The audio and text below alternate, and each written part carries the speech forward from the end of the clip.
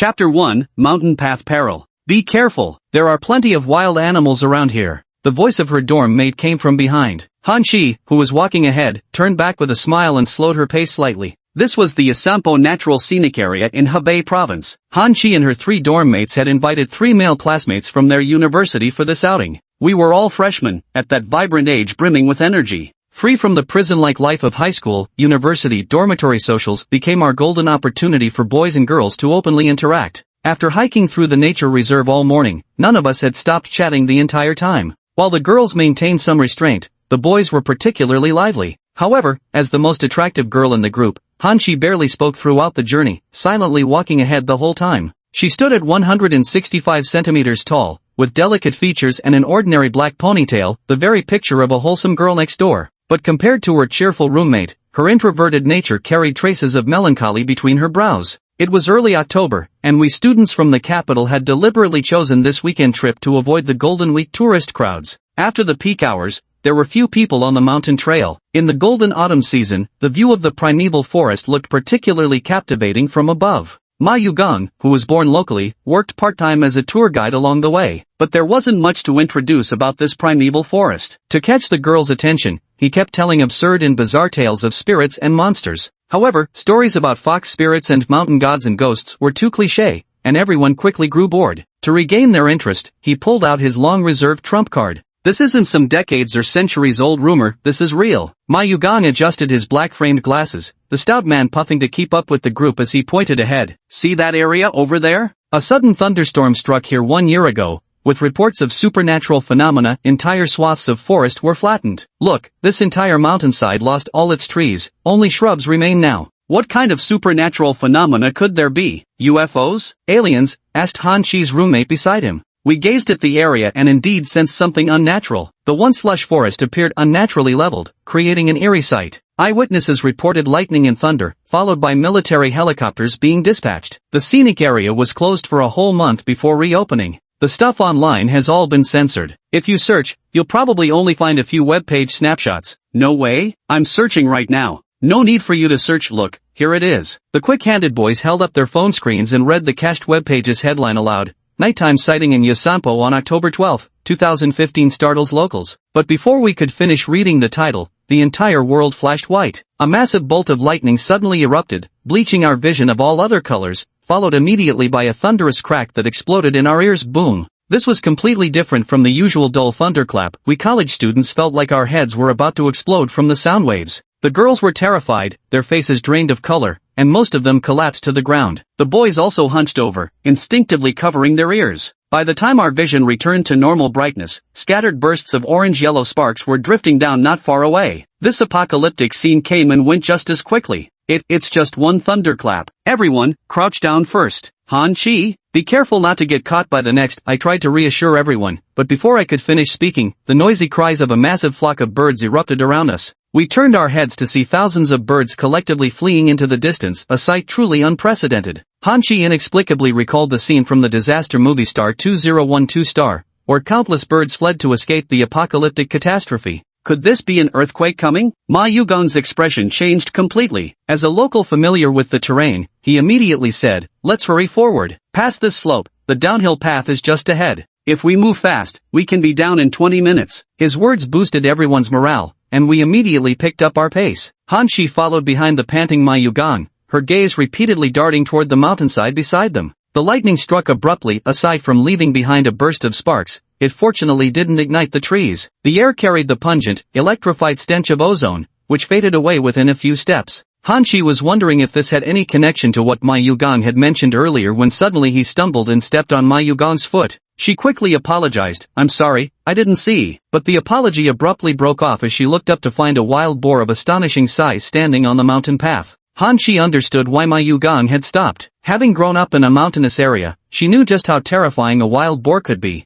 In the village, people aren't afraid of wolves or foxes, it's wild boars they truly fear. She recalled how Uncle Guan at the village entrance had his leg bitten by a boar, leaving him reliant on crutches to this day. And that boar had weighed barely 100 jin, while this monstrous one blocking their path looked easily over 200. A wild boar this heavy could easily kill a person. The 7 of us were directly in its path, yet instead of retreating, it just stared at us with gleaming eyes, utterly fearless. None of the students behind Han Chi had ever encountered such a beast outside a zoo. Two girls immediately shrieked in panic.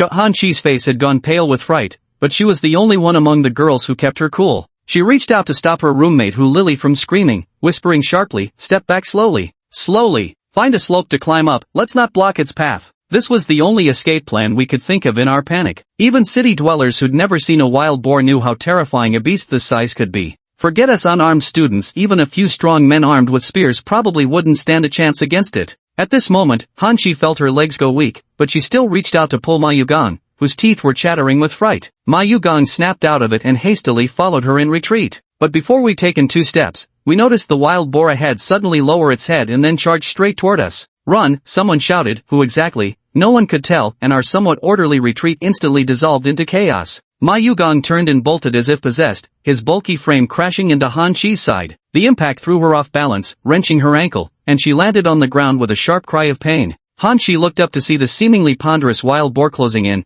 already less than 30 meters away. Her ankle hurt so badly she couldn't stand, leaving her no choice but to look desperately toward the nearby cliff. She couldn't climb the rock face, but sliding down the steep slope might give her a chance to escape. At this moment, Han Chi had already resigned herself to the fate of falling to her death. She crawled frantically a few steps with both hands and feet, but just as she reached the edge of the road, a pale, gaunt hand suddenly thrust up from below. Ah! Han Chi was truly unprepared and let out a startled cry. But she quickly realized this wasn't some horror movie zombie, it was just a man who happened to be climbing up from below. The young man who appeared suddenly moved with agile grace as he vaulted up, his outfit particularly eye-catching in Han Chi's view. He wore industrial-style black leather boots and brown trousers with 4 bulging pockets. A black leather belt around his waist held a dagger, its handle apparently made from some kind of bone material. His beige shirt featured a ridiculous ruffled collar, with puffed sleeves that tightened at the cuffs with brass-buckled wrist guards. Strangest of all, the guy wore a circular aviator-style goggle around his neck, its lenses asymmetrical in size. Han Chi was momentarily stunned,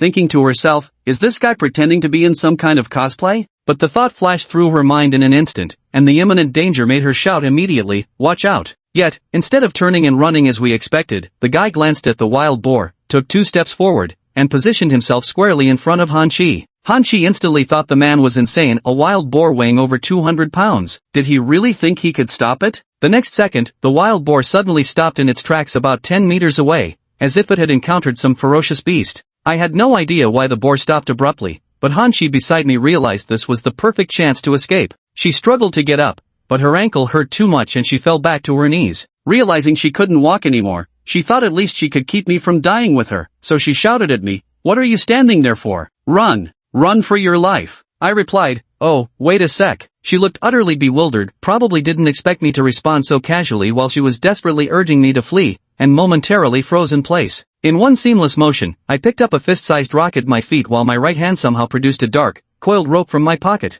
With a flick of my wrist, the stone settled into the rope's leather pouch. Then, swinging my arm fiercely, the whistling sound of the sling cutting through the air instantly filled Han Chi's ears. The black cord, nearly 2 meters long, whipped through just 2 sharp rotations before the sound turned piercingly shrill. At the same moment, the massive wild boar seemed to sense the threat and charged toward us at full speed with its head lowered. The 10-meter distance vanished in the blink of an eye. Han Chi, completely overwhelmed by the terror of the boar's head-on charge, turned pale and threw himself to the side. But I, fearless, stepped forward, twisted my waist, and swung my arm. Boom! After a startling collision came the wild boar's piercing screech. Han Chi, who had scrambled to the roadside, instinctively turned his head only to be utterly stunned by what he saw. Chapter 2, Ghost Walls? The boar's head was a mangled mess of flesh and blood, with the left side of its face completely caved in, as if smashed by a heavy hammer. I could see its left eye crushed into mincemeat, while the right eye had popped out of its socket, dangling loosely by the side. Its body convulsed uncontrollably, desperate to flee but unable to find direction,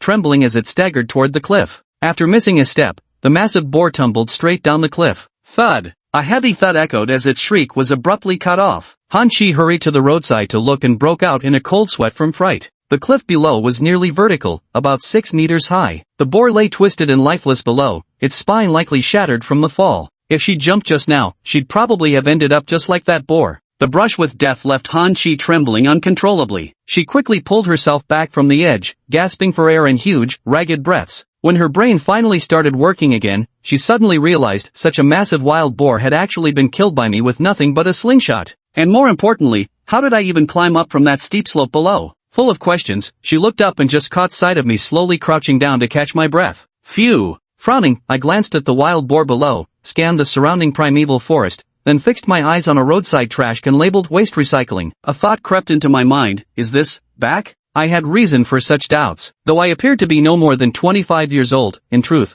I was a monster who'd lived from the Northern Song dynasty straight through to the present. Some people in this world are born with supernatural abilities. My immortality has allowed me to live for 1036 years, yet my appearance hasn't changed a bit. For me, eternal life is no longer a novelty, but a year ago I entered a bizarre alternate world. Now that I've crossed back, it still stirs a faint astonishment in my otherwise tranquil heart. Han Shi nearby didn't understand what I was musing about and took the opportunity to sneak a couple of glances, trying to get a good look at my face. I was dressed in clothing reminiscent of Britain's Industrial Revolution, but I have distinctively East Asian features. The semi-long black hair appeared slightly greasy, having gone unwashed for some time. My features weren't exceptionally handsome, but with their strong contours, I could pass for a stylish guy if posted online. The loose sleeves of the shirt obscured the exact physique, but the inverted triangle outline suggested a lean, muscular build. Otherwise, I wouldn't have possessed such strength. What struck Han Shi as most unsettling were my eyes, likely the brightest and most profound pair of pupils she had ever seen. But after just a second or two, she felt a slight chill because there was an indescribable indifference in my eyes. Yet this seemed like an illusion, for when my gaze met hers, it became sincere and warm.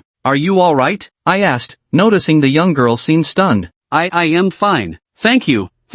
If it weren't for you, I might have died here today." As she spoke, she tried to stand up, but her legs felt weak and her swollen, sprained ankle forced her back down to the ground. "Just got lucky with the shot. To be honest, I was scared half to death too," I said, though inwardly, I felt not a trace of panic. The contrast must have made Han Shi think my acting skills were lousy, but my next words were the real point. Where is this place?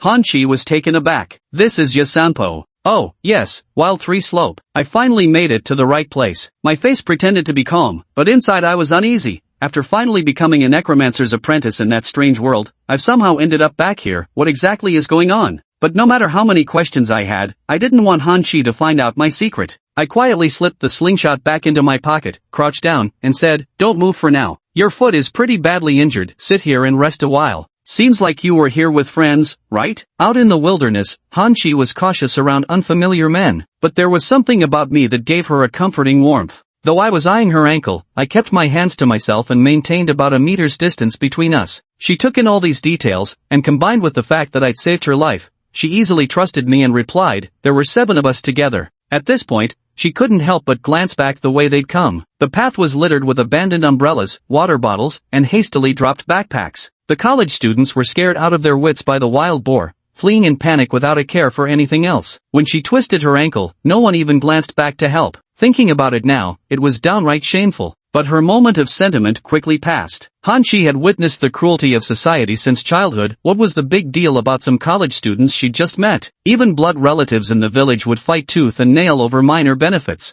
These days, there are plenty of cases where doing a good deed ends with extortion. No one coming to her aid wasn't really surprising. I surveyed the scene and grasped the situation immediately. Without waiting for her response, I continued, "Don't worry, they probably went to get help. They should be back soon. But I suggest you rest a while longer before heading down." My words were meant to console her. Han Shi listened intently, nodding vigorously. After a brief hesitation, she asked softly, "My name's Han Shi. How should I address you?" She unconsciously used honorifics. Politeness actually signified distance. After all, she had never voluntarily asked another man's name since childhood. Her voice was so soft she could barely hear it herself, but I caught it clearly and answered briskly, "My surname is Zhao, given name Yen. Yen is in the character with 2 flames." I glanced at the slightly shy girl and added, "I guess I'm a few years older than you. If you don't mind, just call me Brother Zhao. I'll keep you company here until your classmates arrive." Han Shi nodded, her gaze darting quickly at me. I looked under 25, with not a single wrinkle on my face, yet carried a composed demeanor, nothing frivolous about it.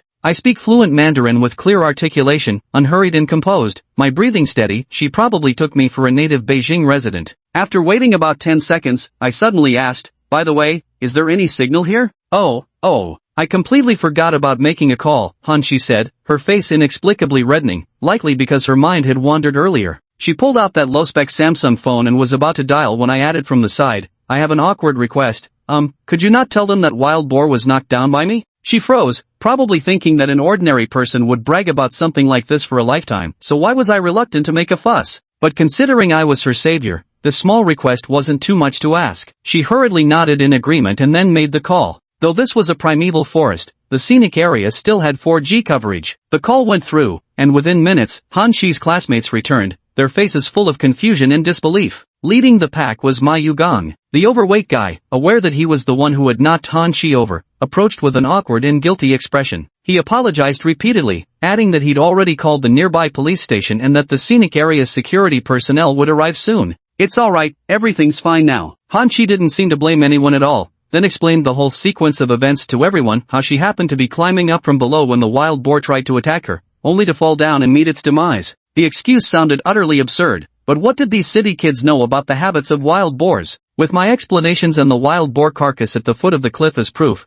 no one raised questions. In the end, everyone simply accepted it all as coincidence. Brother Zhao, is that outfit for theater? Or are you into some kind of cosplay? After the danger passed, Ma Yugong desperately tried to lighten the mood with small talk. Once we confirmed there were no other threats around, we continued our descent down the mountain. The male students volunteered to help Han Shi, but in the end she chose 2 of her roommates instead. Everyone felt somewhat guilty and was eager to make up for it. Well, that's pretty much what it means. How should I put it? I went to a themed party called Steampunk, so I wore these vintage clothes. That outfit is really interesting. Ma Yugong pointed at the goggles around my neck and asked, "This thing looks quite intricate, it must have been expensive, right?" "I bought it on Taobao, 150 yuan including shipping." My words made the group burst into laughter. Ma Yugong was curious and wanted to try it on. I generously handed it over. After putting it on, he didn't notice anything unusual. He peered through the asymmetrical lenses, looking left and right, then took it off and said, "It feels a bit dizzying." "Hey, Brother Zhao, how did you end up here?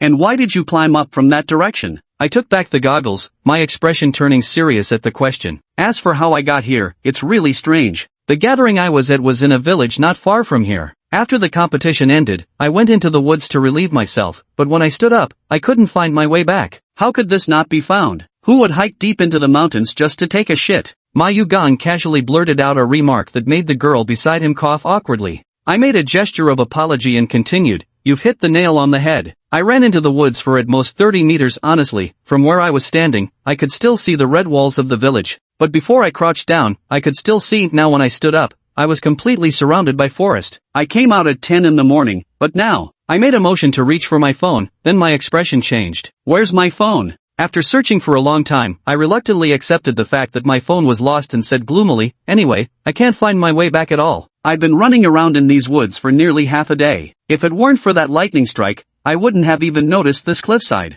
The group of college students was completely fooled by me. Who would have guessed that my iPhone was actually being used as a table prop in another world? After I finished speaking, the guys and girls around me looked at me with curiosity. But Ma Yugong seemed thoughtful and murmured softly, "Brother Zhao, could this be a ghost wall?" "What kind of wall?" a girl nearby asked. Ma Yugong then proceeded to explain. "This is exactly what I want. If I can divert their attention, they won't keep asking about my background." Sure enough, the group of girls paled at Ma Yugong's description of ghosts blocking the way, while the boys began debating all kinds of ghost encounter stories. I intend to keep a low profile and say no more, just occasionally chime in with some empathetic sighs. Han Shi, who had been silent all this while, suddenly appeared beside me and asked in a low voice, "Brother Zhao, where are you planning to go after we descend the mountain?" "I, from the imperial capital, planning to go back." That was indeed my plan. I'd been away from Earth for over a year and just wanted to return home quickly to investigate the truth behind the attempted assassination I'd faced a year ago. My answer made Han Shi's eyes light up slightly.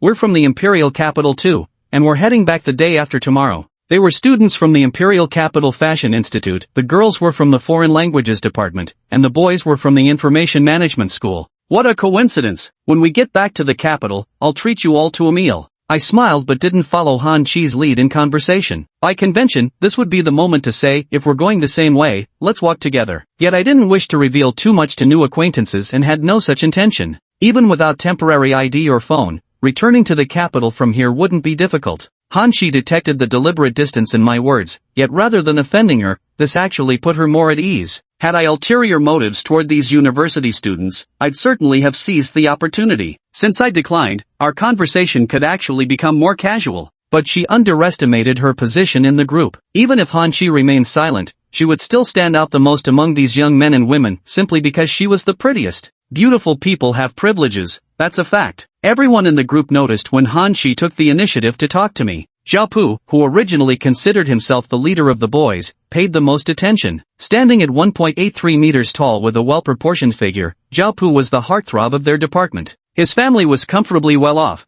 and he was one of the few freshmen who drove themselves to school. He covered most of the expenses for this trip, even arranging for a company driver from his family to chauffeur them. His goal was simple, to pursue Han Qi. But Han Qi clearly wasn't interested in him. Throughout these days, she remained politely distant, attending all his invitations only with her roommate in tow. Zhao Pu had initially assumed her aloof demeanor was just her nature, thinking persistence would eventually soften her heart. He never anticipated my sudden appearance, which prompted Han Qi to take the initiative with me. This left him feeling deeply resentful. Of course, he conveniently chose to forget how he had abandoned Han Qi and fled during that earlier incident. The team's attention had all been drawn to Han Qi and me, making Zhao Pu visibly displeased. Like Ma Yugang had done earlier, he threw out a sensational topic. Actually, when you guys mentioned ghosts blocking the way just now, I've encountered something even weirder. At his words, everyone turned their heads with sudden interest. Zhao Pu grew smug and began his tale in earnest. Well, it all started 3 years ago. Zhao Pu was talking about encountering a ghost. When he was in high school, he once saw a woman in white walking around the house through a mirror's reflection, but when he turned around, there was nothing there. At that time, neither the family servants nor my parents were home, so I definitely couldn't have mistaken someone else. After that incident, I couldn't sleep peacefully for a long time, constantly plagued by nightmares yet unable to remember anything upon waking. After I fell ill, my dad hired a master to perform a ritual, and then everything was fine. The story wasn't particularly eerie, but it was true. The listeners around had their hair standing on end, and the more timid girls kept glancing around, afraid of encountering a ghost in white in this wilderness. Han Qi looked indifferent, uninterested. This disappointed Zhao Pu a bit, and when he turned to look at me, his face showed astonishment. Han Qi also turned his head at his expression and was equally startled by the scene before him. At some point, I had put on goggles and was gripping the blade of the dagger. Fortunately, the dagger wasn't metal, it was made from polished dark yellow bone, so it shouldn't scratch my skin. But with these goggles on, my posture looked quite bizarre. I walked silently, my attire and behavior strangely harmonious in everyone's eyes. Brother Zhao? Only when I heard Zhao Pu and Han Qi's words did I finally turn away from gazing at the empty space beside the group.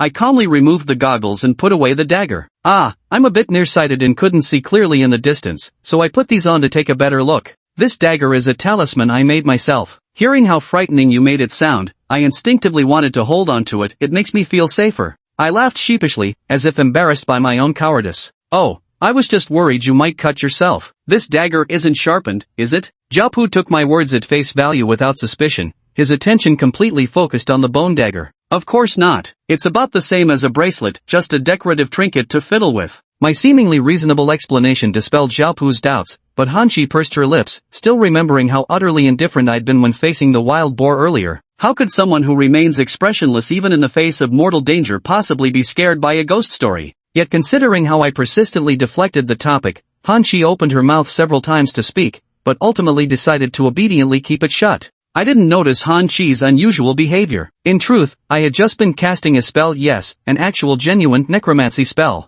I'm actually still some distance away from being a proper necromancer. In that world, only those capable of casting complete Tier 2 spells are called necromancers, while I've only mastered a few Tier 0 and Tier 1 spells so far, barely qualifying as an apprentice. Necromancers don't possess anything called magic power or mana. All spells rely on mental energy to construct models while utilizing necromantic energy constructed through magical artifacts. My goggles bear the dead man's eye magic circle, and that dagger happens to be the artifact storing necromantic energy. After hearing Zhao Pu's ghost story, I became quite curious and immediately wanted to see if the magic I'd learned could still be used on Earth. So I employed this simplest, most basic necromancy skill through the brass goggles, Eyes of the Dead. When I observe our surroundings through the eyes of the dead, I finally realized necromancy worked just as well on Earth. This left me with mixed feelings, but to avoid arousing suspicion, I kept playing along. A female ghost in white? I've heard the white ones aren't usually a problem, it's the red ones you've got to worry about. Yeah, that's what I heard too. Red means vengeful spirit for sure.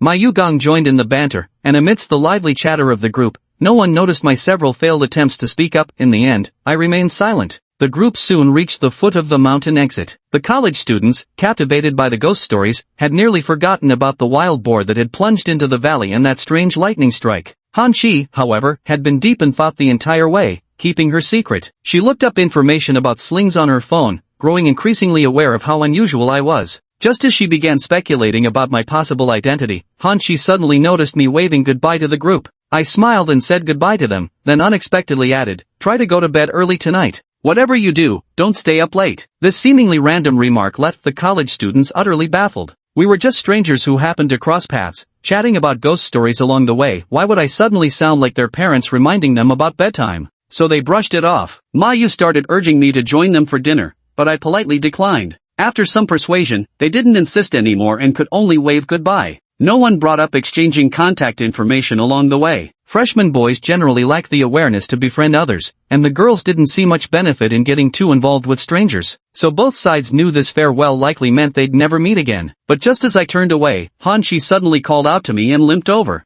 Her ankle had improved considerably during the journey, and she could now barely put weight on it. After running up to me, she whispered timidly, Brother Zhao, you saved me today. When we get back to the capital, I absolutely must treat you to a meal, alright? Han Shi had always remembered the principle of repaying kindness since childhood. After all, I had saved her life today no matter how you looked at it, so she wouldn't turn a blind eye like her other roommates. Of course, more importantly, she was exceptionally curious about my identity. There was a mysterious air about me, and she always felt there was more to me than met the eye. Seeing the sincerity in her gaze, I didn't refuse. I didn't have my phone on me, so Hanshi asked for my WeChat ID and added me as a friend right in front of me. Her ears turned slightly red. After all, this was the first time she'd taken the initiative to add a strange man. I hesitated for a moment before whispering, thanks for helping me keep things under wraps today. I don't have much to repay you with. This little thing is something I made myself. It's kind of a talisman, might come in handy someday. I fished out a metal gear from one of my pants pockets. It looked perfectly ordinary, except for some strange patterns etched on its surface.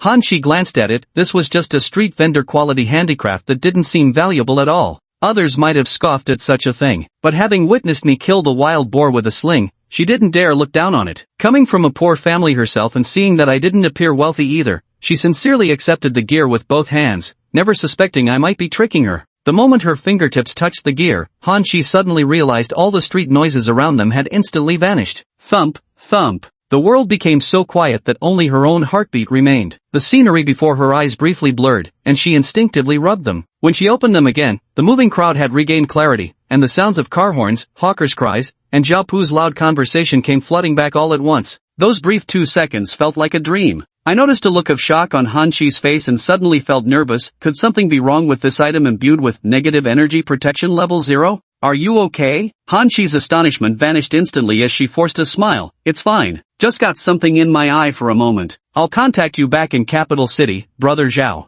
Having already made her decision, she felt no urgency to immediately inquire about what had just happened. After politely waving goodbye, she returned to the group. Meanwhile, Jiaopu at the rear witnessed this scene. The jealousy and resentment that had just subsided in his heart surged once again. But since I'd tactfully withdrawn, everything could still be smoothed over. With a magnanimous expression, he said, everyone's had a scare today. Tonight, let's go eat something nice to settle our nerves, my treat. Yay! The others immediately chimed in and started walking. Hanshi followed the group, turning back to look for me, but my figure was already out of sight. She clenched the gear in her hand once more before tucking it into her pocket close to her body. Let's go, let's go. We're heading to the best restaurant in town. Approaching 2 Toyota Alphard vans, Jiaopu seemed to stand a little taller with pride. Hanshi glanced at his fervent gaze, smiled faintly, and got into the car with lowered eyes. While the college students were toasting and feasting on large chunks of meat, a group of strange people arrived inside the scenic area. After the wild boar attack was announced, the forest rangers in the scenic area quickly organized a team to handle the situation,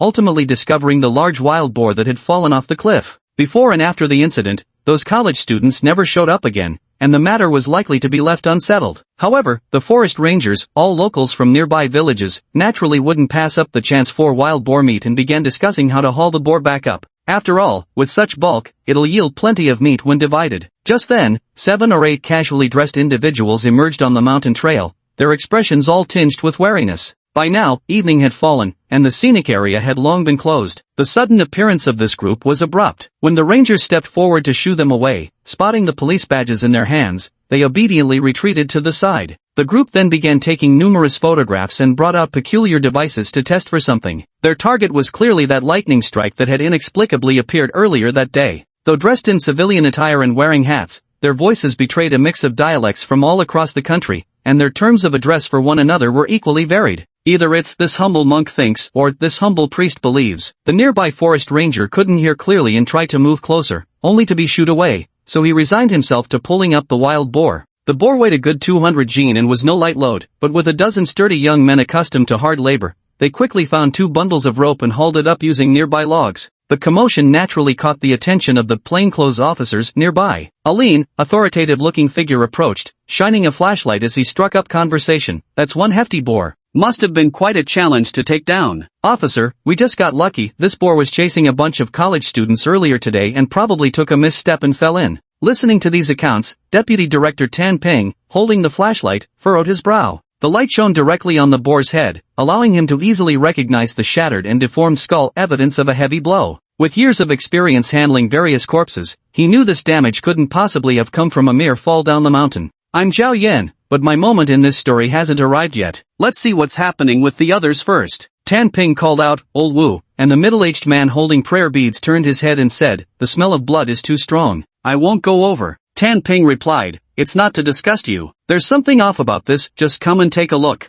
After much persuasion, Old Wu finally strode over with deliberate steps. Glancing at the boar's corpse, he remarked, "Killed by a blunt force strike to the head, either a hammer or a stone projectile." Old Wu sniffed the air, took Tan Ping's flashlight, and swept the beam around. Soon, he picked up a few fragments of stone, narrowing his eyes slightly. "The force here is unnaturally strong." His tone carried a note of astonishment. Tan Ping rubbed his temples and called his colleagues over. As everyone chattered with deductions, the atmosphere grew heavy. Afterwards, Tan Ping told the rangers they needed to take the boar away, even producing 5,000 as hardship compensation. The rangers' complaints vanished instantly, and they even helped carry the boar down the mountain. Tan Ping ordered the boar to be frozen for thorough examination back in the capital. Staring at the pitch-black scenic area, he thought of the unresolved case from a year ago. This second lightning strike at the exact same location surely couldn't be coincidence. Night deepened as Zhao Pu and the others played at KTV. Han Shi cited dizziness as reason to return to the hotel early, with roommate Hu Lily accompanying her. Everyone was exhausted from the hike and still shaken by the scare. After just 2 hours of singing at KTV,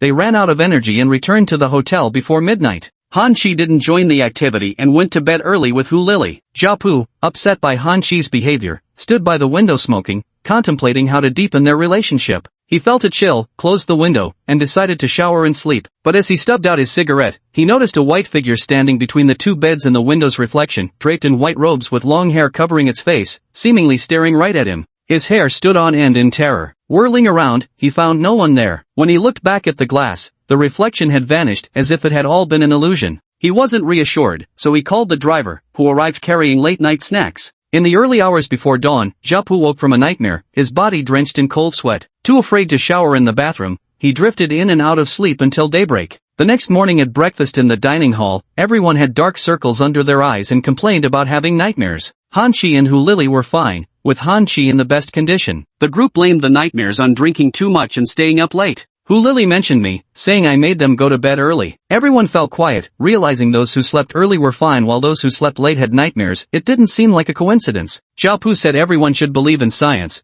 but he himself was suffering from a terrible headache and felt unwell all over. The others didn't dwell on it. After finishing their meal, they set off back. Han Shi remained silent, occasionally glancing at the gear in her hand. She had a feeling all of this was connected to me. Chapter 5, Putting Knowledge into Practice. At this moment, Zhao Yan had little interest in the ordeal faced by Han Shi and the others. Yesterday, through the eyes of the dead, he had clearly seen the shadow following Zhao Pu. However, he wasn't particularly affected. For a necromancer, encountering such ghosts had long become routine. The abilities and appearances of ghosts vary. The female spirit Zhao Yan saw yesterday wore white robes and was shrouded in faint gray mist. This type of entity couldn't even be considered harmful, ranking among the lowest tiers of ghosts. Though low-ranking, they could still affect those around them, especially ordinary people who were frightened or mentally vulnerable. Yet, their influence was limited, at most causing a few nightmares with no serious consequences. That was precisely why he had kindly reminded those college students to go to bed early. As an apprentice necromancer, he had no interest in interfering with the female ghost's actions. Having lived for many years, Zhao Yan had developed his own set of principles. Whether he possessed the ability to see spirits or not, he firmly believed in one truth: every effect has its cause.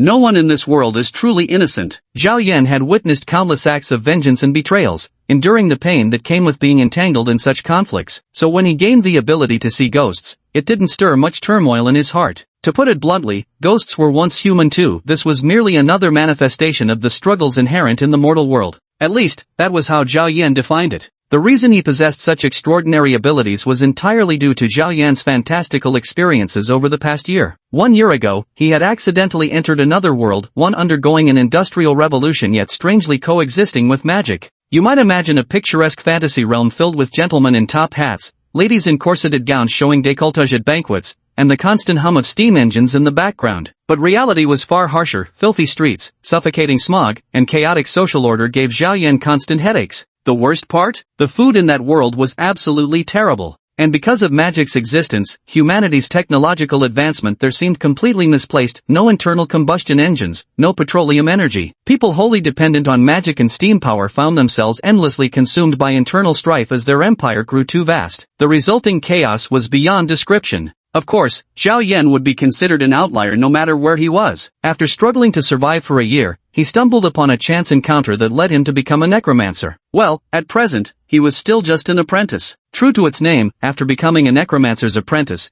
Zhao Yan spent his days dealing with death, souls, and magic. In that world, he was naturally shunned by mainstream society, and the zealots of the church went so far as to label necromancers as skeletons bound for hell, sorcerers who defile the dead, and grave-robbing thieves. Zhao Yan was no stranger to these fabricated accusations. After all, smearing others and shifting blame existed in every era. Who could possibly argue their case before the Pope and the Holy See? In truth, Zhao Yan had encountered sorcerers before. Back on Earth. He'd also met plenty of half-immortals, true masters, and various high monks. He'd witnessed things beyond the ordinary and wasn't particularly resistant to such phenomena. On the contrary, he found them quite fascinating. However, he never expected that after exhausting all means in the past, seeking out renowned sages in sacred mountains, endlessly pursuing the path to immortality, he would now stumble into the gate of cultivation in such an unexpected way, albeit through a different door. Yesterday's journey down the mountain had already shown him, the skills learned in another world still worked here. But, how exactly do you use this? The Asanpo scenic area was eerily quiet at night, devoid of any visible human presence. Zhao Yan had nowhere to earn money, but fortunately, his exceptional physique allowed him to make do by lying down on a bench for the night. By morning, the streets had finally become bustling and lively. Staring at the scene before him, he couldn't help but ponder the most pressing question at hand.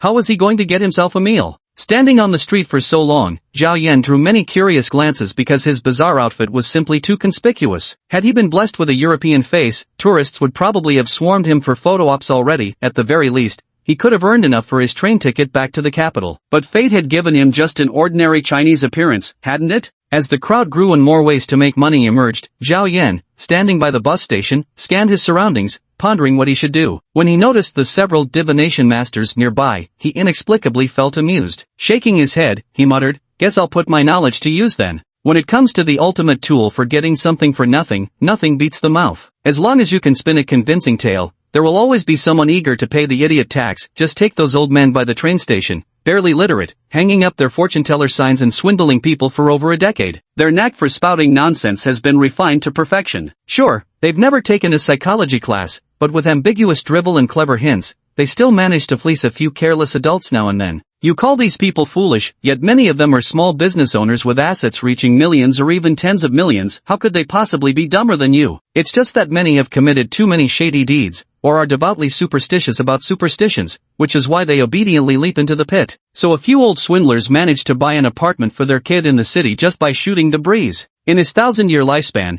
Zhao Yan had seen plenty of people like this, but ultimately, he harbored no strong opinions about them. It was a case of askers deserve and givers deserve not. You couldn't call others foolish. After all, demand created supply for such individuals, and wasn't he himself now preparing to play precisely that role? Dressed in this eccentric outfit, he walked over to the bus station, borrowed a pen from a nearby convenience store, picked up a discarded piece of cardboard littering the ground, and scrawled the words Western Wizard Fortune-telling on it. Not content with that, he even added a line in English below it. Past readings only, no future predictions. Solutions offered for all manner of baffling afflictions. The dense row of English text was surprisingly meticulous in its grammar, definitely not some clumsy Chinglish construction. Most tourists visiting Yusanpo weren't exactly the upper-crust types anyway, so the majority couldn't decipher it. And that was exactly the point. This was precisely the effect Zhao Yan wanted. After finishing the sign, Zhao Yan went to gather some small stones and broken twigs nearby, then began sketching on the chosen patch of ground. About 20 minutes later, an intricate circular magic array, complex in design and covering nearly 5 to 6 square meters, was fully drawn. This magic array was meticulously crafted, clearly not some haphazardly made-up shape. He placed the stones around the array, then took a palm-sized slate and drew a symbol on it with a pen before setting it on the ground. With the sign propped up next to him, everything was ready. Anyone stepping out of the station and looking this way would first notice the old men with divine fortune-telling signs and long white beards. Then they'd spot the strikingly young man standing beside them, dressed in vintage-style attire and standing before an enormous magic array. The former role is one you'd encounter at any tourist spot, but this latter one, surely they didn't come here thinking it was a comic convention? Taking a closer look, hey, Western wizard divination? That sounds really novel. I've grown tired of hearing our ancestors constantly talk about the Zhou, Bagua, Yin and Yang, and the 5 elements, but I genuinely have no clue how foreigners conduct their fortune-telling. Seeing this, most people would feel at least somewhat curious. Paired with those elegantly intricate and profound-looking magic circles on the ground, plus that convoluted foreign phrase in the shop sign. This is truly a freak show. Zhao Yan's series of actions may appear simple on the surface, but they naturally carried layers of deeper meaning. The gimmick of Western divination was absolutely innovative in such a remote mountain village. Drawing an enormous ritual circle served as a cheap yet eye-catching signboard. The bilingual signs written in both Chinese and English seemed profound, yet in reality, they played on people's psychology to attract more onlookers, whether they asked or not. Simply stopping to stand there would create an advertising effect. Within 10 minutes of setting up the signs, a small crowd had gathered around. When someone stepped too close, Zhao Yan even solemnly reminded them not to trample the ritual circle, making the whole affair seem serious. Everyone wanted to watch the spectacle, yet no one dared to step forward and inquire. They exchanged uncertain glances until finally, a middle-aged woman who was clearly a local approached. "Young man, is this fortune-telling? I don't quite practice fortune-telling, my skills were learned abroad." "Fortune-telling is about predicting the future, and I don't claim to do that," Zhao Yan said, scanning the crowd with confidence. "But if you have any difficult problems, I can help find a solution. How much does a reading cost?" This old lady's mind just can't wrap around it. After all this listening back and forth, isn't it still just fortune-telling? So basically asking divination sticks, right? To hear the whole story of a question costs 20 yuan. As for solving it, that depends on the difficulty. Zhao Yan had his own considerations. The necrotic energy stored in his dagger was running low, and he couldn't cast spells many more times. Though he wanted to make more money and leave as soon as possible, the spending power in this place was pitifully low. Asking for 100 bucks per question, without any established reputation, how many people would risk throwing money around just for fun? So it's still more appropriate to adopt the approach of certain games, low entry barrier, then charge more for additional premium services. Those who don't pay can just obediently watch from the sidelines. Women of her age tend to be frugal and reluctant to spend 20 bucks. Zhao Yan could tell at a glance what was going on. "No worries, ask your question first. Everyone here can watch. If I'm off the mark, you owe me nothing."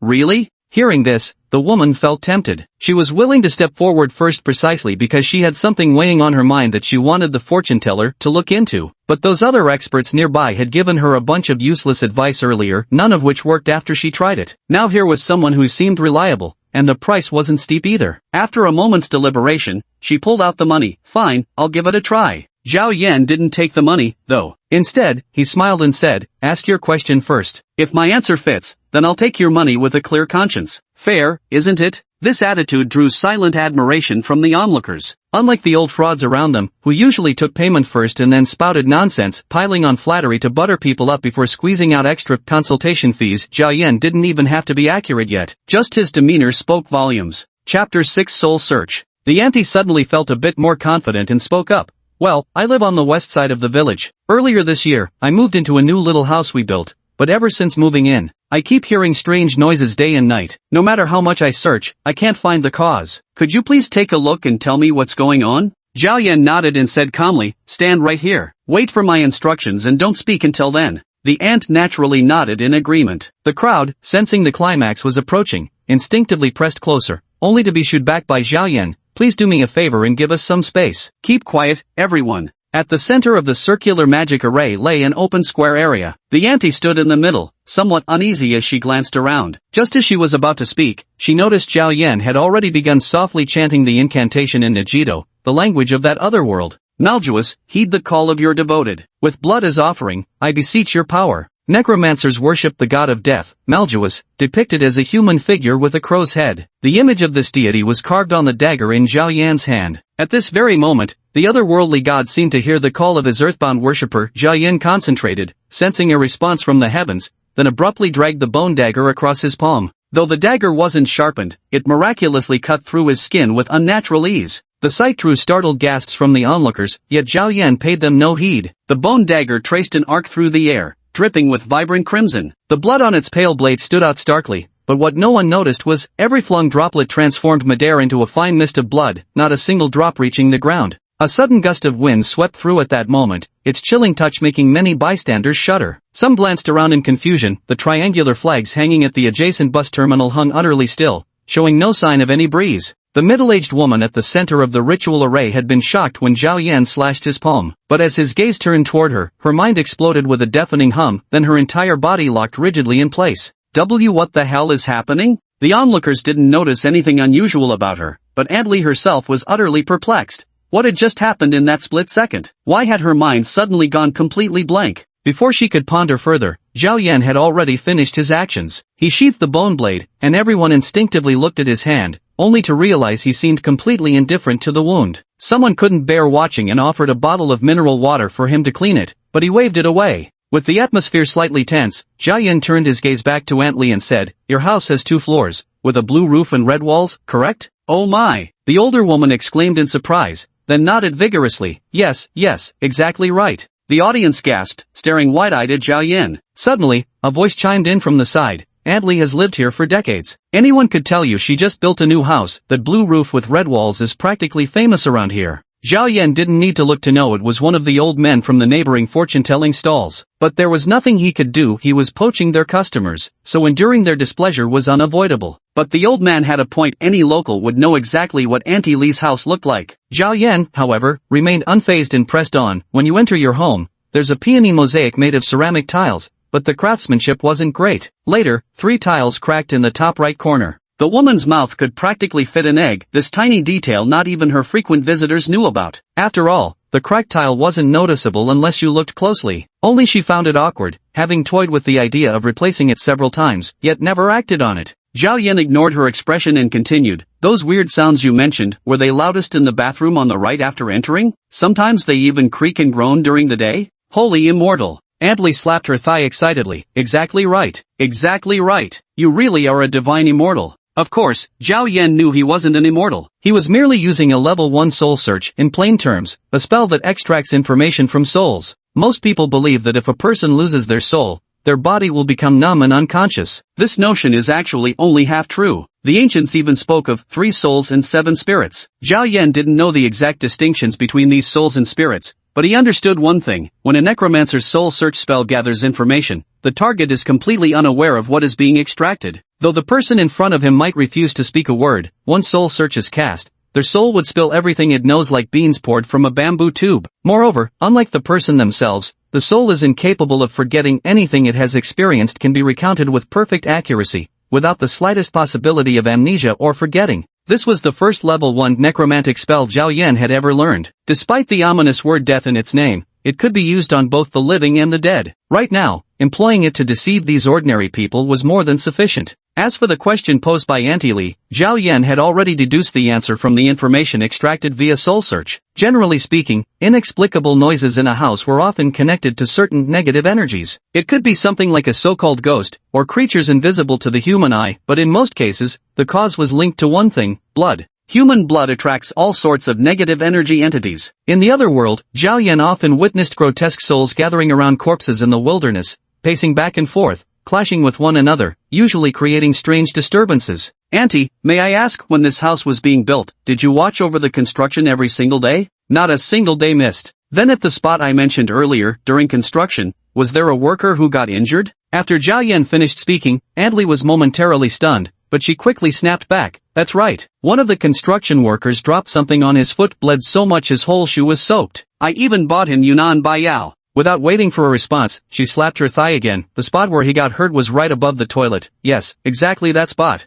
"That's precisely the problem." Zhao Yan paused and asked, "Do you want to resolve this matter?" "Sure. What do you suggest? How much will it cost?" Zhao Yan extended a finger. $100 will do. You can go deal with it now. If it works, you can pay me when you get back." The price wasn't exactly expensive, but for the somewhat stingy Auntie Lee, it still pained her a little. Yet, Zhao Yan had been spot on with every word so far, and she thought to herself, since things had come this far, why not give it a try? So, gritting her teeth, she said, "All right." With those words from her, Zhao Yan was happy to comply. He thought for a moment, borrowed a sheet of white paper and a black pen from someone nearby, then focused intently on drawing a pattern. It was the most commonly used level 0 spell in the necromancy system, the exorcism array. With the correct pattern and sufficient necrotic energy, it would remain effective for an entire day. There were indeed runes with greater power, but Zhao Yan wasn't skilled enough for them yet. After finishing the inscription, he took out the bone dagger again. Only then did the onlookers notice that the bloodstains that had covered most of it earlier had completely vanished. Without hesitation, Zhao Yan pricked his fingertip, letting a drop of blood fall onto the center of the array on the white paper.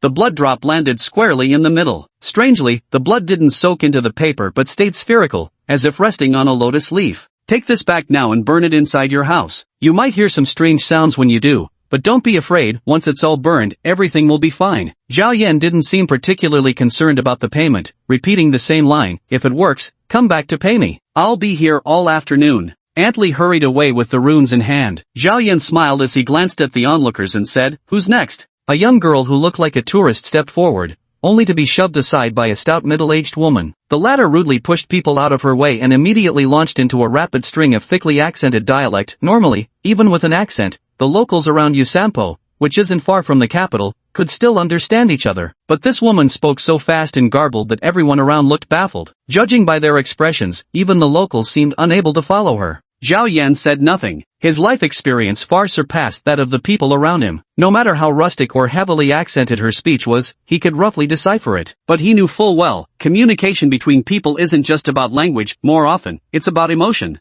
The emotion this woman projected wasn't that of someone seeking help, but more like someone spoiling for a fight. That being the case, what she actually said hardly mattered. Dwelling on the content of her words would be no different from willingly jumping into a trap. So what was the real reason behind her coming over to stir up trouble like this? With a quick glance, Zhao Yan noticed a hunched figure at the edge of the crowd pretending to examine something intently. Yet the person's feet were anything but still, ostensibly accidentally smudging away several edges of the magic circle he had drawn. Taking a closer look, hey, wasn't this the old fortune teller from next door? Zhao Yan knew that what he was doing could be considered stealing somebody else's business. But firstly, this operation itself was operating without a license, so there were no real rules to speak of. Secondly, the other party didn't show the slightest trace of psychic abilities, clearly just a swindler pretending to have supernatural powers. If you're going to compete, do it openly and fairly. Otherwise, just sit quietly and pretend not to notice. But to deliberately recruit someone to sabotage things and stoop to such underhanded tactics, that was truly regrettable.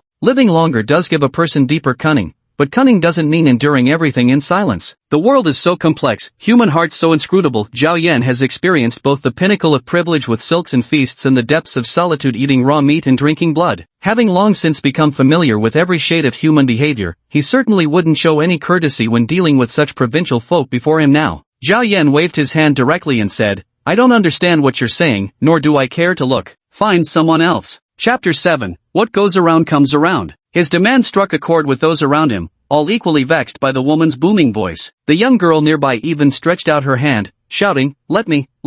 Meanwhile, the old man who had secretly erased the edge of the magic array stepped forward at that moment. Without preamble, he clasped his fists respectfully and said, young man, I'd like to give it a try. Zhao Yan couldn't help but laugh at his posture. The fist and palm salute required covering the right hand with the left. Among peers exchanging martial greetings, this gesture would be appropriate. But this fellow clearly didn't understand the etiquette, covering his left hand with the right instead. That was the ominous bow, traditionally used during funerals. The amusing part was that this guy remained utterly unaware of his blunder, even fancying himself exuding an air of mastery. Zhao Yan shook his head inwardly. Why do people stratify into different levels and circles? Because when you're not on the same wavelength, you don't even need conversation to know you'd never fit in. As the two faced off, a middle-aged man quietly observing from the crowd swept his gaze around before remarking with a smile to his companion, that young man certainly got some skill. There's a touch of Dharma essence in what he wrote. Anyone who could speak of Dharma was obviously no ordinary person. His conversation partner happened to be none other than Tan Ping. Where's that old man? Just a fraud, and an impure-hearted one at that. Oh, now that's interesting. Having hauled the wild boar back yesterday, the investigation work was nearly complete. By today, the eminent monk from the Southern Temple and several staff members had already left ahead of schedule. Tan Ping had originally planned to board the vehicle back to the capital, but unexpectedly found himself summoned by this usually aloof Taoist priest who claimed there was a great opportunity worth witnessing. Tan Ping couldn't care less about talk of fate or opportunity. The Taoist priest was always spouting mystical nonsense 8.5 out of every 10 sentences, leaving people utterly bewildered, unable to discern truth from fabrication. However, stumbling upon this spectacle at least provided some amusement. After all, as deputy director of the 9th Bureau that routinely dealt with supernatural phenomena, Tan Ping was practically battle-hardened. No matter how accurate this fortune-teller's words might be, he'd only treat it as an entertaining diversion to lighten his mood. This department lacked the stifling bureaucratic air common to other bureaus, as every member possessed extraordinary abilities without exception. Thus, even junior Taoist priests could speak with the deputy director quite bluntly. Got other business to attend to back at headquarters? The priest carried none of the aloof demeanor one might expect from a spiritual master, conversing with casual familiarity. Tan Ping fished out a cigarette, lighting it as he replied, "Others can handle the lightning incident, probably connected to last year's events. Merge those case files for their investigation. But whoever took down that wild boar, I won't rest until we figure that out. There shouldn't be anyone like that operating in this territory. Though we haven't analyzed the results yet, I wouldn't be surprised if we're dealing with something troublesome." He glanced at the Taoist priest and said, "Can't you help me figure out who it is? I've told you so many times, I'm not a fortune teller." The Taoist glared back and pointed ahead. "When I say fate's opportunity, it's just an indistinct feeling, could be good, could be bad, who can say? But one thing's certain, there's no avoiding it. And quit looking at me like that. How many times must I tell you? I'm no fortune teller." He seemed quite bothered by this, so Tan Ping quickly waved his hand and said, "Just joking around, don't take it seriously." With that, both turned their gazes to the scene. The old man was stiff-necked, shouting at Zhao Yan, "I say it's not. Who decides here, you or me?" This exchange piqued the curiosity of the surrounding onlookers. Earlier, the old man had asked Zhao Yan to divine his age and whether he had children. After performing his ritual, Zhao Yan responded, "Born in 1944, childless." So the old man began yelling about nonsense and inaccuracy. To any discerning observer, this was clearly an attempt to disrupt. If it was truly inaccurate, one could simply state so. Why make such a noisy scene, almost as if looking for a fight? Who was this performance for? Zhao Yan wasn't annoyed by his yelling. The old man shouted a few times but found no one around chiming in. This was because everything Zhao Yan had said to Auntie Li had proven accurate earlier, clearly not just wild guesses. With that precedent, being called a fabricator now was hardly convincing right away. But the two questions he asked were premeditated, and he reached out to take his ID card, showing it to the bystanders. "Look here, my name is Wang Zhibing, born in 1948. He even pulled out his brand new iPhone 6s and flipped to a photo. This is my son. My grandson has already graduated from university this year." With that, he turned his head like a triumphant general. "Young man, your skills still need some honing. I suggest everyone just disperse for today.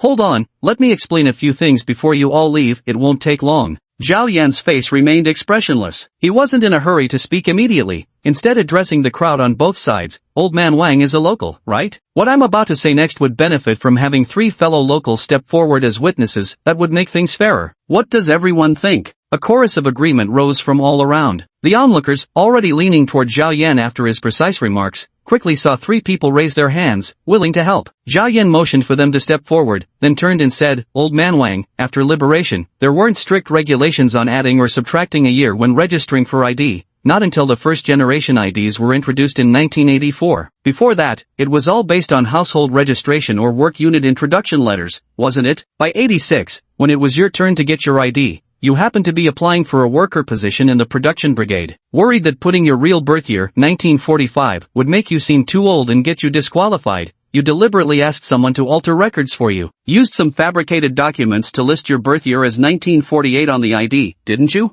Old man Wang broke out in a cold sweat down his back at these words. It was now 2016, and something that happened 30 years ago was barely a fuzzy memory to him. So how could Zhao Yan recount it all in such vivid detail, as though reading from a ledger? Yet even though every word had hit the mark, he stubbornly retorted, "You're just making this up. None of that ever happened." As long as he stubbornly refused to admit it, no one could now prove these things. The sense of invincibility settled him, but then he saw Zhao Yan walk up beside him and reach down to lift his pant leg slightly. "This is the year of the monkey, and you, sir, were born in 1944, also a monkey zodiac year. So naturally, you've been wearing red socks and red underwear all year." With those words, the gazes of every onlooker shifted to those bright red socks. Rural areas, in particular, hold deep superstitions about zodiac year beliefs, and old man Wang was no exception. As a result, everyone could see those eye-scorching crimson socks on his feet. In the city, trendsetters wearing red socks wouldn't raise an eyebrow. But in these remote rural areas, only those celebrating their zodiac year dress like this. So no matter how old man Wang tried to explain himself,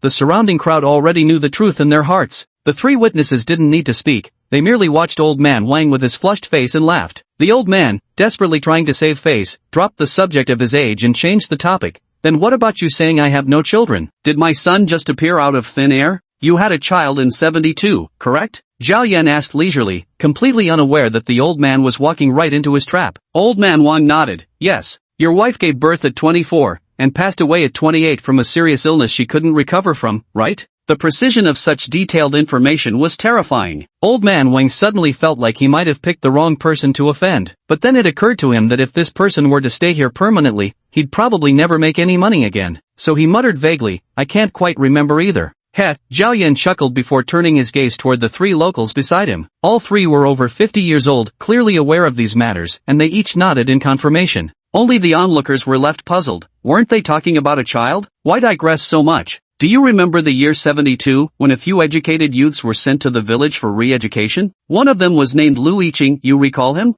There really is such a person. An elderly man from the onlooking crowd suddenly exclaimed. That young man was quite sharp, always polite to everyone. Later I remember he had frequent dealings with old Wang's family. The three witnesses nearby corroborated and all confirmed this to be true. Meanwhile, the man referred to as old Wang, Mr. Wang, grew visibly sullen, evidently beginning to guess what Zhao Yan was hinting at. However, Zhao Yan didn't continue that line of conversation. Instead, he turned to the girl who had been edging close to him, and had been pushed away twice before, and said, Miss, if you wouldn't mind, could you help me look up Lu Yiqing on your phone? He should be retired by now, formerly a municipal committee-level official. The beauty nodded, swiftly conducting a search with the engine, then clicked on that profile picture. Zhao Yan took Wang Jijun's phone from his hand and placed his son's photo side by side with this Lu Yiqing's. Those nearby who took a closer look all widened their eyes in shock. The eyes and nose are actually identical. No way. Could it be? Anyone could see at a glance what was going on clearly. Old Wang had been cuckolded by his wife in his youth, and now, with grandkids already running around, he still hadn't the faintest clue.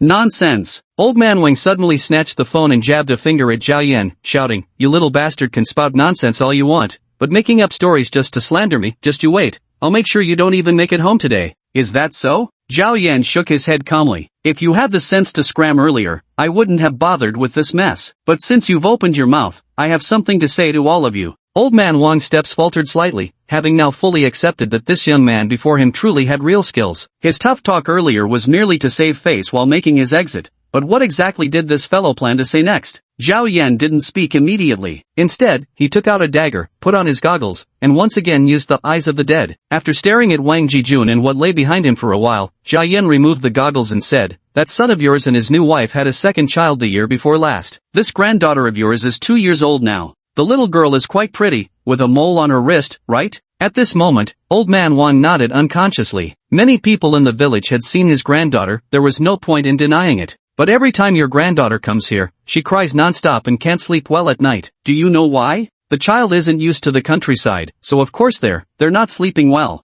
Wang Jijun's tone was no longer as confident as before. Staring into Zhao Yan's calm, indifferent eyes, he felt as though he no longer had any secrets left in this young man's gaze. Deep down, he, too, wanted to understand why his granddaughter had ended up this way. Oh, perhaps this granddaughter has no actual blood relation to me. The crowd around grew quiet. Zhao Yan's rapid-fire questions had made it clear to everyone that his speculations were far from baseless. Even Deputy Director Tan Ping and the Taoist priest, who had been standing at the periphery, were now intrigued, stepping closer with faces full of curiosity. Wang Jijun, Zhao Yan addressed him by name, his voice icy as he watched the man's startled expression. Surely you haven't forgotten how the girl he Jiayu died? Ah! Old man Wang let out a shocked cry. Before the surrounding crowd could understand what was happening, he suddenly dropped to his knees with a thud before Zhao Yan and began kowtowing violently. Master, spare me, have mercy. His pleas came through tears as he smashed his forehead against the dirt road, his desperation showing no sign of being feigned. Zhao Yan stood motionless. At this moment, he felt not an ounce of pity for the sniveling old wretch before him. If possible, he even wanted to kick the beastly creature to death. The reason was simple. The results of his soul search revealed that at age 20, Wang Jijun had gang-raped and murdered a 15-year-old girl from a neighboring village named Hejiayu along with 3 accomplices. If it were just scams and fraud, that'd be one thing, but rape and murder clearly represented unforgivable atrocities. The cruel irony? Through meticulous cover-up,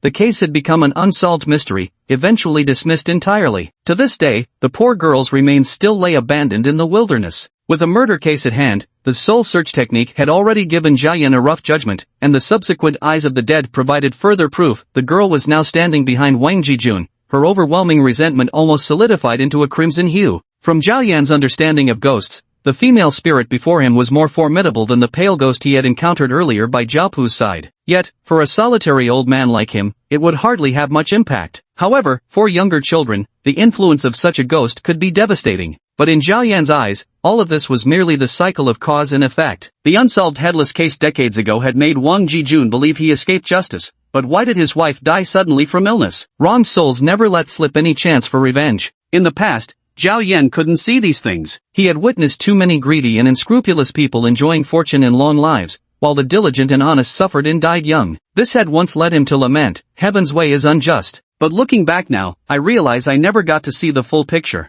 Wang Jijun, however, wasn't thinking that far ahead. His mind was consumed by sheer terror. With blood trickling from his forehead, he was petrified that Zhao Yan would expose his crimes to the world. In a frantic panic, he started digging through his pockets and hastily thrust all the cash he had on him, about 2,000 yuan, into Zhao Yan's hands. Yet the latter didn't even glance at the crumpled bills, merely fixing his gaze on Wang Jijun's tear-streaked face and saying, "I'm sorry, but I can't solve your problem. What you did should be taken to the police. Here's my advice. Turn yourself in soon, and you might still have a chance." Zhao Yan didn't spell out his crimes directly, not out of mercy or compassion, but because he understood his own position all too well. Even if a roadside fortune teller had been eerily accurate up to that point, if he suddenly accused someone of a crime committed 30 or 40 years ago, would the police believe him? He might even end up being charged with slander or something similar. If this leads to a lawsuit, the trouble would be endless. The most crucial point is, even if the police and state authorities don't bring Wang Jijun to justice, the vengeful female ghost won't let him off. Who doesn't fall ill eventually? When his body weakens, Wang Jijun will surely experience the same terror he once inflicted on that innocent girl. As the saying goes, retribution may be delayed, but it never misses its mark. Did you really think it was just an empty warning? Chapter 8, Eternal Life. Seeing Zhao Yan ultimately not revealing those matters, Wang Jijun, who had been harboring a sense of luck, secretly sighed in relief. Instead of taking the money back, he placed it in the center of the ritual circle. Without another word, he quickly withdrew from the crowd of onlookers. Just as the murmuring spread among the surrounding people, Andli came jogging over, drawing everyone's attention. Because from far away, her booming voice could be heard, "Miraculous! Miraculous!" Arriving before the ritual circle, Andli exuberantly recounted her recent experience. She had taken the blood-stained talisman home and lit it, whereupon violent scraping sounds erupted from within the walls, and droplets of water even condensed on the surface. After the paper had burned to ashes, not a single sound was heard in the house again. Andli was now completely convinced by Zhao Yan's abilities and kept calling him immortal non-stop. She even brought out 500 yuan as a service fee, something Zhao Yan didn't refuse, accepting it with a gracious smile. Witnessing this scene, the restless onlookers couldn't pass up such an opportunity and immediately clamored to form a queue, each wanting Zhao Yan to take a look at them. Zhao wasn't one to turn down money, but the necromantic energy stored in his dagger was limited. At this rate, casting 5 more level 1 spells would be his absolute limit. After all, he wasn't actually penniless. With a home in the capital, all he needed was to reapply for his ID card and bank card. So he stated plainly, "My abilities are limited. I'll only see one more person today." Chaos ensued as the crowd jostled for that last slot. Meanwhile, Tan Ping and the middle-aged Taoist priest,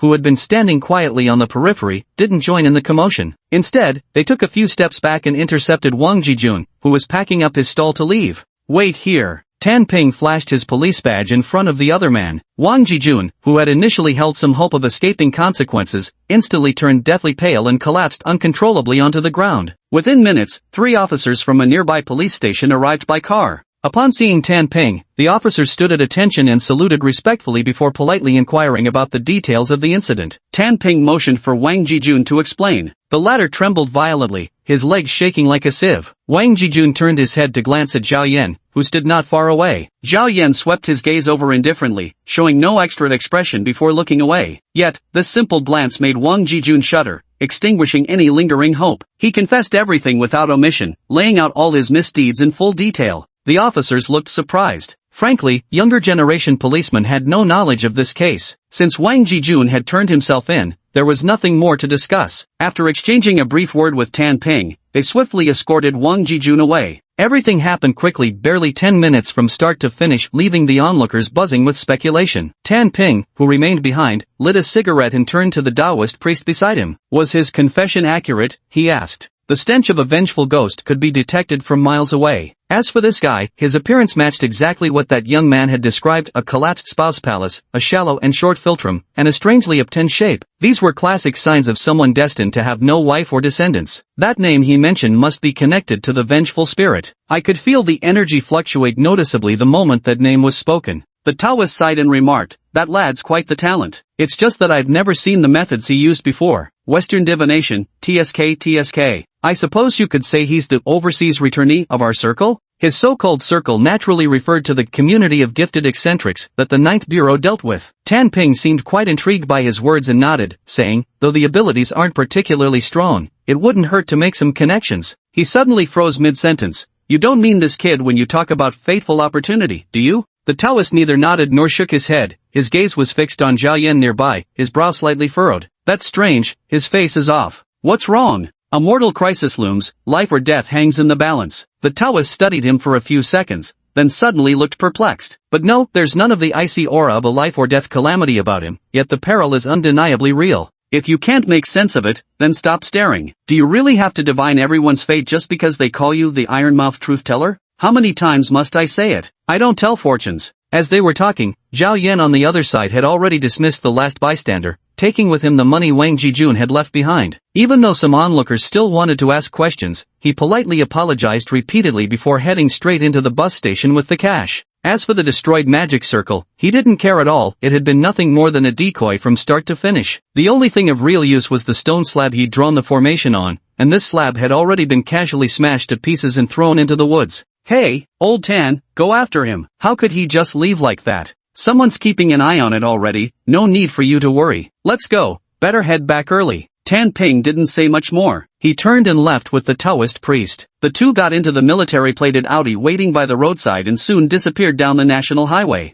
Zhao Yan glanced back as he entered the bus station. He could feel the two men's gazes on him, but seeing they weren't following, he stopped worrying about it. With less than 3,000 yuan in his pocket, returning to the capital was more than enough. Zhao Yan mused about modern society's obsession with fortune-telling. As just a novice-level necromancer, if it had been his master instead, one session could probably earn millions? He kept these thoughts to himself. Zhao Yan's concept of money naturally differed from ordinary people's. Scanning the bus schedules to the capital inside the station, he then treated himself to a hearty meal of knife-cut noodles at a roadside stall. Having gone hungry since last night, Zhao Yan didn't stop until he'd finished 3 bowls. After finishing his meal, he bought a t-shirt for 30 yuan from one of the nearby stalls. Changing out of his oddly frilled shirt and removing the leather wristbands, he finally stopped drawing curious glances from those around him. Tucking the dagger into his pocket, Zhao Yan boarded the number 917 long-distance bus, embarking on his long, bumpy journey. Sitting by the window, he gazed at the green mountains and clear waters outside, his mind finally turning to contemplate the path ahead. What should he do next? A year ago, Zhao Yan had been ambushed by a group of mysterious assailants near Yasampo. The details of the fight were now fuzzy in his memory,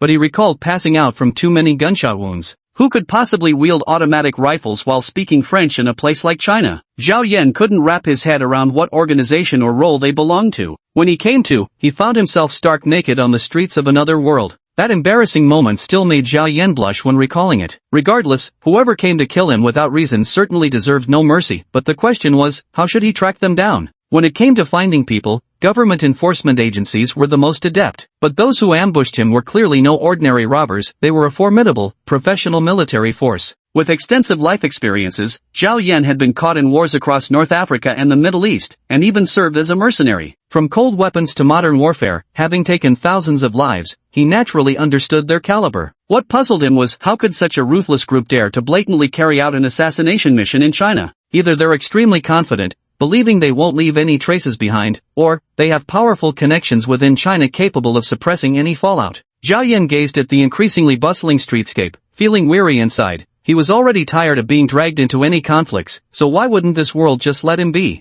The rickety Route 917 bus traveled for 4 hours before entering Guang'an*Men in southern Beijing, where Zhao Yan disembarked, carrying his clothes. Throughout the journey, he had glanced back several times, initially sensing he might be followed, but after circling around a few times, that feeling completely dissipated. Only then did Zhao Yan feel at ease enough to board the subway, transferring lines before alighting at Wangjing Station on line 14. Here, there's an apartment he bought in the imperial capital 12 years ago. Strictly speaking, Zhao Yan doesn't actually own many properties in his personal name. There's one estate each in England and France, but the items holding most of his memories are all stored in this apartment in the imperial capital. Is Zhao Yan wealthy? Compared to the tycoons of listed companies, he can only be considered moderately well off because as the most unique kind of human in this world, one principle he strictly adheres to is avoiding establishing any organizations or interacting with too many people, lest he becomes too deeply involved. Why? Because Zhao Yan, born during the Northern Song dynasty, is now 1037 years old. He doesn't know why he possesses immortality, an ability countless emperors dreamed of,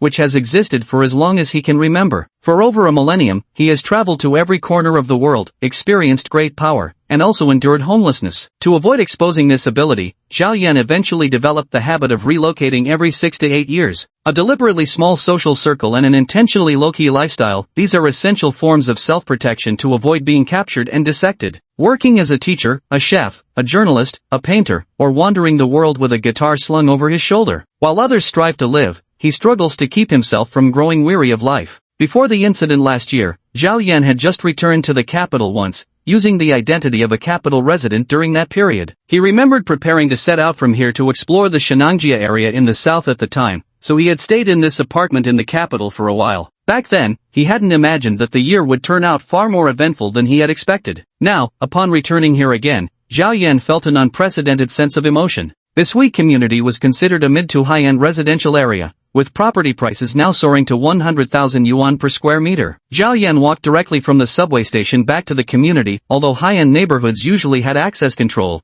it was mostly for show. He made his way to the 17th floor of Building A and unlocked his door with the fingerprint passcode. Click. The locked door seemed to separate two different worlds. Zhao Yan glanced at everything before him and slowly exhaled. Chapter 9, The Car Accident. This apartment didn't hold any sense of home in Zhao Yan's heart, as he hadn't lived there for more than a month total. Yet every object in these rooms functioned like time capsules to him, encapsulating countless memories from his prolonged life. The living room centered around a circular coffee table flanked by 3 abstract-shaped chaise lounges. The semi-open kitchen maintained a metallic cool-toned aesthetic, with Japanese artisan-crafted chef's knives displayed on the magnetic rack. Beyond these everyday touches, the remaining furnishings transformed the space into something resembling an old-fashioned curio shop. Wooden shelves along the walls overflowed with eclectic artifacts, from brass globes to thread-bound books, from sharkskin-sheathed katana to a battered half-suit of European plate armor studded with dents and repairs. A gilded enamel clock stood frozen in time, while the oil painting of the Adoration of the Magi hanging on the wall slept behind thick bulletproof glass, reflecting slivered light through the drapes. The 60-square-meter living space brimmed with curiosities, a veritable treasure trove that lived up to the Chinese idiom, a dazzling array of beautiful jade. The house was specially sealed against dust during renovation, and with an air purifier automatically filtering the air, there wasn't much dust inside. Only the drawn curtains made the space feel somewhat dim. Zhao Yan turned on the light and approached the refrigerator, only to find milk and eggs from a year ago still sitting inside. After disposing of the expired food, he slowly sat down on the lounger in the center of the room, his gaze drifting until he found himself staring blankly at the surrounding items. But soon, the calligraphy piece beside the cabinet bearing the word Shindu, "Be solitary and alert," snapped him out of it. Rubbing his temples, Zhao Yan rose and left the living room, heading to the bathroom. After shaving in front of the mirror, Zhao Yan took out a professional set of scissors and trimmed his shoulder-length hair shorter. Having once worked as a barber in South Africa, Hungary, and Vietnam, his technique was skilled, and within no time he had given himself a youthful, energetic shortcut. Zhao Yan, shirtless, revealed exceptionally well-developed muscle lines, though his physique differed from that of gymgoers who sculpt their bodies through weightlifting. His contours were less defined, yet his explosive strength far surpassed theirs. Having participated in over 100 battles, his body bore no scars. His bronzed skin rendered his athletic frame like a sculpture by Auguste Rodin. Zhao Yan glanced down at his palm. The wounds from casting spells that morning had completely healed. Then he turned his gaze to the spiral tattoo on the inner side of his left forearm. This tattoo had appeared only after crossing into another world, leaving even Zhao Yan clueless about its meaning. Without dwelling on it, Zhao Yan brushed away stray hairs and began to shower. Inside the bedroom wardrobe hung clothes he had bought before. As autumn nights brought biting cold, after his relaxing bath, Zhao Yan chose a deep blue very casual suit to discard his previous slovenly appearance entirely. The items he brought back from the other world lay on the desk. Zhao Yan swept his gaze over the brass goggles and dagger, then after a moment's thought, tucked the dagger into his pocket. From the drawer, he picked out a pair of prescriptionless glasses and put them on. This outfit made him look like a college student who hasn't graduated yet. Opening the electronic safe, he took out a forged household registration booklet. Inside the safe were 7 or 8 passbooks from international banks, though Zhao Yan had no use for them at the moment. He casually pulled out a China Construction Bank Platinum card, picked up a pair of Adidas sneakers by the shoe cabinet, and left the house. With his short hair, Zhao Yan now appeared 2 or 3 years younger than before. The glasses he wore added a gentle and scholarly air to his demeanor. Having lived for over 1,000 years, Zhao Yan was well versed in forging identities, so no one could possibly tell that this guy's actual age had already reached 4 digits. Money makes things easier, after all. The household registration booklet Zhao Yan held was verifiable as genuine, so after going to the police station, he quickly completed the reissue procedures. He could collect his new ID card in 3 days. This incident also made him realize one thing: no one had reported that accident from a year ago. Otherwise, he would definitely have been listed as a missing person and investigated by the police. Now it seemed everything had to be figured out on his own. Leaving the police station at 4 in the afternoon, Zhao Yan contemplated how to search for clues about the attacker. But thinking of the empty fridge at home, he decided to head to the supermarket for groceries first, and yes, he should probably buy a new phone too. With these thoughts in mind, Zhao Yan stepped forward to cross the street. Just then, the traffic light opposite turned red, so he stopped and waited at the crosswalk. The 6-lane boulevard was packed with cars coming and going in both directions, resulting in long intervals at the traffic lights. Wanjing was one of the more developed areas in the capital city. With China's economic growth, once rare Mercedes and BMWs had become commonplace, while sightings of Aston Martins and Maseratis cruising through Wanjing no longer turned heads. And matching these luxury cars were the numerous beauties working in the office buildings, just like the tall, stylish office lady standing before Zhao Yan at this very moment.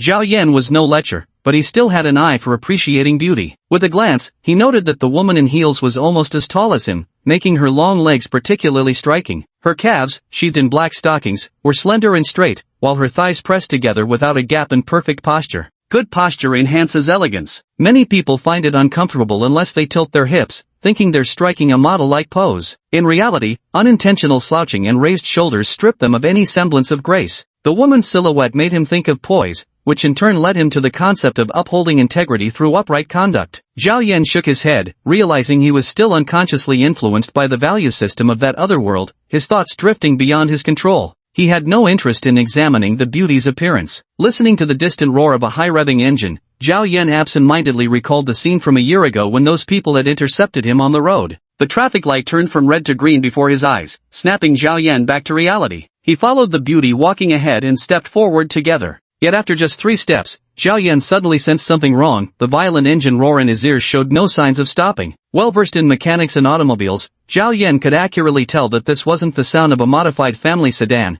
but rather the sharp snarl of an engine with at least 10 cylinders. Generally speaking, cars equipped with such engines mostly fall into the supercar category. Due to their excessive performance, in daily driving, stepping on the throttle by even 1/3 is usually enough to outpace other vehicles. But the sound now heard clearly comes from flooring the accelerator, with the engine revving beyond 7,000 RPM. Zhao Yan turned his head and immediately spotted, from the left side among cars waiting at a red light, a Loslong yellow sports car barreling straight out from the open bicycle lane, heading directly toward him at breakneck speed. In a scenario where all other vehicles were stationary, this Lamborghini Huracan streaked through like a yellow bolt of lightning. Ignoring the red light, it cut into the just-moving lateral traffic at a speed close to 200 km per hour. In the next second, a Honda Accord coming from the side failed to brake in time, crashing squarely into the Lamborghini's rear. Squeak! The high-speed Lamborghini, struck from the side and rear, immediately skewed off course. But due to its sheer velocity, it continued forward with barely any speed loss. The driver attempted to correct its trajectory, only to underestimate the difficulty of regaining control once a high-power rear-wheel drive car like this loses it. The Lamborghini's front end suddenly jerked in the opposite direction, then oversteered, completely losing control. It came sliding sideways towards Zhao Yan in a full-blown drift. Everything happened in the blink of an eye. The moment Zhao Yan turned his head and saw the car spinning out, he knew trouble was coming. He immediately prepared to retreat,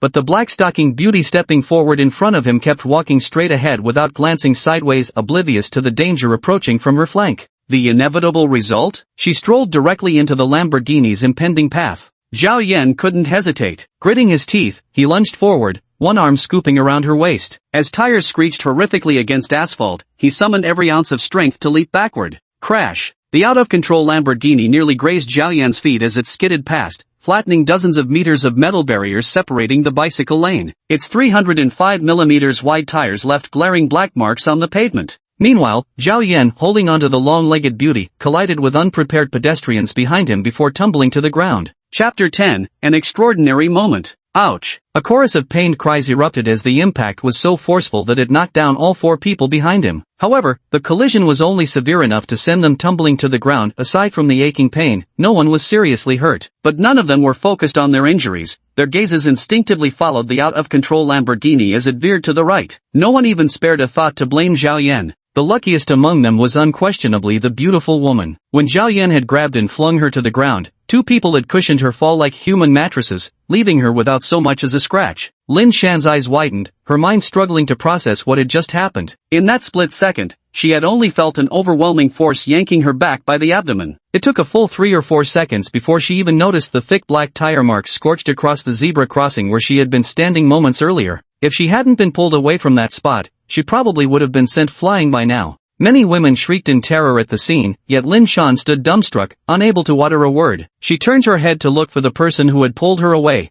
only catching sight of a figure sprinting toward the Lamborghini. Zhao Yan didn't have a phone on him. Instead of shouting for help from the gawking crowd around him, he grabbed a passerby clutching a mobile. Call for help now. Get an ambulance first, then the fire department. In an emergency, direct requests like this were rarely refused. A vague plea to a faceless crowd often got no response. As expected, the young man he seized froze for a split second before nodding and dialing the numbers. Zhao Yan let go and kept running toward the Lamborghini. The sports car had skidded to a stop after plowing through over 30 meters of bicycle guardrails. Its bodywork was severely crumpled, blocking the road sideways. Fortunately, the rush hour traffic hadn't started yet, and the second half of the bike lane had only 2 casualties, both apparently unharmed after scrambling onto the sidewalk to dodge the crash. In such an accident, any normal person would curse the driver as heartless, and Zhao Yan was no exception. However, having experienced too much in life, he didn't jump to conclusions or wish death upon the driver. Seeing it from another perspective, both the driver and the pedestrian were victims in this situation. The Lamborghini Huracan is a mid-engine vehicle.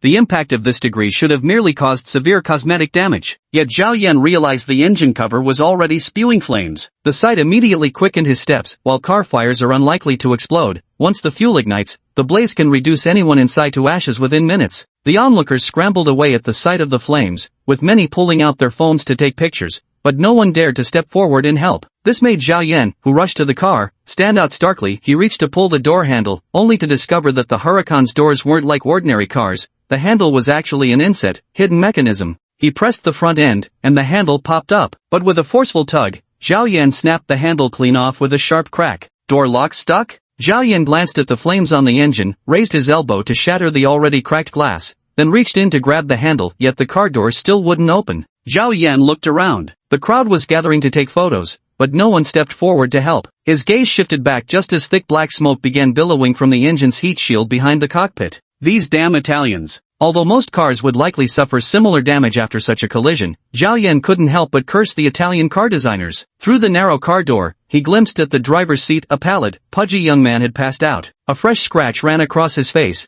probably from shattered glass. The black seatbelt still fastened securely, with no apparent injuries to his limbs. Seemed he was fine for now, but flames were spreading rapidly. The Alcantara roof had already begun to warp and burn. Waves of heat pressed against Zhao Yan's face, making him scowl. The Huracan didn't have scissor doors. He yanked at it several times before swearing aloud, then stepped back 3 paces, dashed forward, and delivered a powerful kick to the door side. Boom! The entire car body shook violently, with the steel door denting inward directly at the center as if struck by a battering ram. This scene elicited gasps from all around, yet Zhao Yan didn't stop. He stepped back again and delivered another fierce kick to the dent. Bang! The nearly 1.4-ton vehicle body shifted sideways by 5 centimeters. Lin Shan, who had just risen to her feet, was about to approach and confirm whether this guy before her had saved her, but what unfolded before her eyes left her frozen in disbelief, halting her steps mid-motion. How much strength would this take? The sharply contoured Lamborghini door was dented inward from the middle. Zhao Yan grabbed the edge of the warped door panel and with a furious roar,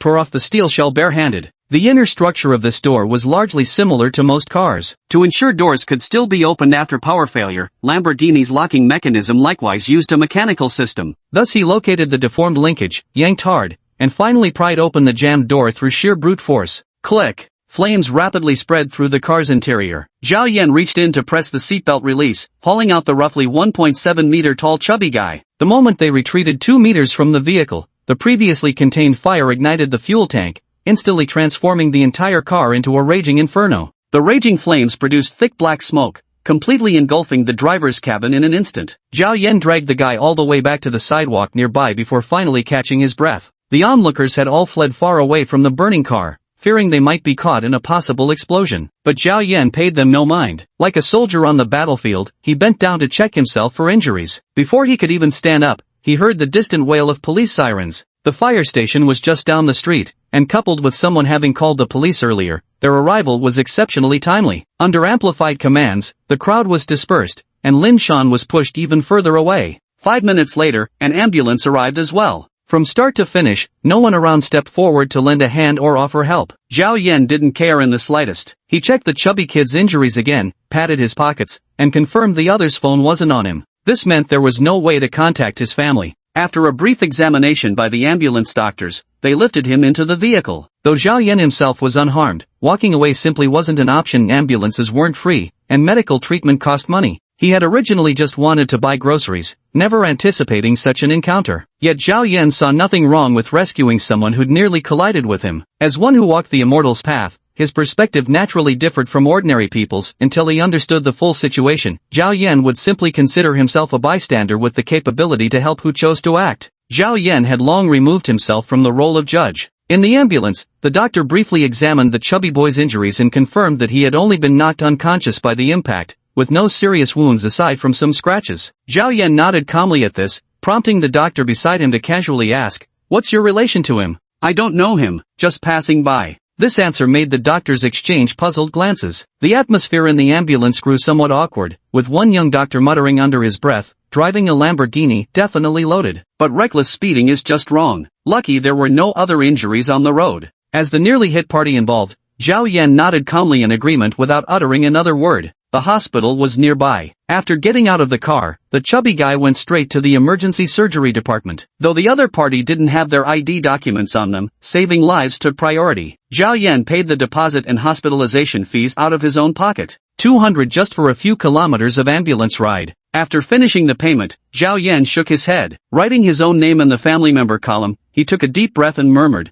getting almost hit just crossing the street, "Is this my retribution for killing too many people?" No one heard such whispers. After checking that the obese man was safely in the ward and realizing it might take a while to locate his family members, he saw no reason to wait around, so he decided to check if there was a supermarket nearby. After all, dinner still had to be had somehow. Anyone else probably wouldn't have been able to casually shop for groceries after such an ordeal. But for Zhao Yan, whose life experiences were far too extensive, today's incident was no different than tripping over a stone while walking. He had once been the kind of indifferent person who would avoid getting involved with anything that didn't concern him. Yet after 1,000 years, Zhao Yan had come to understand that indifference only fostered selfishness, and selfishness bred narrow-mindedness, which in turn made life stifling and oppressive. Now, he made a conscious effort to be a righteous and compassionate man. Or perhaps, Zhao Yan wished he could be a hero. Not the kind of superhero like Captain America or Iron Man who dominates the silver screen, but rather the sort described by Romain Rolland. There is only one true heroism in the world, and that is to love life even after recognizing its truth. What is the truth of life? That'll be $69.80. Do you have a membership card? No, I'll pay in cash. Zhao Yan took the change in coins and casually dropped them into the donation box for the Hope Primary School. Glancing at the crowd of people rushing home from work outside, he picked up his plastic bag, stepped out of the supermarket, and merged into the bustling stream of pedestrians. For him, life had no so-called truth, only countless ordinary moments and a few extraordinary ones. Chapter 11, The Six Gates. After buying groceries, Zhao Yan returned to the hospital intending to check whether the fat man had woken up, wanting to ask him why he had sped recklessly at full throttle on the street. But as soon as he walked in, he saw uniformed police officers standing outside the ward, along with the sound of a woman crying inside. Zhao Yan, clutching groceries and eggs, looked completely out of place in this scenario. As he approached to get a better look, a uniformed officer stopped him. "Police business, please step aside for now." It was him who brought the person over, officer. The doctor standing inside immediately waved at Zhao Yan upon seeing him. Before Zhao Yan could say anything, a woman rushed out of the house and clutched his hands tearfully the moment she saw him. "Our savior. You're our family's savior." The woman standing before him wasn't tall, but her Port's business suit clearly wasn't cheap. She appeared to be in her 40s, yet well-maintained, with earrings and a necklace that were clearly high-end. Zhao Yan wasn't surprised by this obviously wealthy family member. Holding two plastic bags in one hand and having his other hand shaken vigorously, he could only nod and say, "As long as she's safe, that's what matters." "You must be family? How should I address you?" My surname is Qin Mei. I really must thank you. The police told me you were the one who rescued Xiaochuan from the car. Listening to her fragmented explanation, Zhao Yan gradually understood that the chubby boy lying in bed was named Hu Yuechuan. She was Qin Mei, and her family owned a real estate company, so money wasn't an issue. Speaking as a mother, Qin Mei said her son had always been introverted, but recently, after mixing with a group of questionable friends, he suddenly insisted on buying a sports car. Just 2 weeks after purchasing it, he ended up in this major accident on the street. A traffic officer nearby interrupted her account, saying they needed to follow procedures. Zhao Yan glanced over. Clearly, charges like reckless driving were inevitable. But soon the officer received a call from his superior, and the promised procedure was left hanging after a few perfunctory words before the officer left the hospital. Xiao, you've paid for all the hospital and medical expenses, and I'm truly grateful. This is just a small token of my gratitude from me personally. After sending the police away, Qin Mei took a black plastic bag from her personal assistant. By the way her assistant handed it over with both hands, Zhao Yan could tell it was stuffed with cash, judging by the size, at least 100 grand minimum. But he didn't take the call. Auntie Qin, you said he's always been steady and never deliberately showy before. Doesn't that make today's incident awfully suspicious? Just got tested too, no alcohol or drugs involved. To be honest, I have no idea why he suddenly acted like that. At the mention of this, Qin Mei's face darkened with distress. She said self-reproachfully, both his father and I have been too busy with our business affairs, so we rarely had time for him. Yet he used to be such a well-behaved child. She glanced at Zhao Yan, whose face seemed perpetually expressionless, and sighed helplessly. The exact reason? I'm afraid only he would know. This is my token of gratitude for you stepping in to help today. Xiaochuan is alive because of you. If there's anything you need from me in the future, just call this number anytime. The life assistant handed over an embossed business card bearing only a simple name and phone number, without even a company name or job title. Zhao Yan understood this gesture already showed sincerity, but what he truly needed was Hu Yuechuan's personal explanation. Then I'll head back first and come see him tomorrow. Zhao Yan accepted both the business card and the bag containing 100,000 in cash. Though he wasn't short on money, having saved a life was worthy of this remuneration, so he felt no psychological burden about taking it. Watching Zhao Yan walk away with groceries in his left hand and cash in his right, Qin Mei couldn't shake the feeling this young man was unlike anyone she'd ever met before. In his eyes she saw neither hesitation nor desire. That unshakable calm regardless of what she said suggested either extraordinary depth of character or complete indifference to everything. Yet neither temperament belonged naturally to someone so young. President Qin, there's a video circulating online. Should we call Uncle 3 immediately? We must suppress this matter at once.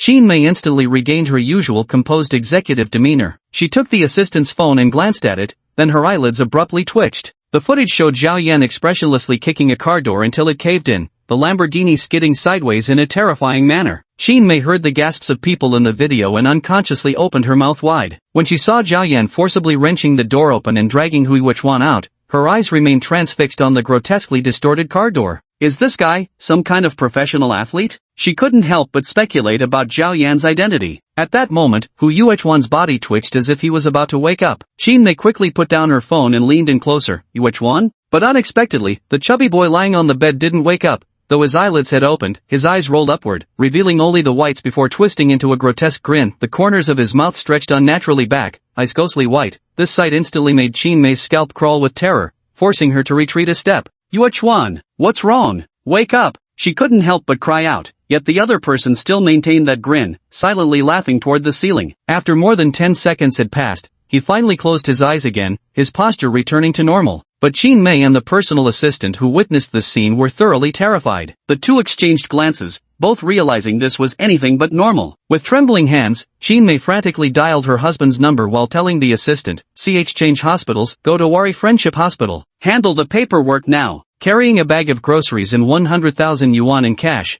Zhao Yan finally returned home at 8 p.m. After putting the groceries in the fridge and tossing the stack of cash carelessly onto the shoe cabinet, he changed into slippers and began cooking without a second thought, preparing some rice while swiftly chopping ingredients with his expert knife skills. He stir-fried some blanched Chinese broccoli and simmered a pot of tomato beef stew. Just as he carried the aromatic dishes to the small kitchen counter, the doorbell suddenly rang. Zhao Yan, who had just finished washing the kitchen knife, froze mid-motion, his eyes suddenly narrowing. To him, this apartment served as a safe house, a place whose address he had never disclosed to anyone. Whoever came knocking now was unlikely to be the property management. He moved calmly toward the door, a bulletproof barrier costing 150,000 yuan. It lacked a traditional peephole, featuring only an electronic camera instead. The image from outside now displayed on the intercom screen above the shoe cabinet. A middle-aged man in a black jacket stood calmly at the doorstep, looking as though he was certain the door would open. Zhao Yan certainly recognized him. Hadn't this same man been watching from the sidelines earlier that day while he told fortunes for strangers at Yusanpo?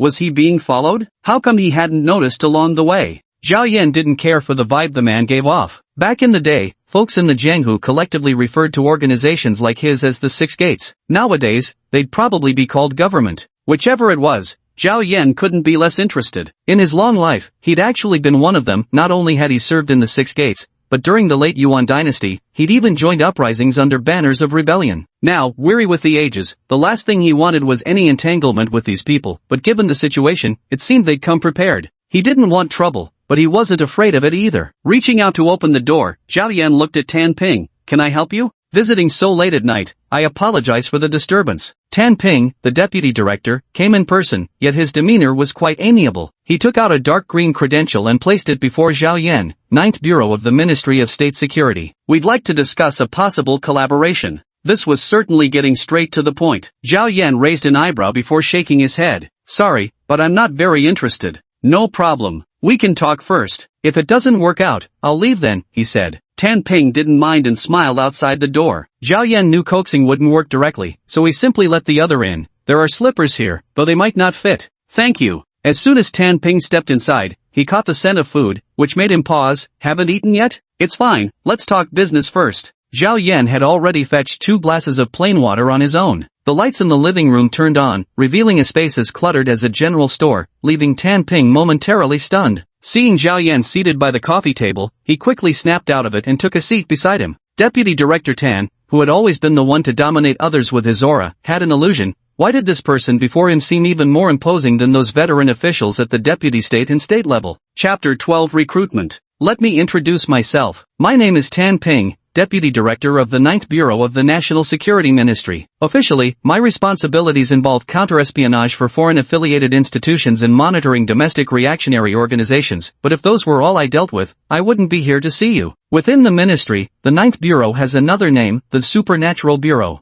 Superpowers? Zhao Yan raised an eyebrow. You mean like supernatural abilities? Could someone really spit fire or something? Do you think we're the Calabash brothers? Ha! Tan Ping laughed before taking a sip of water. But it's true, there indeed was. Zhao Yan's hand holding the cup stiffened slightly, though his expression remained unchanged. In that world, fire-breathing was hardly surprising. There were those who could cast inferno blasts capable of leveling entire buildings. Even he himself was a necromancer's apprentice. What was so extraordinary about it? Moreover, for someone who had lived over 1,000 years, he too could be considered a man with special abilities. So what? The structure of the Supernatural Affairs Bureau differs from other departments. Its members are all people with exceptional abilities. Tan Ping studied Zhao Yan's expression as he continued. Typically, everyone cultivates their skills independently, with no strict hierarchy between them, only a bureau-wide ranking system. If you manage to join the 9th Bureau, you'll receive your own ranking and corresponding access to internal files, along with certain benefits. Oh, so they actually pay salaries? Official civil service establishment, with credentials issued for fieldwork, just flash your badge, and other departments under the Ministry of State Security will cooperate, Tan Ping said with a smile. No need to clock in daily, carry on with your usual routine. But salaries and benefits remain intact. Ranked IDA 4 with corresponding pay scales. Level 4 members start at 5,000 a month, with bonuses for completed missions. I suppose the most important thing here is resources, right? Yes, after completing tasks you earn points which can be exchanged for paid access to materials, magical tools, or insights into cultivation techniques and such, Tan Ping said, curling his lip. But most of it's scams. I wouldn't recommend wasting points on those. Oh, sounds decent, but once you join, there's no way to quit, is there? You can quit, but it requires their agreement. Violating the terms naturally comes with consequences. Tan Ping studied his impassive expression and continued. Initially I thought you had some talent in divination, but after seeing how you handled that rescue this afternoon, clearly your combat skills aren't shabby either. Forgive my bluntness, but your ID must be forged. If you're willing to join the 9th Bureau and pass the political vetting, we can make it legitimate for you. This was his trump card. Forging an ID in a city like the capital was a psychological burden for anyone. Zhao Yan clearly didn't lack money, but getting a clean identity was probably something he'd jump at. Yet Zhao Yan remained as impassive as ever, showing neither excitement nor distaste. He nodded, about what I expected. I do have a question, though. Go ahead. Have I been followed this whole time? Yes. Supernaturals? Yes. Zhao Yan nodded, finally understanding why he couldn't detect it. Clearly, the tracking methods of supernatural beings operate on a completely different level from ordinary people. For something like this, wouldn't it be easier to just send anyone? Why would a deputy director like yourself come personally? The director of the national security is at the ministerial level, while a top-ranking deputy director could also hold ministry-level status positions considered high-ranking officials anywhere. Among the 15 civil service ranks, these positions sit at the 3rd or 4th tier. In the Ming dynasty this would have been a Zheng Erpin rank, or Zhong Yipin in the Qing dynasty. Zhao Yan had never reached this level himself because his ageless appearance prevented him from staying too long in the Six Gates organization. But this didn't hinder his clear understanding of Tan Ping's status. Because I'm afraid others might mess things up. Tan Ping seemed to have prepared this answer in advance, responding quickly. The Ninth Bureau is different from other departments, most members are supernatural beings, and mutual distrust with unruly dispositions are the norm. But personally, I think you're exceptional, which is why you're worth my personal visit. This statement was half true and half false. Tan Ping's personal visit was primarily motivated by his subordinate's report about today's rescue incident. Compared to Qin Mei, he had access to more comprehensive information, including surveillance footage from the intersection. As a result, he understood the situation where Zhao Yan had nearly been killed at the crossroads. Not only had Zhao rescued a pedestrian, but after narrowly escaping death himself, he had unhesitatingly saved the reckless driver responsible. Such behavior was far from ordinary. In Tan Ping's eyes, Zhao Yan was truly deserving of the title hero. In other words, if Tan Ping had found himself in such a situation, he would never have lifted a finger to save the driver. More likely, he would have stood by indifferently, watching coldly from the sidelines. His willingness to vouch for Zhao Yan and clear his name stemmed from Tan Ping's conviction, based on this afternoon's events, that Zhao was no petty or morally corrupt person. Zhao Yan hadn't expected his casual actions to earn such appreciation from the deputy director. Though the other party listed numerous benefits and conditions, he remained resolute in his convictions and didn't make any impulsive decisions. Thank you for your thorough explanation. I'll consider it carefully. Zhao Yan wasn't some rock in a latrine pit. There was no need to put on a stinking, stubborn face. Without outright accepting or refusing, he left room for both sides. Tan Ping understood the conversation had reached its natural conclusion and politely stood to take his leave. Do your best and leave the rest to fate, that had always been his approach. Though the Taoist priest's predictions had all come true one by one, Tan Ping didn't particularly regard Zhao Yan as any great opportunity. If Zhou Yan joined the Ninth Bureau, they'd simply gain another member with decent character. He was still far from matching those top-tier Class 1 individuals. One more or less made little difference either way. With this thought, his mind gradually calmed. His gaze swept over the clutter of items in the room, and Tan Ping, who prided himself on having seen the world after years of traveling far and wide, asked, "Are these collectibles?" "Nah, I used to dabble in antiques and calligraphy. Business wasn't good, so the stuff just piled up here. Plus, later on, I got a bit too enthusiastic and bought some knickknacks, not sure if they're real or fake, so they ended up here too." Zhao Yan casually explained, and Tan Ping didn't doubt him. Instead, he inwardly suspected that 99% of these items were likely fakes, because if even half of them were genuine, they would be worth a fortune. This sword. His gaze sharpened as it landed on the sheathed sword hanging on the rack before him. The black scabbard housed a curved blade, with a hilt resembling a gun's handle. The familiar design made him blurt out, "This looks a bit like one of Napoleon's swords." "Really? Bought it for $5,000. The seller claimed it was authentic, but at that price, what could possibly be genuine? I just thought it looked nice." Seeing his interest, Zhao Yan casually remarked, "Feel free to take it down for a closer look. Just mind the blade." Tan Ping might have been able to offer insights when examining porcelain or pottery,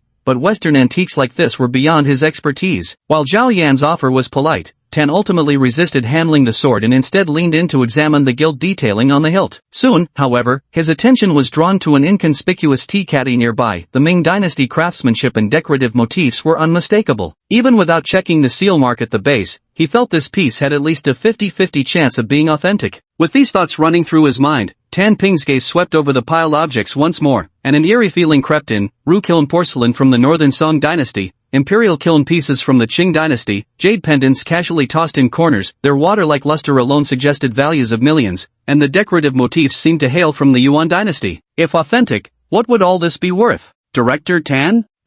Tan Ping jolted back to reality. Seeing Zhao Yan's calm smile, he realized how inappropriate it was to have been staring for so long. He clasped his hands apologetically. "I used to study this field a bit, so I got carried away. Please forgive my rudeness." "Ha, I was just like you back then, that's why I ended up buying so many dubious pieces, neither clearly genuine nor obviously fake." Zhao Yan's casual remark made Director Tan nod in agreement. The antiques business was murky waters indeed. With fakes mingling with the genuine, How many had fallen into the pit and never climbed out? With that thought, he stopped agonizing over the authenticity of the items before him. As he left, he handed over a business card. Call if you need anything. The Ninth Bureau always welcomes you. Alright, thank you for coming, Director Tan. Apologies for the poor hospitality. Tan Ping waved him off and departed. Zhao Yan closed the gate and exhaled slowly, not out of tension, but because dealing with the men from the 6 doors always dredged up unpleasant memories, power and desire. Shaking his head with a sigh, Zhao Yan returned to the dining table. A layer of oil had congealed on the surface of the cool dishes. He tossed them back into the pot to reheat, ate his meal, and then proceeded to his study, casually throwing Tan Ping's business card onto the desk as he reflected with some emotion on how he'd managed to return here.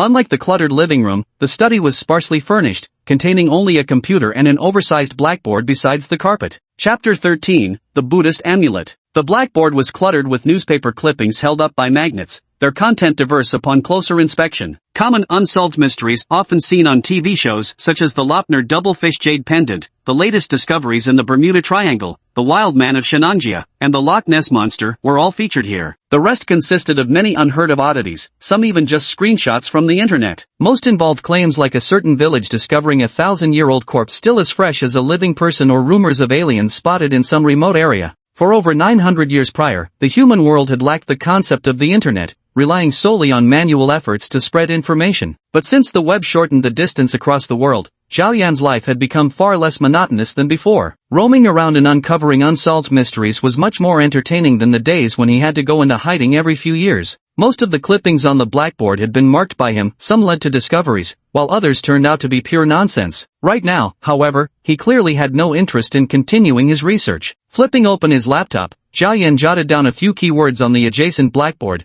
black cloaks, crucifix, French. These were the defining traits of the group of attackers who had tried to ambush him a year ago. Beyond that, Zhao Yan couldn't remember anything more specific about them. He had his own database on his computer. Although Zhao Yan wasn't forgetful, his memory was about the same as an ordinary person's. Over more than 1,000 years of life, most of his memories had long faded into oblivion, so he developed the habit of using words and drawings as memos. Later, when computers became available, he compiled them all into a database. Since his enemies had attacked without hesitation, they were likely old grudges from the past, so searching through his memories might yield some clues. However, inputting a few keywords didn't yield satisfactory results. He had visited France in the 12th century, but Europe at that time was exceptionally chaotic after Saladin's death. He had even participated in the Fourth Crusade. Therefore, most of his search results were related to that period. At this point, Zhao Yan found it impossible to narrow things down further. Scanning through the fragmented records, the necromancer apprentice's brow furrowed deeper. There were too many matches for these 3 clues. French was the mainstream language at the time, crosses were used by both Christianity and Eastern Orthodoxy, and even many minor sects embroidered similar patterns on their garments. Even the fact that they wore black clothes wasn't a useful lead. If this enemy belonged to an organization seeking revenge, who could they be connected to?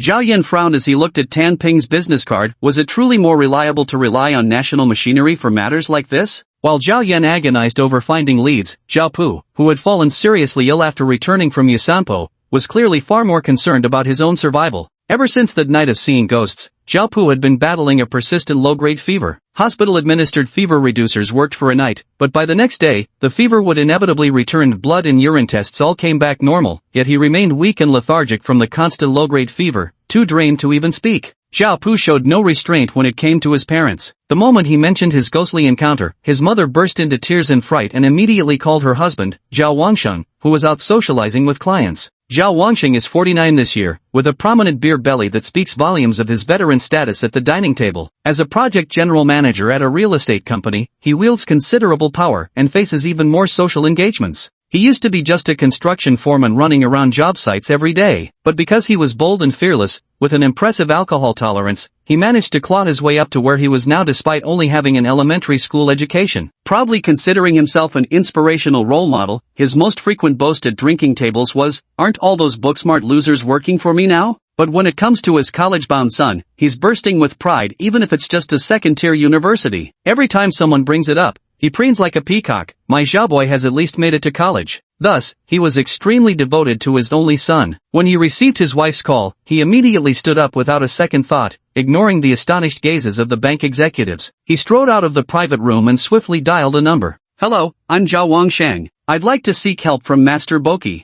"No problem, I'll have the funds ready." "Thank you, merciful Master Boki." The next day, Zhao Pu, who had taken leave from work, received the gleaming gold badge from his father's hands. This is a sacred amulet blessed by Master Boki himself. Wear it, and all evil spirits will recoil. Zhao Pu had been nearly delirious from fever these past 2 days. Neither fever-reducing pills nor injections had much effect, and the anti-inflammatory drugs might as well not have been taken. The worst part was he hardly dared to sleep. The moment he closed his eyes, that pale figure would loom before him, whispering incessantly, sometimes even reaching out to strangle him. Waking each time in the icy grip of suffocation, Zhao Pu's face grew increasingly ashen. His bedroom had the curtains drawn, mirrors face down, and even the usual glass cups were replaced with frosted ceramic mugs, because wherever reflections could form, Zhao Pu would see that white figure standing beside him. Now, he dared not even look at his phone, because whenever he lay in bed staring at the screen, the reflection showed that pale hand resting on his shoulder. This scene had nearly driven him to a nervous breakdown, so the appearance of this Buddha amulet felt like a lifeline. Regardless of whether it would work or not, he immediately grabbed it and put it around his neck as if it were a treasure. Dad, does this thing actually work?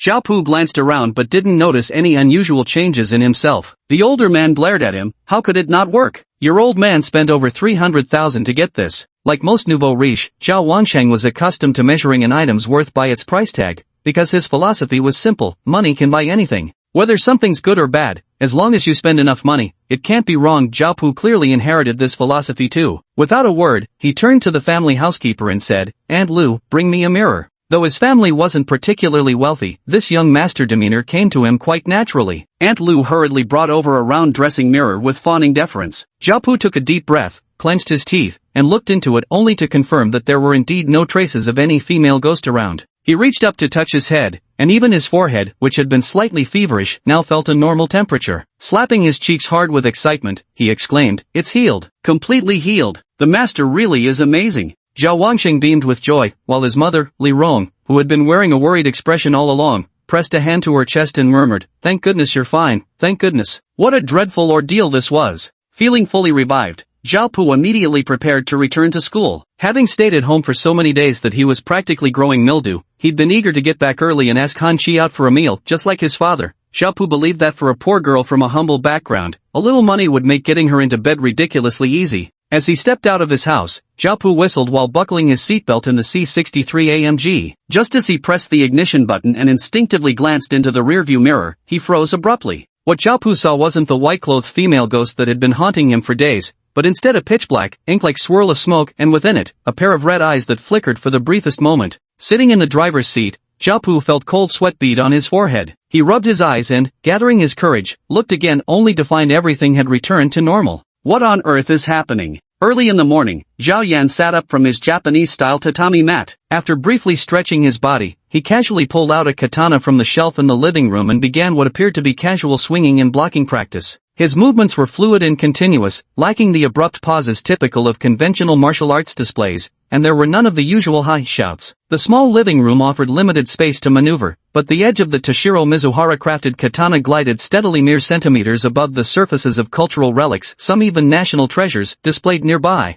Modern Japanese kenjutsu is divided into numerous schools, Teimuryu, Yagyu Shinkidryu, and other lengthy names, each boasting lineages spanning decades or centuries. But the most striking difference between Zhao Yan's blade work and these contemporary styles was this: his technique contained no ceremonial or etiquette-driven movements whatsoever. When everything ended, Zhao Yan flicked his wrist, yet there was suddenly an added ferocity to that habitual blood-shaking motion, because this particular movement was one warriors used to flick blood from their blades. Chapter 14: The Hospital Room. The mirror-polished blade bore numerous repaired marks, starkly different from most decorative collector's items. With lowered gaze, Zhao Yan turned the blade and sheathed it in its leather scabbard. Only when the silvery gleam disappeared did the sharpness in his eyes fade as well. Images of fierce battles from the shogunate period flashed through his mind, all now relics of the past. Yet after all these years, the skills of melee combat remained useful, which was why Zhao Yan maintained his habit of daily simple exercises. Combat relied not on empty rhetoric but on muscle memory. Compared to those online masters spouting grandiose theories, Zhao Yan's understanding of martial arts naturally ran far deeper.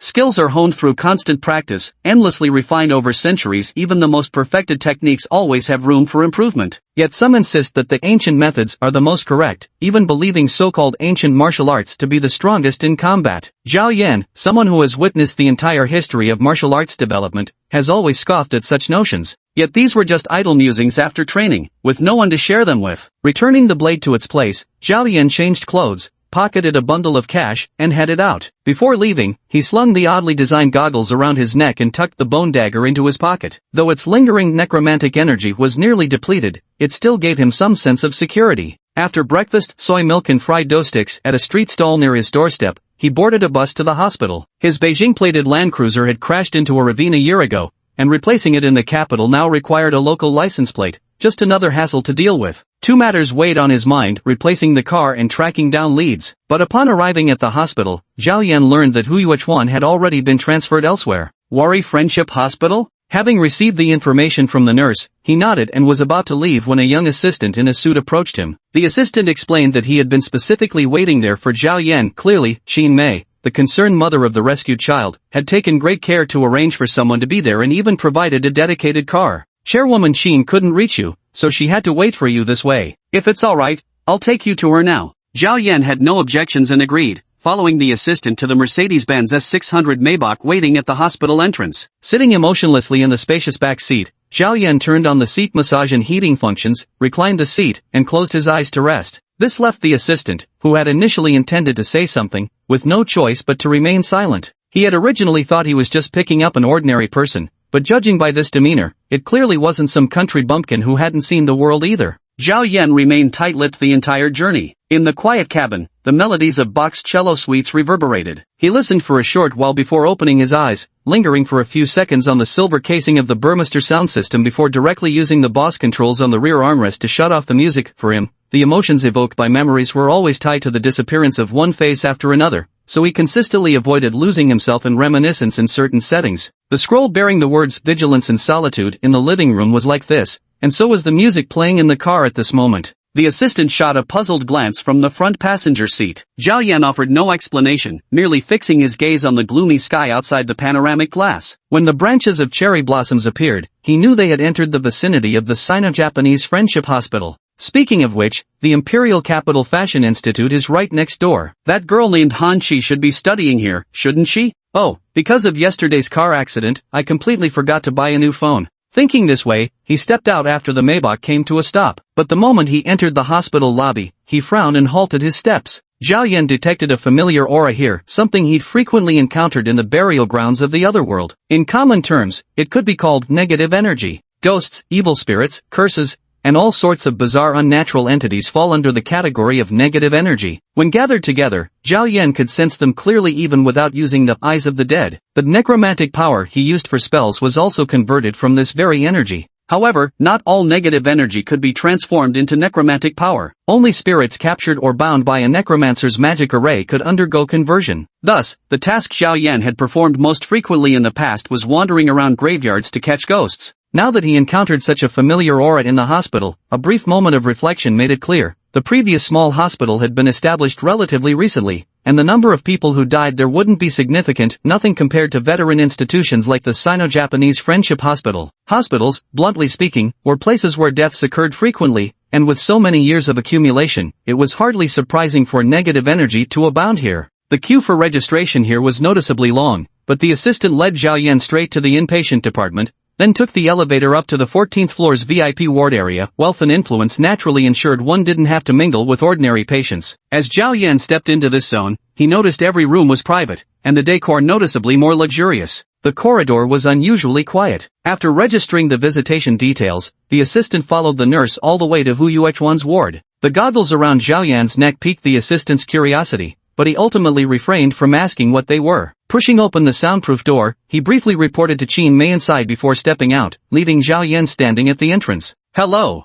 Zhao Yan nodded politely to Qin Mei, who smiled back before turning her gaze back to the department head in front of her. So you're saying, he needs to be transferred to psychiatry? But could this possibly be? I understand your concerns, but the current examinations indicate no abnormalities inside or outside his head. Based on the external wounds, his brain hasn't suffered any direct impact. Regarding his current condition, I believe. The chief physician, clad in a white coat, was explaining to Qin Mei with several brain CT scans in hand. Her brows were tightly knitted, clearly unable to accept the possibility that her son might be exhibiting psychiatric symptoms. At this moment, Zhao Yan naturally couldn't interject. He could only stand silently by, observing his surroundings. The movable hospital bed was slightly wider than those typically seen in regular hospitals, and the room's decor possessed an understated elegance that carried a distinctly Japanese aesthetic sensibility. Paintings adorned the walls, flowers were arranged in the corners. Were it not for the oxygen outlets and call buttons on the walls, one might easily mistake this place for a luxury hotel. Outside the window was the excellent view afforded by the 14th floor, with sheer curtains drawn across the floor-to-ceiling glass that faintly revealed the ruins of Yuan Dadu and the city moat.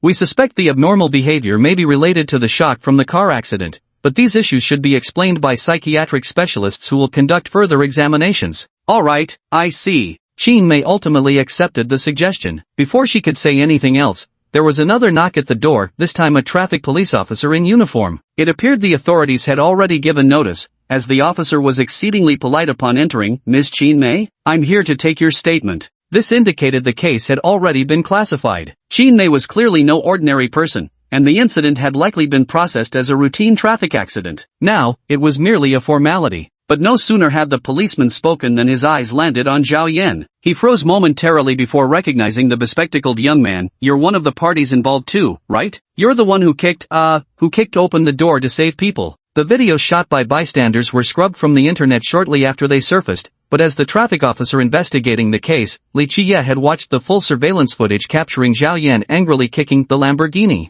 Being a martial arts fanatic who trained at the boxing gym twice a week and hit the gym on weekends to build strength, Li Qiye, though just a traffic cop, professionally grasped the sheer power behind Zhao Yan's kick, understanding the technique where laymen just saw spectacle. Every action has an equal and opposite reaction. While most marveled at the car being sent sliding, few considered whether human bones and muscles could withstand such force. Li Qiye figured if he delivered that kick, his thigh would at minimum suffer a fracture. Oh, it's me. Need any help? Zhao Yan greeted calmly. Although Li Qiye was eager to discuss strength training with him, he restrained himself due to official duties and simply said, "We'll just need a brief statement later, nothing else." As he turned to speak to Qin Mei, the neighboring bunk rustled, and Hui Wechuan, who had been sleeping all this time, slowly opened his eyes. Chapter 15, Sudden Turn. Xiaochuan, you're awake? Qin Mei immediately leaned in close. In truth, Hui Wechuan had woken intermittently several times since last night, but each time he awoke, he either wore an extremely eerie smile or muttered incomprehensible phrases. This pattern repeated multiple times, yet each wakeful episode ended quickly with him slipping back into unconsciousness without ever truly being alert, a situation that naturally terrified Qin Mei as his mother. Yet expert medical examination showed all results were normal, ultimately recommending a transfer to psychiatric care. With such circumstances, Qin Mei's nerves were stretched taut. Dread gnawed at her that her son might become permanently mentally ill. So she gripped Hu Yuechuan's hand with desperate strength. "Xiaochuan, look at Mom. Are you feeling better? Mom, where is this?" Hu Yuechuan blinked sleepily at his mother, then noticed Zhao Yan and Li Qiye in police uniform standing beside her. Sitting up with a hint of confusion, he asked, "Who are they?" "Mom, why are you crying?" From yesterday till now, this was the first time Qin Mei had heard Hu Yuechuan speaking to her with a clear mind. Overwhelmed with joy yet afraid to say too much, she simply murmured, "As long as you're alright, as long as you're alright." "Are you feeling unwell anywhere? Does your head hurt?" Xiaochuan?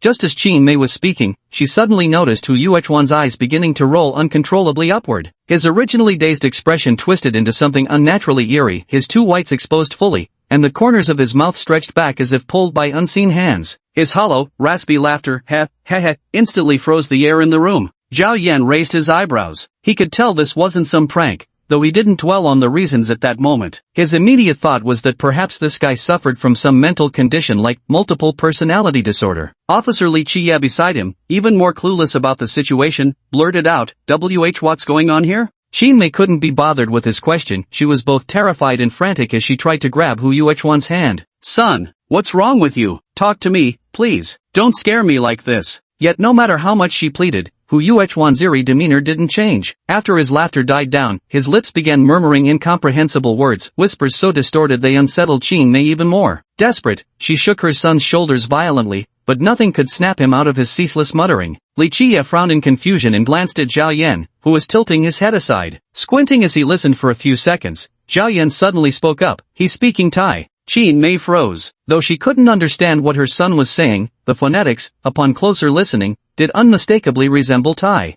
Before the two people in the room could respond, Zhao Yan continued, he's saying must die, and then followed by can die soon. Did he study Thai? Xin Mei felt her hair stand on end. She didn't have time to wonder why Zhao Yan could understand Thai and blurted out, he never studied it. He only vacationed in Thailand for a few days. He would never bother learning Thai. Zhao Yan realized something was off. Just as he was about to speak, Hui Chuan, who had been sitting on the bed, suddenly leaped up and dashed straight for the window. What are you doing? Li Chiyue, being a police officer, had an extremely sharp instinct in this regard. The moment he saw the direction the other was running, he sensed something was wrong. His body had already reacted before his mind could catch up. Since he happened to be standing right in Hu Yuechuan's path to the window, he instinctively raised his arms to block him. Bang! Despite being 182 centimeters tall and weighing 85 kilograms, Li Chiyue was sent flying sideways the moment he made contact, as if he had just been hit by a speeding car. Hu Yuechuan was a full head shorter than him, so how could he possibly possess such terrifying strength? Hu Yuechuan stumbled briefly but quickly regained his balance, then threw himself shoulder first into the glass. Xin Mei screamed in horror. This was the 14th floor. If he jumped, there was absolutely no chance of survival. Thud! A loud crashing sound erupted, but the panoramic glass merely cracked. Thanks to the high-quality materials used in the VIP ward's construction, the tempered glass clearly wasn't so easily shattered. Hu Yuechuan was thrown back 2 steps with a look of frustration on his face before charging toward the window again, this time leading with his head. If he struck with the same force as before, this collision would either shatter the glass and send him plummeting or split his skull on impact. Li Chiyue was momentarily paralyzed on one side from the little fatty's previous crash and hadn't yet managed to stand back up. Xin Mei, a woman who had never seen such a scene before, was already flustered and panicking. Just as Hu Yuechuan rushed toward the window again, his body abruptly jerked to a halt half a meter from the glass. Zhao Yan grabbed him by the waist and tossed him back toward the bed like a sack of potatoes. Ah! Landing and rolling to his feet, Hu Yuechuan had completely lost his mind by now. Howling like a madman, he swung a punch at Zhao Yan the moment he stood. The little fatty's movements appeared stiff, but when Zhao Yan raised an arm to block, the force of the punch still sent a tremor through his body. The opponent's strength made him involuntarily frown. Li Chiyue had already gotten back on his feet. He also felt something was off about this little fatty and rushed over to help Zhao Yan restrain him. But the moment he made contact, he realized the other's strength far exceeded his expectations. Zhao Yan had casually deflected the attacks, yet when it was Li Chiyue's turn to take a punch, he was instantly knocked off balance, staggering back 3 or 4 steps before slamming into the wall. As someone who frequently practiced sparring at the boxing gym, he was stunned. This punch carried nearly as much force as the retired provincial-level Sanda coach. But the key issue was, how could someone covered in that white, flabby fat possess such terrifying strength? Bang! In contrast to Li Chiyue's flustered state, Zhao Yan maintained a stance so steady it hardly seemed like he was fighting at all. The chubby kid swung his fists wildly, even mixing in elbow strikes and knee thrusts, yet each time his movements were halfway completed, Zhao Yan would casually disrupt his rhythm. His punches were pressed down, his kicks were shoved back. Hu Yuechuan might possess immense strength, but with his moves constantly interrupted mid-execution, he couldn't bring his power to bear at all. After 3 axe-like strikes, Zhao Yan suddenly crouched low, reached out to grab the kid's arm, and with a combination of pulling and tripping, sent the chubby boy tumbling to the ground. Most people believe the most formidable skill in street fights is sanda or boxing, but in chaotic brawls, wrestling techniques are actually the most efficient and brutal. No matter the opponent, spotting an opening means slamming them to the ground in a second. There's absolutely no back and forth for another round.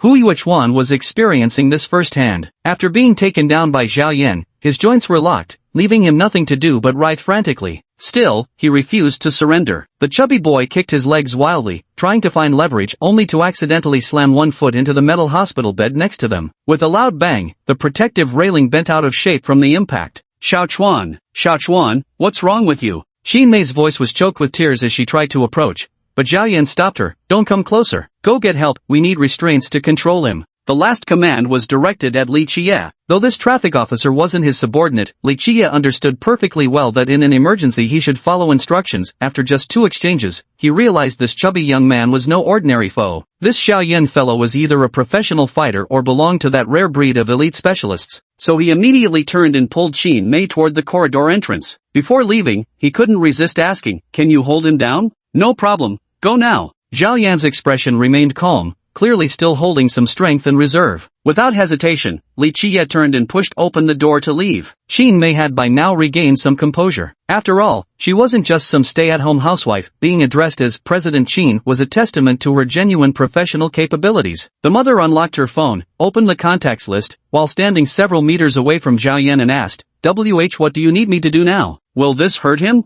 Zhao Yan waved his hand dismissively, but before he could speak, Hu Yuechuan, still under his control, suddenly went limp. The abrupt disappearance of that sinister energy made Zhao Yan pause momentarily, before narrowing his eyes and swiftly donning the goggles hanging around his neck with one hand, simultaneously drawing his dagger in a fluid motion. This stance startled Qin Mei, as Zhao Yan now looked ready to drive the dagger straight through Hu Yuechuan's heart. Yet Zhao Yan had no time to explain as he quietly recited an incantation, reactivating the eyes of the dead. Chapter 16, Fierce Battle. Zhao Yan lowered his head to examine Hu Yuechuan. The stocky boy lay unconscious on the ground, his body still emitting traces of black mist. He immediately knew his suspicion was correct. The earlier behavior clearly bore all the symptoms of demon possession. After confirming the other person showed no signs of abnormality, he stood up and surveyed his surroundings before rushing to the window to scan every angle. Inside the goggles' vision, pale ghostly figures wandered aimlessly throughout the hospital, shadows unrestrained by walls, lingering in confusion and desperation. But when the gaze shifted back indoors, the faint haze of black energy lingering here stood out all too clearly. Zhao Yan knew the evil spirit possessing Hu Yuechuan was clearly no ordinary foe. In another world, he had witnessed something similar before. His nerves instinctively tightened. Malevolent spirits were different from ordinary enemies. Such things couldn't be dealt with by mere fists and feet. The most crucial point is that evil spirits have no physical form, making them difficult to capture or track. They flee at will, impossible to pursue once they decide to run.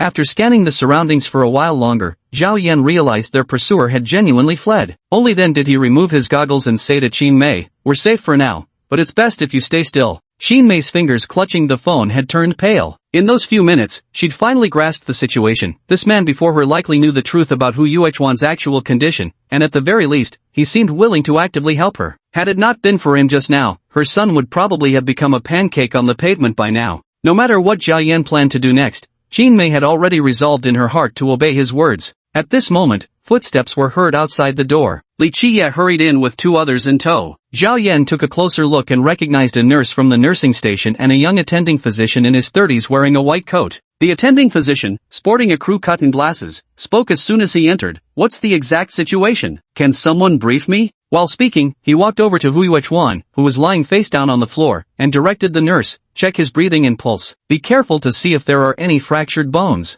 The nurse seemed to have been called over on short notice. Like most nurses, she had 3 or 4 pens stuffed in her pocket, probably because hospital rooms required a lot of recording and writing. At this moment, everyone in the room was focused on Hu Yuechuan. After Dr. He Qing, the attending physician, posed his question and waited in vain for a response, he raised his head and repeated, "Can someone explain what's going on here?" Qin Mei snapped out of her daze and opened her mouth to speak, but before uttering a word, she instinctively glanced at Zhao Yan. She noticed him frowning as he sniffed the air, then watched as he picked up his goggles and put them back on. "Doctor, just now after waking up, he suddenly tried to jump off the building." Qin Mei remained silent while Li Qiyue began to explain the sequence of events, but he had only spoken a couple of sentences when Zhao Yan beside them suddenly lunged forward. The attending physician froze in shock at the man wearing the strange goggles. He couldn't comprehend what this person intended to do. Kneeling beside Hu Yuechuan, he didn't even think to dodge. It was only the next second that he realized the target wasn't himself, but the nurse Cheng Xinlan standing before him. When he realized this, he noticed that Cheng Xinlan's posture seemed off. Instead of reaching out to check the little boy's pulse or breathing, the nurse was holding a metal pen high in the air, thrusting it straight toward Hu Yuechuan's neck. "You!" Qin Mei and Li Qiye were horrified, but before the nurse could fully raise her arm, Zhao Yan, who had lunged forward from behind, slammed into her back. Thrown off balance by the impact, she drove the pen downward with such force that it pierced the wooden floor with a sharp thunk, sinking a third of its length in as though stabbing through soft tofu. Before she could pull it out, Zhao Yan had already wrapped his arms around her, pinning her arms and upper body, and then rolled sideways with her to the ground. He wanted to drag the other party into the nearby unoccupied area, but the nurse reacted with unexpected agility, lifting her legs suddenly and kicking hard against the wall in front of her. The tremendous force sent both her and Zhao Yan off balance, crashing to the ground. In the brief chaos that followed, she immediately swung her elbow toward Zhao Yan's head. Dodging the blow, he loosened his grip just enough for the nurse to slip free like a fish, then swiftly assumed a fighting stance. The people inside the room stared blankly at the scene, utterly confused as to why Zhao Yan was attacking a nurse, and even more bewildered by how Cheng Xinlan, a seemingly delicate young woman, had suddenly transformed into a martial arts movie star. When Zhao Yan got up, he found himself cornered in the room, leaving him no space to maneuver. But the nurse facing him now bore the same eerie transformation as Hu Yuechuan had moments before. Her eyes rolled back, her expression twisted into a snarl. Most alarming of all, unlike Hu Yuechuan's stiff movements, hers were brimming with terrifying power and lightning-fast reflexes. Zhao Yan had experienced countless battles, and within just 2 exchanges, he had already discerned the adversary's fighting style. This was Muay Thai. To others, Cheng Xinlan remained the petite nurse barely over 1.6 meters tall. But through the goggles Zhao Yan had just donned, she was shrouded in an intense black mist, appearing as if clad in dark armor, transformed into a formidable warrior driven by a malevolent spirit. Cornered, Zhao Yan forcefully blocked 2 punches and 3 kicks from the opponent, whose speed and power surpassed Hu Yuechuan's by more than half. Clearly, the malevolent spirit's exhibited strength was tied to its level of control, not the physical capabilities of the host body. It was akin to the ancient practice known as spirit possession sorcery, where Zhao Yan now faced the ferocious attacks, each one a manifestation of the malevolent spirit's own energy. Perhaps because Cheng Xinlan had once been countered with wrestling techniques by Zhao Yan, she now maintained a cautious striking distance. Her punches and kicks were blindingly fast,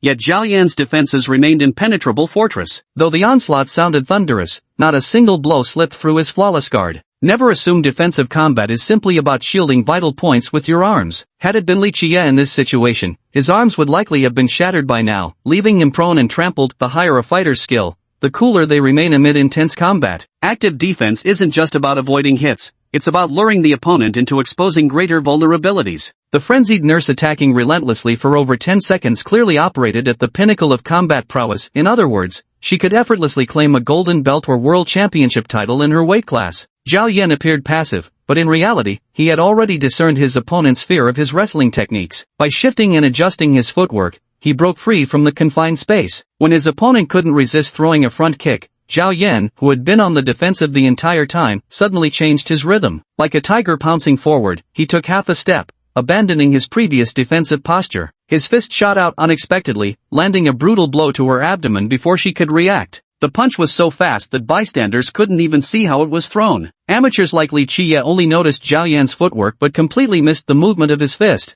Bang! At this point, Zhao Yan had no intention of showing mercy. The impact of his fist produced a shocking sound. No matter how powerful the evil spirit's abilities were, they couldn't defy the laws of physics. Cheng Xinlan, weighing less than 50 kilograms, was sent flying. The others in the room watched helplessly as she hung momentarily in the air before slamming into the wall with a loud thud, then collapsing to the floor like a ragdoll. The nurse, supporting herself on the ground with both hands, cursed under her breath but couldn't raise her head due to violent coughing from the heavy blow. As Zhao Yan stepped forward, he drew the bone dagger with his right hand and swiftly sliced it across his left palm. Blood welled up as he began chanting in a low voice, "With my blood, I offer a sacrifice to Maljuus. Grant me the power to bind souls." This time, it wasn't just a few blood droplets staining the dagger, the entire blade was drenched in copious amounts of crimson plasma. Zhao Yan, gripping the bloodstained dagger, charged toward the nurse who was struggling to get up. Though the horizontally swung blade didn't make contact with her body, it left behind a faintly visible red streak in midair. Cheng Xinlan, throwing a punch at that moment,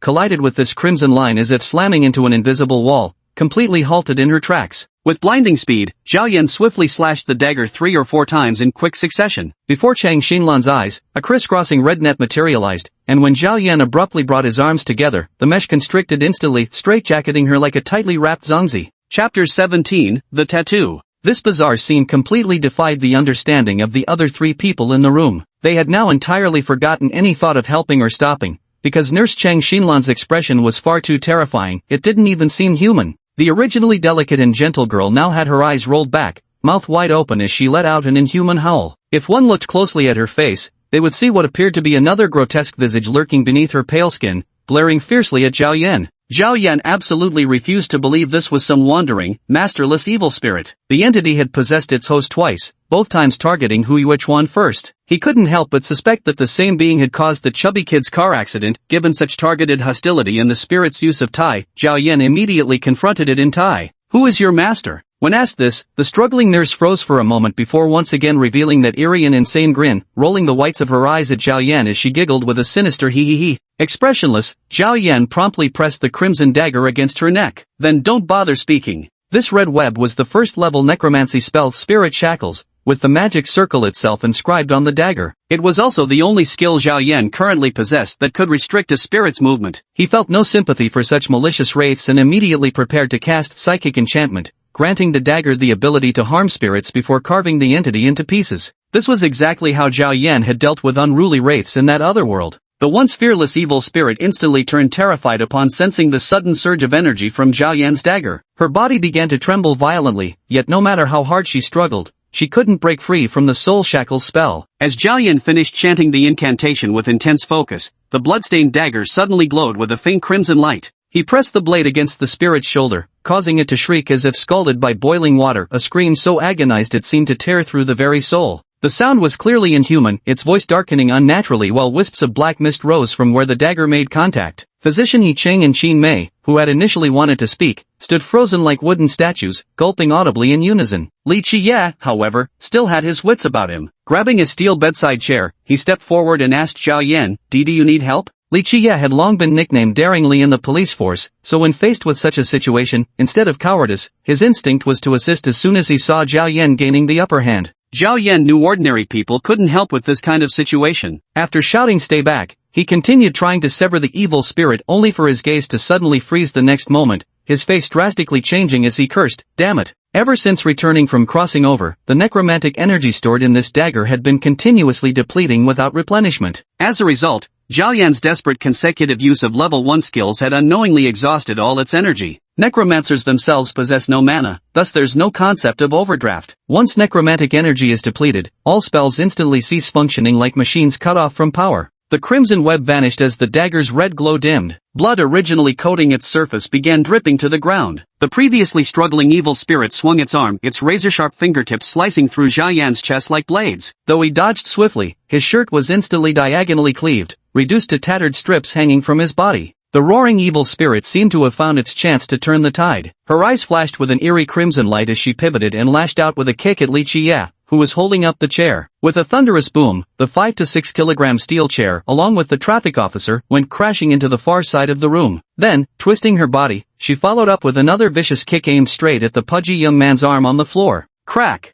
She had aimed for the neck, but at the critical moment, Zhao Yan's sudden charge threw off her balance. Still, the kick landed hard enough. Qin Mei immediately saw her son's arm bend at an unnatural angle. Her mind buzzed with white noise before she lunged at the nurse in a blind rage. The beast-like vengeful spirit exposed its weakness by attacking Hui Wuchuan. Zhao Yan didn't give her any chance this time, grabbing Cheng Xilan from behind with an armlock around the neck and slamming her to the ground like a sack of potatoes. Bang! The whole floor seemed to shake with the impact. But this nurse seemed to feel no pain, her hands flailing as she tried to claw at Zhao Yan's face. He swiftly wrapped an arm around her neck, using his body to pin her down. Before he could finish the motion, she suddenly let out a shrill scream. Zhao Yan didn't understand what was happening. His mind raced with thoughts of forcibly subduing this evil spirit. After all, a malevolent entity couldn't sustain possession indefinitely. Such acts drained its own energy over time. If he could just hold on long enough, the spirit would have no choice but to retreat. But now, something unexpected was happening. It was as though the spirit was being scorched, its form burning from within. Without any necrotic power of his own, Zhao Yan didn't dare let his guard down. He clenched the nurse's arms tightly, locking her thrashing legs with his own, until he felt her struggles weaken. Suddenly, with a final shudder, she went limp. What's going on? Trying to steady his breath, Zhao Yan kept his grip firm. Through his goggles, he saw Qin Mei rush over and press down on the nurse's neck, her expression a mix of resolve and panic. Worried she might choke the nurse to death, he quickly urged, "Don't attack her. Check his injuries first." Qin Mei was jolted back to reality by his shout, her body trembling as she immediately crawled to Hu Yuechuan's side. "Xiao Chuan! Xiao Chuan! Wake up!" Zhao Yan no longer possessed the eyes of the dead ability at this moment, but based on experience, the malevolent spirit seemed to have suddenly suffered some kind of attack in its final moments, causing it to rapidly flee this body. He released the nurse, who collapsed limply to the ground before moaning softly as she gradually regained consciousness. Yet the moment she opened her eyes, her expression twisted violently from the agony radiating through her body. Although the earlier combat had been controlled by the malevolent spirit, such high-intensity fighting required physical durability to match. Cheng Xilan was just an ordinary nurse who'd never received any anti-beating training. How could her body withstand this level of exertion? Her arms, fingers, elbows, knees and even calves were now swollen red with pain, completely immobile. Add to that the heavy punch Zhao Yan had landed squarely on her earlier, making her internal organs feel like they'd been turned inside out. She nearly vomited up her breakfast the moment she opened her mouth. She coughed dryly twice, seemingly wanting to say something, but her eyes rolled back, and she fainted again. This was the aftermath of being possessed by an evil spirit. Zhao Yan sighed, then felt a deep sense of guilt. In that situation, he couldn't hold back. How could he fix things when a perfectly kind nurse who came to help ended up beaten like this by his own hands? Still, the only silver lining was that the evil spirit had fled, yet when his gaze swept over the nurse, he noticed a familiar-looking burn mark on her neck. He abruptly raised his own arm. Wasn't this the exact same pattern as that bizarre spiral tattoo? Could it be that this tattoo drove the evil spirit away? Zhao Yan thought for a long time but couldn't figure it out, deciding to focus on handling the immediate matters first. Li Qiye, having taken several brutal hits from the evil spirit, barely managed to stand up thanks to his formidable physical strength, but the way he looked at Zhao Yan now was distinctly different. Inside the house, He Qing, the physician, also had his worldview shaken to the core. He stood there dazed for a long while before remembering to check the injuries of Hui Weichuan and Chang Xinlan, though even the usually composed man couldn't stop his hands from trembling, his gaze frequently flickering toward Zhao Yan, who sat silently to the side. An intensely stifling silence filled the room. No one dared to ask Zhao Yan what had just happened, but from now on, none of them would ever see him as just another ordinary stranger again. The closed door had excellent soundproofing, and the nurses outside were too far away. Although they heard some commotion, none seemed to think it was an emergency. He Qing quickly assessed the aftermath of the fight, gaining a clearer understanding. Hu Yuechuan's upper arm had been fractured by Chang Xinlan's kick, while the nurse had suffered multiple bone fractures, with at least 2 broken ribs in her abdomen. Unable to handle the situation alone, he promptly pressed the emergency call button above the hospital bed to summon the nurse's station staff for immediate assistance with a stretcher. Chapter 18, On Their Doorstep. Doctor, about what just happened here? Zhao Yan was quite helpless at this moment. Possession by evil spirits was something ordinary people simply couldn't comprehend. How could he possibly justify beating 2 innocent people to this state? I'm only responsible for saving lives. I know nothing about anything else. He Qing glanced around before lowering his voice. But this can't get out. Otherwise, the hospital won't be able to handle it. Though he had studied medicine for years, who in the hospital hadn't heard a few ghost stories or supernatural tales? After witnessing it firsthand today, even the staunchest skeptic would have to believe Chang Xinlan's pen was still stabbed into the floor, the nearby wall bore dents from their struggle, and the iron railings of the hospital bed remained bent from the tremendous force that had kicked them. How could this be something ordinary people would do? Right, let's end this matter here. Xinmei grasped her son's hand and turned her gaze to Zhao Yan. Master Zhao, how do you think such matters should be handled? The Master Zhao, who appeared no older than his 20s, had unwittingly become the group's anchor. He cast a helpless glance at Li Qiye, who waved his hand dismissively. I'm a traffic cop, to be honest. The police station won't handle cases like this, it's too bizarre. Zhao Yan frowned and thought for a moment before saying, then let's just say later that I got into an argument with Nurse Chang and ended up injuring her in the conflict. How can this be? Xinmei immediately wanted to argue back, but He Qing beside her sighed helplessly. The injuries on her body could only have come from a fight. The hospital can verify that, but, as he spoke, he glanced around the room. Li Qiye was in full police uniform. A civil servant would be ruined if burdened with the label attacking a nurse. Even if Xinmei, a middle-aged woman, claimed she did it, who would believe her? As for He Qing himself and Chang Xinlan, they were colleagues and usually got along fine. For them to suddenly beat someone up like this in front of patients, families, and even a police officer would be outright madness. Thus, Zhao Yan stepping forward to take the blame was, upon closer consideration, the only plausible choice left. Besides, Chang Xinlan was beaten so badly, and it was indeed his doing. No matter what the reason, this fact couldn't be denied. Hearing the footsteps approaching in the corridor, Zhao Yan didn't give them time to hesitate. Making a quick decision, he turned to Li Qiye and said, Bro, quickly pin me down here. When the others come, just say I was the one who did it. Details can wait until this whole thing blows over. Saving her is what matters now. After all, Li Qiye was a trained policeman. He immediately agreed to Zhao Yan's plan and ran over to grab his shoulder, only for Zhao Yan to drop to the ground on his own, placing his hands behind his back. Make it look realistic, he urged. This made Li Qiye admire him even more. Thinking about it, how could someone who could fracture bones with his punches just surrender meekly? So he pretended to forcefully restrain Zhao Yan just as the door was pushed open from outside, shouting loudly, Don't move. The nurse who entered was startled and froze on the spot. He Qing beside her immediately waved, Don't just stand there, come help save someone. The nurses who came in afterwards saw the chaotic scene inside the room. When they learned that Chang Xinlan had been severely injured by Zhao Yan,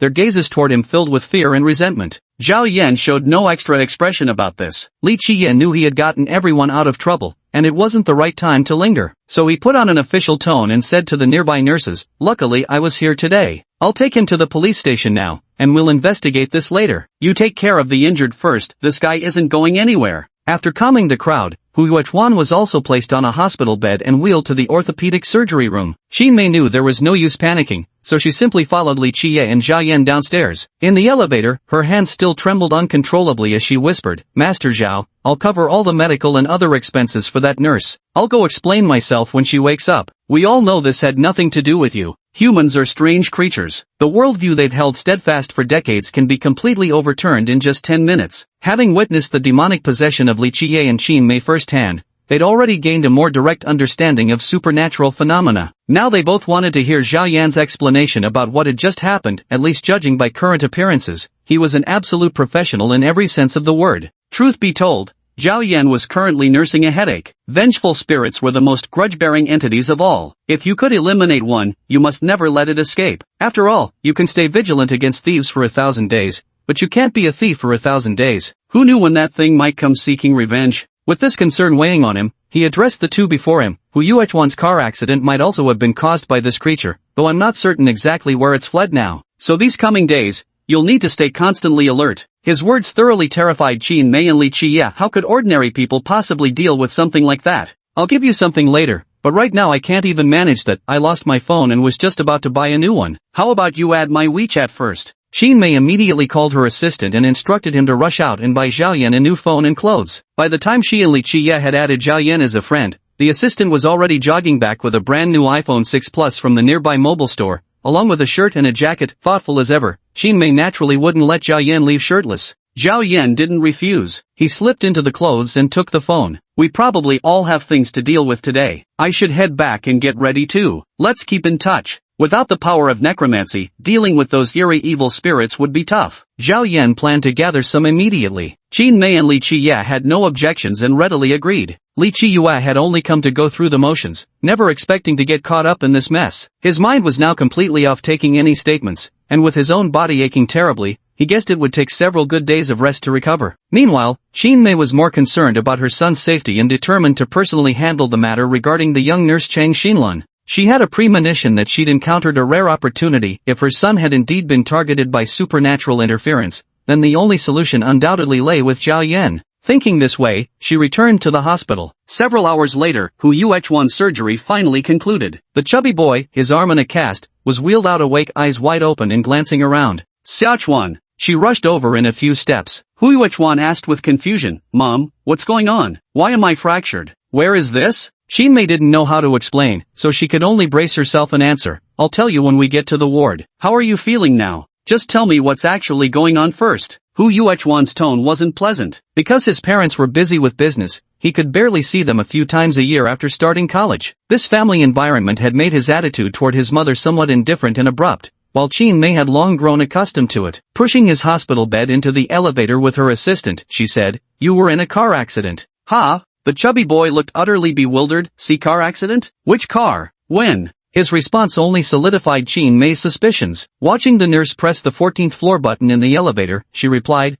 "You ran a red light in your Lamborghini and got T-boned. The car caught fire and was totaled." This answer clearly exceeded Hu Yuechuan's wildest expectations. His lips trembled for a long moment without producing a single syllable. As his hospital bed was wheeled out of the elevator, he overheard his mother actually discussing changing rooms with the nurse, which only added to his complete confusion. "Changing rooms? What's going on here?" Qin Mei was about to explain to him when the head nurse stopped her and said, "Ms. Qin, there's an officer investigating your ward over there. You might need to cooperate with them later." This left Qin Mei, who was about to ask Cheng Xinlan about her injuries, momentarily stunned. Traffic officer Li Qiye had only threatened to call the police verbally, but it was just a bluff, and he hadn't actually done it. Given the current situation, had someone really called the police? She turned her head and noticed a man in black casual wear standing outside Hu Yuechuan's former hospital room. Though not in uniform, his posture betrayed someone from the police force. Qin Mei didn't just sit around waiting. She had the nurse arrange a new room and then wheeled Hu Yuechuan, who was still frowning as he tried to recall the car accident, straight into it. Coincidentally, this new room happened to be right across from the previous one. When entering, Qin Mei glanced back. Unlike hotel rooms, hospital doors had transparent glass panels, allowing her to see a slender woman inside studying a pen stuck into the floor.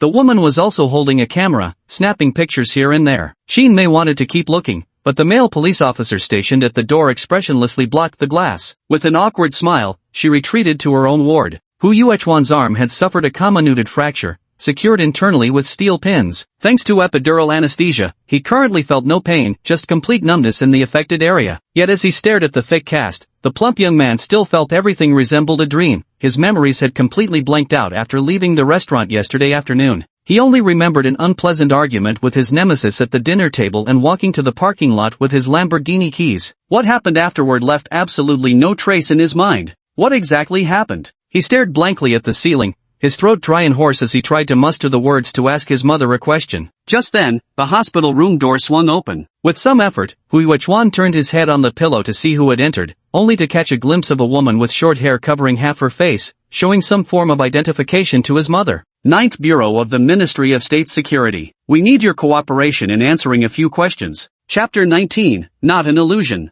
While Qin Mei, pale-faced, was undergoing questioning, Zhao Pu strode confidently out of his home, car keys jingling in his hand. To be honest, ever since Zhao Pu's father got him that Buddha amulet, his health completely returned to normal. The low-grade fever vanished, he slept soundly at night, and even staying out all night partying at bars no longer left him exhausted. This transformation renewed his confidence, and he once again set his sights on an old plan of his, conquering Hanqi. The word conquest carried a natural derogatory connotation here, because Zhao Pu knew that with his family background, his eventual marriage partner would have to be socially compatible. Country girls like Hanqi from remote backwaters, once he'd had his fun, he could just pay them off to break up. The only reason he pursued her was because she was pretty enough and sufficiently naive. However, the pursuit of Hanqi wasn't going smoothly at all. The group outing to Yasanpo had ended abruptly because of his ghost encounter, and now that things were back to normal, Zhao Pu naturally wanted to maintain the momentum, but his attempts to ask her out alone were all rejected. He had no choice but to take a roundabout approach, inviting Hanqi to attend gatherings under the guise of group hangouts. Although this approach was costly, it better showcased his strengths. Even if 10 people stuffed themselves at a meal, it would barely cost 1,000 or 2, hardly a pinch for a college student's budget.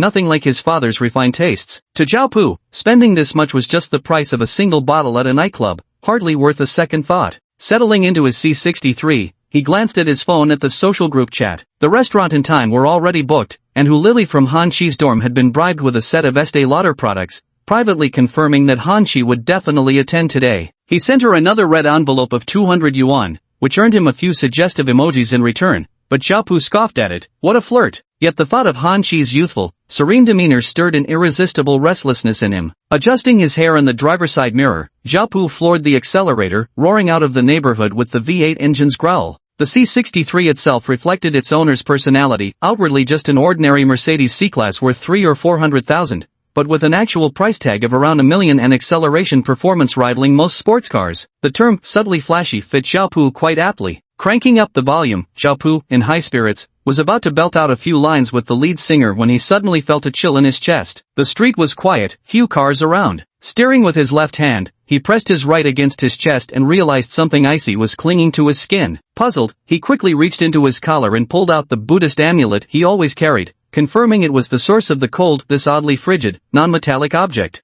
What do you mean? Zhao Pu glanced ahead to confirm there were no cars, then looked down at the Buddhist amulet in his hand. The area his fingers touched felt unusually cold, given that it had been pressed against his body. It should have been close to body temperature by now. Just as he was puzzling over this, Zhao Pu suddenly sensed a dark smoke rapidly dispersing at the edges of his vision. He lifted his head to scan the surroundings but saw nothing unusual. Only the unnaturally cold amulet in his hand seemed to quickly return to normal warmth. All of this happened within a minute. Zhao Pu, a skilled driver, maintained steady control of the car. Tucking the amulet back into his clothes, he turned westward just as the blinding sunset made him reach for the sunglasses he kept in the glove compartment on the passenger side. But when he turned to retrieve the sunglasses case, he froze. There in the passenger seat sat a figure he recognized all too well. A woman in white was sitting right in front of him, her pale fingers resting on Zhao Pu's outstretched arm. Though no tactile sensation reached his brain, this chilling sight made Zhao Pu cry out "Ah!" on the spot. He felt every hair on his body stand on end. As his scalp prickled with terror, he yanked his arm back forcefully, but the sudden movement caused him to jerk the steering wheel sharply to the left. Beep!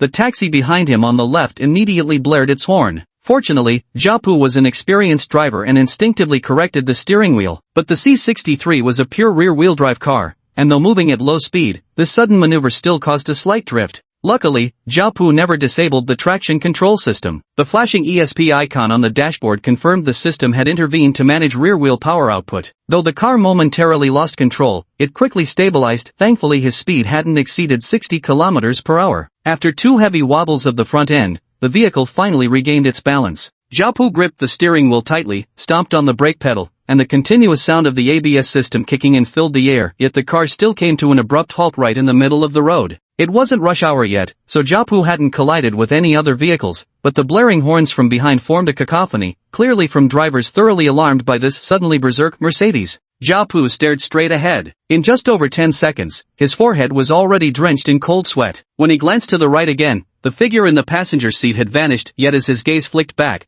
the rearview mirror still reflected that swaying white silhouette. With an audible gulp, he swiftly flicked on the hazard lights and swerved across lanes, pulling over to the curb amid a chorus of angry shouts. There was no parking spot here, but he'd rather risk a ticket than keep driving that car another minute. Jiapu fled the car as if escaping disaster, hurriedly hailed a taxi through Didi, yet even as he sat in the passenger seat thick with cigarette smoke, he could still glimpse that figure sitting in the backseat through the rearview mirror. "Hey, driver, what's that stuff in the backseat?" He tentatively asked a question. The driver glanced back at him and replied in a thick Beijing accent, "What do you mean? Something in the back? Ain't that some chick left it here?" Clearly, the driver couldn't see the figure sitting in the back seat. Jiapu mumbled a few vague words in response. His grip on the phone turned his knuckles white. Though the destination wasn't far, by the time they'd driven those few minutes, he could already feel his eyelids swelling. Those low-grade fever symptoms seemed to be creeping back once more. But they'd already arrived at the restaurant, where Lily and several of her dorm mates were waving at him from the entrance. Figuring he had no other symptoms aside from the mild fever, Jiapu gritted his teeth, stepped out of the car, and forced a composed expression as he walked toward them. You didn't drive?" "I did. But halfway here, I got a flat tire." "Pretty damn unlucky." He casually made up an excuse and glanced around. "Is everyone here?" "Han Chi will be here soon. Let's head inside first." Jiapu had no objections. Since they'd chosen Sichuan cuisine for the gathering, ordering dishes for a dozen people naturally took some effort. As everyone enthusiastically debated the menu choices, Jiapu forced a smile while desperately fighting against the icy sensation creeping into his mind. The water glass in front of him reflected the silhouette standing beside him. Though Jiapu kept telling himself the person couldn't possibly harm him, his hands trembled violently when he raised the cup to drink. In just a few minutes, Han Chi arrived late, her face full of apology as she entered the private room. After greeting everyone, she realized that due to her tardiness, the only empty seat at the round table was next to Jiapu, who Lily was already waving at her. "Come, sit here." Han Chi slightly raised her eyebrows but ultimately didn't request a seat change. She understood social nuances better than these students fresh out of high school and knew demanding to switch seats would be an outright slap in the face. After all, there was nothing between her and Jiapu to begin with. If this escalated into a major conflict, what could she, a girl with no one to rely on, possibly do? So she smiled and sat down beside Lily. Meanwhile, Jiapu, who had initially turned pale, suddenly looked astonished. With Han Chi sitting next to him, he realized with shock that the figure of the white-clad female ghost had vanished. Han Chi's arrival was like an invisible warm current, dissipating all the eerie chill Jiapu had felt before. He even briefly wondered if it was an illusion, but after an hour at the dinner table, he felt completely normal, as if nothing had ever been wrong. But when the dinner ended and Han Chi got up to go to the restroom, that sudden chill that pierced straight to the bone made Jiapu shiver uncontrollably. At this point, even if he were the biggest fool, he'd realize it wasn't just his imagination. Chapter 20, Another Perspective. Jiapu hastily paid the bill. Ever since Han Chi returned from the restroom, he stuck close to her. Doing so did seem to ward off that damn shadow plaguing him. But this deliberate clinging only made Han Chi uncomfortable. By the time they reached the restaurant entrance, she immediately joined her dorm mates to hail a cab back to campus. "We'll head back first. We were gonna split the bill, but you ended up covering it again. Really sorry about that." "It's only right, only right." Jiapu smiled unnaturally, as an absurd yet resolute idea had already formed in his mind. Han Chi was his savior. No matter what, even if it was just to rid himself of the ghostly apparitions, he had to win her over. With this thought, the desire in his eyes became unrestrained. Han Chi instinctively sensed that something was off with his mood. She tried to leave immediately after speaking, but Jiapu caught up with her in a few quick steps. Let me walk you back." "No need, we can just go back together. Besides, doesn't your car need repairs?" Han Chi's response sobered Jiapu from his impulsive thoughts. Only then did he remember that getting home would be a hassle for him. As he hesitated, Han Chi and her roommates had already gotten into their car. Left with no choice, he gritted his teeth and quickly called his father's driver to see who might be nearby to pick him up. Though he prayed everything would remain normal after Han Chi left, the unrelenting cold made him admit something was seriously wrong. Jiapu paced back and forth anxiously, hurriedly locking his phone screen after answering a call. He didn't even dare look at the reflection on the screen, obsessively pondering reasons to invite Han Chi out again like a man possessed. Jiapu had now concluded, those overpriced Buddhist amulet masters were useless, while Han Chi was the real antidote. But he didn't know that as he paced like an ant on a hot griddle, Han Chi in the taxi was turning her head to look in his direction. As Han Chi exited the restaurant, she could tell something was seriously off about Zhao Pu. Once they got into the taxi, she pretended to gaze out the window while using her peripheral vision to watch the visibly agitated man, trying to discern his intentions. What's wrong? Thought that handsome guy was cute? Who Lily teased from beside her. Realizing she'd been caught, Han Chi could only force a bitter smile and wave her hand dismissively. If you like him, you should go for it. I genuinely don't have any feelings for him. No feelings? Yet you couldn't stop staring at him. No, I was just curious. Han Chi gestured toward Zhao Pu standing nearby. What's the relationship between him and that woman beside him? Who Lily immediately leaned in to look, and the other roommates in the car also turned their heads curiously. But after staring for a few seconds, they all spoke in unison. Where's the woman? Who are you talking about? Han Chi's expression froze on his face. She didn't speak, yet a chilly sensation crept over her entire body as her fingers closed around the gear she'd kept tucked in her pocket all along. Han Chi faintly realized what she had just witnessed. Zhao Yan had no way of knowing Han Chi's thoughts. At that moment, he stood on a hillside outside a cemetery in Chongping district, quietly observing the magic array before him. The place with the most dead in the city is the hospital, but the place with the most ghosts is ultimately the cemetery. And not all ghosts or spirits are conscious entities. Many, due to prolonged wandering, gradually lose their awareness until they simply dissipate as energy scattered into nature. This is the explanation found in necromantic theory. Necrotic energy can be directly converted from spirits or gradually transformed from the ambient energy dissipating in the air. In theory, the former method would allow rapid collection. With the right spirit and proper spellwork, the process could be completed within minutes. Unfortunately, Zhao Yan's dagger had long been devoid of even a trace of necrotic energy, leaving him no choice but to resort to this clumsy method of slowly gathering energy through the ritual array. On a stone slab scavenged from a nearby village, he roughly carved out a spirit-gathering array using the screwdriver and hammer he had purchased. With the dagger plunged upside down at the center of the formation, he waited there from 3 in the afternoon until the sun dipped below the horizon. Feeling that the dagger had absorbed a portion of necromantic energy, Zhao Yan captured a spirit on the spot and immediately consumed it. When a person dies and becomes a ghost, according to Buddhist beliefs, they neither enter the cycle of reincarnation nor find peace lingering in this world. From another perspective, ghosts that wander too long and lose their consciousness are no different from wild grass by the roadside. Hence, Zhao Yan didn't consider his act as exorcising spirits. Rather, he saw it as weeding. The bone dagger was a magical tool he crafted himself, but its capacity to hold necromantic energy was limited. In another world, necromantic energy had a storage unit called an AMU. 0th level spells typically consumed 1 AMU, while first level spells required anywhere from 2 to 5 AMU. This bone dagger stored roughly 50 AMU of energy. Its storage limit was determined by the surface area inscribed with magical arrays, while the material dictated how quickly it could charge or discharge energy. Zhao Yan spent 2 minutes channeling that necrotic energy, and by the time he finished, the surroundings were plunged into complete darkness. Glancing at his phone, he saw it was already 7 p.m. Walking near the cemetery at such an hour certainly carried an eerie vibe, but for Zhao Yan, this had long become routine. However, now wasn't the time for reflection. As an immortal who had returned to Earth after mastering skills from another realm, Zhao Yan was acutely aware of one undeniable truth. Ever since he gained the ability to see ghosts, the ensuing conflicts and troubles had multiplied. With his wealth of experience, Zhao Yan understood well that avoidance was never the answer. As the saying goes, you can't guard against a thief every single day. The only solution was to grow stronger and proactively confront these problems. Such thoughts were not new to him. He had endured countless trials and sworn to make his enemies pay in blood. These enemies bore many names: the Huns, the Jurchens, the Khitans, the Ottomans, the Spaniards, the Vikings.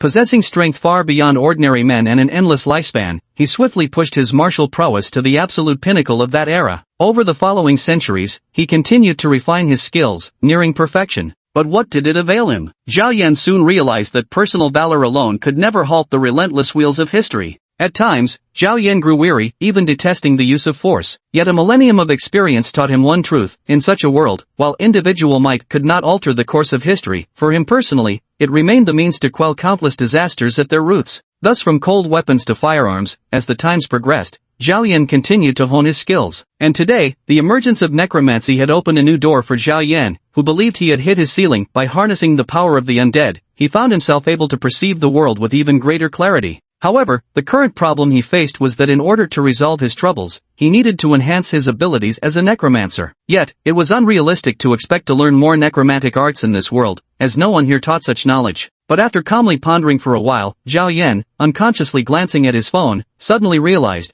that he had actually fallen into a mental trap. A necromancer's abilities were heavily reliant on the quality of their tools. This meant that in that alternate world where the Industrial Revolution had only just begun, whether it was engraving magic circles or crafting artifacts, most work still had to be done entirely by hand, with little to no tools to assist. Unlike internal combustion engines, steam-powered units are typically exceptionally large in size, making little difference from the cold weapon era in fields like miniature engraving. The magic array on the dagger in Zhao Yan's hand was crafted relying on his past experience as a jade carver. As for ordinary apprentices, they could only obtain such items from their mentors, as making one themselves was absolutely out of the question. Now back on Earth, with countless tools and auxiliary measures at his disposal, why would Zhao Yan worry about engraving magic arrays poorly? Given enough time and materials, he felt that simply by relying on tools and carvings, he could advance to become an official necromancer without any issues. The technology of the current era far surpasses that of the Steam Age in every aspect, not to mention specialized lens for jewelry engraving. Even just the existence of something as game-changing as CNC machining alone is enough to streamline the most labor-intensive task in magic array engraving. Chapter 21, A Close Encounter.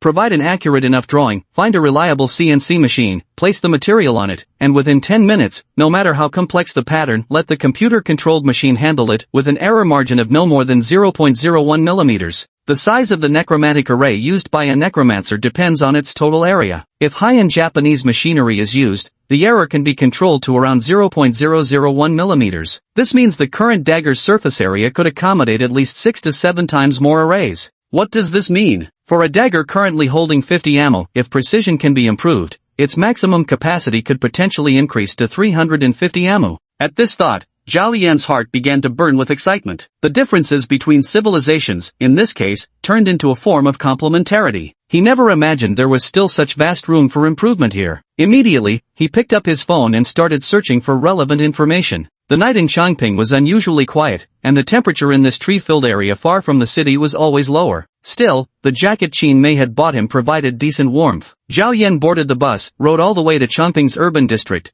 then transferred to the subway before finally stepping onto the train home. It was peak hour, opposing trains were packed with city workers returning home, while the inbound carriages were relatively empty. Zhao Yan found a seat and, after a quick search for basic information, promptly purchased a complete set of carving tools, including various electric-powered accessories and specialized magnifying glasses for sculpting. He didn't buy any raw materials yet, as those needed to be chosen in person. Researching CNC machines, Zhao Yan realized it would be too troublesome to set one up himself since high-end models required industrial voltage and ample space. It wasn't a matter of money, just more practical to collaborate with a factory that already had suitable blueprints. With a rough plan in mind, Zhao Yan glanced out the window at the pitch-black night outside. The Changping Line train transferred at Shiurki Station, where he switched to Line 13, squeezing aboard the crowded train bound for Wangjing alongside the surge of commuters. It was only at this moment that he remembered to check his WeChat. Opening the app, Zhao Yan logged into his old account. His profile picture was a black and white photograph of 1930s Shanghai Bund. Someone familiar with geography would recognize that the cluster of Western-style buildings at the center stood precisely where the Oriental Pearl Tower now stands. His ID was John, with no signature. Scanning the interface, Zhao Yan noticed that after logging back into WeChat after a year, only a few notifications popped up in the friends bar,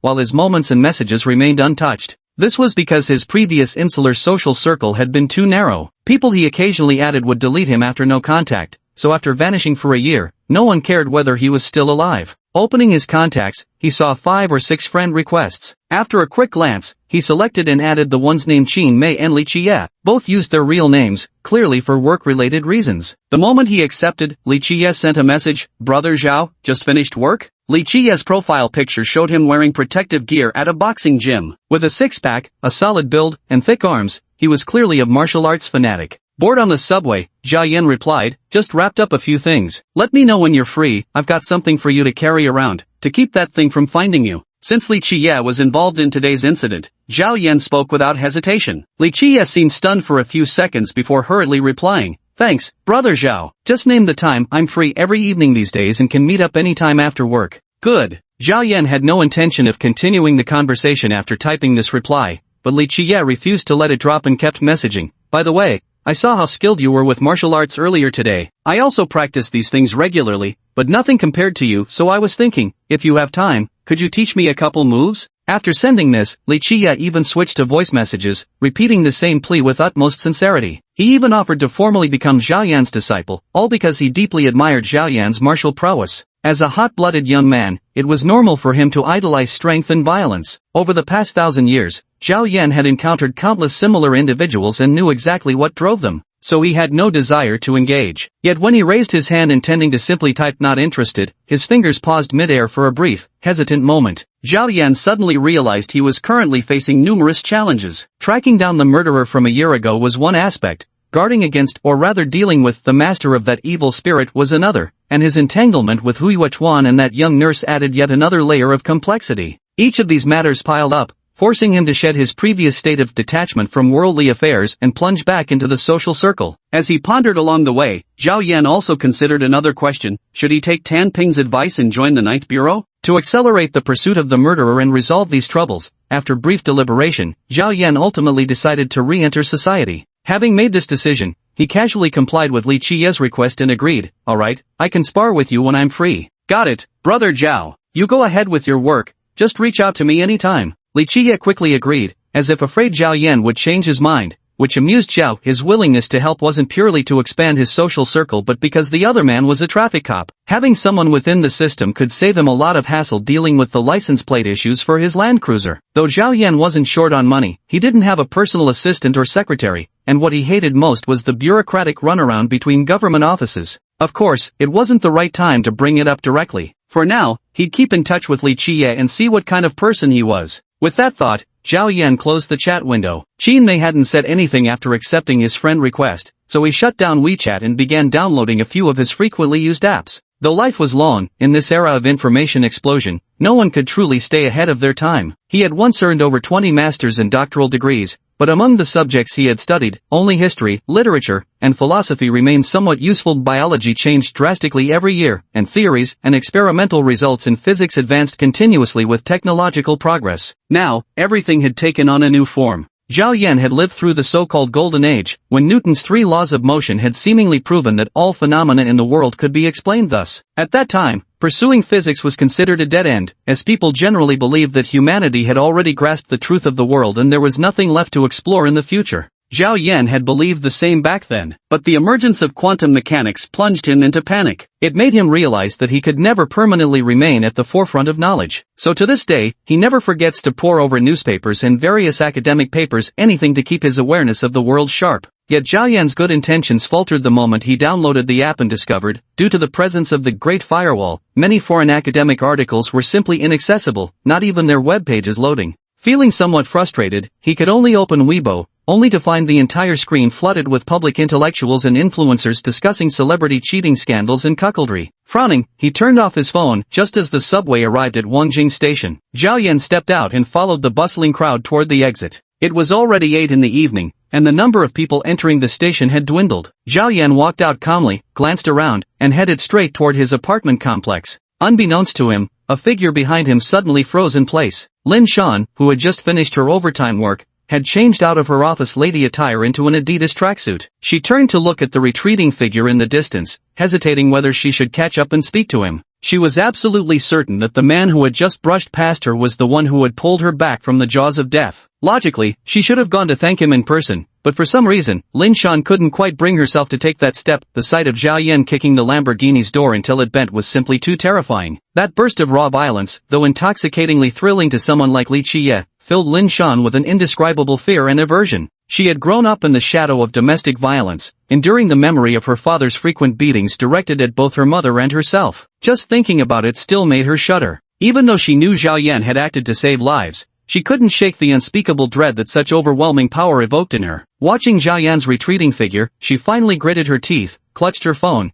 and turned away into the subway. Next time, if she ever ran into him again, she'd thank him properly. Lin Shan thought this way, but upon entering the station, a pang of regret surged within her. Could she truly encounter him again amid the vast sea of 30 million people in the imperial capital? Often, a single missed opportunity becomes a farewell forever. The world is so vast, having failed her second chance, who could guarantee there would be a third? Abruptly, she loathed her own cowardice, then clutched her crossbody bag and sprinted to the exit. After swiping her card and dashing 100 meters beyond, Zhao Yan's figure had already vanished around some unknown corner. Not even the courage to utter a word of gratitude. Have you always been this useless? She panted heavily, gazing at the night sky with a hint of frustration. Chapter 22, Social Circle. Zhao Yan remained completely unaware of Lin Shan's complicated emotions. In truth, even now, he had no idea what she looked like. When he'd pulled her from the backseat earlier, he'd immediately sprinted toward the Lamborghini without so much as a backward glance. Because in his mind, saving Lin Shan had merely been incidental. Whether she showed gratitude or not was her own affair. Zhao Yan had simply done what he believed was right, and that was enough. Having skipped dinner, he casually bought some ready-to-eat food at a small supermarket on his way. As the elevator reached his floor, Zhao Yan's footsteps suddenly paused before he turned his head to glance out the corridor window.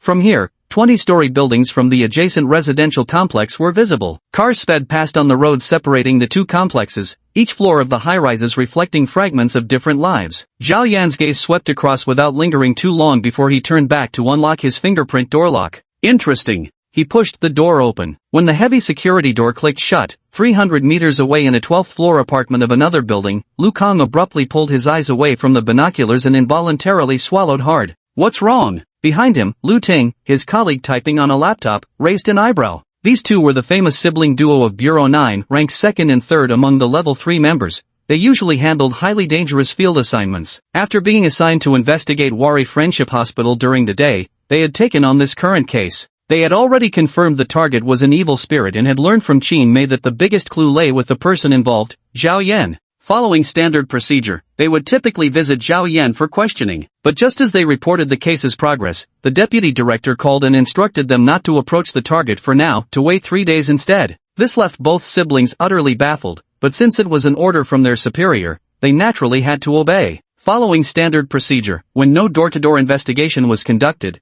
surveillance would be initiated. However, Lu Kang suddenly felt that glance Zhao Yan had just turned their way seemed to lock directly onto his line of sight. Even though they were separated by 300 meters and hidden behind thick curtains, Lu Kang still felt the other party effortlessly pinpointed him. This inexplicably gave him an uneasy sensation, as if needles were pricking his back. Yet after a few seconds, he brushed it off, convincing himself he was overthinking it. To his sister's question, he ultimately replied, "Nothing important." The subject just went home. Oh. Lu Ting had a cold personality, rarely speaking more than necessary even to her own brother. She acknowledged his response with a sound and said nothing more. After a moment of thought, Lu Kang continued, "Why do you think Chief Tan gave him 3 days? From interrogating the victims' families today, the target appears to be someone with certain capabilities. So Chief Tan is probably trying to recruit him. Judging by his usual methods, he must have already made contact." Lu Ting didn't even lift her gaze, yet her analysis was spot on. She always carried herself like this. Lu Kang had long grown accustomed to being intellectually overshadowed by her. With a sigh, he muttered to himself, "Plenty of newcomers arrive each year, but few seem to last more than 12 months. Wonder if this guy can pass the test. Highly probable."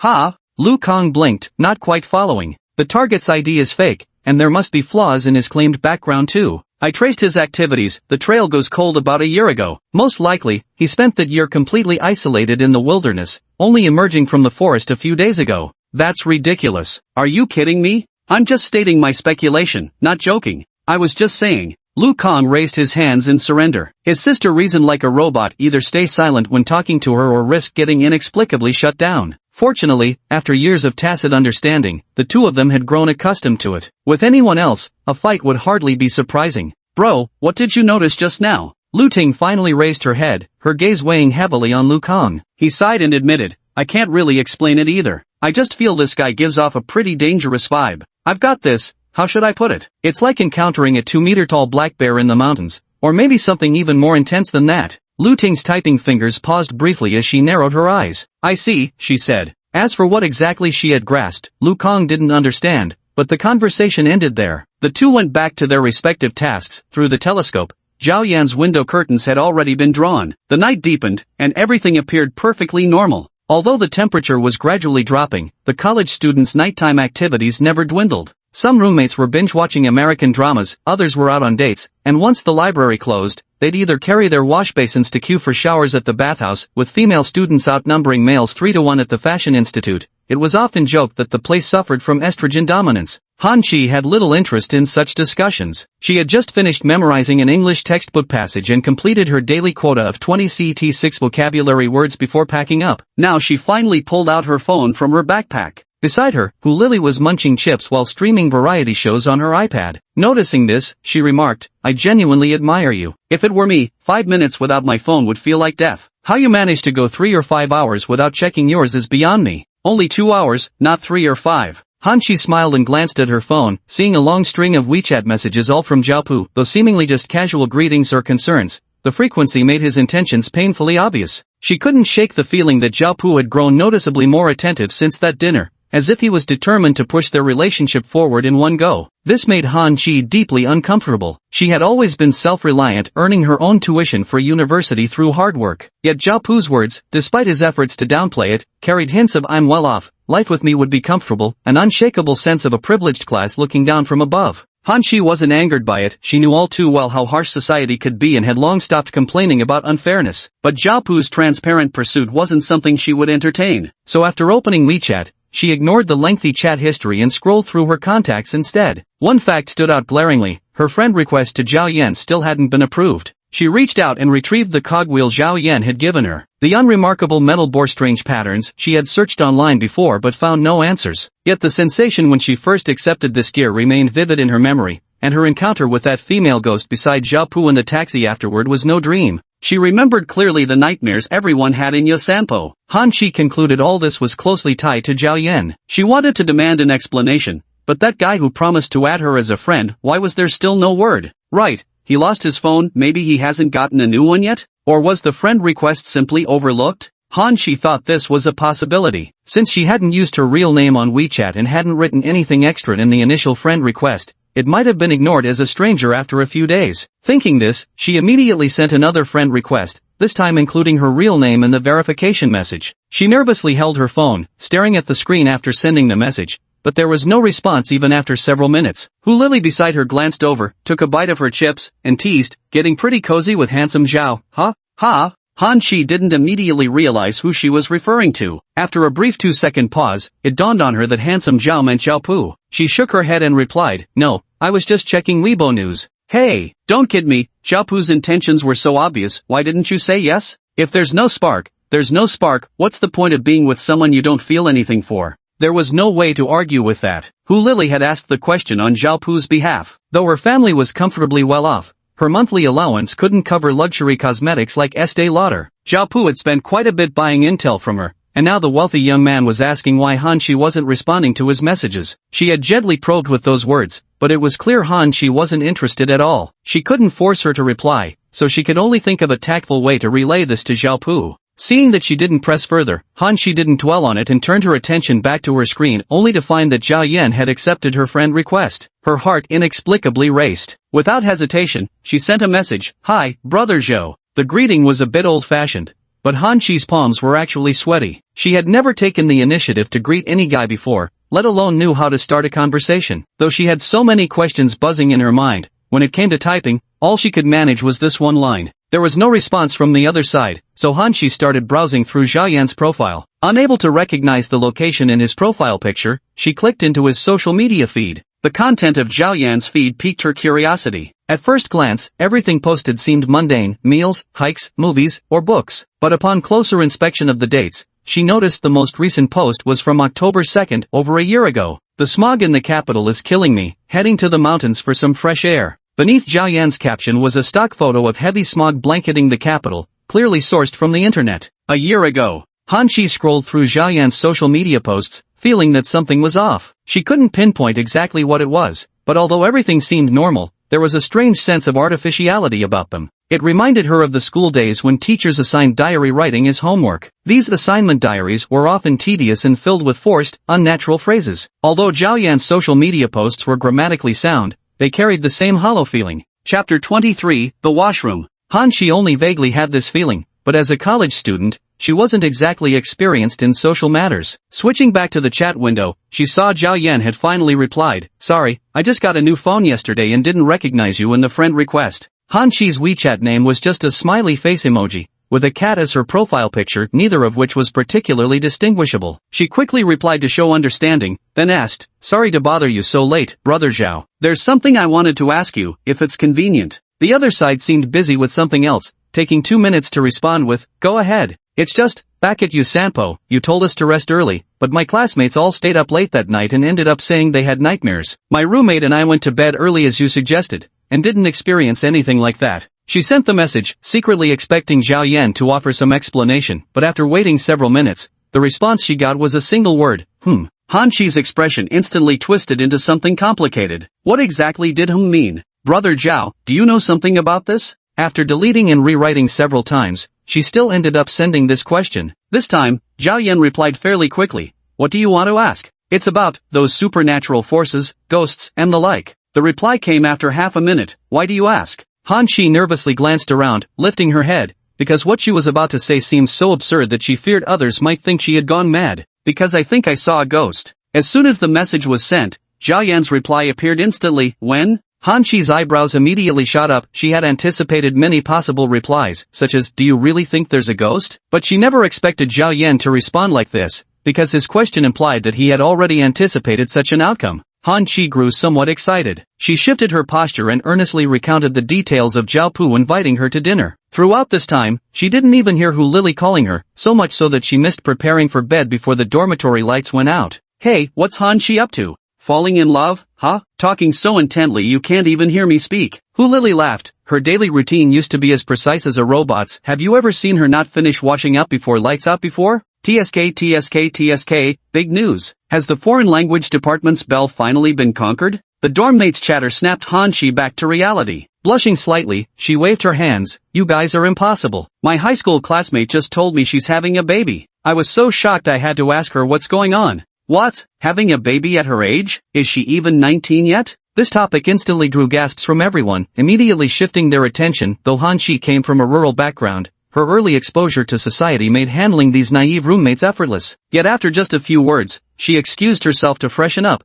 taking her phone to the washroom at the end of the hallway. Have you ever encountered something like this before? Upon seeing Zhao Yan's reply, Han Chi, clutching a basin in her left hand, suddenly halted. She stood frozen for a good 2 or 3 minutes, her fingers trembling as she typed the response. Yes, Brother Zhao. Oh, then I'll give you something later. Zhao Yan replied promptly this time, while Han Chi's racing thoughts began swirling. Just who is this man? How does he know such things? Remembering the gear Zhao Yan had given him back in Yasanpo, Han Chi felt an inexplicable sense of reassurance. He replied, Brother Zhao, I've kept saying I owe you a meal to thank you. Are you free tomorrow? At noon. Perfect. I'll contact you tomorrow then. After Han Chi sent the messages, Zhao Yan replied with just okay, effectively ending their conversation. Putting down her slightly overheated phone, she suddenly realized her heart was beating faster than usual. Did this count as her actively asking him out? What was she thinking? She was just treating him as a way to say thanks. That's different. What would he give her? Maybe another gear? Han Chi was still young after all, and her mind didn't wander too far into deeper implications. By now, the dormitory's power had been cut for the night as part of the lights-out policy, leaving only the corridor and washroom illuminated. She had just spent over 10 minutes standing in the hallway replying to messages,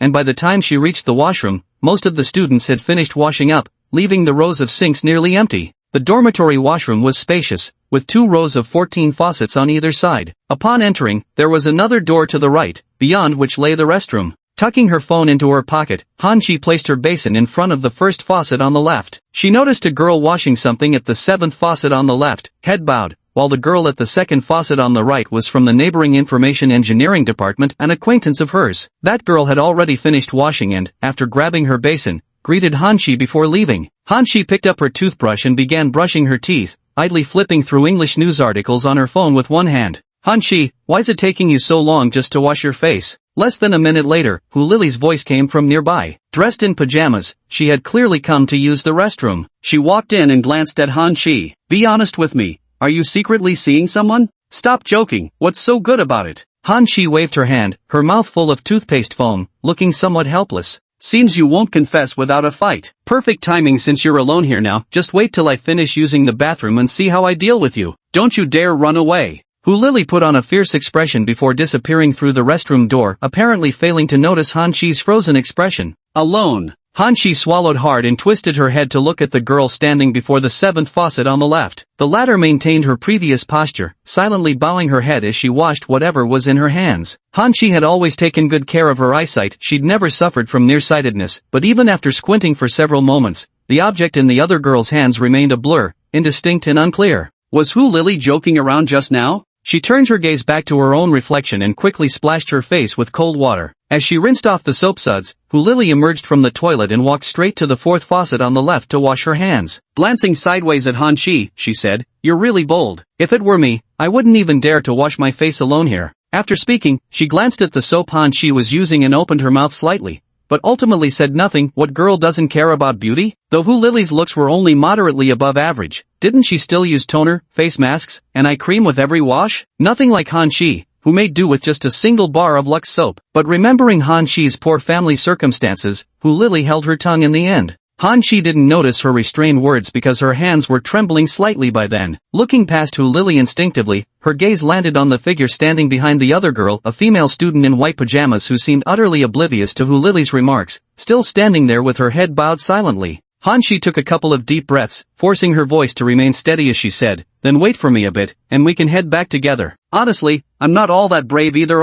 Her hand slipped, and the white bar of Lux soap flew out, skidding all the way to the farthest corner of the row of sinks, coming to a stop right before that silent figure. The girl's movements paused slightly before she tilted her head to stare at the soap in front of her. Han Chi inexplicably let out a sigh of relief. She had done this to test whether the other person was real. Now it seemed their reaction was quite normal. So it appeared Lily had been deliberately teasing her? Was that intentional? "I've heard boys like to use that old drop the soap gag. If you bend over, you get, well, you know," Lily said with a laugh, then turned and walked over. Grabbing the Lux soap, she casually rinsed it under the seventh faucet before returning to place it in Han Chi's soap dish. "Ah, your skin is so fair, I'm seriously jealous." Lily wasn't at all aware that her behavior was abnormal. She only noticed that Han Chi's face looked paler than usual under the light, and couldn't help but voice her admiration. Yet Lily didn't realize that Han Chi had watched her walk right through that figure, stopping to wash her hands with soap while completely overlapping with its form. Throughout this, the girl in the white nightgown turned her head to gaze at Han Chi. Those pitch-black eyes and paper-white face made every strand of Han Chi's hair stand on end.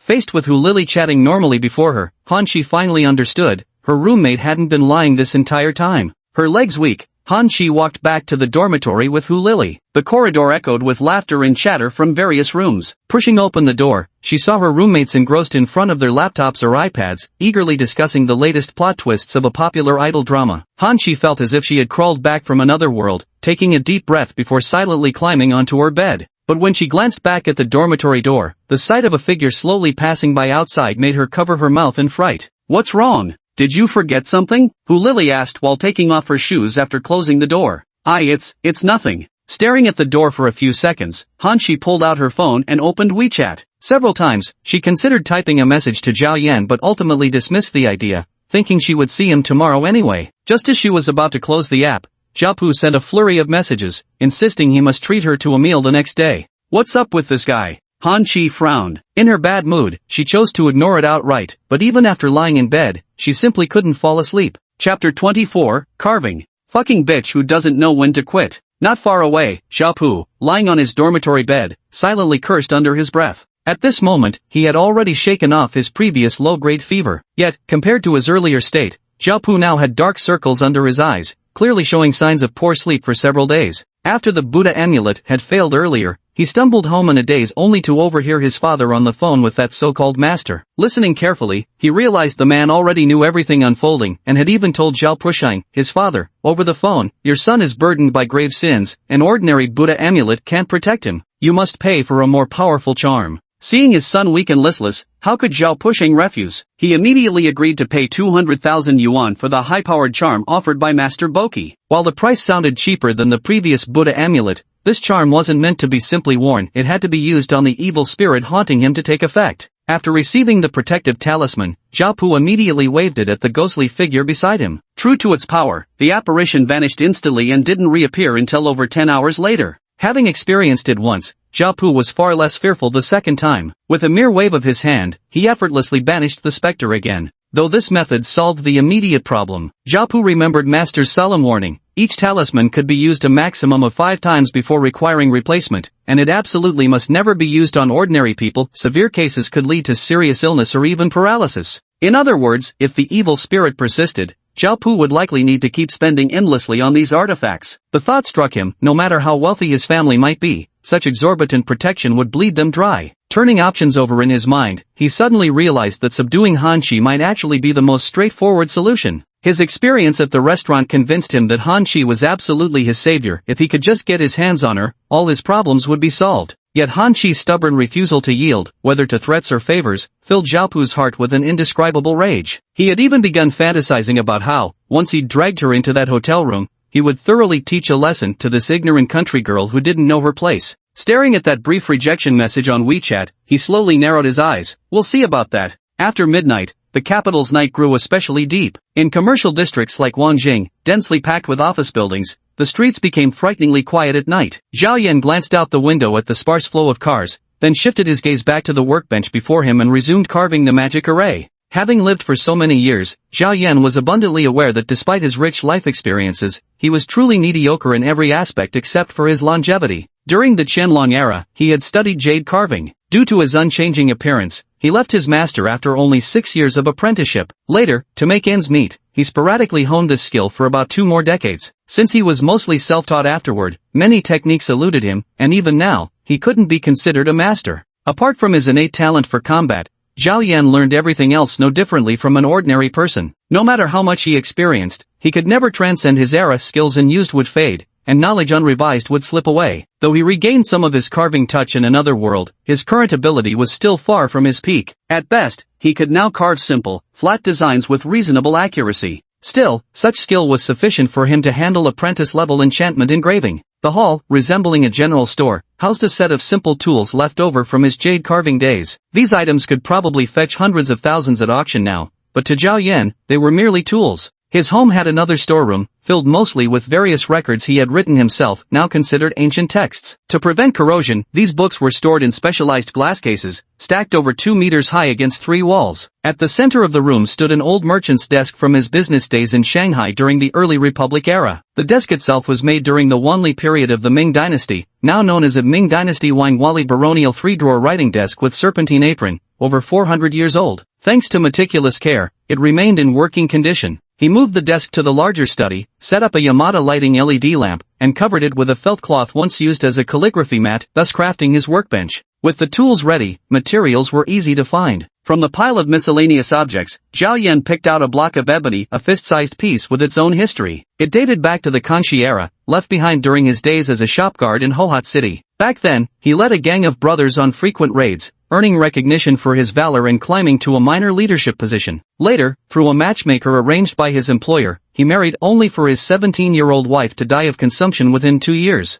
He spent a fortune on ebony wood, hired someone to make a coffin, and though the person had been buried for over 500 years, this scrap of ebony had strangely remained. Sometimes even he didn't know why he kept these things. In truth, he could no longer remember her name or what she looked like. The only thing that still came to mind was the faint impression of her charming, slightly pointed canine teeth when she smiled. If he had to describe the feeling, perhaps Guiyou Guan's line, "Now it stands tall, its canopy lush," resonated with Zhao Yan a little, except he had endured too many partings to feel anything but numb. In a way, keeping these things might have been nothing more than a way to remind himself he hadn't yet become an emotionless machine. The ebony scrap wasn't large, but it was dense. Since he wasn't carving it into a sculpture, only etching an inscription onto its surface, the work went unusually fast. Lines swiftly spread across the wood under his hands, and within 2 hours, a precise spirit-gathering array took shape, a tool for collecting residual spiritual energy in daily use. For Zhao Yan, it was essentially the equivalent of a backup power source. Actually, this kind of spirit-gathering array is only useful during the apprentice period. As spell levels increase in the future, the consumption of necrotic power will skyrocket exponentially. By then, this array, which can only store a few dozen amperes per day, will naturally become useless. However, for Zhao Yan, the main purpose of this array is to practice. The rest is just a bonus. Once finished, he took out a pair of Mu Jiushi wooden-framed glasses from the drawer and began carving the Eye of the Dead array onto the black wooden frames. The reason was simple: wearing a brass aviator goggle in the city was far too conspicuous. Considering future tasks like tracking malevolent spirits or participating in the Ninth Bureau's operations, a more low-key pair of glasses would be more suitable. However, the narrow surface area of the wooden temples and the fact that his jade carving knife was designed specifically for woodwork made the process quite laborious. Fortunately, he later dismantled a lens from a Soviet military binoculars to use as a magnifying glass, allowing him to complete the array successfully. By the time he finished, it was already midnight. Zhao Yan put on the black-framed glasses,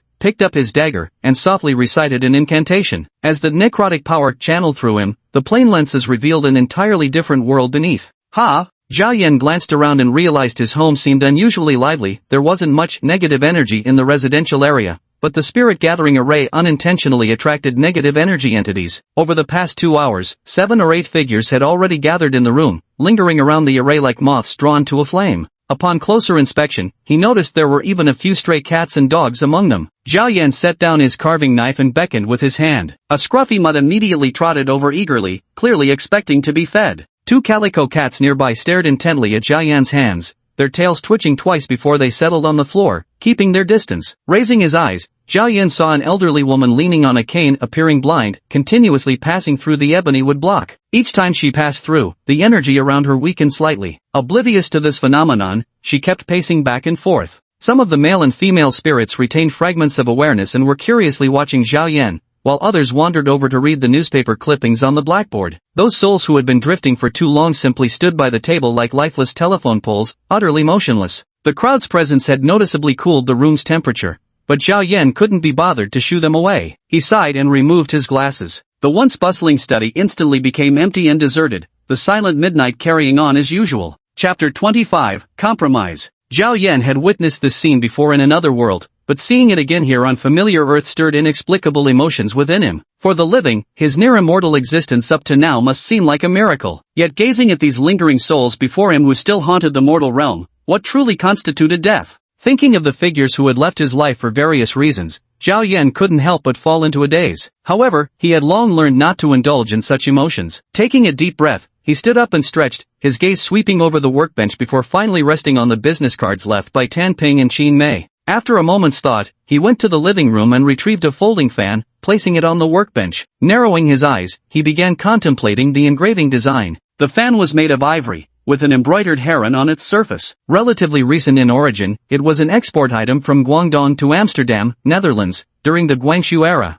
Ancient Chinese literati favored wooden fan ribs inscribed with mountain and water poetry, but foreigners clearly admired China's delicate silks and rare materials. Thus, this fan lacked much cultural essence, being merely a lavish display of material opulence. Zhao Yan unfolded the fan, and memories of the bustling shouts at Guangzhou's docks and the scent of the sea seemed to spread before him. Shaking his head, he began engraving several magical arrays he deemed useful onto the fan's ribs. Necromancers highly value ritual implements, and ivory-carved spell arrays prove particularly suitable for casting. A folding fan possesses 20 ribs, meaning he could potentially engrave around 20 magic arrays, provided each rib's surface area accommodates the intricate patterns. Zhao Yan acted upon conception. By dawn's light, he'd already inscribed 6 commonly used spell arrays onto the fan and fashioned 3 protective amulets from additional jade pendants he procured. Though this Ming Dynasty jade lacked premium translucency, its market value easily surpassed millions. Zhao Yan remained indifferent to this worth, carving with practiced ease. Upon completing these preparations, blank spaces still remained on the fan. Zhao Yan decided to await the arrival of his custom-ordered tools before further embellishment. Snapping the fan shut with practiced motion, Zhao Yan felt incrementally more assured about his impending induction into the Ninth Bureau. Catching the sunrise through his window, he adjusted his glasses and activated Eyes of the Departed, a backwards glance revealing how the morning sunlight dispersed most of the nearly overcrowded specters dwelling in his room. As manifestations of negative energy, these entities inevitably dissipated under solar rays unless externally sustained, their essence gradually depleting in daylight's presence. In just this one night, several unconscious spirits had already been digested by the magic array. With the aid of the Eye of the Dead, Zhao Yan could see a swirling ring of white mist floating above the ebony magic array. He picked up the freshly inscribed fan and gave it a flick of his wrist. The unfolded fan seemed to exert a suction force, drawing the white mist inward. This fan could currently store 40 amps of necrotic energy, which, for Zhao Yan, served as a complement to his bone dagger. Having stayed up all night, Zhao Yan felt drowsy, but he still had plenty to do today. Deciding against sleep, he went straight to practicing martial arts in the living room. Drawing his tachi, he executed empty strikes for half an hour before moving on to fist techniques. Zhao Yan's fist technique wasn't the famously renowned Baji or Taiji, but rather a set of movements that lacked aesthetic grace. A true expert would recognize it as spear fist. Generally, the mention of Great Spear invokes associations with Xingyi Quan, as Xingyi was originally spear divorced into fist. However, Zhao Yan's routine wasn't bound by strict traditions or elaborate theories. Its original form was actually spear technique, but when practicing in confined spaces where a full-length spear couldn't be used, this method served as a substitute. Cold weapons from ancient times came in countless varieties, but the spear reigned supreme on the battlefield in terms of lethality. Its title as King of All Weapons wasn't an empty boast, it was an honor earned through countless lives. Though Zhao Yan's living room didn't contain a full spear, a wooden crate in the corner held 2 spearheads. While he hadn't wielded these weapons in years and they had little practical use in modern times, Zhao Yan still maintained this skill set religiously, considering spears the most devastating close combat weapons in his estimation. This nameless martial arts sequence consisted of simple movements that could be completed within a minute, yet Zhao Yan repeated it over and over, stopping only when his body dripped with sweat. After showering, Zhao Yan gathered the items he'd prepared and left his apartment. Since this was essentially a scheduled meeting, he dressed slightly more formally, swapping his usual shoes for casual sneakers after reconsidering leather dress shoes, and selecting a crocodile skin-strapped watch from his bedroom collection. Before taking the elevator down, he paused in the hallway to glance at the building opposite. After grabbing breakfast from a street vendor, he hailed a cab to Wari Friendship Hospital. The morning rush hour traffic was terribly congested. Zhao Yan dozed off in the car for half an hour. After getting out, he paused for a moment as he entered the hospital. He had actually wanted to visit Nurse Cheng Xinlan. After all, she had been severely injured by him, and this undeserved misfortune she had suffered was truly unjust. But upon further reflection, considering he had beaten her so badly yet walked free without even serving jail time, showing up at her ward might easily raise unnecessary suspicions. So he sighed, took out his phone, and called Qin Mei. Without hesitation, she immediately came downstairs. To talk more comfortably, the two found a nearby cafe and sat down. Master Zhao, Xiaochuan has been completely normal since last night, except he doesn't remember anything about the car accident, Qin Mei said. Qin Mei no longer treated him as a junior, addressing him with nothing but respect. Zhao Yan accepted this naturally, without any pretense of humility, and nodded. If I'm guessing correctly, someone must have targeted him, trying to kill him in this way. Though mentally prepared, Qin Mei's emotions still surged when Zhao Yan voiced this conclusion. Her eyes reddened slightly as she whispered, "To be honest, in the real estate industry, we've often climbed over the corpses of other companies to get where we are today. If we're talking about business enemies, we honestly can't even count them all. What should we do? Money is no object, just tell us your solution." Qin Mei spoke of money first in her desperation to free her son from this threat, a natural reflex for a business person, as at this moment, she truly couldn't think of any other currency to offer. Yet neither wealth, influence, nor connections could help in such matters, for this was a power beyond life and death itself. Listening to her words, Zhao Yan felt an inexplicable melancholy. The terror that lurks between life and death is an insurmountable chasm for most mortals. Today it was Hu Yuechuan's car accident, but tomorrow, might it be Qin Mei's turn? This sort of Damocles hanging overhead was a discomfort none could bear lightly. Let's not talk about money for now. In fact, I'm in the same boat as you. That thing was injured by me, and it might come back for revenge, so I'll need to carefully ask your son for more clues about it. Although Zhao Yan had earned money through soul-searching, he wasn't a fortune-telling charlatan making a living that way. He had no interest in profiting from this. Since he wasn't short of money anyway, earning favors would actually be more beneficial. After all, he would have to deal with the Ninth Bureau in the future, and having broader social connections at this stage wouldn't hurt. Don't worry about the money. If this situation isn't resolved, to put it bluntly, you might earn money but have no life left to spend it. His tone was calm, but the words sent chills down Qin Mei's spine. Only after Zhao Yan spoke did she realize how dire the situation was, because money was meaningless in the face of such a threat. I understand. As for Xiaochuan's discharge, I'm not sure when that will be. I'll go ask the doctor later. Yesterday, the doctor mentioned it would take 3 months before we can come back to check on the steel pins and the healing progress. If you're heading to the ward now, I actually wanted to visit that nurse, but showing up at the hospital right now doesn't seem appropriate. As Zhao Yan trailed off, Qin Mei caught his drift and said, I covered 200,000 yuan for Nurse Cheng's medical expenses. Her family came by once, insisting on taking legal action, but I had my assistant negotiate with them, and now they've signed an agreement and dropped the lawsuit. The agreement, of course, wasn't signed for free. Qin Mei, being a director at a real estate company, settled the matter by offering them a 130 square meter apartment in Beijing's West 3rd Ring Road. Though Cheng Xinlan's parents were native Beijingers, 3 generations of their family had been crammed into a modest 60 square meter home typical of the city's working class poor. While their daughter's injury pained them, the thought of walking away with a fully owned apartment worth over 15 million yuan made it, bluntly put, a deal they couldn't refuse. There aren't that many stubborn people in this world who stick to rigid principles. A house worth over 10 million is something their 3 generations could never attain through a lifetime of struggle. Faced with such temptation, what isn't there to compromise on? Chapter 26, Anomaly. Zhao Yan didn't ask about those matters. He only inquired, then how is her mental state? After regaining consciousness, she had to take several pain-killing injections because the pain was excruciating. Dr. He Qing said she had 6 fractures, but fortunately none led to permanent disability. Still, she'll need to stay in bed for at least 1 or 2 months. Qin Mei swallowed hard as she spoke these words. She could hardly imagine just how much force Zhao Yan had used during their struggle, though it appeared he hadn't struck many blows. Every place Cheng Xinlan had been touched or hit was basically fractured. Yet considering how he'd managed to kick a Lamborghini's car door until it bent, this didn't really seem surprising after all. Zhao Yan remained silent for a long while before finally sighing. I really can't go visit her right now, but please find a way to give her this charm. It's best if she keeps it with her at all times. Zhao Yan took out the jade amulet he had crafted the previous night. On it, he had carved a negative energy protection array and a simple spirit gathering array. Barring any unforeseen accidents, the necrotic energy absorbed by the spirit gathering array could sustain the protective effects for a long time. Even if depleted, a quick visit to a graveyard could replenish it, far superior to the gear-shaped charm he had once given Han Shi, as this one bore a dual array design, requiring exponentially greater skill to create. In the end, Zhao Yan felt guilty towards the young nurse. Qin Mei had already handled the financial compensation, providing money and a house. All he could do now was protect her from further harm by the malevolent spirits. Naturally, this didn't feel like enough,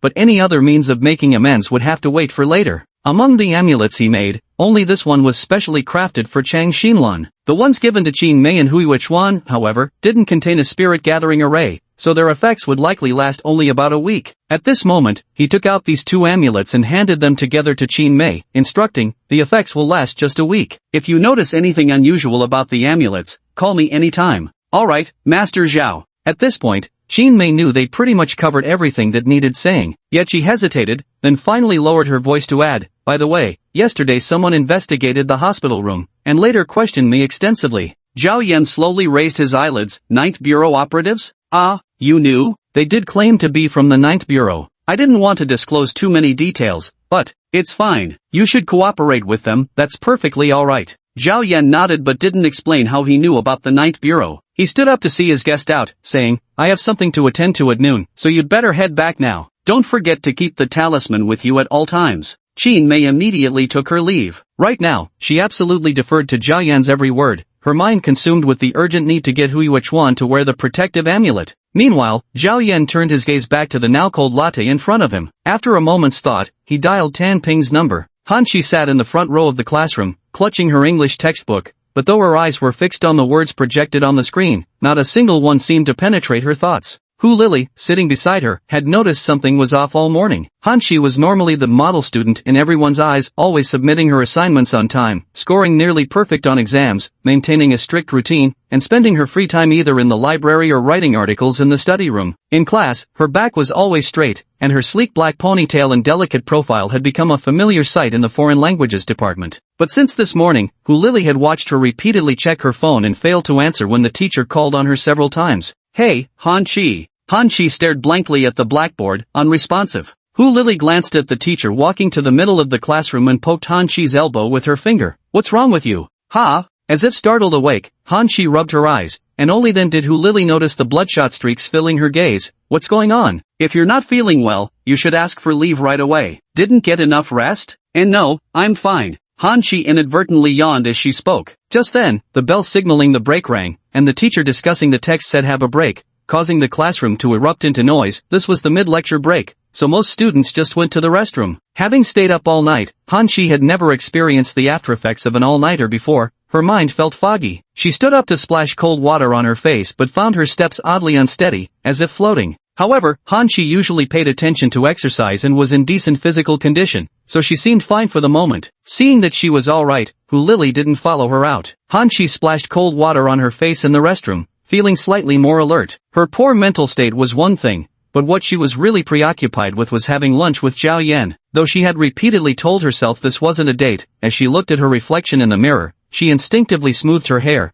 trying to put her best appearance forward. Time's almost up. Why hasn't he asked me where to eat yet? Wait, no, since I'm the one who invited him out, I should be deciding. But is he really not going to say anything at all? A jumble of thoughts swirled through her mind as she pulled out her phone to message Zhao Yan, only to find a string of texts from Zhao Pu instead, all variations of asking if they could grab dinner together that day. Han Shi had initially felt merely indifferent toward him, but after 2 days of being bombarded with messages, her feelings had completely shifted to disgust. She outright ignored the 8 message notifications from him and clicked open Zhao Yan's chat window, just about to type when she noticed someone blocking her path. Raising his head, Han Shi realized the person before him was none other than Zhao Pu. Han Shi, I sent you a message but got no reply. I thought you hadn't brought your phone with you. Zhao Pu forced a smile, but his gaze lingered on her phone. Clearly, his message had been ignored. This slight grated on the self-proclaimed master of charm, though he managed to keep up the facade well enough. I already booked a table for lunch, he continued smoothly. I invited Fatima, Hu Lily, and the others from your dorm. We're going to Meijodongpa, it's not far at all. Meijodongpa restaurant was located on East Inghua Street, just 500 meters from the campus, truly not far at all. But Han Chi had planned from the start to invite Zhao Yan here for dinner. Unlike most students who relied on pocket money from their parents, Han Chi paid her tuition and living expenses by writing articles for magazines. After covering tuition, she budgeted carefully each month. For treating her lifesaver to a meal, the fanciest place she could think of was Meijodongpa restaurant, where the per person cost barely reached 100 yuan.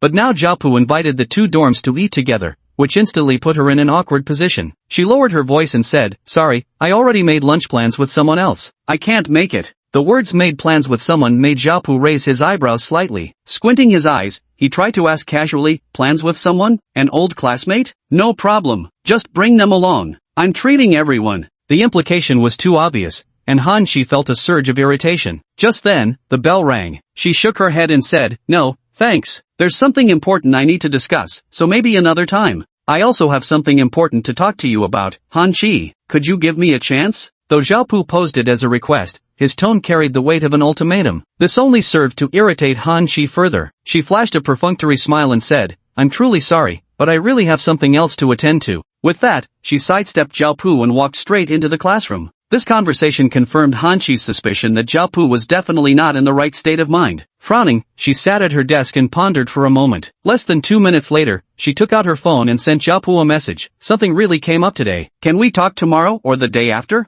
Any other girl truly angered would have acted recklessly once things had nearly come to blows. Why bother explaining? But Han Chi was different. Unlike most of her classmates, sheltered in their ivory tower and naive to the ways of the world, she knew better how to protect herself in every respect. There are far too many news reports of cases where love turns to hatred, instances of men stabbing their girlfriends under the mentality of "if I can't have her, no one can." Most people might not think such incidents could happen in their own lives. But Han Chi took these stories to heart, and at this moment, she instinctively grew wary. Her wariness stemmed from a lingering sense of crisis, which was why she offered Zhao a way to save face. As long as there was room for negotiation, people wouldn't resort to extreme actions. Whether Zhao was that kind of person or not, Han Chi wasn't willing to take the risk. Chapter 27, For Generations Under One Roof. Han Chi understood the cruelty of society all too well. When the upper class faced the lower class, they could often disregard certain laws with impunity. Justice might be delayed, but it would never be denied. This was something Han Chi believed in. The problem, however, was, even if justice arrived just a second late, no one would bear the losses on her behalf. Zhao reply quickly appeared on the phone. "Alright then, don't forget to introduce your friend to us if there's a chance." Han Chi's expression darkened as she replied with a smiling emoji and then stopped responding. Later, she opened Zhao Yan's chat interface, hesitated for a long while, and finally took the initiative to message, "Brother Zhao, my class ends at 11:50. Have you arrived here yet?" At the cafe next to Sino-Japanese Friendship Hospital. As always, his reply was succinct. Han Chi always felt like his words never addressed anything beyond the bare minimum. Left with no choice, she had to ask proactively, "Brother Zhao, what kind of cuisine do you prefer?" "I'm not picky, anything's fine." Han Chi couldn't help but pout at this response. Getting angry seemed unreasonable. After all, this person had saved her life, and she was the one who should be treating. But at times like this, shouldn't people say a few more words or at least offer some suggestions? But Zhao Yan clearly had no such intention, so she had no choice but to redirect the question. "I've never been to the capital before, so I really don't know what's good here." "Brother Zhao, you're a local, right? You must be more familiar with the area. Why don't you recommend a place?" Han Chi completely failed to realize, in daily life, she never sent anyone messages exceeding 2 sentences, always keeping them concise. But this time, she found herself editing and re-editing this message repeatedly, spending a full 3 minutes before finally hitting send. She anticipated Zhao Yan would soon send over a few location options, after which she could search online to see which one was the most expensive and pick that. But when she opened the web page, all she saw was Zhao Yan's reply, just one word. "Good." Han Chi froze for several seconds before seeing Zhao Yan send an address, followed by a message, "I'll be waiting here for you at 12. This series of moves left Han Chi completely unprepared. Honestly, in all her life, it was the first time she'd encountered someone so unapologetic, even though she had been considered one of the prettiest girls on campus back in school, despite her family's poverty. Hadn't all those boys who tried to strike up conversations with her been nothing but polite? So how did she run into someone today who seemed utterly oblivious to refusal or courtesy? But since the venue had already been decided, she couldn't very well change it. Han Chi could only reply with an okay, before hurriedly looking up reviews for the restaurant. Upon closer inspection, the per capita cost of 100 yuan was within her acceptable range, plus this restaurant specialized in old imperial capital-style cuisine and wasn't too far away. After browsing the photos, she found herself genuinely interested in this type of food. Though a bit domineering in his approach, he actually chose quite a nice place. Han Chi's mood instantly improved. Putting away her phone, she looked at the blackboard with heightened spirits, answering questions more actively than before. Noticing this, Hu Lily beside her whispered, "What's up? Did someone invite you to lunch again? Is that why you're so happy?"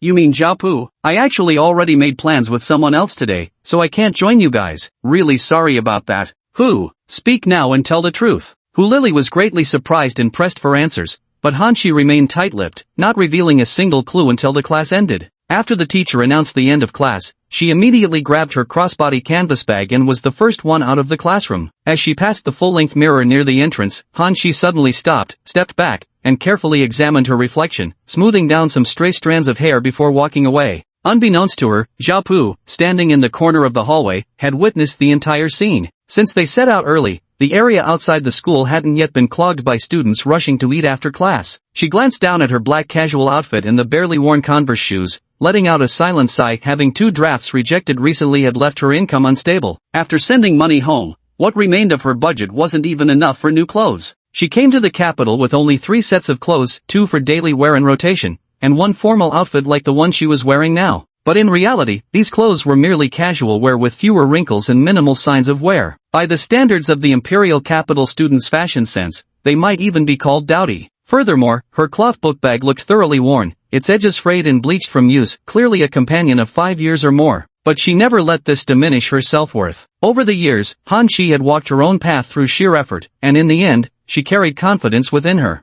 Arriving at East Sakura Avenue, she checked her phone's map and found the destination less than 200 meters down the street. The restaurant's name, for generations under one roof, reminded her of Lao Shi, and its decor distinctly evoked old capital ambience. A staff member at the entrance smoothly asked, "Do you have a reservation, ma'am?" "My friend is already inside," she replied. "Right this way, please come in." The waiter's demeanor amused her, and as she looked around, she noticed archways commemorating imperial scholars from the Ming and Qing dynasties near the entrance. A quick glance at the plaques confirmed these were genuine artifacts passed down through history, making her appreciate the venue even more. This wasn't just flashy decor, it had substance. The myna bird at the entrance hopped back and forth in its cage, occasionally squawking Gongxi Fei Kai, congratulations and prosperity. Waiters in long gowns hurried about with teapots in hand. Though this wasn't a particularly high-end restaurant, the atmosphere genuinely made her feel as if she'd stepped into Lao Shi's tea house. Pleased with her first impression of the restaurant, Han Chi found herself viewing Zhao Yan with considerably more favor. Yet after circling the main hall once, she failed to spot the figure from her memories. Pausing in bewilderment, Han Chi sent Zhao Yan a message, "Brother Zhao, I'm in the main hall now. Where are you?" "Right behind you." Reading these words, Han Chi whirled around only to find a handsome fellow waving at her from just 3 meters away. "Zhao, brother Zhao?" Her eyes widened in astonishment, and it took her 3 or 4 seconds before she was certain she hadn't mistaken. Zhao Yan's current appearance was indeed a far cry from how he had looked at Yu Sampo back then. At that time, his greasy hair and the ridiculous mismatch of his attire might have passed him off as a tramp had he not kept himself relatively neat. But now with his hair cropped short, dressed in a light blue Givenchy shirt paired with fiery trousers and Bottega sneakers, his appearance had become 100 times more crisp and polished. What's more, Zhao Yan's physique rivaled that of a Rodin sculpture. Except for those black wooden-framed glasses, one might easily believe him to be a top luxury brand's exclusive model. Han Chi had actually noticed his figure earlier, but quickly averted her gaze. Such a person stood out way too much wherever they went, the epitome of what many women would consider their dream guy. Though her heart fluttered ever so slightly, Han Chi instinctively looked away. The sheer distance in their auras was too palpable. She knew they belonged to entirely different worlds. But now, watching Zhao Yan wave at her, Han Chi felt as if she were dreaming. She stood frozen for several seconds before finally asking, I'm not seeing things, am I?" Zhao Yan took off his glasses. "It's me, all right." With that, he stood up and invited Han Chi to take a seat. For some reason, Han Chi felt the man had somehow grown taller than before. After sitting down, Han Chi carefully placed his backpack beside him and remained stiffly silent for quite some time, unable to muster any words. Some men get so nervous around beautiful women they can't speak, but truth be told, many women react the same way around handsome men. Han Chi didn't even dare to meet Zhao Yan's gaze, because whenever she felt his eyes on her, her mind would go completely blank and she'd stumble over her words. "I ordered the hot pear soup first. Since the weather's turned chilly, I asked for it warm." Zhao Yan glanced at her and handed over the menu with an outstretched hand. "Want to take a look?" "Oh, I don't really know much about this." "Brother Zhao, this meal is my treat to thank you for saving my life that day. So please order whatever you like." I'm not picky at all. She quickly waved her hands, her gaze flickering briefly over his face before settling on the pear soup pot on the table. Han Chi had always thought her roommate's infatuation with male celebrities on variety shows was childish, but now she felt she might be acting a bit silly too. Struggling to get real, a wave of disappointment suddenly welled up inside her. She had thought he might be someone closer to her own family background, but now it seemed that unrealistic hope was dashed. She was still young and hadn't encountered many truly wealthy people, but the aura in Zhao Yan's casual remarks was clearly something ordinary people didn't possess. Unlike Zhao Pu's flashy and shallow displays, he didn't intentionally draw attention with certain topics. Just sitting there calmly, he seemed utterly composed, as if understanding everything around him. The phrase profound as the ocean, steadfast as a mountain inexplicably popped into Han Chi's mind, because it struck her as the most fitting description. Zhao Yan had no idea what wild association she was concocting in her mind. With a nod, he simply said okay, then summoned the waiter and ordered 4 dishes, just as he had done over WeChat, utterly oblivious to the concept of standing on ceremony. In reality, he truly had no intention of standing on ceremony. Zhao Yan could tell her family wasn't well off, so this so-called debt of gratitude for saving her life was actually a hefty burden to her. A bowl of rice earns gratitude, but a sack invites resentment. If you don't give someone the chance to repay a favor, it only breeds resentment. So he had no intention of paying at all. He ordered whatever he pleased, then got straight to the point. Let's talk business. Did you bring that gear? Ah, right here. Han Chi reached into her pocket, only to realize her palm was soaked with sweat. She didn't understand why she felt so nervous. After handing it over with both hands, she forcibly suppressed her emotions and looked up at Zhao Yan, who took it, lowered his head to grip the gear, closed his eyes for 2 seconds, then opened them and nodded. Tell me in detail what happened that day. Han Chi felt like she'd become a child in front of Zhao Yan. She obediently recounted everything. By then, dishes had started arriving at their table, and Zhao Yan picked up his chopsticks while listening. Try some. Okay. She nodded and picked up some food, noticing each dish was unique and perfectly seasoned. But Zhao Yan remained silent, leaving her utterly at a loss for words. Even making small talk seemed impossible. Chapter 28, The Watch. Zhao Yan truly wasn't in the mood to lighten the atmosphere. The failure of the negative energy protection rune on the gear meant it had consumed excessive necrotic power within a short period. In other words, Han Chi hadn't just encountered ghosts, he might have even clashed with some of them. Learning this matter involved Zhao Pu. He couldn't help recalling the figure he'd seen at Yusanpo. Was that female ghost really so persistent? He remained silent, and Han Chi dared not speak either. The scene of them eating in wordless gloom stood in stark contrast to the lively bustle of other patrons in the hall. After a full 5 minutes, Han Chi finally couldn't hold back and spoke up. Brother Zhao, I don't drink alcohol, so let me toast you with this. Thank you for saving me that day. She tried to stand up for the toast, but Zhao Yan made a downward gesture with his hand. Just stay seated. The fact that you helped keep it a secret back then was repayment enough. He clinked his glass with Han Chi's, took a casual sip, and continued. No need to mention the past anymore. Let me talk about the current issue. Zhao Yan slightly furrowed his brows, his voice dropping lower. You said you saw a ghost? Speaking of this, Han Chi immediately recalled the scene she had witnessed in the bathroom the previous night. She swallowed hard and spoke up. Brother Zhao, actually, last night, I saw it too. You're sure? Yes, it's true. I couldn't sleep all night. It was terrifying. The bloodshot eyes and slightly swollen bags beneath them didn't lie. Zhao Yan listened patiently to her account, though a nagging question lingered in his mind. Without possessing the eyes of the dead, how had she gained this ability? Brother Zhao, actually, I saw them too when I was little, but those memories are fuzzy now. I just remember telling my mom, and then she invited some kind of shaman who forced me to eat stove ashes. It didn't help, and I didn't want to eat it anymore. After that, whenever I saw ghosts, I didn't dare tell her. But by the time I started middle school, I never saw them again. Zhao Yan couldn't explain this. Having lived this long, he had naturally heard stories about children being able to see ghosts, but what exactly caused it, and what to do after seeing them, even he didn't know. After all, when it came to the path of a necromancer, he was still a novice himself. Here's what we'll do. This new protective charm should help for now, but if you still see these things, contact me then. He felt Han Chi deserved a peaceful study life, so the best solution was to use the charm to ward off nearby spirits. Han Chi, completely clueless, asked hesitantly, you mean, a talisman? Yes, this one. Zhao Yan took out a newly crafted talisman from his pocket. This jade amulet was far more reliable in quality and stability than that brass gear. After all, the gear was merely a crude prototype from his early days of learning magic arrays, rough in every aspect. But now, with upgraded materials, tools, and steadier techniques, even if he encountered a few ghosts within a week, he likely wouldn't have any issues. Han Chi knew nothing about jade. She could only tell that this piece looked smooth and free of impurities. But no matter what, it was still jade, and she felt undeserving of such a gift. Hastily, she said, Sir, this jade must be quite valuable, right?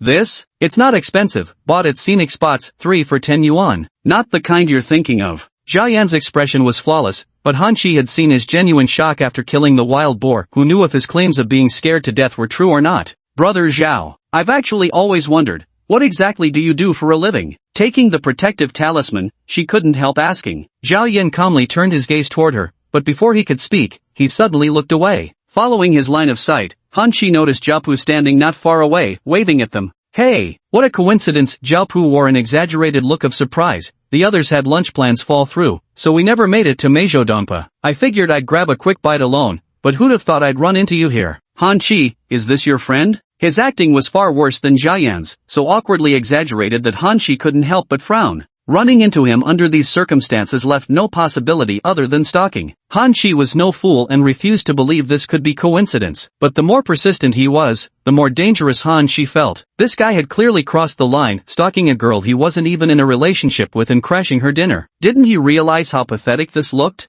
Yet Jiapu actually did it. Han Chi didn't dare confront him openly, as she had to consider Zhao Yan's reputation. So she stood up and said, actually, you know him, Zhao Yan, brother Zhao. You met him at Yusanpo. Back then, he helped me out, and since he's also in the capital now, I invited him for a thank you meal. This explanation was perfectly reasonable, yet Zhao Pu's smile froze instantly on his face. He remembered Zhao Yan all too well. Back at Yusanpo, this guy had nearly completely stolen his thunder. What's more, Han Chi had been all smiles and open conversation with Zhao Yan, while treating him with unusual coldness. This disparity had long fueled Zhao Pu's envy and resentment, but since Zhao Yan left directly back then, he hadn't dwelled on it. Who would have thought this guy would show up at his doorstep now? In Zhao Pu's mind, Zhao Yan was blatantly snatching the meat right from his mouth. Yet what he didn't know was that Zhao Yan was usually far too busy. Had Han Chi not insisted on treating, he'd have had no interest in coming here to eat at all. But rationality had long abandoned Zhao Pu, leaving only one thought consuming his mind. He absolutely couldn't let Zhao Yan succeed.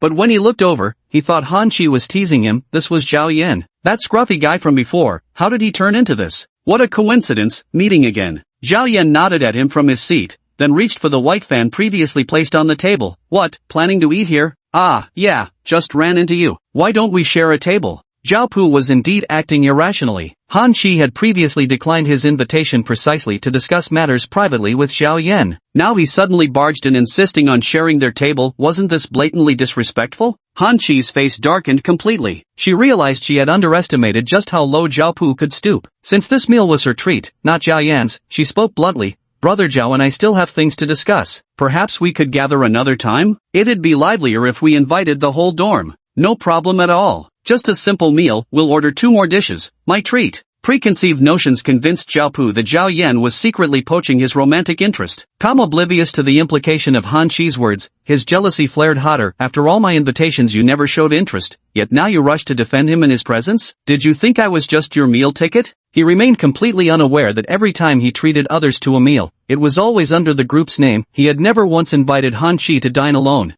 Zhao Yan listened to their conversation and had pretty much grasped the situation. However, he maintained his usual calm demeanor and spoke up. No worries, since we're all here, let's eat together. I actually have plans this afternoon, so I'll head out right after the meal. With that, he began serving himself, appearing truly composed and at ease. Zhao Pu felt the frustration of throwing a punch into thin air. Smiling, he took a seat nearby and picked up his chopsticks, deliberately flashing his IWC Portuguese or chronograph as he called out to the waiter, "Bring a menu and 2 bowls of rice." "Alright, here you go." Han Chi bit her lip, her fingers clutching the talisman so tightly they turned pale. She had completely blacklisted Zhao Pu in her mind by now, even regretting why she hadn't severed ties with his dormitory sooner. But Zhao Pu ignored Han Chi at the dinner table, directing all his attention to Zhao Yan instead. "Brother Zhao, where do you live? Did you drive here?" "I live in Wangjing, pretty close. Taking the subway here is quite convenient too." "Wangjing, that's really close by. After we finish eating, I'll give you a ride back. I've got a car here." As he spoke, he placed the keys to his C63 on the table. The key for the AMG series was different from regular Mercedes keys,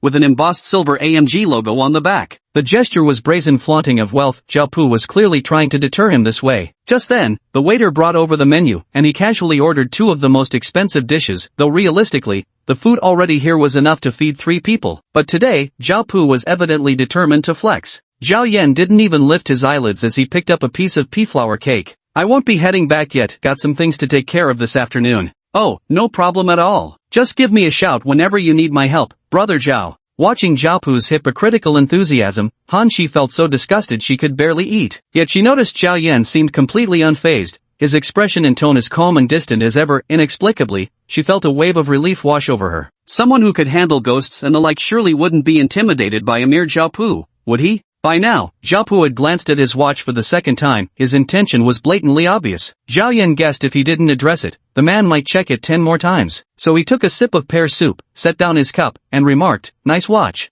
"Ha, oh, the watch, playing around, you know, too pricey back home. Got this in Dubai for over 90 grand. Zhao chuckled modestly. As the saying goes, poor folks play with cars, rich folks play with watches. With enough family wealth, he had just stepped into the watch collecting game. The IWC Portuguese chronograph wasn't exactly high-end, but it was definitely the kind of piece that could hook a beginner. Back in China, this IW 371482 would cost around 110,000 yuan, an unimaginable sum for most college students. However, seeing Zhao Yan's rather unimpressed expression, Zhao still felt a sense of defeat. Only then did he take a closer look at Zhao Yan's outfit. He had assumed it was some cheap knockoff earlier, but the fabric and tailoring of high-end luxury brands were instantly recognizable to those who knew their stuff. The Givenchy 4G logo was on the cuffs, the Theory pants bore no logo at all, and the Bottega sneakers were entirely adorned with the iconic woven lambskin. Looking even more carefully, even the belt seemed to feature a woven pattern. With just a glance, Zhao realized this outfit alone cost at least 20 grand, instantly shattering his sense of superiority based on family wealth. He could only shift his gaze to Zhao Yan's wrist, where he spotted a mechanical watch steeped in unmistakable vintage character.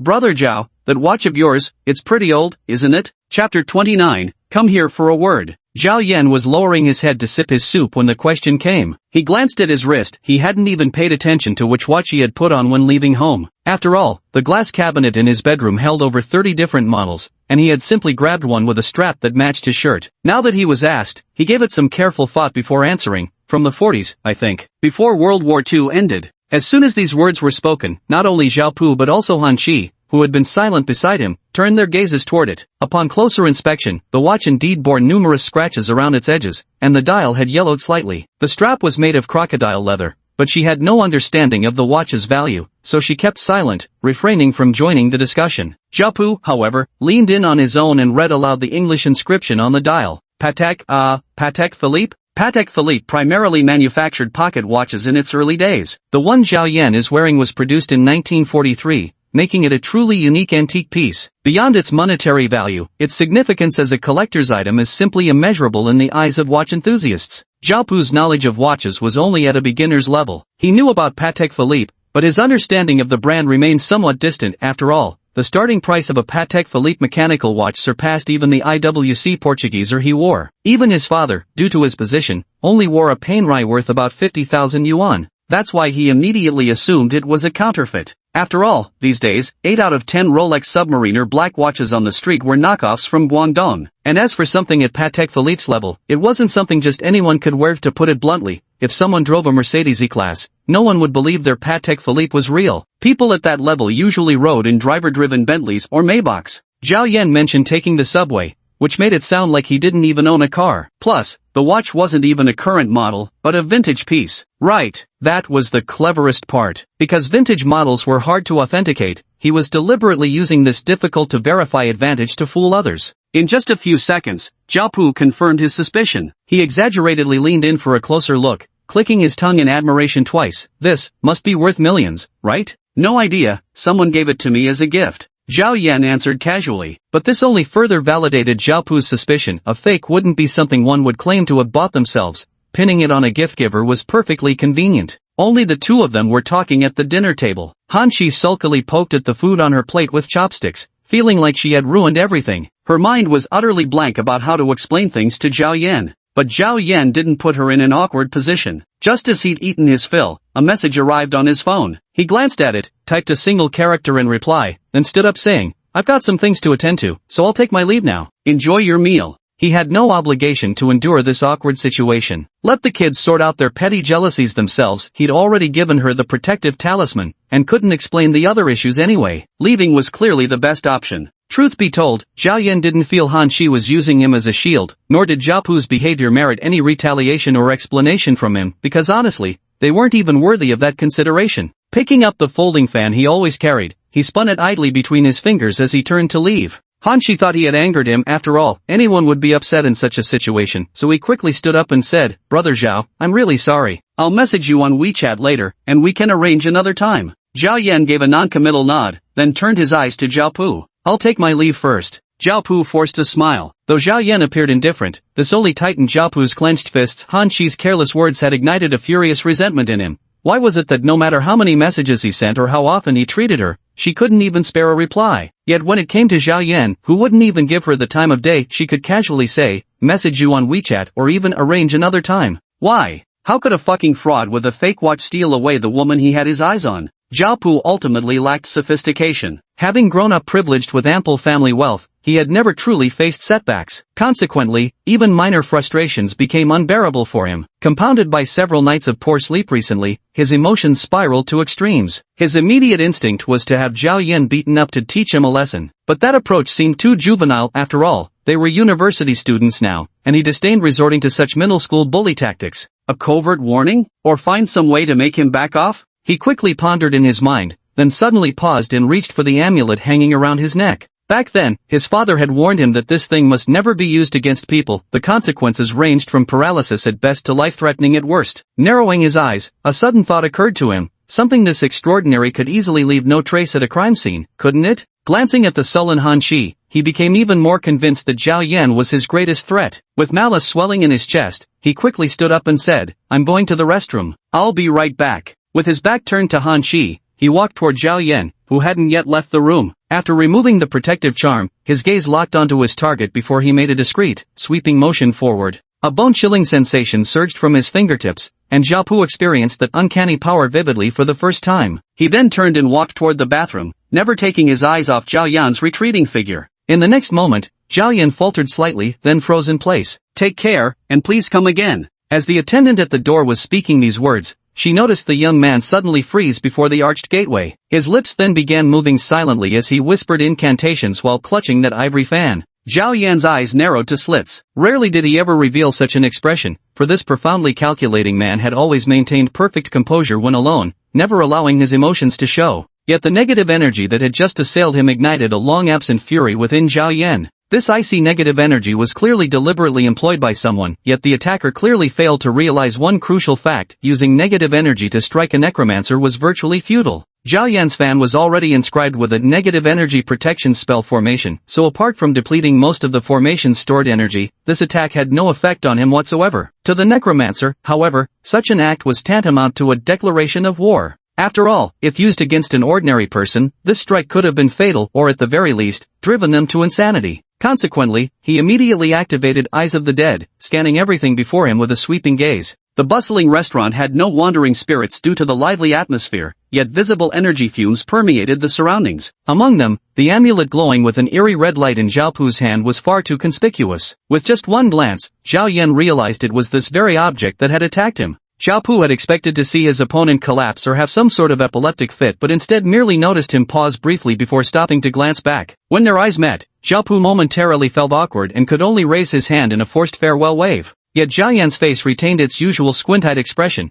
betraying no extra emotion as he turned and pushed the door open to leave. But Zhao Yan didn't depart after stepping outside the restaurant. Descending the steps, he immediately raised his folding fan. With a swish, the fan unfurled, and he pinched one of its ribs while biting the tip of his left index finger. Crimson blood quickly filled the engraved patterns of the magic array on the fan's ribs, channeling necrotic energy into the activated formation. Manhwa said, "The dead shall not endure, yet may linger long." After reciting the incantation, Zhao Yan turned toward the deserted corner beside the restaurant and spoke out, "I have matters to discuss with you." The blood soaking the fan ribs suddenly began bubbling, as if evaporating on a scorching iron plate. At the same moment, a faint figure emerged from that corner, a woman in white robes, her long hair nearly obscuring her face, slowly lifted her head. Her dark eyes pierced through the disheveled strands and fixed on Zhao Yan, her body trembling slightly. "Come closer and speak." Zhao Yan gazed calmly at her as she hovered hesitantly before finally drifting slowly toward him. Under the sunlight, the female ghost's body emitted faint wisps of black smoke. Such erosion would gradually wear away lesser spirits until they vanished entirely. But for a fully formed ghost, sufficient replenishment of negative energy at night could sustain this form indefinitely, provided, of course, she possessed enough obsession and intelligence. The reason Zhao Yan could make this ghost obey was the 0th level necromancy spell Undead Dread he had just cast. Unlike his previous spells, this one bore no flashy effects yet exerted a palpable influence on ghosts and spirits. Simply put, it psychologically unsettled them,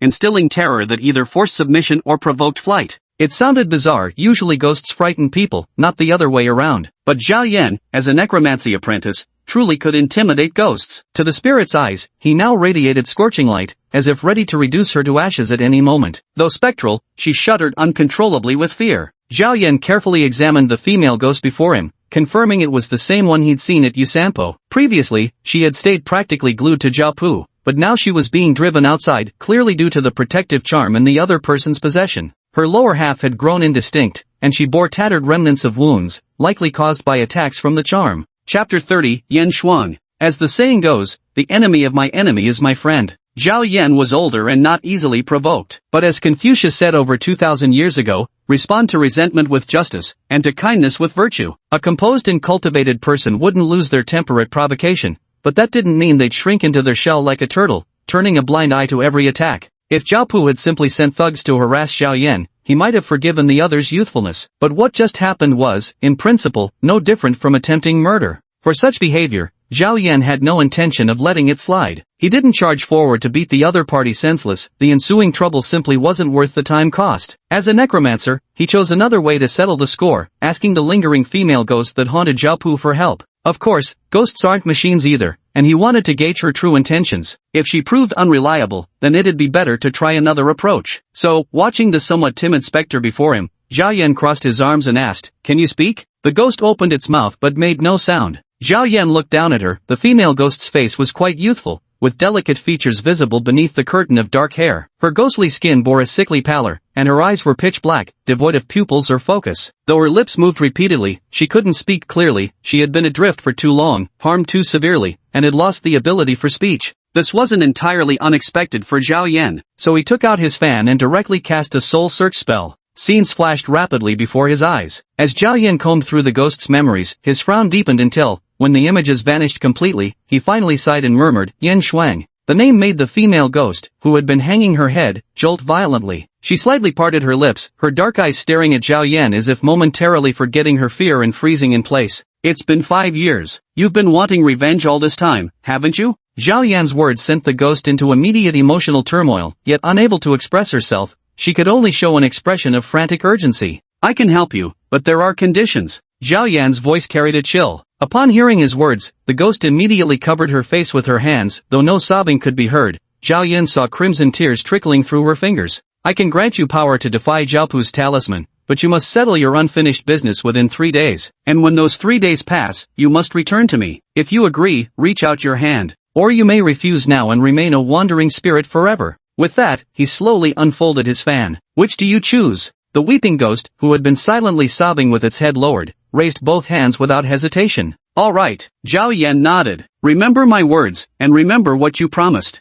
He then murmured in a low voice, "In the name of Malduz, I inscribe this contract of death. May you bear witness to your servant's oath." A necromancer's contract doesn't require magic circles or written words. Though it counts as a 0th level spell, it nonetheless consumes 30 ammo of necromantic power, for these energies merely serve to bind the two parties to the agreement. Should either side break its terms, the backlash comes directly from the divine might of the god of death, known as Death's Judgment. Whether ghost or living soul, the result is usually the same, a one-way trip to the god of death's doorstep. The power of this contract was too great, and its backlash too severe, but the reason Zhao Yan dared to use it was because the terms were entirely one-sided, targeting the ghost named Yan Shuang with minimal restrictions imposed on himself. A contract requires mutual agreement to be valid, so no matter how harsh or unequal the terms may be, as long as the spirit consents, it can be established. Most of the spectral entities bound to powerful necromancers in the other world are restrained by such contracts. Zhao Yan had never made a pact with any spirits or supernatural beings before this, but the method was surprisingly simple. Once the glowing contract sigil appeared, all he needed to do was press his palm directly against Yan Shuang's hand.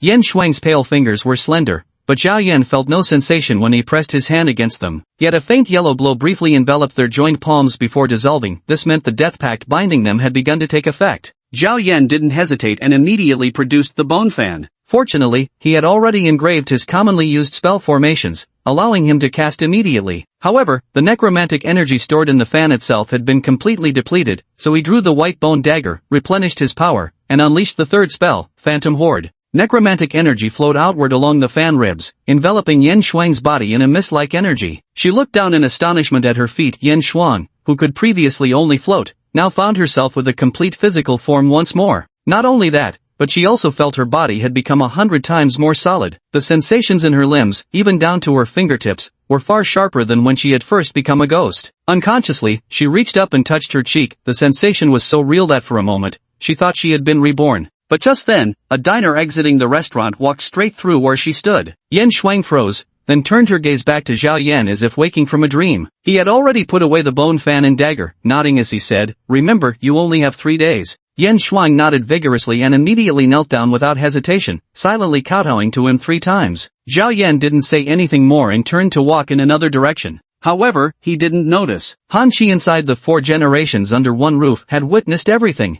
At first, she was merely curious about why Zhao Yan was standing at the door. After Zhao Pu excused himself to go to the bathroom, Han Qi shifted slightly to the side, which happened to give her a view of his figure through the glass door. When Zhao Yan gestured for the female ghost to approach, Han Qi initially thought it might just be someone passing by. But when she saw the figure's floating body, she suddenly realized what it truly was. Han Qi rubbed her eyes several times, making sure she wasn't seeing things. This dreamlike scene was practically frying her brain last night. When they encountered the ghost, it didn't seem to notice her. But now, Zhao Yan appeared to be speaking with that very ghost. Watching the ghost suddenly break into uncontrollable sobs, then seeing it gain a complete body amidst a radiant light, Han Qi felt her entire worldview had been rebuilt in just a few dozen seconds. And Zhao Yan's calm yet resolute retreating figure left her utterly mesmerized. "What are you looking at?" Shifting her gaze back, Han Qi noticed Zhao Pu staring at her. Quickly schooling her expression, she forced a casual tone.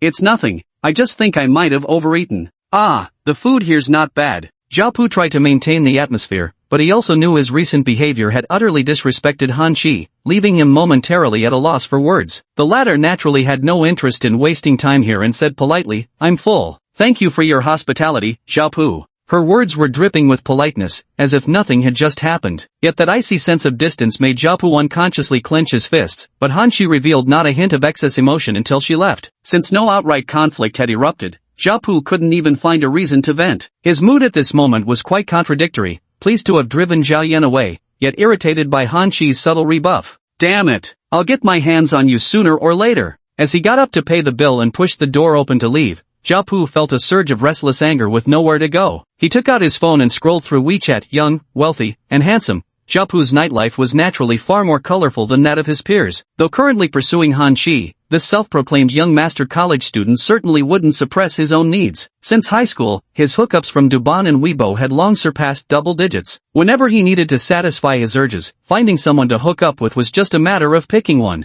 Shortly after sending the message, the dance major from the neighboring school replied. He immediately booked a room at the nearby Crown Hotel through an app, even skipping his afternoon class, and drove straight to her school to pick her up. Zhao Pu parked his car on the street outside the school, got inside, and casually turned on the radio. The weather was perfect for rolling down the windows, so he lowered all 4. After starting the engine, he glanced at his phone and then shifted gears to leave. But as soon as he hit the main road, the classical music program Timeless Charm on FM 97.4 suddenly changed. Zhao Pu froze for a moment and glanced at the display, only to find the channel had inexplicably switched from 97.4 MHz to 90.0 MHz, now broadcasting a host's reminder about the recent temperature drop and advising listeners to dress warmly. Broken again? Although the C63 was a pure imported Mercedes, it still had its share of minor issues and strange noises, prompting him to take it to the dealership for repairs. So, he didn't pay much attention to the unusual behavior of the radio. However, when he drove to the dance academy and was about to get out to buy a drink, he was startled to find that the rear window had inexplicably rolled halfway up at some point. Something wrong with the window regulator too? He didn't dwell on it, merely thinking that this car seemed to have too many issues. Maybe he'd ask his dad to switch to another one by year-end. Next time, a Porsche, perhaps? That'd make picking up girls even slicker. Lost in these thoughts, Zhao Pu walked into the small convenience store by the school gate, completely oblivious to the fact that, behind the tinted windows of the C63, a figure was watching him from the back seat. Chapter 31, Master Pucci. In the evening, Zhao Yan first stopped by the security office at the entrance of his apartment building after returning home. The package he ordered yesterday had already been marked as delivered earlier today. After thanking the guard, he carried several parcels upstairs. Stepping out of the elevator, he cast another glance through the window as usual before finally entering his home. Unwrapping the package, he found the tools reasonably satisfactory. The magnifying glass for jewelry work was far more convenient than the eyepiece he disassembled last night. Changing into loose lounge clothes, he casually placed the bone fan atop the ebony magic circle. Today's repeated spellcasting had completely drained the necrotic energy stored in the bone fan, and the ambient energy surrounding the array was soon absorbed clean. Noticing some residual surplus, he blocked a specific section of the circle with an engraving knife, effectively deactivating it. After all, when energy levels ran high, Zhao Yan preferred not to make his living quarters too lively. Putting the tools away, he decided to cook a stir-fry first, but just as he was washing the vegetables, the doorbell rang. This time, however, Zhao Yan wasn't surprised. He briskly opened the door to find the slender, short-haired Lu Ting standing in front of him, arms crossed. Behind her, her brother Lu Kong stood a step back, his gaze scanning the other residents on the floor. National Security Bureau 9, Lu Ting. She was dressed in very ordinary casual clothes, a black windbreaker paired with standard Uniqlo jeans, and sneakers on her feet. She looked like a college student, but her trademark expression was unusually cold. Her short hair reached only to her earlobes, and small crosses adorned her metal earrings, while a similarly styled silver necklace with a cross pendant hung around her neck. Behind her, Lu Kong, though not quite 180 centimeters tall, had broad shoulders. His black jacket was stretched taut over his muscles, his dark skin marked by faint scars. His knuckles were thick, veins protruding on his hands, clearly a trained fighter. "Oh, can we see your IDs?" Zhao Yan wiped his hands with a towel as he spoke, his demeanor treating Lu Ting as if she were here to check the utility meters. Lu Ting, who ranked among the top in Division 3, visibly furrowed her brows. Her gaze fixed on Zhao Yan's calm eyes for a moment before she reached for her ID. "See this clearly?"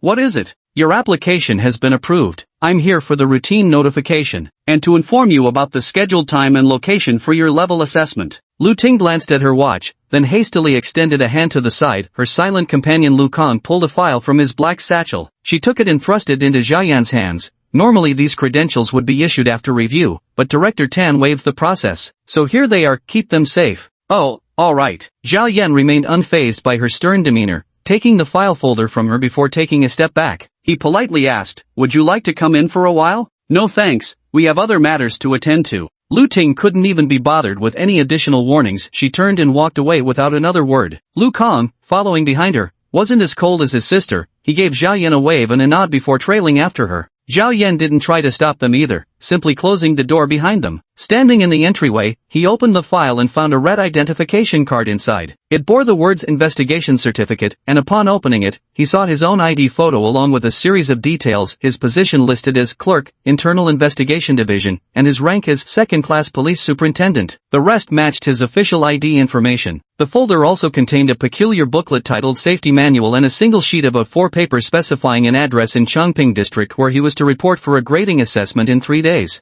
This was about securing a rank within the 9th Bureau system for easier task assignments in the future. Tan Ping had already mentioned it in the morning phone call. Zhao Yan glanced at it and set it aside, turning back to cooking in the kitchen. As for his impressions of these two colleagues, he couldn't be bothered to think about them. He was just pondering how he could quickly utilize the resources of the 9th Bureau to find clues regarding that incident from a year ago. Meanwhile, Lu Kong, stepping out of the hallway, watched his silent sister walking ahead and asked, "Did that guy piss you off?" "Nothing. Why do you seem to have a problem with her then?" Lu Kong knew his sister's temperament all too well. Her aloofness stemmed from clarity of thought. She simply couldn't be bothered with unnecessary words, yet she always maintained basic courtesy. "You didn't notice?" "Notice what?" "That guy seems completely normal." "Exactly. He seems perfectly normal, so normal it's abnormal," Lu Ting remarked while walking. "Normal heartbeat, normal breathing. His pupils didn't even contract when he saw us. His micro-expressions revealed nothing, his words were flawless, and most importantly, his eyes held neither you nor me." Lu Kong knew his sister's perceptiveness far surpassed ordinary people's, and her judgment and reasoning abilities were downright monstrous. But compared to her usual remarks, the statement felt somewhat abstract, so he asked, "Know you or me? What does that mean? Maybe he looks down on everyone."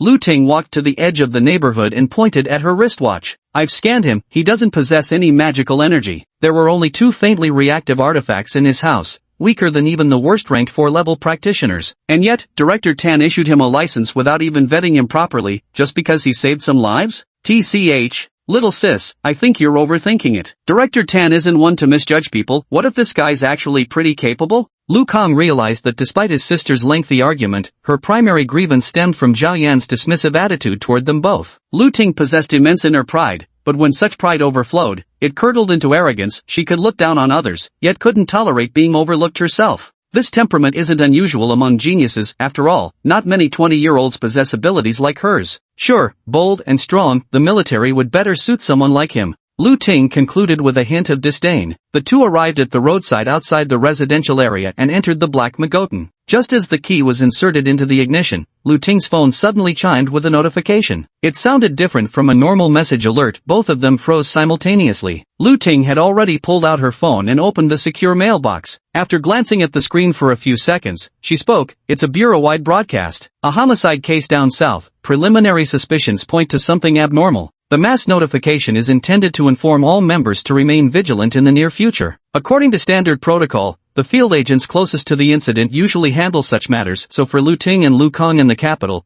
there's clearly nothing to worry about. Lu Kang started the car and turned onto the motorway. No more assignments now. You better head back to school. Skipping classes for this long. Watch out for flunking your finals. I've already earned more than enough credits, you know. Lu Ting rolled her eyes, gazing at the night scenery outside the window, yet Zhao Yan's stone-like stare kept surfacing in her mind. For some reason, though she rarely got angry, the mere thought of it unsettled her. This discomfort came from instinct, and Lu Ting couldn't quite figure out why. Early the next morning, Yasampo. The scenic area once struck by lightning had reopened to normal tourist traffic, but with the low mountain temperatures and fewer visitors on weekdays, hardly anyone noticed the team clandestinely collecting samples and conducting research in that peculiar zone. They weren't wearing brightly colored outdoor gear, but all carried identical backpacks and professional equipment. Their conversations weren't in Chinese. Upon closer listening, one could discern they were speaking Thai. Among them, an obese figure was clearly the leader. He sat idle beneath a tree, yet whenever he rose, someone would immediately attend to him, fetching water or offering support. They all addressed this overweight man with the same title, Master Pokey. Master Pokey bore distinct Thai facial features, a short nose bridge, dark complexion, and modest height. Around his neck hung a bizarre bone necklace adorned with snake, owl, lizard, and monkey skulls, all seemingly shrunk proportionally to thumb-sized dimensions. Currently draped in a garish jacket, he cut an imposing figure. His eyes were narrow slits. Now seated on a makeshift stool with eyes closed in repose, he listened as his subordinates bustled for 3 to 4 hours before someone finally reported, Master Pokey. We've found nothing new. 2 recent rains have severely eroded the traces. Got it.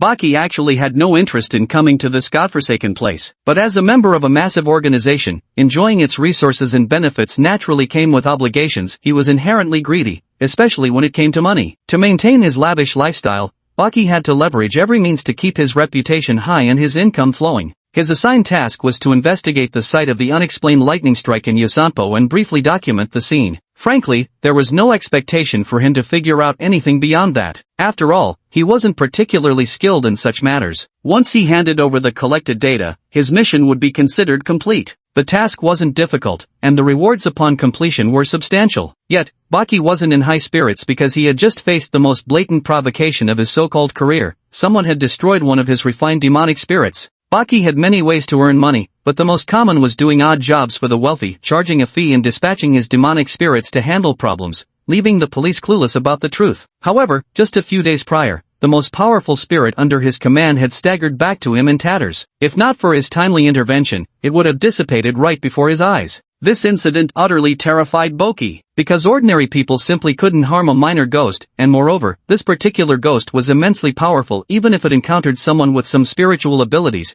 it could still handle the situation itself. But this time, it seemed as if it had been torn apart by some mysterious force, left so shattered it was nearly beyond repair. Chapter 32, Plans. Boki was both shocked and furious but completely helpless. He tried his usual methods to nourish and restore this important ghost's body, only to find minimal effect. Left with no choice, he had to recall a minor ghost from Jiaopu's protective charm and feed it to the ghost named Chagui, barely managing to prolong its existence. The consequence of this, however, was that the protective charm given to Jiaopu lost all its effectiveness. Of course, Poki wouldn't ruin his own reputation, which is why he immediately explained things to Zhao Wangsheng. However, his greed didn't stop him from seizing another opportunity to make a profit, so after concocting an excuse, he sold Zhao another talisman at an exorbitant price. Zhao Wangsheng was deeply grateful, completely unaware that he was being played for a fool. But in situations like this, information asymmetry was Poki's greatest advantage. Whatever he said went, and no matter how rich these people were, they had no choice but to listen meekly. For a ghost keeper, seeking revenge in such a matter was non-negotiable. But Cha-Cha had suffered severe injuries and still hadn't recovered the ability to communicate, so Poki couldn't confirm exactly what had happened to him. Even so, a fire of resentment burned in Poki's heart. Even if the enemy was powerful, he wasn't somebody to be messed with. After all these years, he had never suffered a loss quietly. This time,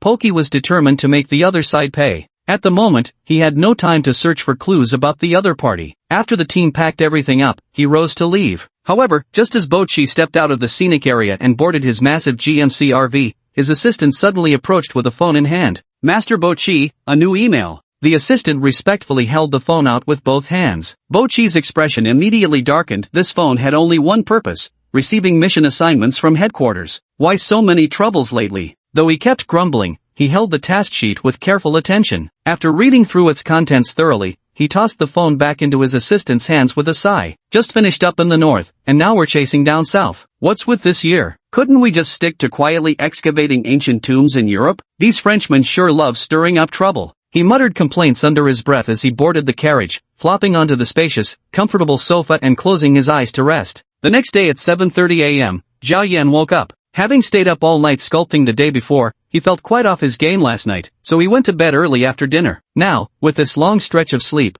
the exhaustion had finally completely faded away. Stretching lazily, Zhao Yan reached for his phone and noticed a long list of messages on the screen. At a glance, he saw they were all from Han Shi. Curious, he opened WeChat and realized the girl was apologizing for what happened during yesterday's lunch. Han Shi was clearly a thoughtful and sensitive girl. As the one who was supposed to treat him as a thank you, not only had she failed to pay, but the meal had also ended on a sour note. No matter how you looked at it, she couldn't excuse herself. Truth be told, she intended to text Zhao Yan yesterday afternoon, but after some consideration, she waited until after evening self-study to send a message she had revised numerous times. By then, however, Zhao Yan had already gone to bed and missed it entirely. Anxious that he might be upset, Han Shi frantically sent several more messages, grasping for topics. For her, even a simple in reply would have been better than complete silence. Yet, no reply came through the entire night. Zhao Yan gazed at the words before him, sensing the girl's timid caution hidden between the lines. In truth, the only useful piece of information he found was her statement that she hadn't seen any ghostly apparitions at night anymore. The talisman had worked, that was all that mattered. As for her apologies, Zhao Yan bore no grudge against Han Shi at all, because after using soul-searching on the female ghost, he understood clearly that all of this was trouble stirred up by Zhao Pu. He wondered what that female ghost named Yin Xuan was doing now. After waking from sleep, much of the anger from the attack had faded. Reflecting on his own actions, Zhao Yan suddenly realized that by letting the female ghost take revenge on Zhao Pu, he'd essentially become a vigilante himself. When it came down to it, he was still using his supernatural abilities to punish his enemies, even if indirectly. But after careful consideration, Zhao Yan didn't think there was anything wrong with his actions. Zhao Pu using supernatural amulets against him was already beyond the framework of normal society. Even if he reported it to the authorities, would the police really convict Zhao Pu based solely on an amulet and Zhao Yan's testimony? This world has no absolute fairness nor timely justice. Having lived alone for over 1,000 years, Zhao Yan naturally wasn't naive enough to believe reporting to the police could solve everything. Therefore, he saw nothing improper about using extraordinary means to resolve problems that transcend normal boundaries. With this in mind, he replied to Han Shi's message, "Went to bed early yesterday and missed your texts. No need for apologies, just treat me to another meal when you have time." He didn't actually care about the meal, nor did he have any ulterior motives toward Han Shi, the beautiful college student. He said this because he knew the best approach was to give her an easy way out. Those messages she sent all night clearly showed she was worried he might misunderstand. Agreeing to her offer would let her stop worrying.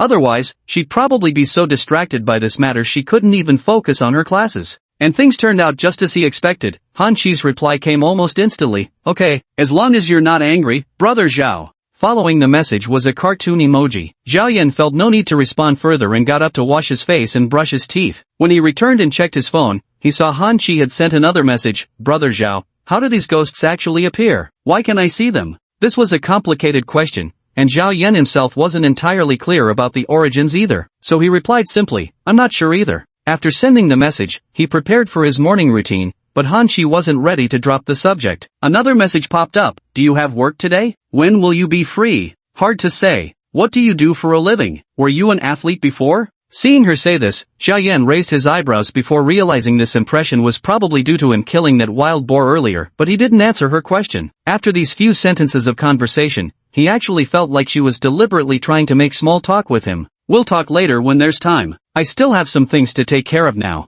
Compared to his previous brief replies, this response was relatively polite and courteous. Han Shi was perceptive enough to quickly realize her intentions had been seen through, so she said, "Alright brother Zhao, we'll chat another time then." Zhao Yan glanced at the kitten emoji she sent and tossed his phone aside. Morning training was still about practicing his knives and fists. Sweating profusely, he frowned slightly, realizing he needed to find a place for restorative training. Despite his superhuman strength, the human body wasn't a machine. No matter how high his skill level, prolonged neglect of specialized strength training would rapidly degrade his abilities. The malevolent spirit possessing Nurse Xinlan made her combat prowess terrifyingly formidable. The strength and speed surpassing even a Muay Thai grandmaster had once overwhelmed even Zhao Yan. During his year in the other world, preoccupied with survival, he had no time for dedicated physical training. Now, he had no choice but to address this exercise problem. After all, the body was his most powerful weapon, a truth he had fully grasped over 1,000 years. The simplest solution would be to purchase professional equipment and practice at home. But there wasn't much space left in this apartment, and high-rise buildings weren't suitable for high-intensity training anyway. Zhao Yan was already considering whether to buy another property just to use as a practice room.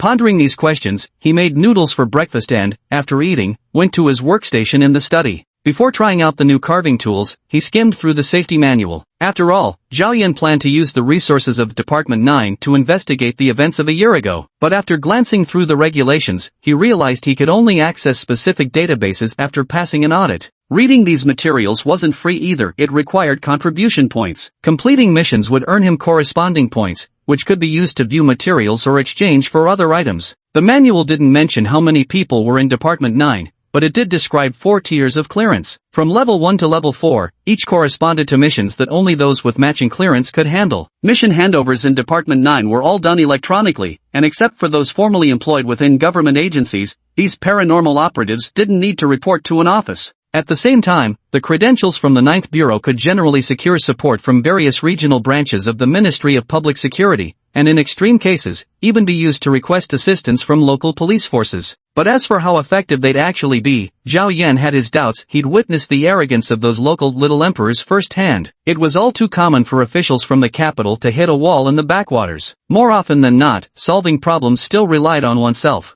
After skimming through the manual, he tossed it aside and pulled out a paper notebook, meticulously compiling all his knowledge about necromancers. He then proceeded to sketch every single magical array diagram one by one. The task was time-consuming and laborious. Learning in that world wasn't like modern schooling with countless summarized study guides. As a faction despised by mainstream society, necromancers had always operated in hiding, constantly on the run. His mentor, a bizarre, masked eccentric who spouted cryptic nonsense, provided teaching so mixed with truth and fabrication that Zhao Yan could only strive to memorize everything, utterly unsure of what was real. Zhao Yan didn't possess a photographic memory, so going through this systematic review made him realize he'd already forgotten many details. Yet as he methodically committed everything to paper, he discovered he'd actually synthesized some new insights along the way. Most crucially, he had uncovered the path for an apprentice to become a true necromancer. Immensely focused during this process, Zhao Yan worked through lunch until he suddenly noticed it was already 4 p.m. Having stayed indoors all day, Zhao Yan quickly changed clothes to take a walk. The autumn capital presented a rare blue sky, and breathing in the crisp air, he ducked into a fast food joint for a quick meal. Just as he planned to return to his studies, a WeChat message from Li Qie popped up.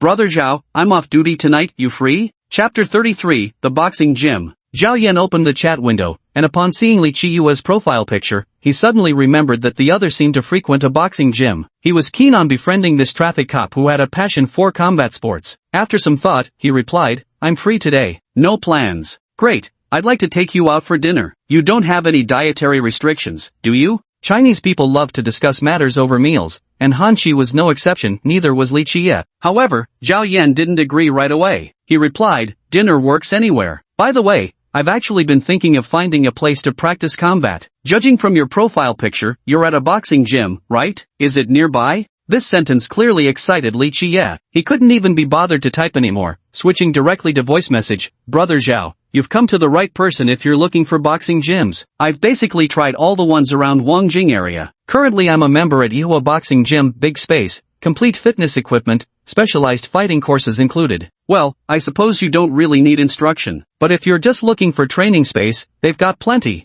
Really? I'd like to check it out. If you're not busy, maybe you can show me around, then we grab some food? Oh, also, I can give you a protective charm while we're at it. Helps ward off, those filthy things at night. Awesome, Brother Zhao. Thanks so much. Li Qiye had been wanting to learn a few moves from Zhao Yan for a while, so just hearing the word combat instantly got him fired up. People in the capital often used the respectful you, Nin, so even though Zhao Yan appeared to be about his age, Li Qiye instinctively used it. Of course, he had no idea the other man's seniority was practically at ancestral level. Having arranged the time and place to meet that evening, Li Qiye eagerly waited for work to end. Zhao Yan bought some fruit from the small convenience store downstairs and carried it upstairs. He peeled the fruit effortlessly, and thanks to his exceptional muscle control, the apple peel he casually shaved off was both thin and even. Casually cutting a slice to eat, Zhao Yan seemed to remember something. Holding his phone in one hand and lifting the apple peel with the other, he snapped a picture that also included the fruit knife nearby with a click, then posted it to his social media with the caption, "The new knife works pretty well." In truth, that fruit knife was part of a Shun 3-piece set he had bought at least 5 or 6 years ago, but Zhao Yan made this post specifically to appear more normal in other people's eyes.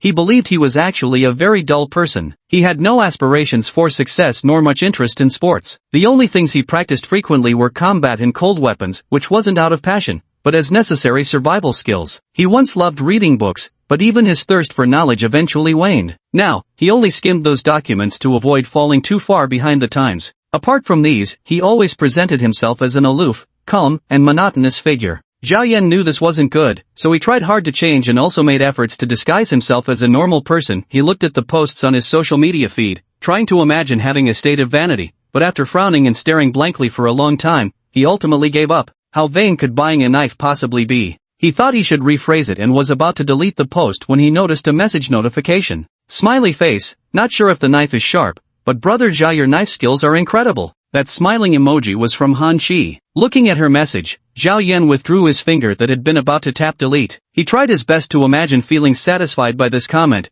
pondered for a while, then replied, "Just okay, third best in the world." No sooner had he replied than Li Qiye liked the post and commented, "These knife techniques are god tier." Afterwards, Xin Mei also liked the post but left no comment. Zhao Yan found it genuinely peculiar. Do these people spend all day obsessively checking their social media feeds? Only a handful of contacts in his address book were currently active, yet seeing so many interactions still served his purpose. He closed his phone and sighed, glancing at the ceiling with a mix of resignation and wonder. So this is modern online socializing, huh? His sparring gym session was scheduled for 6 p.m., so he spent the interim period reviewing previously compiled materials while reciting various spell incantations silently. These things had to be thoroughly engraved in his mind. If he ever needed them in a pinch but drew a blank, he'd be utterly screwed. After all, he wasn't some innate magical prodigy. Every step of progress had been painstakingly earned through relentless effort. At 5:30, Zhao Yan changed into Y3 athletic wear and laced up a matching pair of black samurai sneakers before heading out. As usual, he carried his bone dagger and folding fan, along with wearing his glasses. Yoji Yamamoto's designs always carried an air of rebellious nonchalance, an aesthetic that perfectly suited Zhao Yan's solitary figure striding down the street. His gaze remained fixed ahead, or rather, seemed to disregard everything in its path,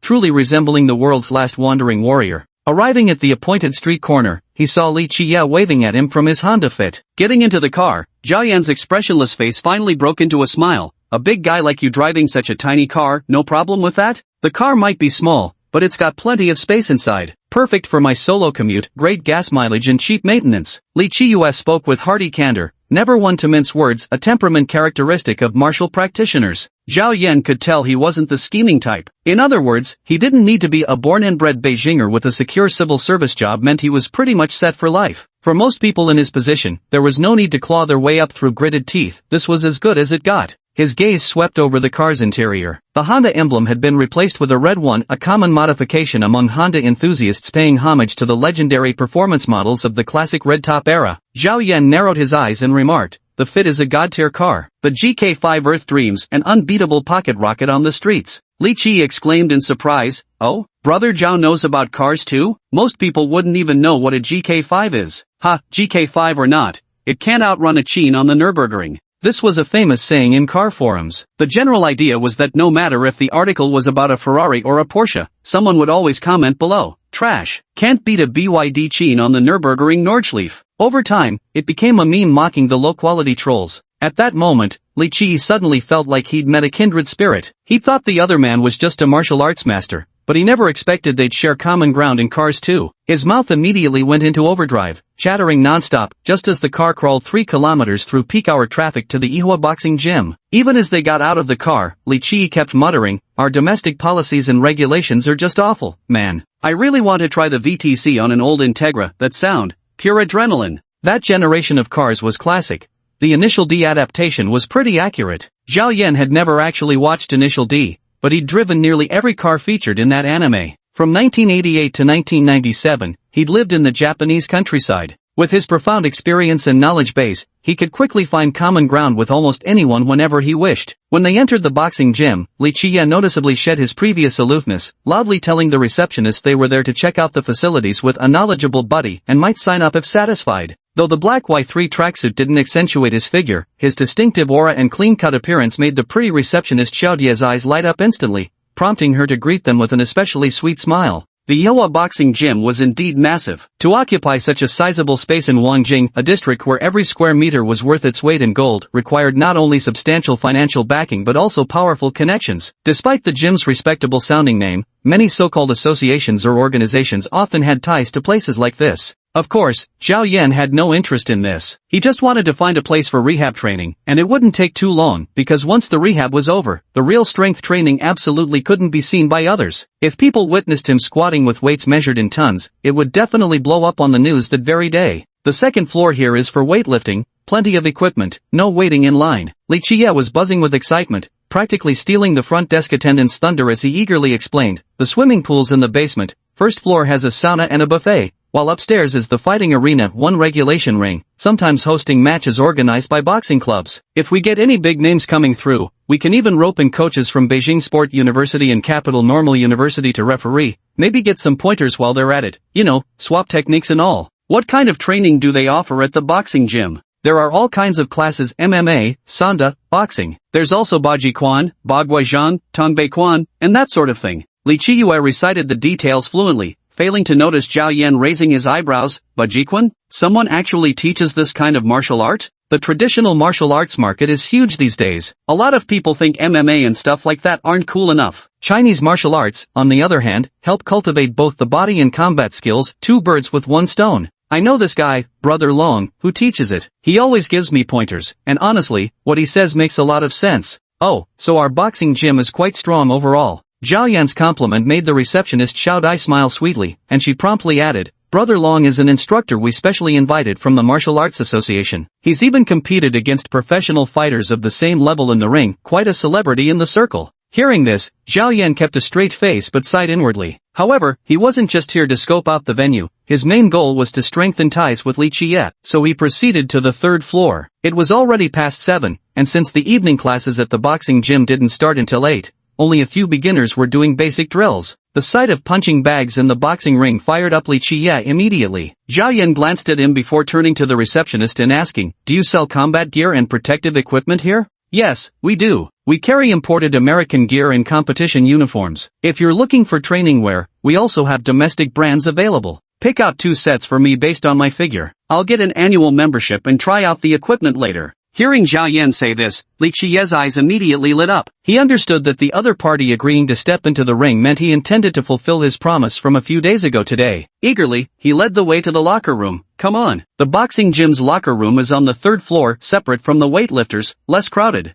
After some shuffling around, Zhao Yan changed into loose shorts typically worn for Sanso combat sports and swapped his shoes for specialized competition footwear. He also bought 2 pairs of 16-ounce boxing gloves before the front desk attendant, Xiao Dai, chimed in to advise, "Brother Yan, these gloves are for professional fighters. They'll feel too heavy for regular people, drain your stamina quickly, and affect your punching." Chapter 34, Real Kung Fu, Part 1. After helping Zhao Yan complete his membership card, Xiao Dai had intended to leave, but the sight of his bare upper body and well-defined physique rooted her to the spot. Just then, Brother Yan effortlessly slipped into sweet-talking, his voice dripping with honeyed charm. Li Qiyue, now also changed, chuckled beside them. "Xiao Dai, you wouldn't know this, but Brother Zhao's skills are way above mine." "Oh really? How much better?" "Better than Wang Guozhen himself." Li Qiyue quipped with typical Beijing-style banter, making the girl giggle endlessly. But Xiao Die's attention was clearly fixed on Zhao Yan as she asked, "Are you really going to buy this? For normal training, there are more cost-effective options available." Let's go with this one. Zhao Yan wasn't deliberately showing off, it was simply that his strength was too great. The highest quality gloves weren't just for protecting himself, they were also to protect the sandbags and other training equipment here. Alright, you can make the payment when you head downstairs. WeChat Pay is also fine. The receptionist called Xiao Dai smiled sweetly. Zhao Yan nodded politely but showed no intention of continuing the conversation, simply striding into the training area to begin stretching and warming up. It was nearly 8 o'clock now, and tonight's classes were about to begin. Male and female trainees were arriving one after another, though the venue was spacious enough that they wouldn't interfere with each other. Zhao Yan glanced over. Today's scheduled classes were Bajiquan and boxing. The boxing class attendees were generally around 25 years old, and surprisingly included a woman who looked like an office worker. Clearly, in this era, the admiration for brute strength wasn't limited to men alone. The Bajiquan group had people from all walks of life, ranging from 15-year-old middle school students to elderly men in their 50s or 60s, covering a wide age range. Apart from the octagon cage and boxing ring, there was also a blue mat area for wrestling practice. On the other side hung sandbags and training dummies for instruction. Brother Zhao, what do you usually train in? Li Qiye asked eagerly while stretching his legs. After thinking for a moment, the latter replied, actually, I've trained in quite a few things. When you combine them all, it's hard to say exactly which one I specialize in. Chinese wrestling, Mongolian wrestling, Brazilian jiu-jitsu, boxing, sanda, well, I've also done Muay Thai. This answer caught Li Qiye completely off guard. He widened his eyes in excitement. Dang, you're not kidding me. Then you could totally go fight in UFC. Zhao Yan neither confirmed nor denied, no idea. Then is there no problem using these boxing gloves? Being semi-knowledgeable, Li Qiye knew that sports like Muay Thai or MMA used open finger gloves due to their different combat styles involving ground techniques. Yet Zhao Yan's enormous 16-ounce gloves obviously weren't suitable for ground fighting. I'm not planning to enter the ring. I mainly focus on striking drills, so I don't need those. As they spoke, the two arrived at the open area next to the sandbags. The warm-up needed for combat was different from running, since it involved mobilizing every joint and muscle in the body while also requiring high intensity. Sessions often lasted over 20 minutes. Using the open space for dynamic stretches while jogging was a common method. Zhao Yan went back and forth on his own, while Li Qiye, though familiar with warm-ups in the past, had clearly never done them so meticulously. After following along for over 10 minutes, he realized he was already drenched in sweat. His muscles felt slightly swollen, his entire body warm, and every joint moved smoothly. Li Qiye stretched his legs contentedly and was just about to utter a few words of satisfaction when he noticed Zhao Yan bending backward into a flawless iron bridge pose before proceeding into a full splits for stretching. He immediately sensed the gap between amateur and professional. In any form of combat, flexibility and core strength are inevitable topics. Many people appear to have pectoral muscles larger than their heads and biceps thicker than thighs, yet they easily topple over in real fights due to weak core strength in their waist and abdomen. These theories are not particularly profound, and Li Qiye understood them, but despite practicing for so long, he still hadn't achieved the level of doing unsupported backbends or performing effortless splits. Zhao Yan didn't remain silent but instead explained the necessity and significance of these movements to him. Just then, classes on both sides were about to begin, and two instructors entered the venue. The boxing coach was a robust and powerful young man in his mid-20s, whom Li Qiye mentioned was a professional athlete graduated from the Capital Sports University, having placed in the top 3 nationally in the lightweight division. The other instructor, the Bajiquan master, was the so-called brother Long Li Qiye had spoken of. Standing at 175 centimeters tall, Brother Long sported a prominent belly, wore a traditional Chinese-style outfit with frog buttons, and walked with a splay-footed gait in cloth shoes from Nilianshan, exuding the air of a Qing dynasty relic. He had a shaved head and wore a string of polished cliff cypress prayer beads around his neck, adorned with turquoise and red coral. The Buddha head of the beads was a pure yellow amber over 3 centimeters in diameter, making it particularly eye-catching. After entering, the boxing coach immediately organized the group like a sports school training session and began lecturing. In contrast, Brother Long acted as if he had entered a park, greeting everyone with cupped fists and small talk, soon engaging a crowd of young and old in casual banter, covering everything from lunch plans to international affairs. Li Qiye was on good terms with him, so he walked over and greeted the man. The latter glanced at Zhao Yan standing in the distance and drawled, "What's this? Bringing a friend along to practice?" Normally Long Gu carried himself with great airs, since he claimed to be some deep lineage inheritor of Bajiquan. With lower-ranked disciples addressing him as Elder Long wherever he went, even Li Qiye treated him with considerable deference. Without giving it much thought, Li Qiye replied, "No, he's far more skilled than I am. I'm just here to learn a thing or two from him." Yo, weren't the moves I taught you enough or what? Although Brother Long's words were teasing, it was clear he wasn't happy with Li Qiye's getting someone better suited for the job. To be fair, in martial arts circles, Li Qiye's actions could indeed be considered improper. But then again, he'd never formally kowtowed to become a disciple as an amateur. There was no need to make such a big deal out of it. No, just met the guy. I don't know how good he is, so I thought I'd practice a bit. Alright then, go have fun. Those moves I taught you will be enough to handle anyone as long as you practice them properly. Yes, of course. I've committed Brother Long's teachings to heart. Li Qiye exchanged a few pleasantries with a simple, unaffected demeanor, not overthinking the encounter. He didn't mention it to Zhao Yan upon returning, merely eager as he asked, "Brother Zhao, how should we practice?" He had been practicing combat sports for several years, but opportunities for full-contact sparring were actually quite rare. Between his busy work schedule, weekly training sessions mostly focused on fixed techniques. He studied Sanda, and after mastering the basics, his training involved a lot of repetitive drills. While there were some sparring sessions, they weren't particularly intense, and specialized anti-strike training was even less frequent. After all, for safety reasons, amateur sparring at the boxing gym required wearing comprehensive protective gear, and matches were usually decided by scoring points rather than knockouts. Getting seriously injured would be a whole different story. Zhao Yan threw a few simple punches and kicks, running through the most basic offensive and defensive moves a couple of times before saying, "Show me everything you've trained, one by one. Let me take a look." Li Qiye enthusiastically began his demonstration. Truth be told, human anatomy is largely similar, and striking techniques, refined over time, now follow very scientific teaching models. After watching him go through all the fundamental moves, Zhao Yan nodded. "Not bad, but it's clear you haven't had much real combat experience." "Ha, Brother Zhao, how can you tell?" "Because the target in your eyes is dead." Zhao Yan explained simply, real combat isn't about hitting a stationary target. No matter how many times you punch a sandbag, its range of movement will always stay within your expectations. But when facing people or other living creatures, your openings become too glaring. Li Qiye froze on the spot. He had always been confident in his strength and speed, and during regular sparring sessions, his coach often praised his performance. Yet Zhao Yan's explanation sent a chill creeping up from the soles of his feet upon reflection. During his few actual sparring sessions at the boxing gym, he'd frequently throw a punch only to miss and immediately eat several hard counters. He'd initially thought his problem was simply not being fast enough, but now he realized the real issue lay in his overcommitting to attacks. The boxing team had already begun training, the constant thud of impacts filling the air. On the other side, Brother Long had his disciples form a circle while he stood in the center calling his senior apprentice for a demonstration, which essentially meant throw a punch at me so I can show how to counter in slow-motion breakdown. Occasional applause erupted, presumably whenever he explained some particularly brilliant theory. Zhao Yan paid no heed to the others. His guidance to Li Qiye was essentially about transforming his mindset towards combat. The movements remained the same, but when demonstrated by Zhao Yan, Li Qiye inexplicably sensed something different. Correcting these issues isn't hard, it's about more real combat, more fighting. Because in all battles, well, hand-to-hand combat, you don't have time to think before acting. Instinct is more important than anything. As Zhao Yan spoke, he suddenly raised his hand, his fist stopping precisely in front of Li Qiye's eyes before the latter could even blink.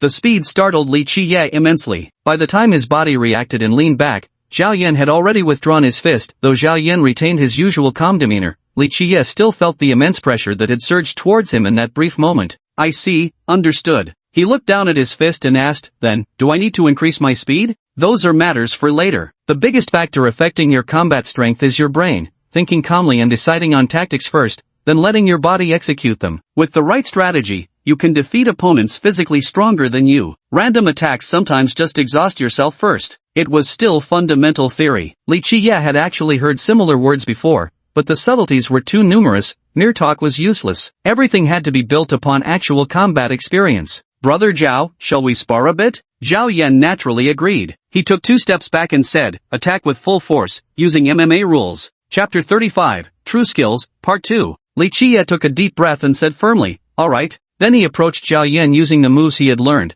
while the latter assumed a boxing stance, his gaze as calm as ever. Li Qiye threw a probing jab, but no sooner had his left fist extended than Zhao Yan dodged perfectly while his right fist appeared right in front of Li Qiye's face. The move was so fast and fierce that Li Qiye never saw it coming. Only after Zhao Yan's controlled strike grazed his cheek did his head begin to tilt backward. Lack of real combat experience makes you lean back too much. Once you do, I can just press forward and overwhelm you. After Li Qiye leaned back, Zhao Yan swiftly executed a sideways kick, just a light hook with his foot, and Li Qiye, already off balance from the backward motion, promptly landed on the ground. Li Qiye truly felt the pressure, never having faced it firsthand. He had never imagined a human's attack speed could be this terrifying. The most crucial point was that from the moment Zhao Yan threw his punch to withdrawing it, from striking his cheek to retreating to his original position, Zhao Yan's center of gravity remained perfectly stable. In contrast, he himself was truly pathetic by comparison. He desperately racked his brain, pondering countermeasures, while throwing several punches in succession, attempting to rely on the explosive power his coach had always praised to pressure Zhao Yan. Yet after throwing 3 consecutive punches, he realized he hadn't landed a single hit, unlike during practice, where his coach held hand pads. Now, with no resistance to meet his force, his forward momentum immediately faltered, leaving him stumbling. Before he could throw a 4th punch, his center of gravity had already tilted too far forward. Zhao Yan sidestepped and swept his leg, resulting in a loud thud as he faceplanted onto the ground. This left Li Qi in a rather sorry state. Had it been anyone else, their face would probably be flushed with embarrassment. But his mind was wholly occupied by what Zhao Yan had said earlier. As he picked himself up, it struck him, "You're right. If you can't hit your target, excess strength just becomes a burden. Think before you strike." More reflection. Zhao Yan nodded, thinking that while this guy might be clueless about social niceties, at least his mind was quick on the uptake when it came to combat. The two of them went at it with a series of thuds, Li Qi repeatedly hitting the floor. His mind was so focused on how to attack that he didn't even notice they had drawn the gazes of the other trainees on both sides. The boxing students, who had been going through their drills on the punching bags, found their eyes unconsciously drawn to the scene. Meanwhile, the Bajiquan group had gathered around as if watching a circus performance, because Brother Long had already begun critiquing their movements. "You see, Xiaoya's punch has too much feint force in it. It looks powerful when thrown, but in reality, it's just a probing move." Several disciples nearby nodded repeatedly, chiming in like supporting actors. "Then what do you think of Li Qi's friend? He seems quite good at dodging. Doesn't look like he's been hit in any vital spots yet. This kid has excellent stamina and controls distance masterfully. Haven't you noticed? No matter how much his upper body dodges, his core never wobbles excessively." Brother Long was somewhat experienced after all, and his analysis wasn't far off. Meanwhile, over there, Li Qi quickly entered an exhaustion phase after his various attacks proved ineffective. Combat is anaerobic exercise, and unless you have ample fighting experience, most people's breathing grows labored after 3 minutes, followed by sore, weak muscles and slowing movements. At this moment, like most people, Li Qi began to think of a clever solution. Remembering that he had practiced a few moves of Bajiquan, his eyes narrowed as he took advantage of stepping out of Zhao Yan's offensive range. His original sloppy stance abruptly transformed as he immediately adopted a Bajiquan posture, then sank his center of gravity and initiated the starting motion of Peng Shui, hammer strike. "Hey, this kid means business now." Long Gu, who had been watching from the sidelines, instantly perked up and exclaimed to those around him, "Watch closely. I taught him these 2 basic moves for Peng Shui. You must slash, grind, and charge. The power must dominate all directions. This isn't something an ordinary person can block." True to his words, Li Qi had practiced these 2 moves a few times after learning them. Though the force application felt awkward at first, executing them still carried an imposing momentum. Now, using these techniques against Zhao Yan, he hoped for a surprise effect. After all, Long Gu had said that if executed well, this move could bypass any defense. He hadn't mastered the coiling power or cross force yet, but the sheer ferocity of Bajiquan should be more than enough. With this thought, he shifted his weight back, recalling Dragon's instruction, and suddenly twisted his body to drive his fist toward Zhao Yan's chest, exhaling sharply with a grunt. Ha! Bang! A deafening roar erupted, and the gathered crowd instinctively burst into an uproar. From further away, the female boxing class student even let out a piercing scream. "Ah!" Li Qi lay sprawled on the ground, his face half numb. Before his fist could even reach Zhao Yan's face, a sweeping kick had slammed into his back with the force of a truck. Forget steadying himself. Before his brain could even register the impact, all he saw was the blue mat rushing toward his face. The impact left him dazed for a long moment. His entire body had slammed flat against the ground, the brutal force against his chest and abdomen leaving him gasping for air. With great effort, he pushed himself up and rolled onto his back, finally easing some of the discomfort. Li Qi lay there, gulping down breaths, before propping himself up and raising a hand in surrender. "Brother Zhao, I didn't even see how you lifted your leg." The foremost principle in martial arts is enduring pain, never letting it make you lose your temper out of desperation. Li Qi handled this well, yet he couldn't help but wonder why his opponent, who had previously held back, suddenly decided to strike with force. Zhao Yan seemed to read his thoughts and asked, "Does your back hurt?" Only then did Li Qi realize the spot where he'd been kicked didn't feel injured at all. He stood up, flexed his muscles, and after catching his breath, even felt as if that last strike had done him no harm. "If I'd really put strength into it, you'd be calling for an ambulance by now," Zhao Yan said with a smile, though his tone cooled slightly. "Now, let me ask you, what on earth was that propping hammer move supposed to be?" As the two spoke, a group of Bajiquan practitioners nearby stood dumbfounded. Long Ji's expression darkened further. He had just declared Li Qi the likely winner, only for the man to faceplant in the next moment. The backlash came too swiftly, leaving him utterly unprepared. And now Zhao Yan suddenly asked what kind of thing the supporting hammer was, which made him even more stifled, his face darkening. Brother Zhao, none of my attacks worked, so I thought of trying different methods. Li Qiye sounded somewhat embarrassed, his voice growing quieter. But Zhao Yan asked, have you used a spear before? Ha, what? You mean the wooden kind? Li Qiye shook his head. I've never been exposed to it. So you can't use Baji Quan. This stuff isn't really useful for modern people anyway, decent for keeping fit, but forget about actual combat. Zhao Yan said bluntly, since you've learned Sanda and your moves are fairly solid, don't try fooling around with amateur techniques. In real combat, you must use the skills you're most confident in. Testing with flashy moves like that is basically asking to get killed, understand? Li Qiye nodded like a chicken pecking at rice, utterly convinced. He'd merely used a basic Cheng Chui move, yet the other had immediately recognized it as Baji Quan. The depth of experience and discernment behind that recognition was simply unfathomable. Before the two could continue, Brother Long stepped forward from the side. Young brother, I can't agree with what you just said. As he approached, the other students nearby, big and small, followed suit, instantly filling the training hall with an atmosphere like a brewing gang fight. Li Qiye finally realized Zhao Yan's comment had been overheard and hurried to smooth things over. Brother Long, my apologies, I'm still inexperienced and didn't handle it well. Brother Zhao didn't mean it as an insult to Baji Quan, please don't take it to heart. But Brother Long clearly wasn't having it. His gaze shifted to Zhao Yan as he pressed on, you said Baji Quan is only good for keeping fit just now? Yes. Zhao Yan let his hands hang loosely at his sides. Standing half a head taller than Brother Long, his tone made it sound less like answering a question and more like stating an undeniable truth. Do you underestimate the practical power of Baji Quan? Brother Long slightly raised his broad palm, subtly signaling whether the opponent was willing to accept the challenge. But Yan Zhao shook his head. You don't represent Baji Quan, so winning or losing wouldn't represent its actual combat effectiveness either. Zhao Yan had witnessed the rise and fall of traditional Chinese martial arts over the past 2 centuries. Having been personally involved, he spoke with absolute authority on this matter. No martial art or skill could be evaluated independently of its practitioner's ability. When people say there's only one strongest fighter, they're referring to the person, not XX-style boxing. Otherwise, why bother fighting? Just announce which style you practice before the match and be done with it.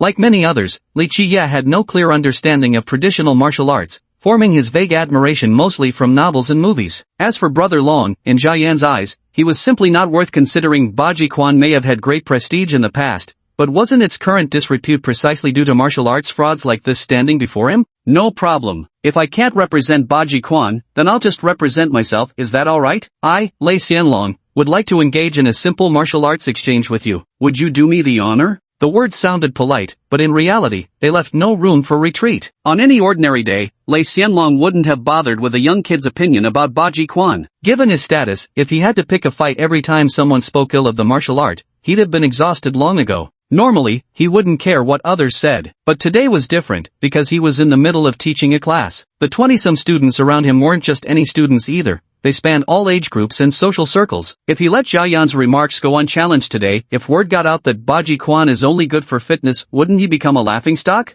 Chapter 36, Real Kung Fu, Part 2. Although Zhao Yan easily defeated Li Qiye, Lei Xianlong didn't feel he was at a disadvantage. Firstly, his weight class was significantly higher. Lei was in the 120+ kilogram category, while Zhao Yan would barely tip scales at 85 kilograms. Even if Lei wasn't as muscular as he'd been a decade earlier, his background in Sanda gave him confidence that the gap couldn't be insurmountable. Li Qi never expected the situation to escalate so suddenly. He began to panic as well and said, Brother Long, we can discuss and exchange ideas, no problem there, but regarding the boxing gym, even if it's a match, we'd need to file for approval in advance. He knew better than to push too hard, so he resorted to citing rules as a shield. At the same time, he signaled Zhao Yan with his eyes, but the latter simply flashed a smile. No problem, just a quick spar, 2 minutes max, how about it? Li Qiye was instantly dumbfounded. Zhao Yan was actually very clear about what he was doing. His purpose in coming here today was to build a good relationship with Li Qiye, and there are many ways to weave connections. Whether through slow and steady efforts or plain and simple interactions, one principle must be followed: tailor the approach to the person. Li Qiye was a martial arts fanatic, so the quickest way to win his trust was to demonstrate strength. Although face-to-face practice could achieve this effect, it was obviously easier to achieve by defeating a master in his eyes. After all, with his 9th Bureau credentials, as long as he acted with some restraint, would a so-called master dare to cause trouble for the state machinery over a martial arts duel?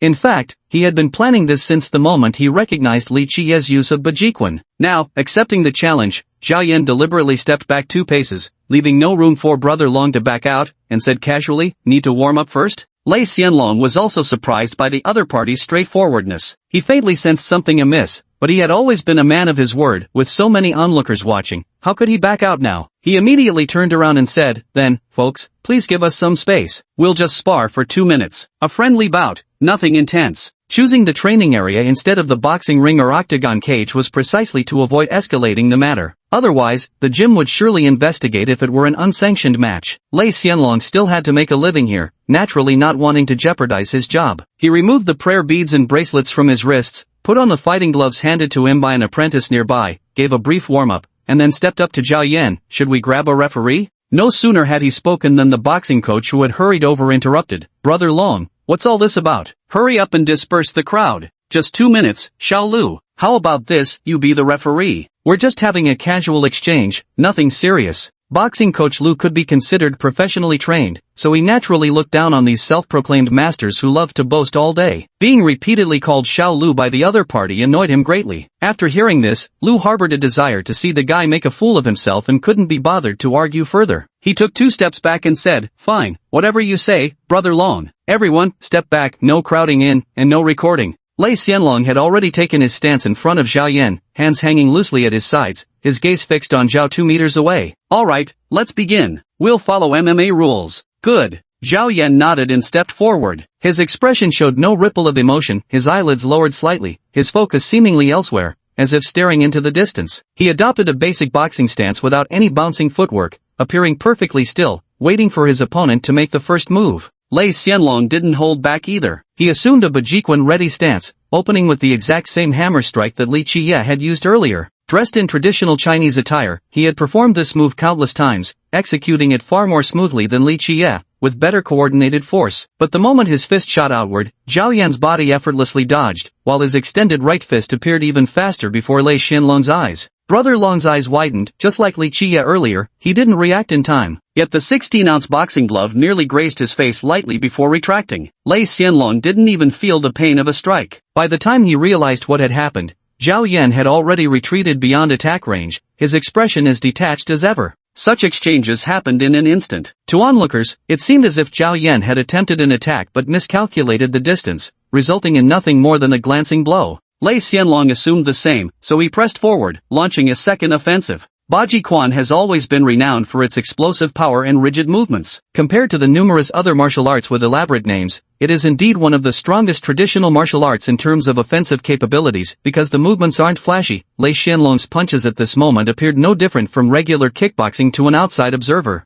However, Lei Xianlong often rambled about concepts like cross energy and twisting silk energy during his usual explanations. Yet, when it came to actual fights, his students realized that their teacher's fists never actually landed a hit on anyone. Zhao Yan dodged with simple, straightforward movements, just basic boxing sidesteps, occasionally pairing them with forearm blocks. Though Lei Xianlong roared loudly with his first few moves, creating an imposing momentum, Zhao Yan silently absorbed every strike. Not only was his face untouched, but even his ribs and abdomen were completely unscathed. More importantly, every time Lei Xianlong threw a punch, Zhao Yan would extend his right fist in a counter-strike while blocking, barely grazing the opponent's cheek before instantly retracting it. His precision was flawless without exception. Once or twice, people might dismiss it as coincidence, but after 5 straight occurrences, they finally realized something was wrong. Lei Xianlong was growing anxious. They had agreed to spar for only 2 minutes, yet half a minute had already passed with him throwing punches without even landing a single hit on his opponent. This was utterly unacceptable. However, Bajiquan wasn't just about fists, it also included ruthless techniques like fierce tiger climbs the mountain, which involved clawing or elbows at close range,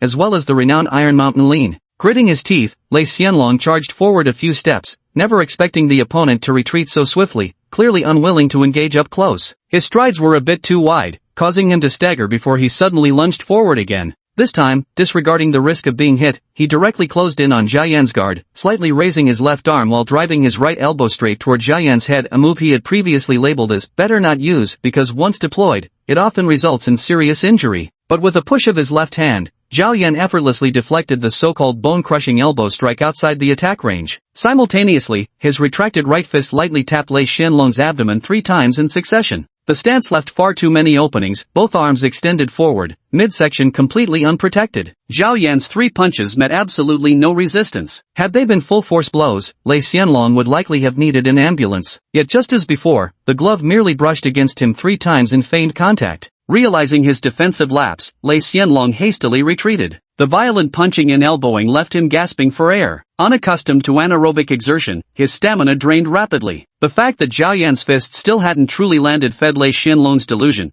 Is this what they call sparring? Seems he's afraid to actually hit me, so if I can showcase my Bajiquan techniques today, it'll all be worth it. He completely disregarded Zhao Yan's 7 previous strikes, each delivered with exquisite precision, and boldly took another step forward. Bajiquan also has joint-locking techniques similar to grappling, but Lei Xianlong was clearly overconfident. His charging stance left far too many openings, and Zhao Yan wasn't about to let it slide. He directly raised his leg for a sweeping kick. Lei Xianlong, lacking the awareness to maintain his fighting stance at all times, was immediately struck on the left shoulder. His body twisted with a yelp of pain, stumbling sideways twice before regaining his balance. Gritting his teeth through the pain, he suddenly remembered that MMA combat wasn't the same as the usual push hands drills. Just then, boxing coach Xiao Lu called out, 30 seconds left. Lei Xianlong shook his numb arm, feeling half his body tingling with pins and needles. Fear surged within him, making him hesitate to charge forward recklessly. But for the sake of pride, he gritted his teeth and forced himself to rush in again, barging into Zhao Yan's inner circle with sheer brute force before lowering his head into a tackling stance. The move was downright awkward, far removed from the refined techniques of Bajiquan. Zhao Yan wasn't about to let himself get grabbed. He sidestepped sharply, waited for Lei to shift his weight,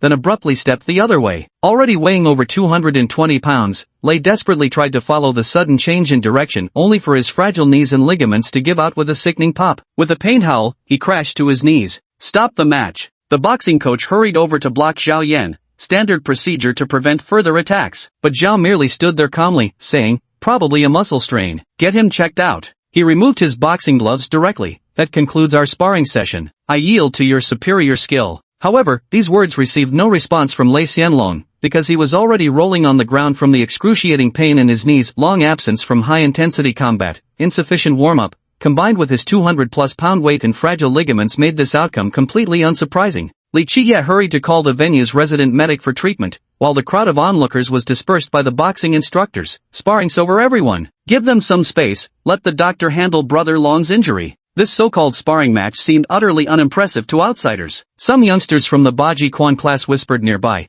Brother Long didn't warm up properly, his joints couldn't handle his weight. What a shame. If he weren't injured, a close-range Iron Mountain lean would have guaranteed internal injuries for sure. Brother Long always said never to use internal energy during regular sparring, it could easily kill someone. He was holding back. Although Lei Xianlong effectively surrendered after 2 minutes of combat, it did nothing to dampen the students' admiration for Bajiquan. Zhao Yan completely ignored their comments. His breathing remained steady without even a trace of sweat, calmly watching as the medic checked on Lei Xianlong. The latter had been given pain relief spray, with preliminary diagnosis pointing to ligament rupture, though hospital scans would be needed for confirmation. By now, Lei Xianlong had recovered somewhat from the pain. Still, he made sure to address his students. Can't teach today, folks. My sincerest apologies. Turning around, he clasped his hands in a martial salute to Zhao Yan. But before he could speak, Zhao Yan said, a draw. You'd better tend to that injury first, wouldn't want it to cause lasting trouble. The step was given swiftly, just as the stretcher arrived. With a pained expression, he was carried away without uttering any words of concession like I admit defeat. At this point, it might seem like things had reached a dead end, but for Zhao Yan, all his objectives had actually been accomplished. Chapter 37, The Video. After being carried away, Lei Xianlong was taken directly to the hospital. His medical expenses were handled as work-related injuries, officially recorded as an accident during teaching rather than an accident during a martial arts match. The chattering Bajiquan trainees dispersed one by one, while the boxing class resumed their practice. However, the coach came over and greeted Zhao Yan politely. Your brother Zhao, right? I'm Lu Xiaodong, just call me Xiao Lu. With skills like yours, I'd love the chance to learn from you sometime. Lu Xiaodong, who came from a professional boxing background, wasn't like the onlookers obsessed with martial arts novels. While the match appeared unremarkable at first glance, laymen watched for entertainment, but he, as an insider, saw the true skill. From start to finish, Lei Xianlong could only be described as utterly outmatched, while Zhao Yan had handled everything effortlessly, surpassing him by leaps and bounds. In terms of pure skill, Lu Xiaodong knew the other man was stronger than him. Those reaction speeds and defensive movements weren't something one could develop from casual training. Professional fighters and amateurs existed in entirely different worlds, the starkest difference being that pros underwent rigorous live combat training daily. The sheer accumulation of such experience was something ordinary people in peacetime could never match. Only through constant practice does one develop discernment, and with discernment comes the ability to distinguish superiority from inferiority. Thus Lu Xiaodong could spot what others couldn't. Zhao Yan deliberately caused his opponent's ligament rupture. Directly defeating his opponent would have been effortless for him, but such overt humiliation wouldn't just embarrass Lei Xianlong, it would also severely damage the gym's reputation. On the other hand, inducing a muscle tear to end the match was a flawless conclusion. The gym's reputation remained intact, and even Lei Xianlong himself wouldn't feel defeated. He'd only blame his own muscle tear, especially since, to any lay observer, he'd been dominating the match up to that point. Being exceptionally skilled was one thing, but if this was all part of his calculated plan, Lu Xiaodong couldn't help but feel genuine admiration. That's why his handshake with Zhao Yan was so warm and earnest. "Are you from the national team?" Zhao Yan shook his head, and Lu Xiaodong didn't press further. Good fighters weren't just physically strong, they were also sharp-minded, a truth proven by countless people. Not daring to show off in front of someone so perceptive, he exchanged a few polite words before returning to his teaching. Meanwhile, Zhao Yan turned his head and asked Li Qiya, "What did you think of that, Brother Long?" After Lei Xianlong left, Li Qiya had been earnestly recalling and analyzing the sparring scene. Just 10 minutes ago, he had also fought Zhao Yan, so he knew full well that Zhao Yan had been holding back the entire time, barely even lifting a finger. After some reflection, he replied, "Brother Long's moves seemed slow and full of openings. Even when you just stuck to blocking, his strikes barely qualified as passable. Just one stance was enough to neutralize his attacks. I threw a punch, and he even leaned back. That's worse than you were," which shows he's got zero real combat experience. Zhao Yan wasn't disparaging Baji Quan itself, but merely commenting on Lei Xianlong's combat skills. Having already removed his gloves, he clearly had no intention of continuing the fight. He suggested, "Let's call it a day for now. We can continue our conversation over dinner later?" "Sounds good, no problem." Li Qiya's arms and legs had actually been sore and weak for a while now. In normal training sessions, 2 hours were no issue for him, but facing real combat, 20 minutes had nearly exhausted him completely. This difference made him want to consult Zhao Yan even more. By the time they left the boxing gym, this traffic policeman had completely discarded any notion of Brother Long in his heart. When it came to combat, Brother Zhao was undoubtedly the true master. After the two left, the boxing class members couldn't help but chatter amongst themselves. However, compared to the Baji Quan group, those who had systematically studied boxing clearly possessed more reliable analytical skills. Coach Lu Xiaodong directly used Zhao Yan as an example, analyzing those fundamental movements of his. Boxing consists of just a few basic moves, no need for all that flashy nonsense. Throwing punches, retracting them, dodging, and blocking. As long as you master them properly, even if someone comes at you with Bagwazang or Bajiquan, it won't make a difference. Being younger and more hot-headed, he had long disliked Lei Xianlong and now held nothing back in his criticism. What is Bajiquan? Frankly, it's something from 100 years ago. Back then, China was closed off, and people's horizons were limited to just one province. With only that many skilled fighters around, if you could create a martial art to defeat them, you could boast about being unmatched in the world. What era is it now? Modern sports are built on science, not mysticism. Don't feed me nonsense about qigong or internal energy. And spare me the stories about friends or relatives who supposedly mastered it. If internal energy is real, why not take it to the UFC and prove it? Pure nonsense. Strength comes from muscles, and striking power depends on how efficiently you use your body. Got it? Yes, sir. The students responded in agreement, clearly more convinced by this perspective. Coach, what level is that handsome guy really at? His stance looks incredibly solid. Chu Yishu, the only woman in the group, couldn't help but ask. Lu Xiaodong replied with a smile, believe it or not, he's probably at a level where he could compete nationally without any issues. This sparked a wave of astonishment, though most still found it hard to believe. They'd only seen Zhao Yan constantly on the defensive. His pulled punches were so fast many didn't even realize they were counterattacks. But Chu Yishu, having gotten her answer, was thoroughly pleased, because while everyone was watching the match, she'd secretly recorded a clip on her phone. I need to research how top-level fighters throw down when I get back, she thought to herself. Technically phones weren't allowed in the training hall, but Chu Yishu had to keep hers handy in a specialized workout belt to field calls from her boss at any moment. This was Chu Yishu's fourth session. Beginners often feel the most enthusiasm, so she was unusually fired up about this impromptu sparring match. When no one was looking, she'd recorded the entire 90-second fight from her corner position. Though the distance was considerable, modern phones captured crisp footage in bright lighting, more than enough material for her to study carefully later. She had this matter on her mind all along. After finishing class and taking a shower, Chu Ishu, who had just left the boxing gym, boarded the bus back to her rented apartment and immediately opened the video to watch it carefully. Real combat is far less exciting than in movies. Lei Xianlong's so-called Bajiquan moves look more like uncontrolled flailing, his movements were severely distorted. Routine forms can't be directly applied in actual combat, and the result of copying them blindly is Lei Xianlong's uncoordinated swinging. Chu Ishu couldn't really discern the technical aspects, but she found Zhao Yan's physique and looks incredibly handsome. After pondering for a long while, she couldn't resist sharing the video in her workgroup chat, typing, "Sis here ran into a super hot guy today." At 27, she was an employee in the company's finance department. The members of this group chat were the 6 colleagues from finance, excluding the director. None of them were very old, the oldest was just 32. A group of women like this, spending their days in the office, tended to chat about nothing but handsome men, clothes, and handbags. Much like how groups of nerdy guys constantly share racy jokes, these girls took pride in sharing pictures of good-looking men to provoke squeals of delight from their colleagues.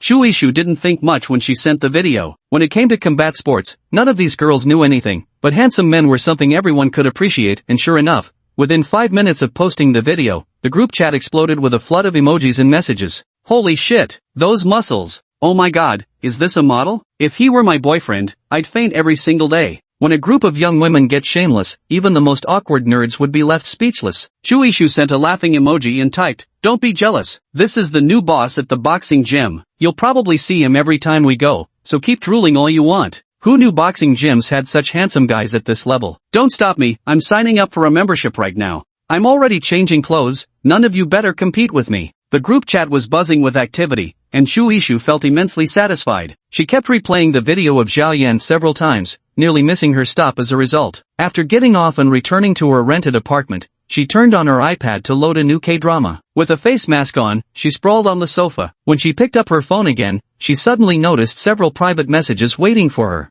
"Sis Chu, was that video really taken by you at the boxing gym?" The sender's ID was Shanvi's, the most attractive and well-proportioned single beauty in the workgroup. Seeing her ask such a question, Chu Ishu immediately found it intriguing. After all, she had turned down quite a few suitors, and the group was always gossiping about when her family would pressure her into blind dates. Earlier on the bus, the other 4 had all sent messages, but she had been silent. Now, suddenly asking such a question in private, could she really be interested? After a moment's thought, she replied, "Yeah, do you like this type?" The question prompted the other person to send a cartoon awkward emoji, followed by a message, "No, no, no. I just thought he looked familiar. Pretty sure I've seen him outside our company before." What a coincidence. So, you didn't go strike up a conversation with him?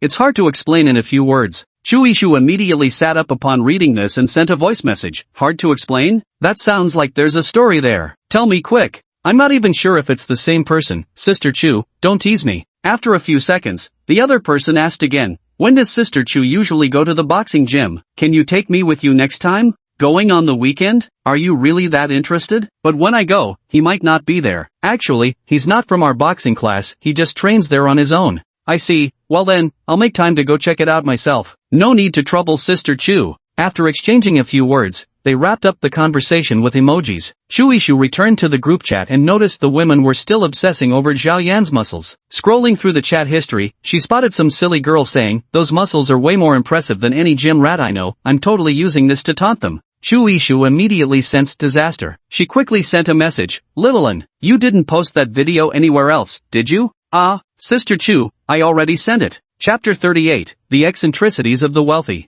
"Hurry up. Delete it. I filmed this video in secret." Chu Ishu glanced at the time and realized it was already past the WeChat recall limit. Just then, the colleague also replied, "I can't recall it anymore. Can't this be sent elsewhere? Just tell them not to spread it around." Chu Ishu could do nothing about it either. After pondering for a moment, she decided this didn't seem like a big deal. After sending that message, she said no more. Soon, the conversation was overtaken by other topics, while Chu Ishu herself curled up with her iPad to watch a Korean drama. Clearly, she overlooked the main point of the video. When the video began circulating in the group chat of several regular gymgoers, someone immediately recognized Brother Long's identity and managed to uncover details about that day's sparring match through various channels. They had resigned themselves to merely imagining the scene of Bajiquan versus MMA based on others' descriptions, never expecting someone had filmed the entire encounter. In Chu Yishu's eyes, this was merely an exchange of techniques between two groups at the boxing gym, but to the onlooking bystanders, it instantly escalated into a symbolic showdown between traditional Chinese martial arts and modern MMA. The video rapidly spread across numerous WeChat groups and, unsurprisingly, soon appeared on Weibo as well. Is this the so-called Bajiquan? It wouldn't last more than a minute against MMA. The hashtag on Weibo was clearly framed in a mocking tone, and this naturally controversial caption was unsurprisingly hijacked by marketing accounts, triggering a frenzy of reposts in no time. Commenters quickly split into two factions, the traditional martial arts supporters and the modern MMA advocates, launching endless debates. Is this what people call Baji Quan? More like turtle style if you ask me. MMA at this level? Just taking a beating the whole time? How impressive. What was that last bit about? How did it just collapse on its own? Leg cramp or strain? With that nearly 300-pound frame, and he dares call himself a master? He'd be more suited for pyramid schemes. The level of onlookers on Weibo naturally varied greatly. Most only saw Zhao Yan passively defending in the video, completely missing his near-flawless attacks because his strikes and defenses occurred simultaneously. Lei Xianlong's attacks were flashy yet ineffective, standing in stark contrast to Zhao Yan's style of short, lightning-fast punches instantly retracted. As a result, most observers only recognized the expansive movements of Baji Quan without realizing that truly effective combat techniques are actually remarkably simple and unadorned. Clearly Bajiquan has the upper hand. What's this video trying to prove anyway? The guy just slipped and fell due to his own mistake in the end. Bullshit. From the very beginning, this MMA hunk kept shifting his center of gravity, and that so-called dragon brother foolishly followed his rhythm like a puppet. Didn't you notice how he had to readjust every time before launching an attack because his opponent stepped back? Each adjustment put more strain on his knees. After holding out for over a minute, that last move clearly pushed him past his limit. He dug his own grave. The analysis above is spot on. During our training sessions, we pay special attention to warming up all parts of the body. That chubby guy probably started fighting without proper warm-up. His injury is clearly a ligament strain or tear. Similar comments were plentiful, but in this era, the majority still held superstitious beliefs about traditional martial arts. The entire video quickly amassed over 20,000 shares amid heated debates, and soon began appearing on other marketing influencer accounts. And Zhao Yan, who had spent hours chatting over midnight snacks with Li Qiye, knew nothing of all this. He arrived home at 11 p.m. Since Li Qiye was driving, neither of them had drunk any alcohol. But that didn't hinder Zhao Yan's progress. He mentioned wanting to recover his license plate to buy a new car. Li Qiye immediately promised to take care of it and insisted on going car shopping together, as he considered himself a car enthusiast who was obsessed with all kinds of vehicles. With this matter settled, Zhao Yan wasn't in a hurry to make any further requests. After all, he'd be visiting the martial arts gym at least 4 times a week from now on, plenty of opportunities to chat with Li Qiye. After entering the house and changing his clothes, he went to the study to recite all the spells once more. Then he turned on the computer, bypassed the firewall to browse some foreign news, and finally prepared for bed. Before going to bed, Han Shi sent a message saying she hadn't encountered any ghosts today. Zhao Yan replied with an okay, plugged in his phone to charge, and went straight to sleep without another thought. He wasn't in the habit of browsing Weibo, so he remained unaware that his video had already gone viral on the platform by now. At that very moment, Zhao Pu, who had just started his nightlife, was getting properly drunk. It was Friday, and he'd managed to gather a few middle school classmates currently in the capital for dinner. Truth be told, Zhao Pu hadn't attended middle or high school in the capital. Earlier, he'd lived his entire life in H-City, a third-tier city where his father had initially built all his businesses. Back then, his family had quite deep roots in H-City. After all, local enterprises operated differently than those in the capital. Every business had intricate connections,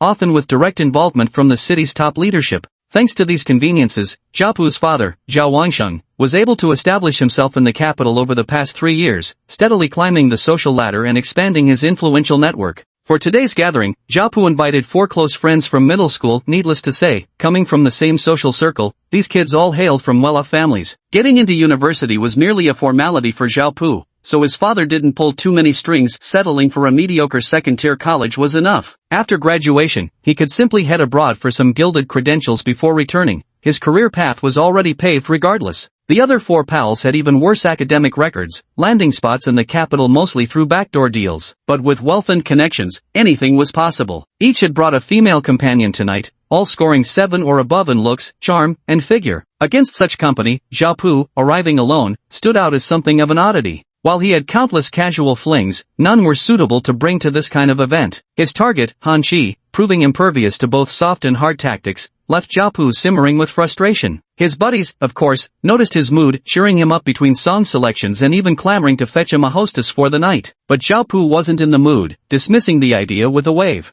"Pusey, this seems pretty serious for you, you're not usually like this." The speaker was Wang Chen, the most influential among their group. His father was a city-level official, which might not amount to much in the capital, but in H City, he was truly someone to reckon with. "Things haven't been going well in the romance department lately, so I thought I'd grab a drink with you guys." Jiapu leaned back on the sofa, looking rather melancholy. "You guys are all living the good life, but ever since starting college, I've felt even more bored." "You, lacking women? Come on, look at you, just got a new IWC Portugueser, and here you are telling us you can't find a girl? Wear that watch to a nightclub for a spin, and you think no one will go for you? What's the use of wearing a watch? Stop bringing it up." The mention of watches brought Zhao Yan's Patek Philippe to Jiapu's mind. After hearing his friends discuss the topic, he couldn't hold back anymore and asked, "Ameo, you're the expert on watches among us. There's something I want to ask you." Ameo was the most socially connected in their group, largely because his father was an economist who constantly shuttled between lectures and symposiums. Growing up in that environment, Ameo had picked up a lot of knowledge, watches being one of his specialties. Intrigued by Jiapu's question, he replied, "What's up, thinking of getting a new one?" No. I met someone the other day wearing a Patek Philippe." He described the watch Zhao Yan was wearing in detail, then asked, "I thought it was fake at the time. If it were a real Patek Philippe from the 1940s, wouldn't it be worth millions? Where would a guy who takes the subway get something like that to wear?" Though he spoke dismissively, he noticed Amao frowning slightly as she asked, "Was his watch very old?" The edges were quite worn, the strap looked replaced, but the dial seemed normal, black with gold accents. Amao pondered for a moment, pulled up a few images on her phone, and asked, "Was it like this?" Jiapu glanced at it. The color scheme is correct, though the watch face seems slightly different, and the wear appears more severe. Amao nodded and pointed at the Patek Philippe in the picture. To be honest, if that watch were genuine, it would probably start at 20 million at auction. However, he added, Patek Philippe only produced a little over 200 watches during World War II, each one unique. If you're talking about counterfeits, sure, there are plenty of knockoffs of new models in our country, but who'd bother faking antique watches? He locked his phone screen. Think about it, Patek Philippe's customer base is already niche. Antique Patek Philippes are collectibles for the elite. Honestly, if you showed that watch to everyone in Chaoyang district, probably fewer than 5 people could name its model. What would be the point of counterfeiting it? You said he was wearing clothes from first and second tier brands, obviously not short of money. That thing might really be some family heirloom? Really possible? Wearing a $20 million watch so casually? Jiapu's mind was struggling to process this, because he simply couldn't accept the fact that Zhao Yan's watch could be worth over 20 million, but after a few seconds, he grew hesitant again, since when he'd placed his C63 keychain on the table, the other guy hadn't even batted an eye. Pooh, the world is a weird place, full of all kinds of eccentric people. Last time my dad went to a conference in Shanghai, there was this old guy wearing a Casio digital watch. Can you imagine? Midst a crowd where the minimum was glaciute? Then we found out later the guy's net worth started in the tens of billions. Amao started counting on his fingers. Another guy from Hong Kong lived in a seaside villa, but when he came to the capital for meetings, he rode a bike share everywhere. Owned a Rolls Royce with a driver, sure, but he was already way past caring about that stuff. Ah, the world of the rich is beyond our understanding. Ameo waved his hand dismissively, leaving Jiapu bewildered, as he truly realized Zhao Yan's behavior seemed peculiar in many ways. When they first met, the other man's outfit was so exaggerated it looked like a theatrical costume. Who knew if this was just one of those eccentric habits of the wealthy? Chapter 39, The Woman Who Approached. But deep down, Jiapu was reluctant to acknowledge this line of thinking. After adamantly insisting the watch was counterfeit, he abruptly changed the subject with a sigh. What's the point of being that rich anyway? Sometimes I really wish I could go back to my middle school days, when the gang of us would scheme to skip class and play games at internet cafes. Damn, those were the days. The class reunion naturally revolved around nostalgia, and with that topic raised, the group immediately started sharing embarrassing stories about each other. Amidst the singing and drinking, as it approached 1 o'clock, Wang Chen suddenly said, "By the way, Pusey, back in the first semester of 8th grade, you suddenly claimed to be sick for half a month. I always felt like something was off, but you never brought it up later. Care to share what really happened now?" Jiapu's drunken face suddenly stiffened. After a brief pause, he replied, "Let's not talk about it. Actually, I was playing too hard and doing terribly in school back then, so my dad beat me so severely I had to get stitches at the hospital. I was too ashamed to tell you guys at the time." Damn, your dad went that hard on you? This story inevitably sparked a round of roasting from the group, but Jiapu still looked uneasy. He stood up and said, "I've had a bit too much to drink. I'm going to the restroom. Can you walk steady by yourself? Need me to support you?" "Support my ass, this liquor's got no kick at all. I might as well be drinking water." Zhao Pu waved his hand dismissively and stepped out of the private room where the background music was deafeningly loud. It was already late October, and the corridor outside the KTV was 5 or 6 degrees colder than inside. The sudden chill hit him, and he immediately felt nauseous, staggering off to the toilet for a violent bout of vomiting. Leaning against the wooden door of the toilet stall, Zhao Yan felt nearly sober after vomiting. Truth be told, the beer wasn't particularly strong, and his alcohol tolerance had always been good. The reason he ended up throwing up today was because he drank too much, too quickly, while also burdened with heavy thoughts leading to this rare poor performance. He leaned against the wall for a long while, but the unforgettable scene kept replaying in his mind earlier, when the others mentioned his 2 weeks absence in 8th grade. It wasn't because his father had beaten him black and blue over poor grades, but because he had caused a reckless driving accident. 8th grade was precisely the most rebellious and image-conscious stage of adolescence. While other kids were still trying to impress others with fancy sneakers or a PSP, Zhao Pu had already secretly taken the family car out to pick up girls. It was blatant unlicensed driving, but for one thing, his family had 5 cars, and his parents were always too busy to notice his unauthorized escapades. For another, the Audi A6L he pilfered had a license plate that intimidated even the local traffic cops, marked with clear signals not to mess with its owner. Thus, his joyrides had gone unchecked for a long time. But one day, as he was driving while texting the 9th grade senior he'd just picked up, his eyes flickered back to the road only to find the car veering onto the sidewalk. He desperately yanked the wheel, but half the vehicle still mounted the crosswalk with a violent crash, and then struck a small figure, rolling right over it. Zhao Pu broke into a cold sweat on the spot. He slammed the brakes and, through the rearview mirror, saw what looked like a little girl he'd knocked down, while the girl's mother ran screaming to check on her. He gripped the steering wheel tightly, knowing he was in deep trouble. He'd taken the family car without permission, driven without a license, and now hit someone. Staring at the long smear of blood left by the tires, Zhao Pu gulped, then, seized by panic, stomped the gas pedal to the floor and fled the scene. That's right, unlicensed driving and hit and run. In his second year of middle school, Zhao Pu had made this terrible mistake through carelessness. When he got home, he realized fleeing wouldn't solve anything, and ultimately confessed to his father, who indeed beat him at the time, but afterward said nothing, simply making him stay home for 2 weeks. 2 weeks later, Zhao Pu returned to school. During that time, he noticed the family's A6L had gone missing, while everything else remained unchanged. He returned to class, and no one had any idea what he'd done. When he checked online privately, there wasn't a single trace of information. It wasn't until 2 years later in high school that he accidentally overheard his father mention something related during a phone call. Zhao Pu remembered his father saying, "Now nothing will come back to haunt us. This matter is settled for good." I already lectured Zhao Pu back then, so he won't go causing such reckless trouble again. He had never dared to face the mistake he'd made, so he never even asked whether the child he'd hit was alive or dead, let alone how his father had handled the matter afterward. As time passed, the memory of that moment gradually faded. Zhao Pu tried his best to convince himself that everything was alright now, so he continued to live his carefree life as usual. The police never came looking for him, nor did the person he hit. He guessed his father must have already reached a settlement with them. After all, his family was wealthy, and no one in H City dared to mess with them, so the matter was simply brushed aside. Zhao Pu steadied himself as he rose to his feet. Shaking off the torrent of jumbled memories, he mused how liquor could so easily send one's thoughts wandering. He made his way to the sink outside the restroom, splashing his face with warm water for what felt like ages. When he finally lifted his dripping face after gargling, he realized with a start that a woman had appeared beside him at some point, leaning forward toward the mirror as she adjusted her hair. In places like KTV, hostesses touching up their makeup in the restroom cubicles is a common sight, but with just a glance, Zhao Pu could tell this woman wasn't part of the staff. She wore a simple white dress with a bare face, not even a hint of eyeliner. Yet even so, her facial features and figure were far more alluring than any of the garishly made-up women Zhao Pu had ever seen. Her curves were especially prominent, and after just 2 seconds of looking, he couldn't help but gulp involuntarily. Just as Zhao Pu was struggling to tear his gaze away, the young beauty suddenly spoke up voluntarily. "Had a bit too much?" Zhao Pu startled. Her voice was soft, without the deliberately saccharine coquettishness typical of entertainment districts. He cleared his throat awkwardly and replied, yeah, something wrong, beautiful? Nothing much, just checking. You were throwing up pretty badly. I was worried you'd collapse and not get up. Was debating whether to call for help." That sounds really heartwarming. He hadn't expected her to be concerned about this and hurriedly said gratefully, thank you.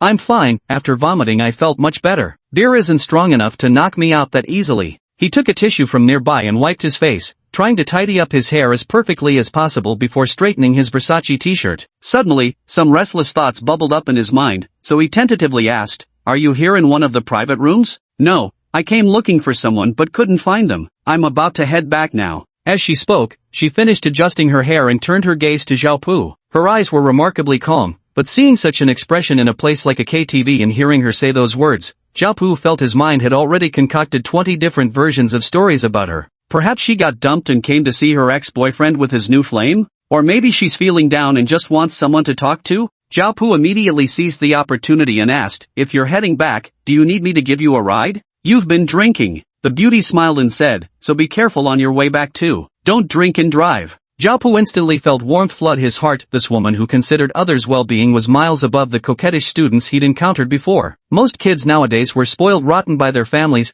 barely mature enough at this age to care about others, always throwing tantrums, demanding this and that. The comparison made Jiapu's desire flare up like kindled flames. He studied the woman carefully, though clearly young. She carried none of the immaturity of college students in their early 20s. She was undoubtedly a youthful married woman whose age defied guessing. Noticing the quiet sorrow in her calm gaze, Jiapu sensed hidden depths and offered, "No worries, I've got my car. If needed, I'll call a designated driver. I was just about to leave anyway, care to wait a moment?" The beauty blinked thoughtfully before asking, "You're not some creep, are you?" Jiapu burst into laughter. He reached into his pocket and pulled out his Gucci wallet, taking out his student meal card. "I'm a college student, you know. My campus isn't far from here." The woman glanced at the name on his meal card, hesitated for a brief moment, then nodded. "All right, I'll wait for you here." "Awesome, be right back." Jiapu's heart raced. He felt like when peach blossom luck came knocking, nothing could stop it. At this hour, in this place, what else could a woman willing to get in his car possibly want? As he walked those few steps, he could already feel the uncomfortable tightness in his lower body. Pushing open the door, Jiapu feigned a tipsy demeanor, claiming he'd drunk too much and felt too nauseous to stay. He'd call a designated driver and head home first. Wang Chan and the others suspected nothing, waving him off with farewells. Turning away, Jiapu strode toward the restroom with his car keys in hand and beckoned to the young woman still waiting there. "Let's go." The other person nodded and followed him all the way out of the KTV. Jiapu swayed slightly as he walked ahead, but instead of calling a designated driver, he struck up a conversation on other topics. It was then that he learned the woman's name was Yin Shuang, a teacher by profession, though she never revealed her exact reason for coming to the KTV.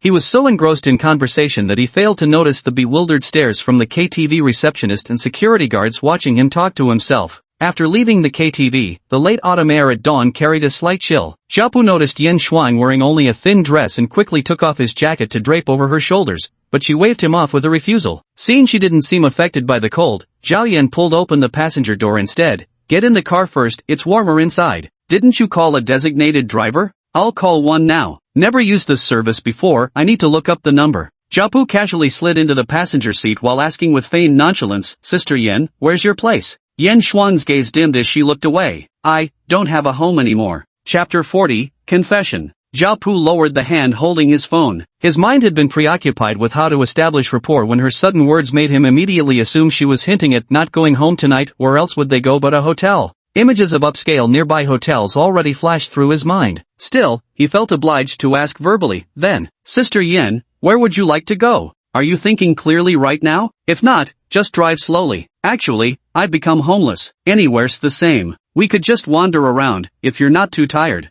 Jiapu was now mostly convinced. With practiced ease, he pressed the ignition button. The V8 engine roared with a deep, throaty growl during the first 10 seconds of cold startup. The LED headlights illuminated the empty road ahead, resembling a beast poised to strike in the quiet night. But Jiapu had no intention of showing off his so-called driving skills in front of her. He figured such a warm-hearted older sister type would probably prefer a more steady and composed guy. So without hesitation, he switched the driving mode to comfort and proceeded onto the service road as smoothly as a state limousine. The 507 horsepower muscle car under his feet might as well have been a hybrid Corolla. "You're studying at the Capital Institute of Fashion? I hear their art department is pretty impressive." "Don't know much about the art department, but their graduation exhibitions are genuinely interesting. I gotta sign my major." "Truth is, I've never been much of a student." "I can tell. Back in my school days, I wouldn't have dared to mess around like this. Probably would have still been reading in the dorm at this hour." Yen Shuang, seemingly genuinely bored, pressed on. "So what do you want to do in the future?" I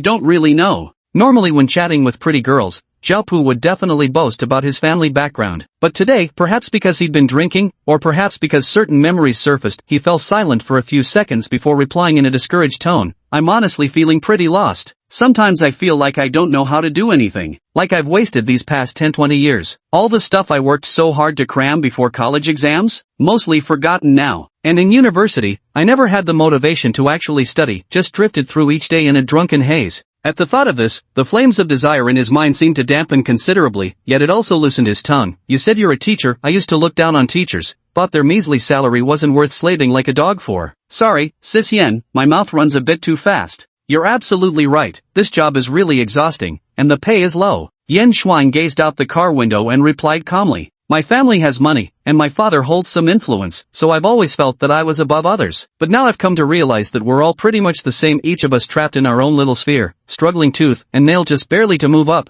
while most end up like me, living off our father's legacies, coasting along just to pass idle time. The conversation suddenly got so serious, I don't even know how to respond. Yen Shuang lightened the mood slightly before suddenly asking, so do you have any regrets? What do you mean? Regrets about things I've done? Everything, I suppose. Things you've done, decisions you've made, and such. Zhao Pu answered bluntly, of course, how could anyone live without regrets? I shouldn't have broken my grandfather's bowl when I was little, and I shouldn't have bullied that chubby kid in class when I grew older. Later, I got into trouble, did some awful things, but someone always covered for me. Even now I don't know who I should go to with this guilt. I can only lie to myself that if no one comes after me, it's all in the past. The C-63 slowly cruised along the service road, while Yen Shuang in the passenger seat seemed lost in silence. Zhao Pu glanced over and reminded her, Sis Yen, you should buckle your seatbelt. Even though I don't dare drive too fast, safety still comes first. As he spoke, doubts arose in his mind. Why hadn't the car's onboard computer warned him about not fastening the seatbelt? By all reasoning, it should have started beeping long ago. Seeing Yen Shuang remain motionless, he guessed she might not like the restraint of seatbelts and didn't press the matter. Instead, he asked, Sister Yen, do you have any regrets then? I do, perhaps just one regret. Yen Shuang recounted calmly, if only I'd let my daughter walk on the right side that day. What do you mean? Zhao Pu didn't understand. I was walking down the street with my daughter when she was suddenly hit by a speeding car. She closed her eyes, struggling to suppress her emotions, and only continued after a few seconds. By the time the ambulance arrived, it was already too late. The C-63's engine suddenly revved up by 2000 RPM before immediately dropping back down. Zhao Pu whispered, Miss Yen, I'm sorry, I shouldn't have asked about that. His hands gripping the steering wheel turned slightly pale. It's nothing, Yen Shuang adjusted her emotions and continued. My regret isn't just because of that. The main reason is, the hit-and-run driver fled the scene. They weren't caught? They were apprehended on the third day after we reported it to the police. That's good then. Zhao Pu felt a wave of relief wash over him. But Yen Shuang continued, at first, I also thought we'd caught the real culprit. Only later did I realize he was just taking the fall, the true perpetrator was someone else. Taking the fall? Driving the car away to another location, switching drivers, then having this person willingly confess to being the one who caused the accident. Yen Shuang's narration remained calm, yet her voice trembled slightly. After my divorce, I raised my child alone. When my child was just gone like that, of course I couldn't bear to see the real culprit escape justice. So I gathered all the evidence I could and took it to court. Collecting evidence myself? Isn't that the police's job? The police kept making excuses and refused to file a case. I spent all my savings to pursue legal action, only to be intercepted and threatened by 7 or 8 thugs who appeared outside my home, warning me of retaliation if I went to court. Zhao Pu sobered up instantly. He stopped pressing the accelerator, letting the car glide slowly as his voice trembled. So, no one stepped in? The perpetrator's family has power and influence. Ordinary folks like me stand no chance against them. But I wasn't even after compensation money. I just wanted an explanation, that's all. Yen Shuang's gaze dimmed as she lowered her lashes to look at her palms, and the result? My mother suffered a cerebral hemorrhage from the shock inflicted by those people. She was hospitalized for 3 days of emergency treatment, but in the end, she didn't make it. My father exhausted himself trying to seek justice, but the outcome was nearly the same. In the end, he fell ill and passed away a year later. Zhao Pu felt a chill run through his entire body upon hearing this. This was practically the textbook definition of a ruined family. Not only had parents buried their child due to that accident, but their pursuit of justice had led to such grievous consequences. Sister Yen, you really must take care of yourself. Zhao Pu handed over his phone as he spoke. Leave me your contact information. I have some connections, so if you need help, just let me know. Aren't you afraid this might just be a story I made up? If it is, then I guess I'll just have to take the loss. The car had already pulled over to the side of the road. Zhao Pu shifted into neutral and engaged the parking brake. After a moment's thought, he took out his wallet. I know this might not be appropriate, but Sis Yen, it's so cold and you're dressed so lightly. I'd hate for you to catch a chill over this. Let me check if any shops are still open nearby. I'll go buy you something warmer to wear first. He turned up the car's heater a bit more. Have you eaten yet? Should I get you a hot drink? It's fine, I'm really not cold. Yen Shuang gazed at Zhao Pu, her heart seemingly torn by indecision. But in the end she said, there's no need to go shopping. I don't need anything. Jiapu felt uneasy deep down. The wine he drank today kept summoning hazy thoughts in his mind. The woman's sudden appearance had been suspicious, but at the time, desire had clouded his judgment. Now, after hearing these stories, an inexplicable sense of guilt welled up inside him. Handing money to a stranger was something he'd never normally do. Not because he couldn't afford it, but because he knew people wouldn't accept such money without reason. But today, under the influence of alcohol, he managed to do it, and somehow, his heart felt a little lighter for it. Why was that? Was it due to the guilt brought by that incident? So, Sister Yan, is everything going well with your work now? I've nearly forgotten what those students look like. Yan Shuang gazed out the window as the car followed a riverside road alongside the Wanquan River. Suddenly she sighed and said, "You should go to college properly in the future too. Cherish such opportunities." Jiapu fell silent for a few seconds before asking, "When did your daughter's accident happen?"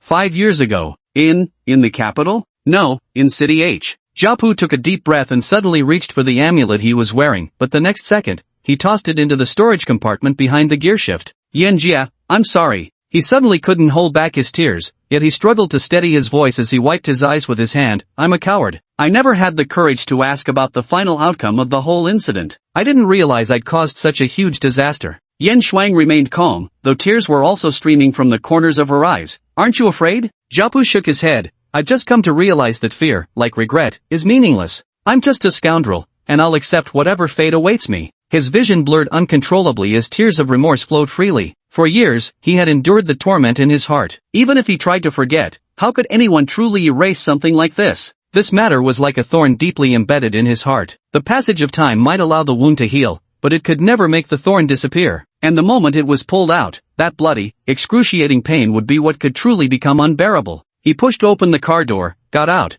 and walked to a spot 20 or 30 meters ahead of the C-63. The chilly night was deserted, with sparse traffic on the surrounding streets. No one noticed the scene. Jiapu dropped straight to his knees. "I surrender, Sister Yan." He shouted loudly, "I'm sorry, I'm a beast." Chapter 41, Changes. The C-63 has a 6.2L displacement engine. Accelerating 30 meters from here would be more than enough to smash Jiapu's head into pulp. Yan Shuang appeared in the driver's seat. She understood exactly what the other party meant, and she had every reason to shift into drive and floor the accelerator. Her fingers tightened around the gearshift button as she pulled it back. The car began to creep forward, and Yan Shuang's expression twisted into something ferocious. She slammed her foot down on the gas pedal. The V8 engine's roar instantly filled the street. With immense horsepower, the rear wheel screeched and spun wildly before the ESP system stabilized them, launching the car forward in a burst of acceleration. Yet in that very moment, Yan Shuang felt her body undergo a metamorphosis, as though set ablaze. Her gaze snapped to her fingers, where once were pale, delicate tips now grew sharp, twisted black nails, veins bulging grotesquely. Horrified, she clapped a hand over her mouth, only to realize her teeth and facial structure had also begun to shift. The seed of hatred burst open in her heart like a detonation,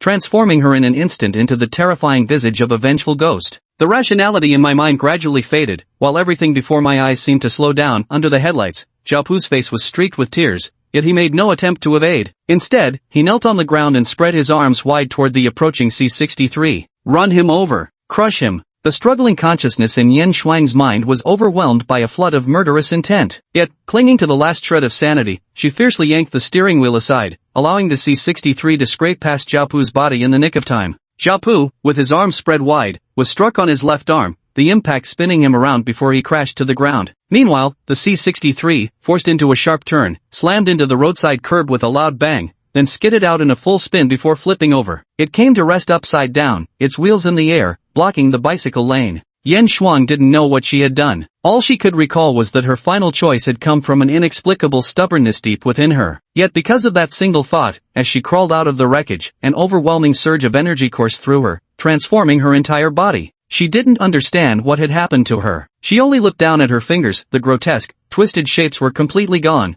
replaced by smooth, translucent skin and perfectly formed nails that looked startlingly real. Yan Shuang felt as though her body had grown even more solid, more tangible than before. Seeing Jiapu lying on the ground clutching his arm, Yan Shuang slowly walked over. Jiapu wasn't seriously injured. His arm had been knocked aside instantly when struck by the car, leaving just a muscle strain without any fractures. Blinking up from the ground, he spoke haltingly through the pain, "Sister Yan, if possible, just make it quick, okay?" As she looked at Jiapu now, that overwhelming murderous intent had already dissipated from Yan Shuang. The obsession in her heart had mostly vanished the moment she stomped on the accelerator. And now Yan Shuang truly realized, had she not turned that steering wheel when she did, she would have become nothing but a mindless, vicious spirit. She didn't want to become a beast-like monster, and she also understood that Zhao Pu was truly willing to sacrifice his life to atone for his sins. Standing there for over a minute, Yin Shuang finally said, "If possible, visit my daughters' and parents' graves for me." Holding the talisman Zhao Pu had just removed, she glanced at it for a few seconds before adding, "I'll take this too." "It's not good for you.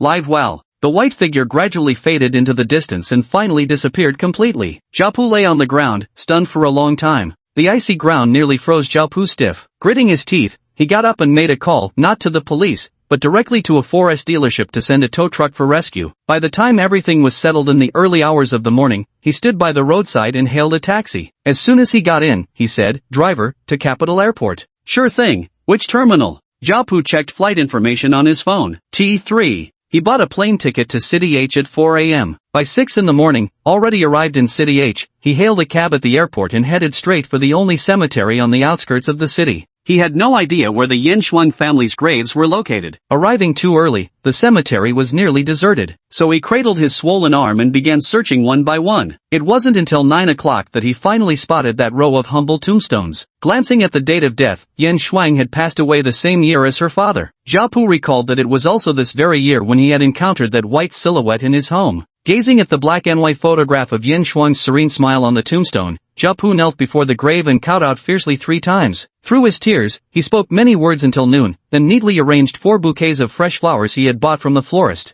Zhao Pu contacted the cemetery staff and spent 100,000 yuan to commission a new tombstone. He also hired someone to come regularly for cleaning. After arranging everything, he took out his phone and saw a message from his casual partner on WeChat asking when he'd be free. Zhao Pu closed his eyes and took a deep breath, then proceeded to clean out his contacts list. He quit all those party and entertainment chat groups. Seeing his chat history with Han Shi, he recorded a hoarse-voiced apology before deleting the contact. He bid farewell to his former self and began cherishing each remaining day of his life. Zhao Yan woke up as usual and started his morning workout. But today, instead of practicing with his saber or fists, he changed clothes and went for a run. Since his route was so extensive, no one noticed he'd covered 30 kilometers in just 1 hour. After casually buying breakfast on his way back, he showered and ate, then began carving magic arrays into the bone fan using his new tools. It wasn't until noon that he noticed his phone lying on the bed had accumulated numerous unread messages. Li Chiyue actively helped investigate the car that had knocked Zhao Yan into the mountains, but the results were strange. This license plate appeared as deregistered in Li Chiyue's system. In other words, it simply couldn't be traced. What's going on here?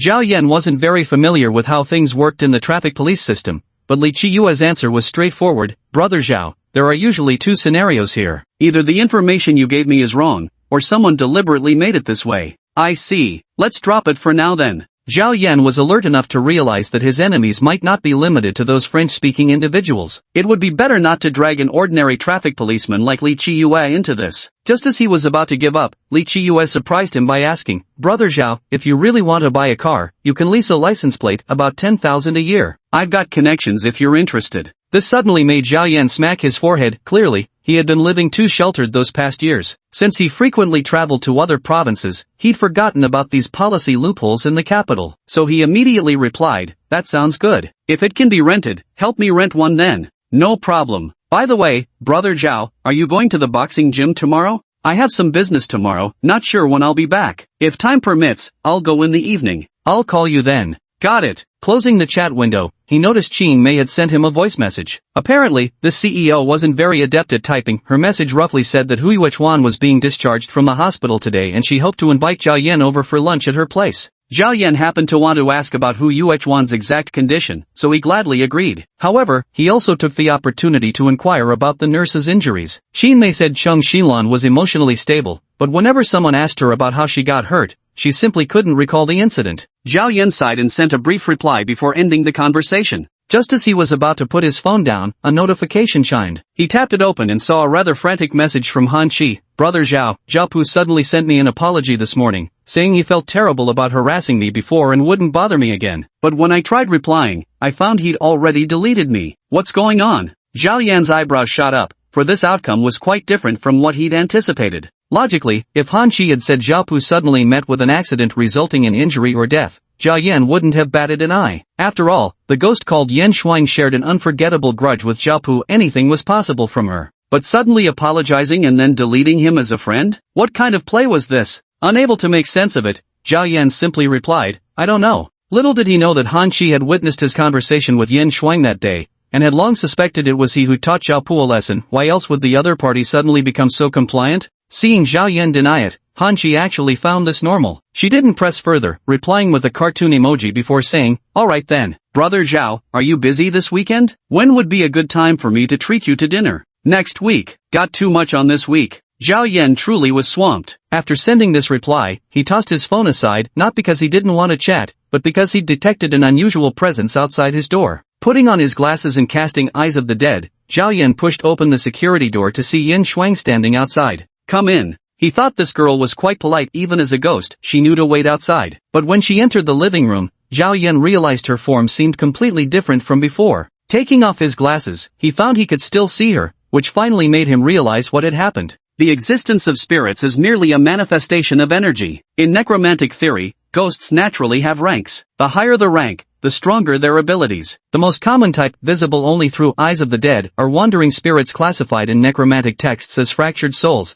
because their forms are often incomplete and will eventually dissipate into scattered energy. If this type of ghost can maintain its spiritual intelligence while continuously absorbing energy and possesses high mental strength, it may eventually evolve into a higher-level wrathful spirit after prolonged accumulation. Depending on their abilities, some of these ghosts can manifest physically before specific individuals, while others may briefly gain the capacity for physical contact. However, they cannot sustain these abilities for long due to the excessive consumption of negative energy. Their so-called mental strength, to some extent, refers to the depth of their resentment. Yin Shuang clearly falls into this category. But now her condition is markedly different from before. When a ghost's body begins to emit a lustrous glow, it signifies that, unless subjected to special attacks, it will no longer be affected by things like sunlight. This transformation is typically achieved through external modifications performed by a necromancer. Once successful, these so-called drifters can even appear before ordinary people and maintain physical contact for extended periods. Being a drifter means the spirit can move freely without restraints and even becomes immune to low-level exorcism spells. Zhao Yan currently lacks the capability to transform a spirit into a drifter, he is merely a necromancer's apprentice. The Haunting Shadows spell he cast earlier only amplified the ghost's existing energy,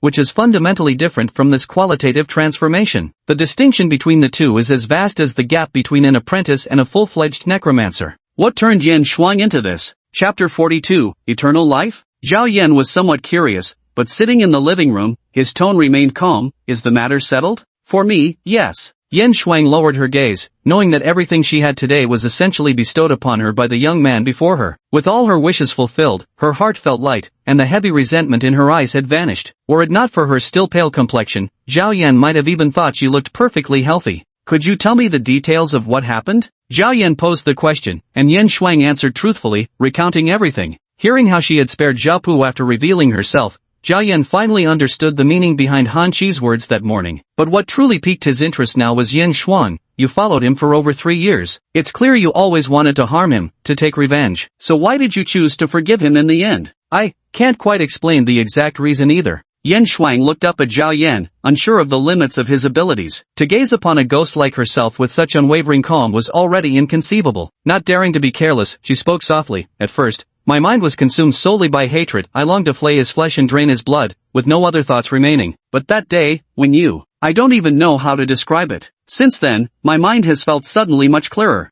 I recalled many things from the past, and remembered how I had essentially been out of control these past 3 years. So I began contemplating what I should truly do to finally put an end to all this. When I lacked the power, I wanted to kill him, I longed to see him dead. But when you truly granted me this ability, I realized, if I were to do it, it couldn't even be called closure. Because ending hatred through death is itself a false proposition. Yin Shuang shook her head. His actions led to my daughter's death, and my parents' deaths were a consequence of that connection. But killing him or his entire family would serve no purpose other than spreading more grief and hatred. I think, after all, this world shouldn't be consumed by primal vengeance. If he can contribute something meaningful to this world in the future, that would be far better than simply dying like this. Watching Zhao Yan fall into deep thought, Yin Shuang sighed and said, I saw him use that thing against you that day. So I know you wanted me to teach him a lesson. Please forgive me for not doing so. She reached out and placed the amulet on the coffee table. The crisp clink made Zhao Yan lift his gaze. He hadn't expected Yin Shuang to bring it back clearly. She now possessed tangible materialization abilities. I thought I was doing the right thing, but seeing how you handled this made me realize my approach was indeed improper. Zhao Yan spoke slowly, openly admitting his wrongdoing. This caused Yin Shuang's lips to part slightly. She had genuinely never expected him to be so forthright and unguarded. Forgiveness. Even after living this long, I sometimes struggle to overcome this barrier myself. Zhao Yan lifted his gaze. I truly admire you for that. He was beginning to understand why she maintained her current form. Ghosts typically become extreme, as the resentment following death erodes all reason. Yet by fortunate coincidence, Yin Shuang had regained her capacity for thought. What's more certain is that she must have possessed remarkable generosity and wisdom in life, otherwise, she could never have remained like this. Very well, the contract between us ends here. By now, Zhao Yan had figured out the whole story. He extended his hand, and a faint contractual glow appeared. Although Yin Shuang hadn't harmed Xiaopu, she had technically fulfilled the agreement. Hesitantly raising her palm, Yin Shuang felt a warmth radiating through her fingertips as they touched Zhao Yan's hand. When the light faded, the vague connection between them vanished as well. From this moment onward, she was truly a wandering spirit, utterly alone in the world. Forgive me for not being able to offer you tea. With the contract dissolved, Zhao Yan's tone became casual. To him, whether someone was human or ghost didn't matter, both were equals worth conversing with. In another world, spirits like Yin Xuan who retained clear rationality were rare. Ghosts of her caliber usually turned into deranged evil spirits. Conversation? More likely they'd start fighting the moment you opened your mouth. Yin Shuang lowered her head with a bashful smile when she heard this, but soon felt awkward again, because she knew nothing about Zhao Yan, only that he was an extraordinary person. After this matter was over, where would she go? Was she just going to wander the world like this? I still don't know your name. Zhao Yan. Zhao as in Zhao Qian Sunli, Yan with two fire radicals. You don't seem very old. This made Zhao Yan chuckle. Unable to contain himself, he waved his hand. Just call me by my name, no need for formalities. He glanced at the somewhat flustered Yin Shuang and said, any plans? Sightseeing? Honestly, in your current state, traveling should be pretty convenient. Yin Shuang's face darkened at his remark. She had thrown herself off a building at just 27, still a young woman. She suspected Zhao Yan was teasing her, but his serious expression left her unsure whether he was joking. I haven't thought that far ahead yet. I just feel peaceful now, but also strangely empty inside. Ah, right. In your situation, you're practically one of a kind. If you tried chatting with ordinary people, they probably couldn't handle it. Imagine causing a panic and summoning a bunch of exorcist monks and Taoist priests. Now that'd be a spectacle. Yin Shuang raised a hand to her forehead. Do you always talk like this normally? Though she said so, she actually felt much less pressure talking with Zhao Yan. Apart from his miraculous abilities, this person before her seemed to be someone with an eccentric personality yet free from worldly desires. She had many questions in mind, so she asked aloud, will I disappear? Through certain methods, you could be dispersed, but if left alone, no. Doesn't that make me immortal? Yin Shuang froze for a moment, staring blankly at the coffee table. I remember reading somewhere that immortality is also a form of torture. It's not that bad, there's actually quite a lot one can do. The world is always changing, and the scenery before our eyes never stays the same. Honestly, the idea of it being some kind of torment doesn't really hold up. Zhao Yan replied offhandedly. Put. Yin Shuang burst out laughing. You make it sound like you've lived forever before. How could an ordinary person even grasp such a concept? Zhao Yan shrugged. I just took a wild guess. By the way, how do you know all these things? And so many magic tricks? Learned it from an eccentric teacher who wore a crow mask all day. Zhao Yan didn't hide the truth, finding conversing with spirits much easier than talking to people because ghosts would never give away secrets. Skills specially designed to deal with ghosts? No, it's the ability to communicate with another world. Zhao Yan glanced at his watch at this moment and realized he had an appointment to keep. Rising to his feet, he said, I'm sorry, I have something to attend to at noon and need to leave shortly. Ah, then I'll take my leave first. Yin Shuang quickly stood up, only to realize her predicament upon rising. Where exactly should she go after taking her leave? Head to work, perhaps? If you've got nowhere else to go, you might as well stay here. Zhao Yan stood up and walked toward his bedroom, adding, roaming around in your current state for too long will drain your energy. I've got a magic array here that can help replenish it. Over time, it might even help your body become more solid, who knows?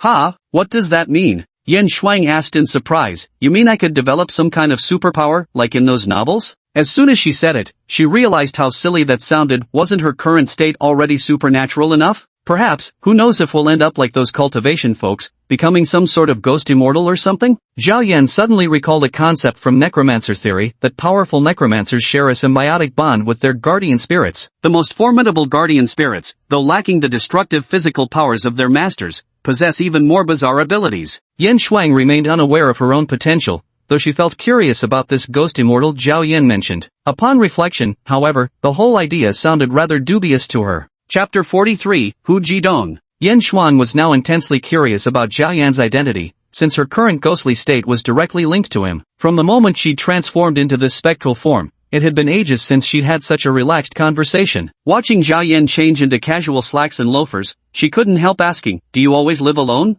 "Mum, you seem quite accustomed to this lifestyle." This observation came from a woman's intuition. Yen Shuang glanced around at the haphazardly piled belongings and noticed there weren't any second sets of tableware in the kitchen. Everything appeared simple yet carried an inexplicable eeriness that deepened her curiosity. Zhao Yan couldn't linger for more small talk. Pushing open the door, he said, "I'll be going now." What's wrong? Could I maybe walk with you? Because I honestly don't know what else to do." Yen Shuang simply wanted to keep talking. She refused to become some wandering ghost, and just wanted to exist normally again. To her, Zhao Yan was the only person who could still make her feel alive. "Oh, sure." Zhao Yan nodded. He actually held quite a bit of admiration for Yen Shuang, and thus felt rather favorable toward her, not in the sense of liking, but in recognizing her as someone radiating positive energy. She wouldn't harm others, knew when to advance or retreat, and wouldn't bring trouble upon herself. Yen Shuang hadn't expected him to agree so readily and eagerly followed him out. Zhao Yan pressed the elevator button and stood beside her inside. She was about 165 centimeters tall, wearing a white dress and heels, half a head shorter than him. Staring at the mirror before them, she noticed only Zhao Yan's reflection. She was completely invisible. A pang of frustration struck her. "This feels so strange, not being able to see myself." The reason Yen Shuang could be seen by Zhao Yan now was primarily due to her unique attitude toward him. In other words, her current abilities far surpassed those of an ordinary ghost, she just couldn't consciously control them yet. Other than Zhao Yan, no one else could see her at all. When you finally become visible to yourself, it'll mean everyone else can see you too. Zhao Yan picked up his phone to reply to a message while speaking, as Qin Mei had sent someone to pick him up and was asking for his address. "If that day ever comes, does it mean I could live like a normal person?" This was Yen Shuang's heartfelt wish. But as soon as she said it, she knew it wasn't realistic. The living and the dead belong to different worlds. How could they possibly be the same? A normal person's life? I don't even know what counts as normal anymore. The elevator doors opened just as Zhao Yan was speaking, and the two middle school students waiting outside happened to hear him. But inside the elevator, there was only him, no headphones or microphone in sight. His solitary muttering made the two pause in confusion. By the time Zhao Yan had walked several steps away, they were still exchanging bewildered glances. Yen Shuang glanced back and felt she might have spoken too much. She quickened her pace to keep up with Zhao Yan. From an angle slightly behind him, she finally had the chance to scrutinize the young man's appearance and build. After all, as a former middle school teacher, her observational skills were sharper than most. But she couldn't detect even a hint of frivolity in Zhao Yan. Unlike the lethargic demeanor of older folks, he radiated the kind of energetic confidence typical of young foreign professors. "Did you study abroad before?" While waiting for a taxi by the roadside, Yen Shuang asked the question. "Yeah, I've been through both high school and college." Zhao Yan answered truthfully before turning to ask, "What, do I look like a student to you?" "Not really. You just give off this vibe of a high-achieving returnee, but without any of the pretentiousness." "Pretentious? You mean like wearing gold-rimmed glasses, slicking back hair, peppering every sentence with English phrases, talking nothing but finance and politics?" This remark made Yen Shuang chuckle. After all, she was just a normal university graduate who hadn't seen much of the world, and she replied somewhat sheepishly, "Actually, I haven't met many returnees either." Zhao Yan smiled without commenting. At that moment, a black Maybach pulled up in front of them, and the assistant got out from the passenger seat, saying respectfully, "Mr. Zhao, sorry to have kept you waiting." With that, he opened the rear door for Zhao Yan. Getting in, Zhao Yan noticed Yen Shuang standing frozen nearby and asked curiously, "Aren't you getting in?" "Ha?" The assistant beside them was momentarily taken aback. "I'll get in right away, Mr. Zhao." Zhao Yan cleared his throat, realizing he had momentarily forgotten Yen Shuang's identity. The latter was actually startled by the luxuriousness of the Maybach. Her previous life had only been modestly well off, worlds apart from this level of wealth. Even upstarts like Zhao Pu's family had been enough to make her look up in awe. But the sheer presence of this extravagant car was overwhelming, making her suddenly aware that Zhao Yan's background was likely far more substantial than she had imagined. However, when Zhao Yan called out to her, she remembered that no one else could see her. Circling to the other side to get in, she reached out to pull the car door, then paused before simply leaning forward. Just like that, she passed through the left rear door and took a seat beside Zhao Yan. The assistant up front exchanged a few polite words before falling silent, while the uniformed, white-gloved driver beside him stayed mute as a statue. In the first-class equivalent back seat, Zhao Yan adjusted the leg rest and lounged back to browse his phone. Yen Shuang knew he wouldn't answer if she spoke now, so she looked around curiously instead. The Maybach entered the ring road, turned onto the service lane amid the congestion of East 3rd Ring Road, and finally pulled up beneath a high-rise apartment building over 20 stories tall. Zhao Yan glanced back as he stepped out of the car. Behind the Maybach came a black, older model crown with diplomatic plates. The men who emerged were all foreign diplomats speaking fluent English. Chairman who purchased this building mainly to rent out as apartments for staff from foreign embassies. They occupy floors below the 17th, floors 18 to 21 are the private residences of Chairman Hu and President Qin. There's a dedicated elevator over here. That simple statement spoke volumes about Chairman Hu's clout. After all, not every real estate developer could acquire a 21-floor apartment building adjacent to the American embassy. At current property prices, the figure would be astronomical. So this is where the truly wealthy live, came the odd realization. Yan Shuang followed Zhao Yan into the private elevator. When the doors opened, Qin Mei was already waiting at the entrance. Master Zhao, I'm sorry to trouble you with this special trip. It's mainly because Xiao Chuan's father is usually very busy, so it's more convenient for him to live here for work. My husband is also home today. He specifically wanted to thank you, so we've prepared a simple meal here in your honor. You're too kind, Zhao Yan replied without ceremony, cutting straight to the point with his next question. Has there been anything unusual these past 2 days? No, Xiao Chuan has been sleeping well, no issues at all. Qin Mei guided Zhao Yan inside, then lowered her voice slightly with hesitation. It's just, Lao Hu,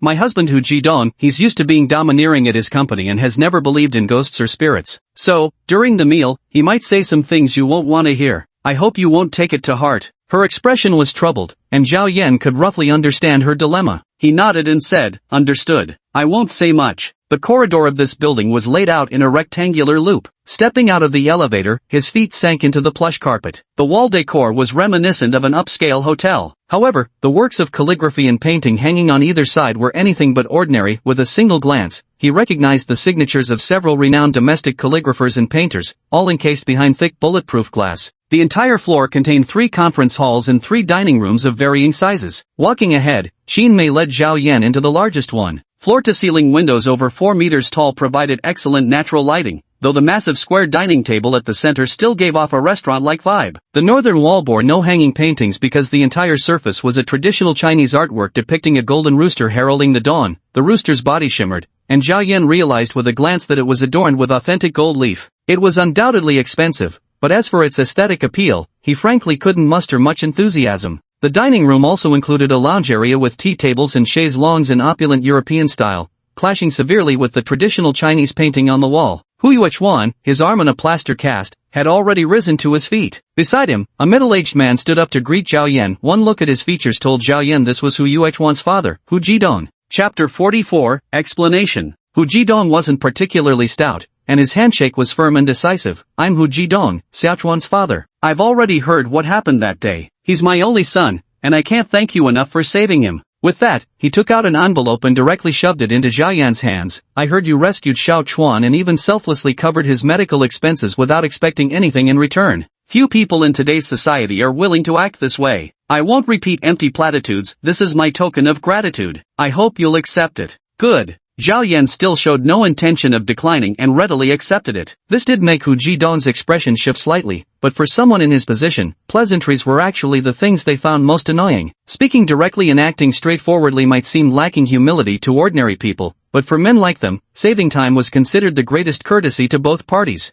Hu Yuechuan had clearly been instructed beforehand, as he now approached Zhao Yan to bow respectfully and express his gratitude. Zhao Yan waved it off, and the 4 of them took their seats. Though it was ostensibly a simple family meal, the chef was none other than a former state banquet master. The dishes served were refined Huaiyang cuisine, flavorful and beautifully presented, as expected, yet eating Chinese food at a Western-style dining table felt decidedly awkward. Throughout the meal, Hu Yuechuan remained silent, while Hu Jidong clearly took the lead. Typical of a chairman accustomed to authority, his demeanor at home was no different. His words carried the weight of superiority. After raising a toast to thank Zhao Yan, he immediately began criticizing Hu Yuechuan's shortcomings. Your aunt and I haven't disciplined him enough these past years. Now, he spends all his time fooling around with a pack of good-for-nothings, buying sports cars and talking about racing. It's because we've spoiled him that things nearly ended in disaster this time. His words were clearly an attempt to pin the blame for the car crash on Hu Yuechuan. The latter kept his head down while eating, visibly struggling with the urge to argue back. Whenever Hu Jidong's piercing glare silenced him, he clenched his jaw and bent lower over his plate, his chopsticks gripping the food with frustration, a clear sign of simmering rebellion with no courage to act on it.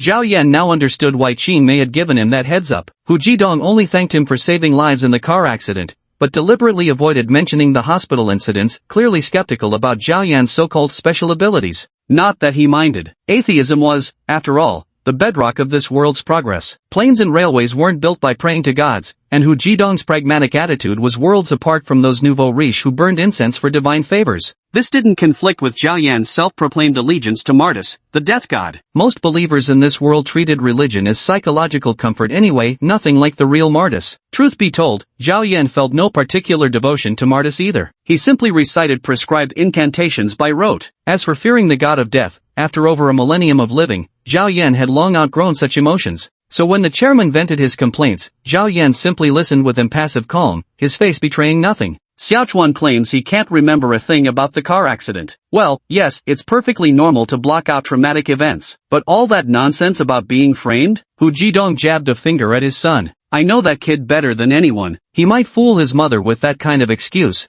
but not me. Zhao Yan glanced at Hu Yuechuan, who was hanging his head with his chopsticks gripped tightly and visibly trembling in place. You do have a point there. Zhao Yan's response left Qin Mei momentarily stunned, and even Hu Yuechuan looked up in astonishment. After all, Hu Jidong's words were essentially dismissing Zhao Yan's contribution. But why did Zhao Yan seem completely unfazed by it? Hu Jidong also felt perplexed, even experiencing an odd sense of having punched empty air. While he was genuinely grateful to Zhao Yan for saving his son, he equally despised the so-called Master Zhao exorcising demons narrative that Qin Mei had spun. In his eyes, such people had only one label: fraudsters. Hu Jidong was a seasoned veteran. Back in the 1990s, when Qigong mania swept the nation, he bluntly mocked those who balanced pots on their heads to achieve heavenly communion as idiots. Over the years, while friends and relatives around him worshipped this master or followed that Rinpoche, he never believed in any sect. To anyone who mentioned masters in his presence, he'd retort, "Got supernatural powers? Demonstrate them here. If I can't spot any tricks, I'll believe you."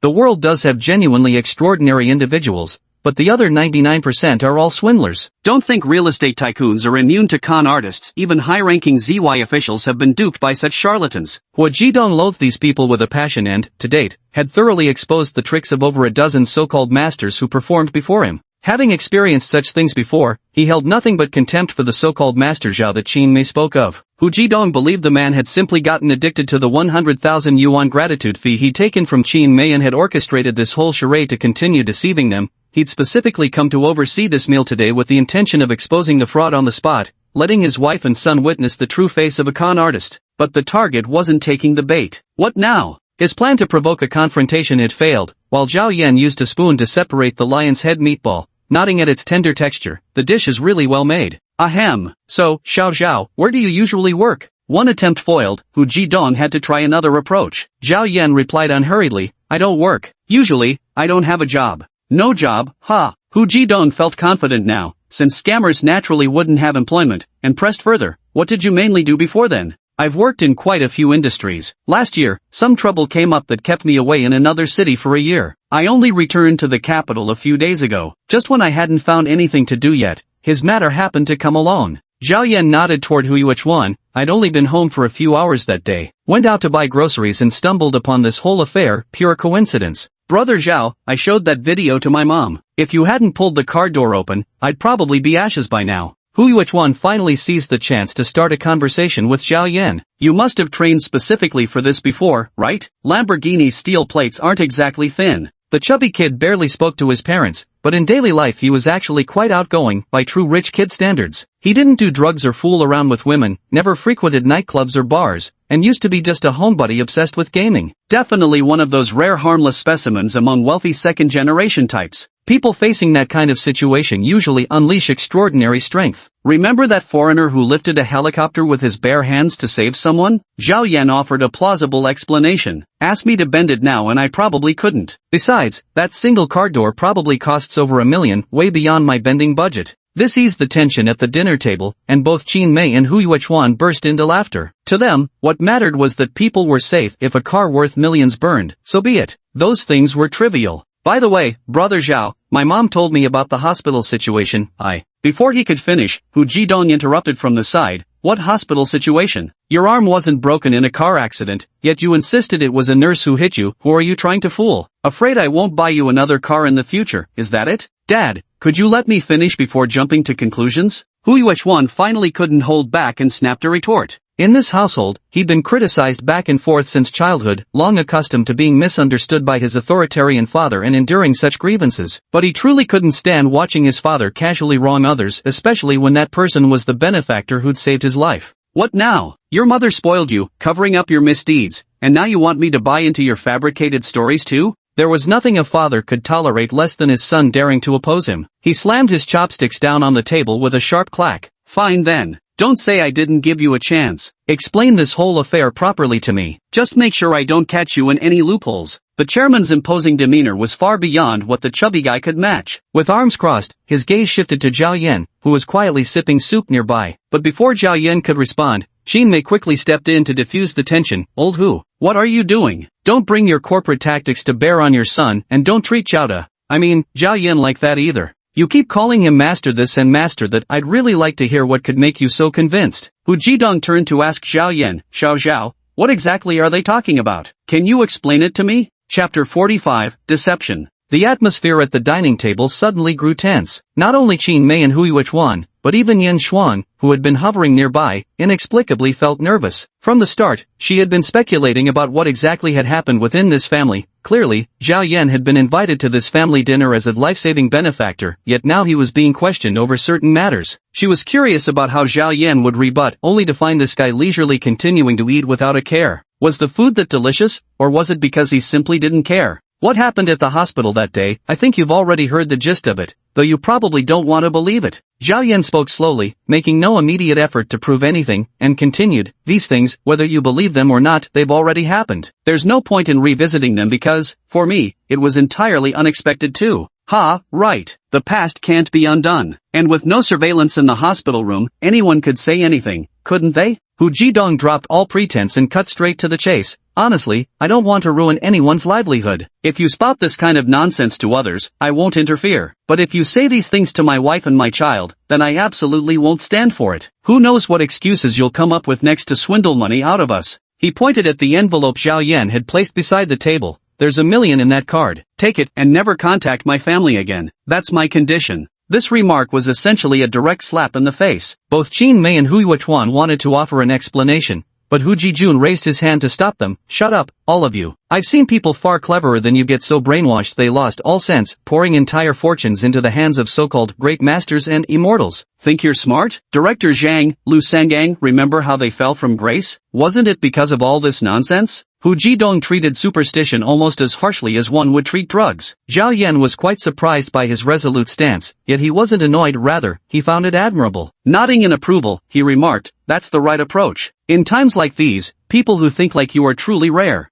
The words left the other three at the table momentarily stunned. None of them had expected Zhao Yan to say something like that. Qin Mei even began to entertain the illusion. Could it be that everything before was truly an act? Were that Li Qiye and the nurse both in cahoots with him? Humans are, after all, social creatures. Where there is society, there is herd mentality. Whoever speaks loudest will sway opinions. This law of human nature, evolved over millennia, still grips the masses today. So-called independent thinking remains woefully rare in our species. Qin Mei was seriously considering the possibility of Zhao Yan's elaborate deception now. Though Hui Yichuan hadn't been fully conscious during the incidents, his education wasn't wasted as he immediately spotted incongruities. Mom, I've never studied Thai, why was I suddenly fluent in it that day? How could you even tell what language you were speaking? Say those words again now and I'll find a Thai speaker to verify. Hu Jijun shut him down with a single sentence. After all, the chubby kid had no recollection of what he'd said at the time. How could he repeat it? Meanwhile, the chairman turned his head, waiting for Zhao Yan's response.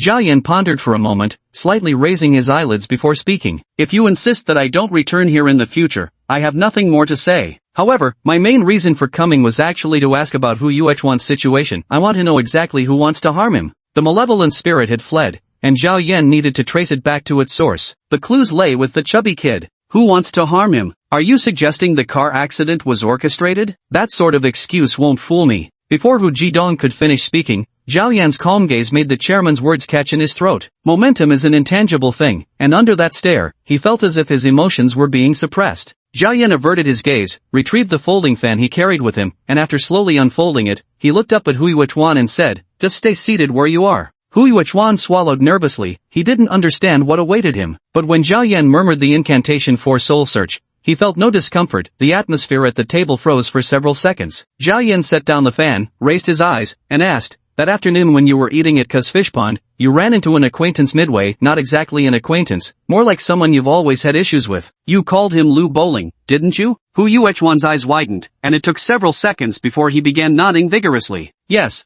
that's exactly what happened. He had a companion with him, quite thin-looking." "You wouldn't know him." "Exactly. Back then I even thought to myself how this guy had such a shifty appearance. No wonder he was birds of a feather with Lu Bowling." Hu Yuechuan was trembling with agitation. "How did you know?" "I'd nearly forgotten these details. If you hadn't mentioned it, I wouldn't have remembered this incident at all." But Zhao Yan didn't answer his question. Frowning, he remained silent for several seconds before finally saying, "This is problematic. Since you don't know that person, he might be the one behind this. To find any leads, you'll probably have to get that Lu Bowling to come forward." "Absolutely impossible." Hu Jijun finally stood up to interrupt the conversation. "That's enough. There's no conspiracy here, Xiaochuan." "Your memory is unclear. Don't take these hints as truth just because of a few suggestive words." He was determined to stop this, but Zhao Yan, who had just found a lead, felt somewhat frustrated at being cut off. Knowing that today's matter couldn't be settled with just a few words, Zhao Yan straightened slightly and leaned back in his chair, saying to Hu Jijun, "If you think I've been deceiving everyone, shall I try to prove it to you?" "A magic trick? Alright, go ahead. Show me right here." Hu Jijun was practically waiting for Zhao Yan to make this request. He pushed his cutlery aside, sat up straight, and fixed his gaze on him. "If I expose your trick, then today won't be as simple as settling things for just 1,000,000. Qin Mei and Hu Yuechuan both felt these words went too far, but they also knew Comrade Old, who rarely lost his temper. Once genuinely angered, he would spare no one's dignity. This was now a conflict between him as head of the household and an outsider. As mother and son, if they stepped up to speak for the outsider, they'd likely be scolded harshly by Hu Jidong the moment they opened their mouths. Zhao Yan, however, slightly furrowed his brows. He wasn't intimidated by the threat but was considering how to convince the other of the existence of supernatural phenomena. Soul-searching spells, though simple, had little effect on stubborn atheists. They could simply dismiss past revelations as errors, making rebuttals exhausting. Most other necromantic spells lacked immediate visible effects, leaving him weighing options hesitantly. "If you can't think of a way, just admit it outright. It's not so hard, right, Xiao Zhao?" Hu Jidong wore a triumphant smile, his tone laden with obvious disdain. Zhao Yan finally sighed, then turned his head and asked toward the side, "Can you do me a favor?" Apart from Hu Jidong's family of 3 and Zhao Yan, the waiter and butler were all standing outside the room. Zhao Yan had turned to face an empty wall, and the other 3 in the room followed his gaze, only to find nothing there. Yet in Zhao Yan's vision, Yan Shuang, who had been standing beside him all along, blinked and whispered, "What do you mean? Should I scare him?" She had witnessed the entire conversation between the two parties, so she had a general idea of what needed to be done. Truth be told, Yan Shuang was more than willing to assist Zhao Yan, and without waiting for him to make a request, she continued, "Go on, what should I do?" Zhao Yan thought for a moment, then pointed at the table where Hu Jidong had pushed aside. "Can you pick things up?" "Let me try." Yan Shuang walked straight over, reaching out to grab the pair of chopsticks, but the first attempt only made them wobble slightly. She frowned slightly, as if deep in thought. The second time she reached out, the chopsticks were firmly grasped in her hand and slowly lifted. This scene fell into Hu Jidong's eyes, instantly causing his brain to freeze. Chapter 46, Revelation. Qin Mei and Hu Yuechuan's mouths had formed perfect O shapes, for the chopsticks floating in midair were so utterly baffling that complete silence momentarily fell over the room. Are you some kind of magician?" Hu Jidong gritted his teeth and asked while waving his hand around the chopsticks as if to confirm there were no strings attached. Yet no matter what he did, the chopsticks remained steadily suspended before him, then strangely began to part and close as if manipulated by invisible hands. Yan Shuang was attempting to control the force from her hands. She even tried clumsily pinching the remnants of the shredded tofu and chicken broth, but without proper control, the chopsticks wobbled uselessly, barely lifting any food before she gave up. "Alright, that should do it." Zhao Yan nodded at Yan Shuang, who obediently set the chopsticks aside and stepped back. The brief exertion of physical manipulation left her mentally drained. As a ghost without a tangible form, she never felt fatigue from standing, yet now, she longed for a place to sit down. Zhao Yan glanced at her but said nothing, simply pulling out the chair beside him. Yan Shuang understood his meaning and quietly walked over, whispering thank you as she sat down beside him. At this moment, Hu Jidong found himself in an awkward predicament. Zhao Yan usually left room for compromise in his dealings. Except for malicious attackers like Zhao Pu, even when facing people like Lei Xianlong, he would preserve whatever dignity he could. Seeing Hu Jidong stiffen with silence, he spoke up, "Truth be told, I have little interest in money. The reason I'm willing to stay involved is because failing to kill the snake completely means leaving behind potential harm that could endanger innocence. Noting Hu Jidong still showed no reaction, he continued, normal people wouldn't usually encounter such things. Someone trying to harm others through ghost possession, though I don't know the reasons behind it, I can't simply stand by when I witness such evil. Possession. I don't believe it. There's no such thing as possession. It's all mental illness. Hu Jidong's low mutter made Zhao Yan frown. The man clearly still refused to acknowledge these matters. This actually had to do with Hu Jidong's personality. People who've reached his position often treat face as more important than anything. Today he'd been the aggressive one first, only to get humiliated in front of his wife and child, which was actually more embarrassing than losing face before subordinates. Though inwardly shaken, his muttered denials were entirely driven by sheer stubborn pride. Zhao Yan could roughly guess his mindset and thus didn't argue. But Yan Shuang beside him grew irritated. How dare you keep lying through your teeth when I've laid the truth right before your eyes? So she glared at Hu Jidong somewhat angrily, filled with inner dissatisfaction. Yet Yan Shuang failed to realize one thing. She was no longer the weak ghost of the past who could only wander aimlessly and affect people during their vulnerable moments. The reason Zhao Yan could see her without using the dead's eye was because Yan Shuang subconsciously acknowledged him in her heart, and this acknowledgement itself was one form of spiritual energy manifestation. In other words, when she focused her attention on someone now, she could already reach the point where her figure would become visible to them. So when Yan Shuang glared angrily at Hu Jidong for a few seconds, this originally somewhat embarrassed tycoon suddenly realized there seemed to be an extra person at the dining table. His gaze abruptly froze before slowly shifting away from Zhao Yan to look beside him. Yan Shuang in a white dress was staring directly at him with a translucent appearance under the sunlight filtering through the floor-to-ceiling windows. Hu Jidong, who'd been clinging to his last shred of hope, was instantly terrified into freezing with horror, letting out a bizarre shriek of ah, as he toppled straight from his chair. Hu Yuchuan and Qin Mei were still reeling from witnessing the floating chopsticks when Hu Jidong's sudden outburst jolted them briefly before they hurried over to help him up. Zhao Yan felt puzzled but quickly grasped why. He glanced at Yan Shuang, who equally baffled, pointed at herself, he can see me? Your current abilities far surpass ordinary ghosts, be more cautious. This risks unnecessary trouble. Oh, I see, Yan Shuang said, lowering her head somewhat awkwardly. I'm sorry, it seems I've caused you trouble. Is he okay? Just got startled, probably nothing serious. As Zhao Yan spoke, Hu Jidong across from them was being helped back into his chair. Just moments ago, both Qin Mei and Hu Yuchuan had been extremely anxious, neither noticing the conversation between the living and the spirit nearby. Back in his seat, Hu Jidong's face was ghastly pale, all traces of his earlier intimidating demeanor gone. When he looked again at the chair beside Zhao Yan, the figure had already vanished. Breathing heavily, he tried to compose himself, but cold sweat kept streaming down his cheeks. He reached for the teacup before him, only to spill it all over himself due to his violently trembling hands. Qin Mei had never seen her husband in such a state before. She was frightened too and turned to Zhao Yan for help. Master Zhao,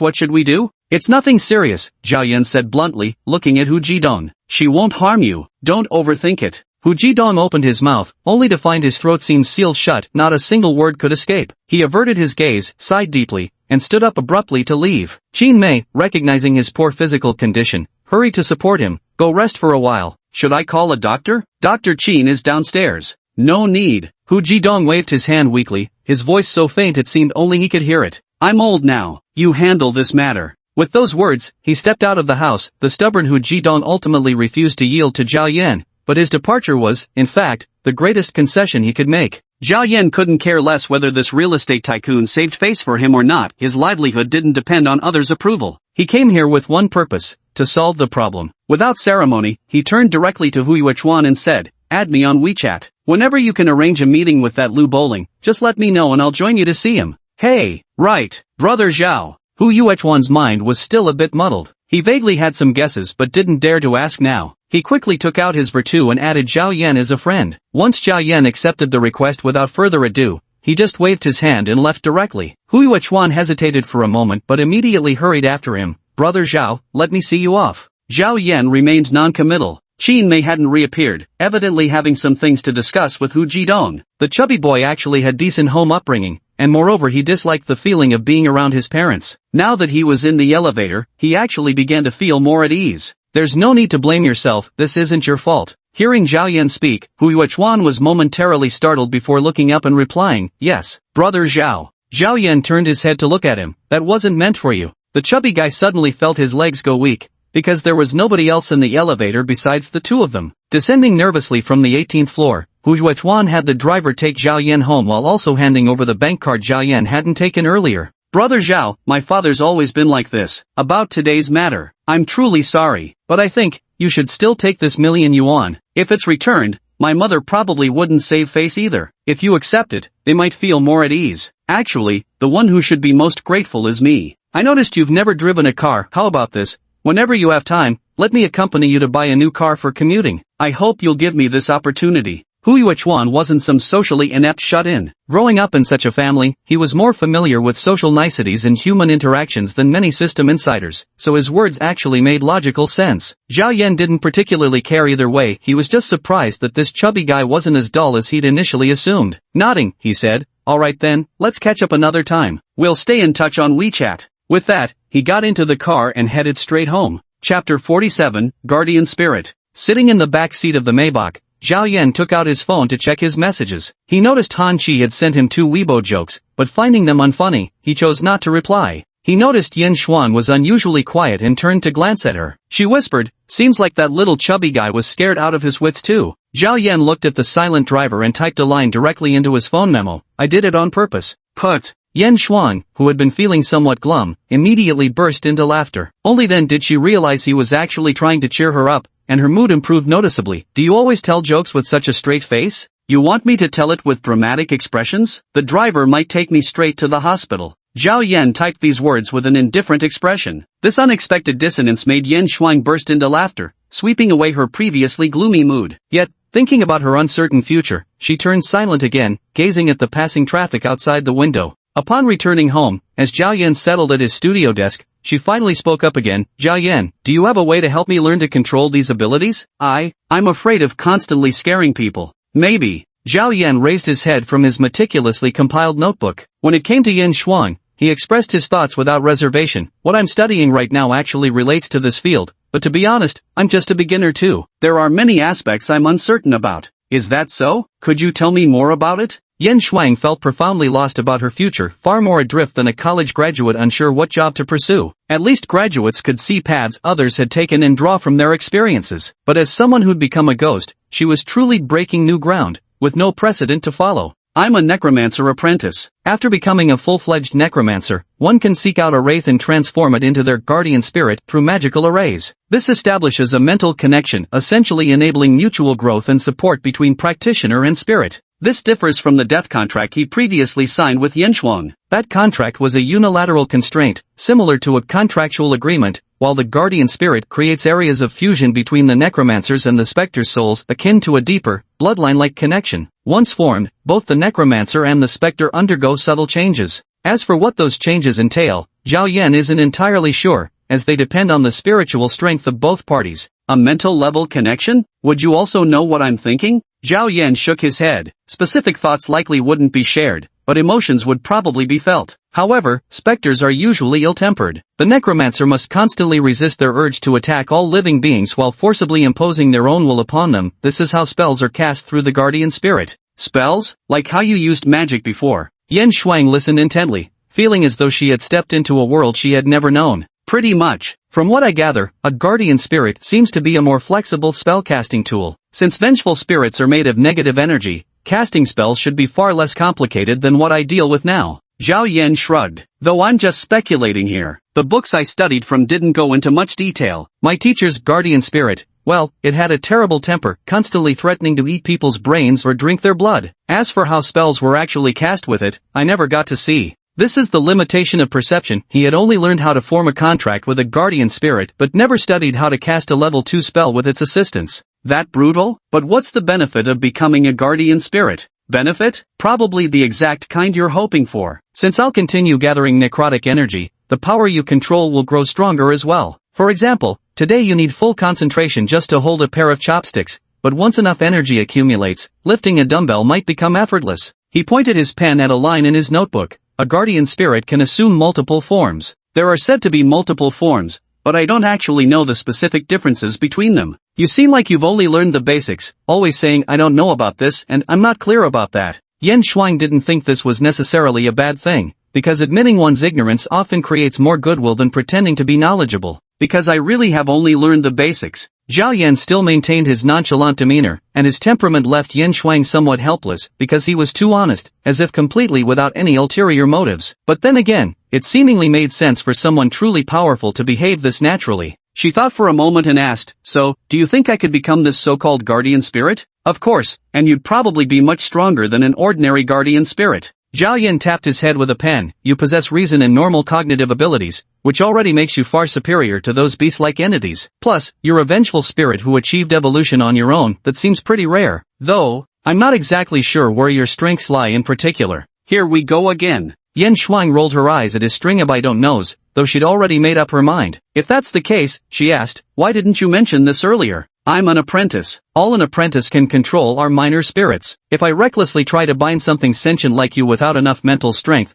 there's a risk of backfire halfway through. And I'm quite afraid of dying, you know. Zhao Yan made a scared expression, then quickly reverted to his usual poker-faced indifference. Just kidding. Actually, this contract ultimately gives the necromancer the upper hand. I figured a normal person like you wouldn't enjoy that feeling, so I didn't mention it. Then I'll make the suggestion, how about that? Anyway, I've got nowhere else to go. Rather than getting lost on this road, it'd be better to have someone like you who knows the ropes to help me. What do you think? Yan Shuang stared intently into Zhao Yan's eyes. Deep down, she was constantly evaluating the truth behind his words. If there was even a flicker of suspicious emotion in him, if his gaze wavered for just a second, she would immediately change her mind. Her thoughts were practical. She needed to find some way to repay Zhao Yan's kindness, while also staying alert for any potential traps. Yan Shuang wasn't a child anymore. She'd seen too many sinister schemes in society. Though Zhao Yan maintained an artless facade, if he had any deeply hidden ill intentions, they would inevitably reveal themselves in certain details. To her relief, Zhao Yan didn't agree but directly refused. Though I do think you're quite suitable, I've never used this magic array before and can't guarantee success. Feeling convinced this guy wasn't setting a trap, Yan Shuang became even more determined. What if I insist? You're quite something. Where I learned these things, necromancers would practically tie up ghosts to cast spells when searching for suitable guardian spirits. I've never heard of anyone volunteering for it. Zhao Yan flipped through a few pages and pointed at a relatively simple array. This one isn't difficult procedurally, but I don't know what would happen if it fails. If successful though, both our spiritual energies should become stronger than before. Yan Shuang couldn't be bothered to listen to him any longer, directly urging him to just call her when the magic array was ready. Zhao Yan carefully considered the pros and cons, ultimately deciding to agree. After all, if the other party was willing to cooperate, failure was nearly impossible for this type of contract-based magic array. However, he needed to find suitable materials for the spell. So, he rummaged through the junk pile for quite a while before finally pulling out a square Duan inkstone. What is this thing? Stone. Zhao Yan placed the inkstone on the table and began contemplating how to engrave the magic array onto it. Yan Shuang covertly observed from the side. The inkstone looked pitch black and unremarkable to her, revealing no special qualities until her gaze settled on the lid of the inkstone. Her eyes instantly widened in disbelief. Sangsatang?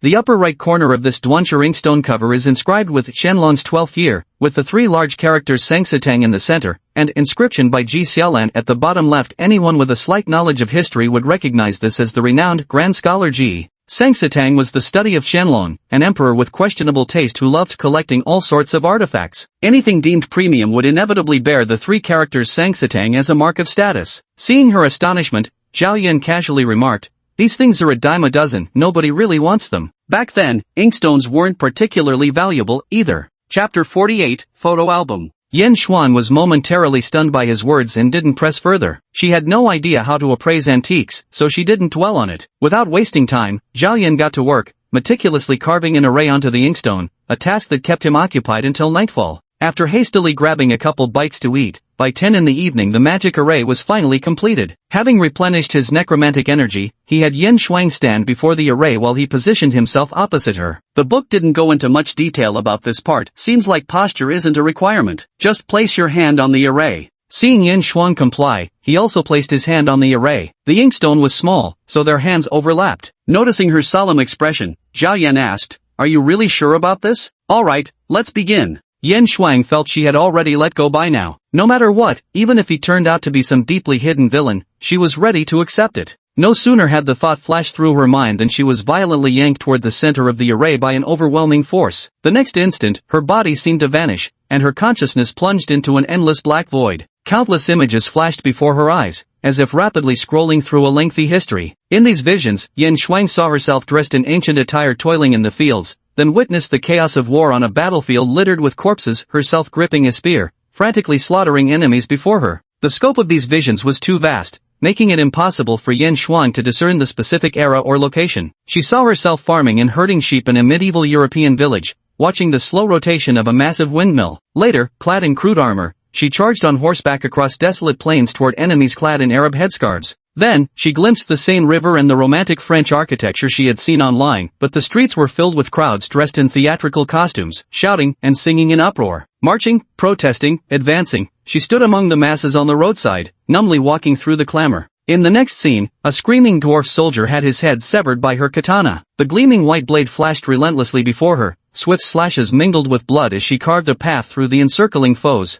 Amidst the roar of artillery fire, a comrade in green military uniform was struck in the neck by a stray bullet and fell without a sound. Raising his weapon, he fired outward, his vision filled with dirt kicked up by the enemy's machine gun fire. These scenes flickered endlessly. Yen Shuang couldn't discern the details, only feeling as if an eternity had passed before she broke loose from a vast, warm space. The chill of returning thought jolted her eyes wide open. She found herself still standing before the ritual array on the desk, Zhao Yan's unchanged figure before her, now lifting a hand and testing his grip. Was that a glimpse of past and future lives? Drawing from the fragments of memory and instinct, she pieced together what had happened. But right now, Yen Shuang had something more pressing on her mind. Did it work? After speaking, she realized there was indeed a strange connection between herself and Zhao Yan. Yen Shuang could sense his slow heartbeat and perceive some kind of energy field emanating from his body. Meanwhile, her own form had grown more solid than before. Looking down, she noticed she no longer appeared translucent, and the weakness she had experienced at Hu Yuechuan's house seemed entirely gone. Must be so.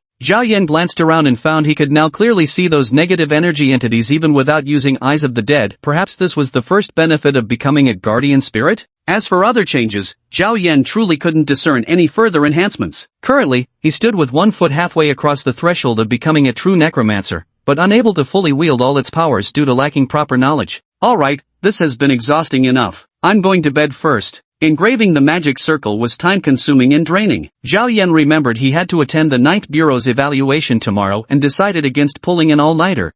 Well, you go rest. I'll be fine staying here by myself. After speaking, Yen Shuang felt their relationship had grown slightly closer, so she asked, "It doesn't feel right to keep calling you by name. Should we change how I address you? How old are you anyway? Are you at least 25? I'm over 1,000 years old." Zhao Yan replied casually. "Stop joking around, are you some kind of turtle? Seriously, how old are you? Is it okay if I call you Little Yen?" At this, Yen Shuang couldn't help laughing. "Actually, that nickname sounds pretty good. By actual age, I'm definitely older than you. Whatever you say." Zhao Yan picked up his electric toothbrush and started brushing his teeth. Yen Shuang was delighted by this. "Then it's happily decided. From now on, you can call me Sister Shuang."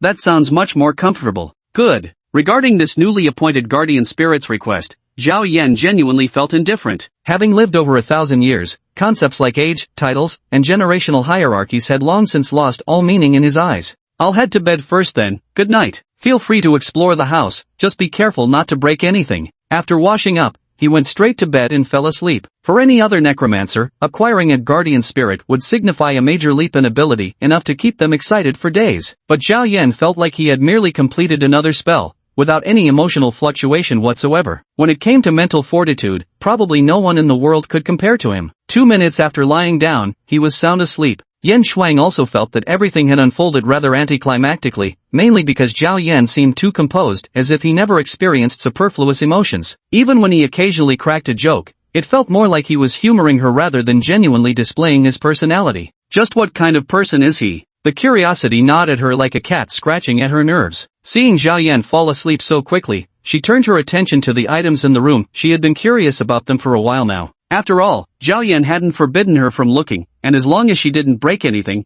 it shouldn't be a problem to take a peek, right? She examined each item in the room one by one. After looking for a long time, the only things that caught Yen Shuang's attention were several jars and bottles inscribed with Chinese characters. She didn't understand weapons like swords at all, but she could faintly make out the writing on the porcelain. However, phrases like "made in the Zhengde era of the Ming dynasty" and "made in the Kangxi era of the Qing dynasty" made her skeptical. Were these things genuine? The items Zhao Yan kept here weren't valuable in monetary terms, but held special significance for him. Most of the porcelain and pottery weren't ornate decorative pieces, but rather humble earthenware jars and everyday bowls and plates. After staring at them for a long while, Yen Shuang couldn't discern any connection between these objects. However, when her gaze shifted to the nearby suit of armor covered in dents and the Tachi sword, she suddenly felt they looked strangely familiar. After examining the items in the living room for a long while, she wandered into other rooms for a look around and stared at those peculiar newspaper clippings on the blackboard for ages. By early morning, she had found the books encased in glass cabinets in the study. Judging by their titles, mostly labeled as travel notes or personal journals, with accompanying dates like the 4th year of Tianqi, the 47th year of Kangxi, the 4th year of Tongji, etc. Some were even written in English or French. Yan Shuang glanced over and thought that perhaps Zhao Yan had a penchant for collecting things, or maybe he was a renowned collector? These books didn't seem fake at all, with binding styles that bore unmistakably strong imprints of their eras. At 4 in the morning, she finally found something interesting, a leather-bound photo album. The album was placed on the top shelf of a bookcase, inconspicuous at first glance. Yet the thick spine allowed Yin Shuang to barely glimpse the edges of yellowing old photos inside. She climbed onto the bookshelf and hesitated for a long while, guiltily aware that going through someone else's belongings wasn't right. But the silent night bored her to distraction. Muttering to herself, as long as I don't break anything, just looking shouldn't count as breaking, she finally reached up and tried to pull it out. To her surprise, she effortlessly pulled the heavy album free. At that moment, perched precariously on the shelf, she leaped sideways and suddenly felt like her time midair could stretch indefinitely at will. Holding the album, she stood on the ground frowning at her feet before realizing she could actually float upward, inch by inch. Yan Shuang understood this must be one of the perks of becoming a guardian spirit. Still, her curiosity about the album far outweighed her excitement over flying. Carefully setting it on the table, she nervously glanced toward the door, though, truth be told, she didn't need to look. She could already sense Zhao Yan's steady breathing and heartbeat. The man was still fast asleep.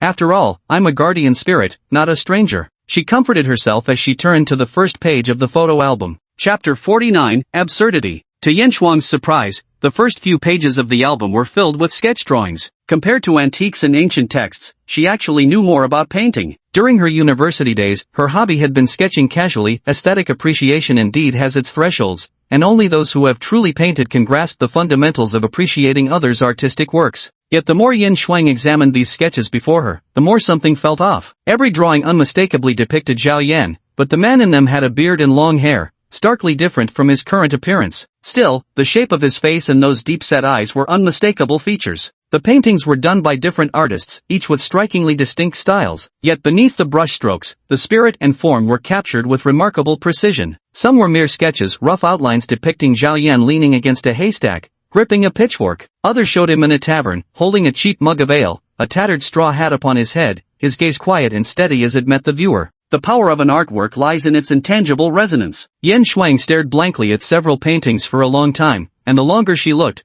the more she felt they weren't the work of an ordinary artist. Noticing signatures beneath each painting, she scrutinized them carefully. However, these signatures were all casual, flowing strokes. She couldn't even tell if they were in English or French. After painstakingly deciphering them for quite some time, she finally recognized one relatively legible signature as P. Cézanne. Pondering over this French name for a while, she suddenly realized it belonged to the Impressionist master Paul Cézanne. Cézanne, along with Monet and Degas, was among the iconic representatives of Impressionist painters of that era. The legendary Van Gogh also belonged to that period, though he was less famous than them at the time. Yin Shuang knew these artists because bookstores always prominently displayed albums of Impressionist works. However, when realizing these were Cézanne's works, Yin Shuang was dumbfounded once again. Cézanne was a 19th century painter. Where on earth would he have painted Zhao Yan? Or was this simply someone who looked strikingly similar to Zhao Yan, prompting him to collect the paintings? Alternatively, could the signature itself be a hoax? That's impossible. Who would be so bored? She flipped through these paintings and saw the photos behind them. Zhao Yan, wearing a round black top hat, was dressed in a very British style. He stood in front of a train station with another bearded foreigner, holding a gentleman's cane in his hand.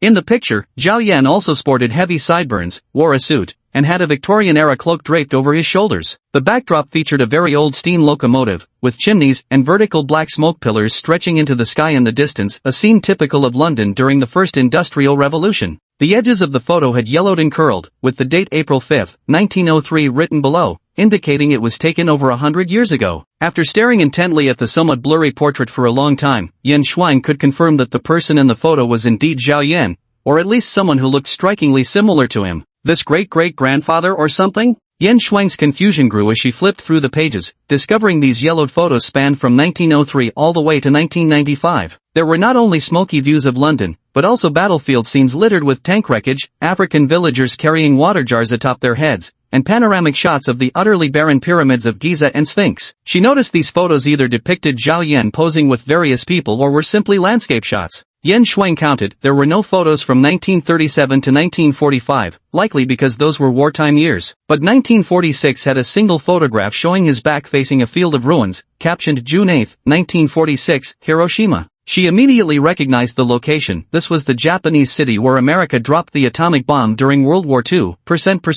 Photos after 1960 were mostly in color, and Yan Shuang grew increasingly unsettled as she noticed a serious issue. The man who looked like Zhao Yan in the pictures seemed to show no signs of aging whatsoever. It couldn't possibly be different people. Many of the photos spanned just a few years. Even if it were his son or grandson bearing resemblance, they couldn't look completely identical in appearance. She compared photos separated by 100 years, and the more she looked, the eerier it felt. She thought she was seeing a ghost, but then it dawned on her that she was the actual ghost, while the other was a flesh-and-blood young man. Young? Yan Shuang froze, suddenly recalling that when she'd asked his age, he'd answered over 1,000 years old. Could that statement have been more than just a joke? Earlier still, when they discussed immortality, she'd scoffed at how he could possibly know what eternal life felt like, to which he'd simply smiled without reply. Closing the photo album, Yan Shuang turned her gaze to the rows of books nearby. Judging by the publication dates on their covers, these volumes spanned even wider eras, with the outermost one dating back to the Yuan dynasty, easily over 700 years old. Yan Shuang began carefully comparing the handwriting across these books. The more she looked, the more terrified she became, until she couldn't bear to continue, because she realized all these manuscripts appeared to bear the exact same handwriting. The clues suddenly connected like beads on a string. She returned to the grand hall and gently grasped the black tachi. During her transformation into the guardian spirit, among countless flashing images,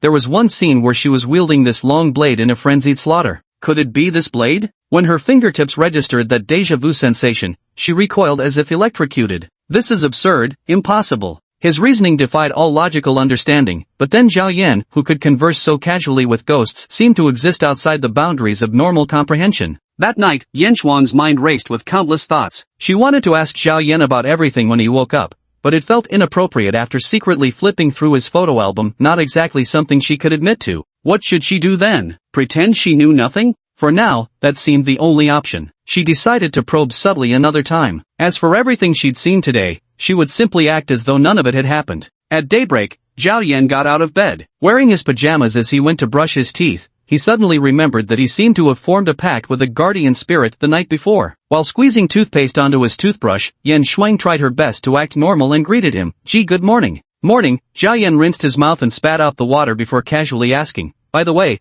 I don't know if you need sleep or not. Should I get you a bed or something?" Yan Shuang had spent the entire night lost in thought and now blinked her eyes, realizing she did feel somewhat tired. She replied, "I don't actually know if I need sleep. Didn't you research this?" "Why would I research that?" Zhao Yan spat out the toothpaste foam. "Sister Shuang, do you feel any differently than before? Like fatigue or hunger, for instance?" Hearing him call her Sister Shuang, Yan Shuang felt an inexplicable warmth in her face, yet she couldn't show it, mustering a stiff reply, "I do feel a bit tired. But hunger, I think I've forgotten what that feels like." Zhao Yan said nothing after hearing this, simply finished washing his face in silence before walking over to the spirit-gathering array in the study. "Try touching it," he offered. Yan Shuang followed, reaching out to brush her fingers through the mist of necrotic energy. A cool, soothing force seemed to nourish her body, and she remarked in surprise, "It's like, my body feels so much lighter now." "Then sit here and absorb for a while. I'm going to work out first." Zhao Yan went out for a run, while Yan Shuang sat quietly in place. She had sensed something extraordinary about this magic circle last night, but now realized the guardian spirit possessed far greater power than before. After absorbing energy for just a short while, the white mist over the circle dissipated completely. When she attempted to mentally control her body's movement like last night, she soon found herself floating effortlessly and freely soaring about the room. When Zhao Yan returned from his run, he looked surprised. "You really do have quite a talent." For a guardian spirit to achieve flight usually requires extensive practice and cultivation. Some necromancers spend their entire lives without managing to teach a guardian spirit to fly, because most ghosts serving as guardian spirits are about as intelligent as imbeciles.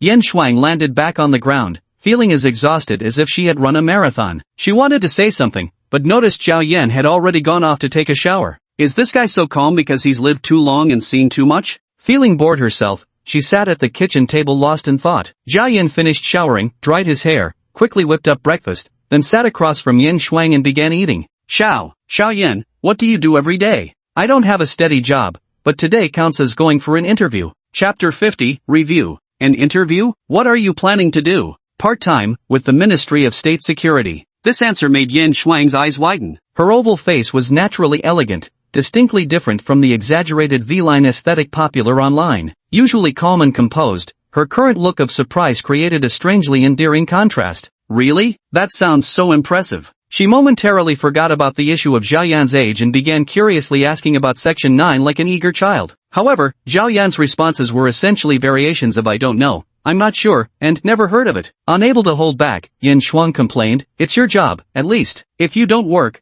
how are you going to eat? The problem is, I'm not short on money at all. Zhao Yan pointed at the dinner plate as he spoke. Yan Shuang leaned closer to examine it and noticed the intricate blue pattern seemed remarkably refined. From the Kanshi era. At auction, it had probably fetched several $100,000. Alright then. Yan Shuang retreated to her seat in silence, abandoning any further discussion about money because she'd spotted 7 or 8 identical plates stacked in the cabinet. Zhao Yan finished packing his things and glanced at his phone notifications. Han Qi seemed determined to chat with him daily, though her messages only served as reminders for him to regularly update his social media feed. Pausing mid-step, he snapped a casual photo of the gloomy, rain-threatened sky outside his window, then agonized over the accompanying caption. Noticing his constipated expression, Yan Shuang peeked over curiously and asked, You actually post on social media? And what exactly do you think I should be doing instead? Zhao Yan retorted while typing out a caption, heading for an interview today, feeling super nervous. Yan Shuang burst out laughing, as if anyone could believe you'd ever feel nervous.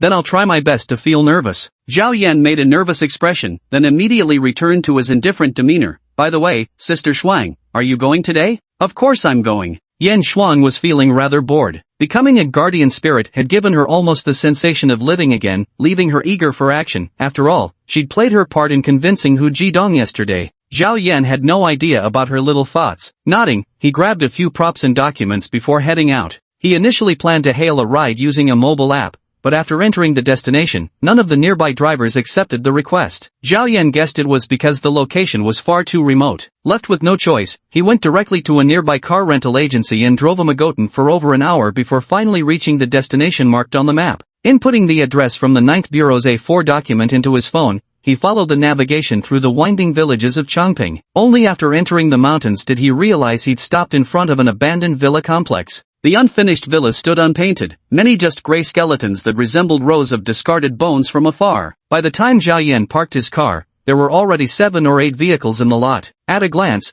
they were all luxury cars like the Cayenne or Q7. He stepped over the rusted gate, and upon entering, a special operations officer from Department 9 in police uniform came over to verify his identity. Zhao Yan handed over his credentials and ID card. After verification, he was ushered into a room. As soon as he entered the room, Zhao Yan caught a heavy whiff of tobacco smoke. Looking up, he saw 7 people either standing or sitting inside. With a single glance, he understood that these individuals were probably all here for the screening. Thanks to the presence of his guardian spirit, Zhao Yan could now perceive far more than before. 3 of the people in the room emitted faint wisps of mist around them, likely signs that they possessed some innate power. The other 4 had glowing artifacts on them, probably external aid types like himself. This bunch looks pretty odd. Yan Shuang walked beside Zhao Yan, unaffected by his array of exorcism and ward-off evil formations, a fact that didn't surprise Zhao Yan in the slightest. As a guardian spirit, Yan Shuang was naturally immune to most demon-repelling effects. Soon, a middle-aged man entered the room and announced the details and rules of the assessment. The 8 participants were to enter the villa compound and,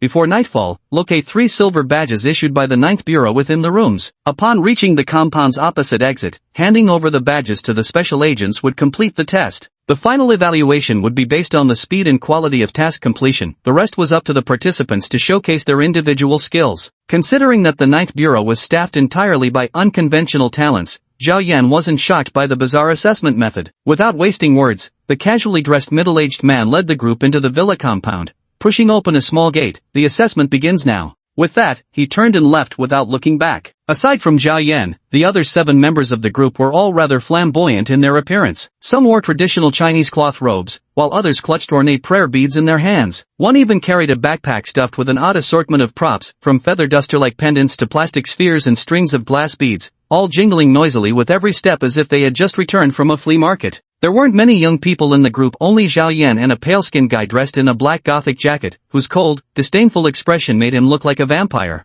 Zhao Yan had absolutely no interest in chatting with any of them. He simply followed the group into the residential compound, eager to get the assessment over with so he could head back early, perhaps even make it to the boxing gym by evening. But the moment he stepped past the gated entrance, he sensed something was wrong. The sky seemed to grow darker within the compound, and the half-finished buildings ahead loomed eerily in the gloom. Someone nearby had already started chanting unintelligible incantations, while the guy carrying a bag of props pulled out something resembling a baby crib mobile that jingled incessantly when shaken. A thin elderly man with an immortal's demeanor whipped out a horsetail whisk from who knows where and began swishing it repeatedly. The spectacle truly resembled the 8 immortals crossing the sea, each showing their divine powers. As for Zhao Yan, he simply found the group too noisy, so he strode directly into the villa area. Yan Shuang stayed by his side, casting several glances at the crowd as they passed by such eccentric sights she'd never encountered before, now thoroughly intrigued. But after walking just a few steps in, she sensed something amiss. Why is there so much black smoke here? Where negative energy concentrates, if ghosts or similar entities linger, this is the effect you'd see.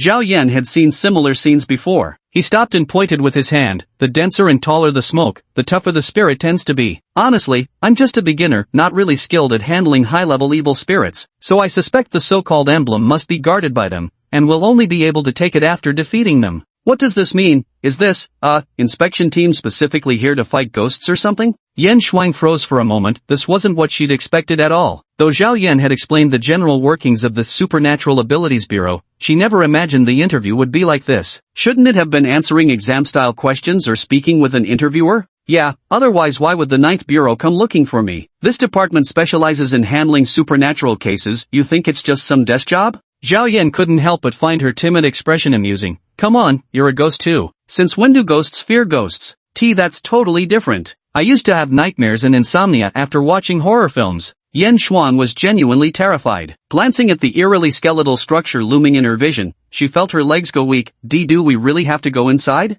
Want to wait here then? I can handle it alone. Zhao Yan never forced others. He drew out his fan and bone dagger, scanning the vicinity before choosing a relatively weaker target and walking toward it. However, Yan Shuang quickly caught up and moved close to him. I am after all a guardian spirit. It would be too shameful if I didn't even dare to do this. Despite her words, her steps grew cautious, her eyes darting around constantly. The rustle of a fallen leaf carried by the wind was enough to make her nervous for half the day. Chapter 51, Behind the Monitor. The villa district exuded an air of desolation and eerie gloom. Late autumn had left the ground carpeted with fallen leaves, and years of abandonment meant no trace of maintenance remained. Combined with the overcast weather that day, stepping into the courtyard cast an ominous shadow. The darkened interior of the villa sent chills down one's spine. Zhao Yan's expression seemed perpetually unchangeable. He stepped inside, and within just 2 strides, the black smoke gradually began to seep toward him. Yet, protected by the magic circle, Zhao Yan remained entirely unaffected. He scanned the surroundings. No other ghosts were visible in the villa before him. Clearly, the weaker entities had already been devoured by the most powerful specter lurking within. He drew the bone dagger and channeled necromantic energy to cast spirit infusion. Without hesitation, he strode up the stairs to the 2nd floor. Wait, don't go so fast. Yan Shuang hurried after him. She had assumed Zhao Yan would proceed with caution, but to her surprise, he moved so boldly that she nearly lost him just by slowing down a little. Zhao Yan remained silent, because the moment he ascended the stairs, he immediately gripped his bone dagger and slashed forward. The shadowy figure lunging at him was struck instantly, howling in pain as it scrambled back, but Zhao Yan moved even faster, pursuing relentlessly while swinging his dagger. Each time the fluorescent blade sliced through the shadow, its body convulsed violently from the excruciating pain. By the time Yan Shuang caught up, all she saw was a half-decomposed figure, its skull partially skeletal, being hacked at repeatedly by Zhao Yan, utterly defenseless. The ghostly figure wailed unnervingly, its voice so chilling that Yan Shuang shuddered. Terrified by its grotesque appearance, she couldn't bear to look directly and instead focused on Zhao Yan. His movements were swift and methodical. Though she knew nothing of martial arts or combat techniques,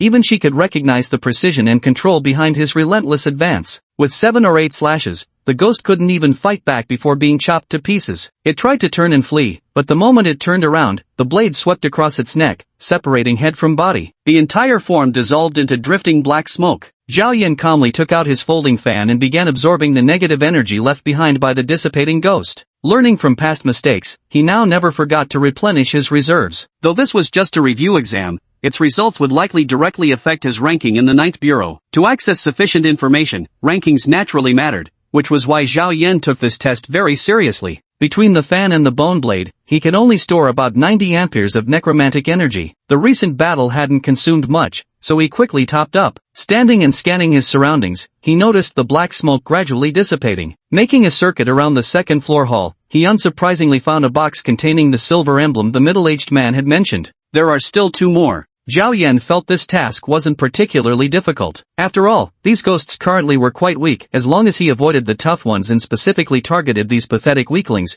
he should be able to collect 3 insignias quickly. Thinking this, he glanced back at Yin Shuang, who was practically glued to him, peering around timidly from behind. Shuangjia, what's wrong? You're really not scared at all? Yin Shuang shuddered, recalling the ghost's appearance moments earlier. I feel like I'm going to have nightmares. Zhao Yan nearly burst out laughing but quickly composed himself. Think about it this way, it's just the 9th Bureau's exam. Since it's only a test, even if you fail, they won't actually put you in danger, right? So no matter how scary these ghosts are, they can't really harm me. Someone must be monitoring the risks. Relax. Yeah, I guess you're right. Yin Shuang finally eased up a little until 3 white, ghastly figures suddenly charged toward them the moment they stepped into another villa's courtyard. On closer look, they turned out to be the spirits of 3 hunting dogs, far more vicious and faster than the previous ghost. Yin Shuang had been afraid of dogs since childhood, so when she saw these 3 Rottweiler-sized beasts charging toward her, she screamed ah, and turned to flee. Zhao Yan had no time to worry about her. He'd prepared before entering, raising his fan with a flick and activating the negative energy barrier inscribed on it. Then he braced himself and engaged the 3 snarling creatures in combat. Dogs attack in ways utterly different from humans. Even a UFC champion finds their techniques useless against a savage beast, because evolution has honed fangs and claws for lethality. In nature's battles, there's no referee to call time. Zhao Yan didn't wait for the dogs to pounce. Instead, he crouched low and met their charge head-on. His bone fan emitted a white glow as it thrummed with power. Now armed with what amounted to twin daggers, one long, one short, he drove the right blade straight through the first hound's gaping maw, ignoring how its jaws engulfed his arm, and punched clear through its skull. His left hand slashed horizontally, shearing off half the skull of the second hound lunging from the side. But the third dog altered its attack angle, slamming into Zhao Yan's chest. He narrowed his eyes slightly. This impact wasn't physical but psychic. The third beast's assault pierced the negative energy barrier, flooding his body with an invasive chill of dark energy. Yet this level of assault barely fazed Zhao Yan's steel-tempered will. Bringing both weapons together, he struck the final hound, which shattered with a piercing howl. Still pausing to absorb and dissipate the energy, Zhao Yan slightly furrowed his brows as he assessed the changes in his body. Harming a person directly wasn't easy for a ghostly spirit. If an ordinary person had taken this hit, they'd at the very least be bedridden with fever for a day or two, yet it wouldn't lead to severe consequences like unconsciousness. But for Zhao Yan, all he felt was a chill seeping into his internal organs. After 2 minutes, even that sensation had completely faded. Standing up, he turned to notice Yin Shuang peeking in from the doorway, so he beckoned her. All clear. Though he didn't voice it, Zhao Yan couldn't help but think this so-called guardian spirit seemed somewhat useless. Not that it bothered him, everyone had their flaws, himself included. There was no point in being overly critical. Yet Yin Shuang herself felt unbearably ashamed. Trailing behind Zhao Yan with her head lowered like a child who'd done wrong, she finally spoke up when he failed to find the badge after a long search. Let me help you look for it. Alright, be careful. Zhao Yan agreed readily, but after searching for a long time, neither of them found the emblem that should have been in this villa. Eventually, he had no choice but to move on to the next target, and only after 3 such battles did he finally find the second emblem. Clearly, not every villa haunted by ghosts contained an emblem. Identifying the ghosts was one thing, but finding the specific targets needed was another challenge entirely. In this regard, Zhao Yan could only rely on luck. So he had no choice but to repeatedly sift through potential targets, searching for the right ghosts to confront. As Zhao Yan dragged the terrified Yin Shuang back and forth between the villas, several middle-aged men in the security room outside the manor were watching the monitors and commenting on the targets on screen. Old Tan, the person you picked certainly knows how to avoid danger, always picking the softest targets. The speaker, surnamed Zhang, was another deputy director of the 9th Bureau. Today's assessment was actually a routine monthly exercise for the Bureau. These deputy directors each had their own factions within the organization. Tan Ping wasn't particularly powerful among them, as he was in charge of handling domestic, supernatural creature incidents. The 9th Bureau dealt with various categories of cases. Paranormal humans constituted one major category, while spiritual entities referred to ghost disturbances. Supernatural creatures were relatively rare, the most famous being elusive beings like water ghosts. Animals with extraordinary abilities also fell under this category. Tan Ping's responsibility was handling cases related to such reports. The capital has 8 deputy bureau chiefs. Unlike other public security departments that have branches in various cities, the 9th Bureau, due to its small staff, divides the vast territory into 5 regional sectors: east, south, west, north, and central, each with its own team to handle affairs. The capital area serves as the central region, responsible for dealing with all supernatural incidents in the central part of the country while also holding jurisdiction over other regions. Thus, deputy chiefs like Tan Ping are nominally one rank higher than their counterparts in other areas. Even so, their daily responsibilities remain extensive, such as the current screening of new recruits. Chapter 52, The Masked Monkey. Whether it's recommendations or approvals for new members, they all require a deputy chief's personal sign-off. Therefore, on review days each month, as long as the deputy chiefs have time, they come to observe the performance of their chosen candidates. Though every approved member has documented data for reference, when major cases arise requiring specific personnel assignments, these leaders must have a clear understanding of each individual's capabilities. After hearing Director Zheng's words, Tan Ping remained expressionless and smiled slightly. This guy isn't skilled at catching ghosts, his real strength lies in his physical capabilities. You can tell by the way he deals with ghosts, every move is quite methodical. Yeah, he's the only one in this group who actually uses a knife to fight ghosts. Deputy Director Lu crossed his arms and laughed. That fan of his is quite amusing too. He's clearly dealing with small fry, yet he makes it look like an action movie. Did this guy used to work in Hengdian or something? The other deputy director sitting in the chair also felt Zhao Yan's movements were somewhat exaggerated. Since the screen didn't show the ghostly spirit's form,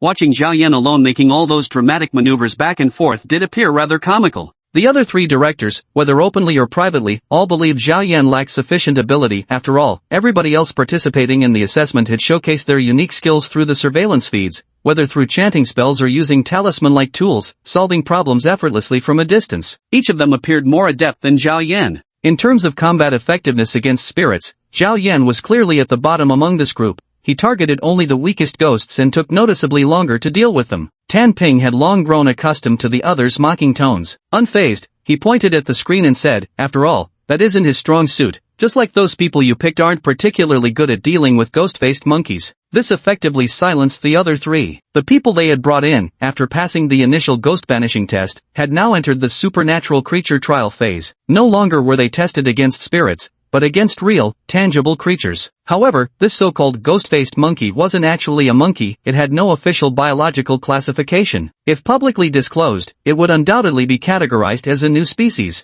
However, capturing creatures like the ghost-faced monkey is exceptionally difficult. The 9th Bureau only managed to secure one during a mission when an I-rank member incidentally caught it, which is why they now have the opportunity to use it for assessing new recruits. Its ability is quite unique, it can peer into a person's heart and conjure up their deepest fears as illusions. None of the other reviewers had ever seen such a creature, let alone knew how to deal with it. As a result, in the illusion, they either wet themselves in terror or burst into tears. So far, not a single person had managed to overcome the negative effects inflicted by the ghost-faced monkey. Some even ended up howling in pain after tripping while fleeing in panic. The one who made a fool of himself was someone recommended by Director Lu, which made the man's face turn red with embarrassment. Staring at Zhao Yan in the monitor, he muttered, "I truly don't believe anyone can pass this challenge. After all, this is a creature only level 1 members can handle." By this time, Zhao Yan, having collected 2 badges, had arrived at the activity center. He could sense weak spirits inside, so he planned to search for a 3rd badge. But the moment he stepped into the hall, he froze. What's wrong? Is something here?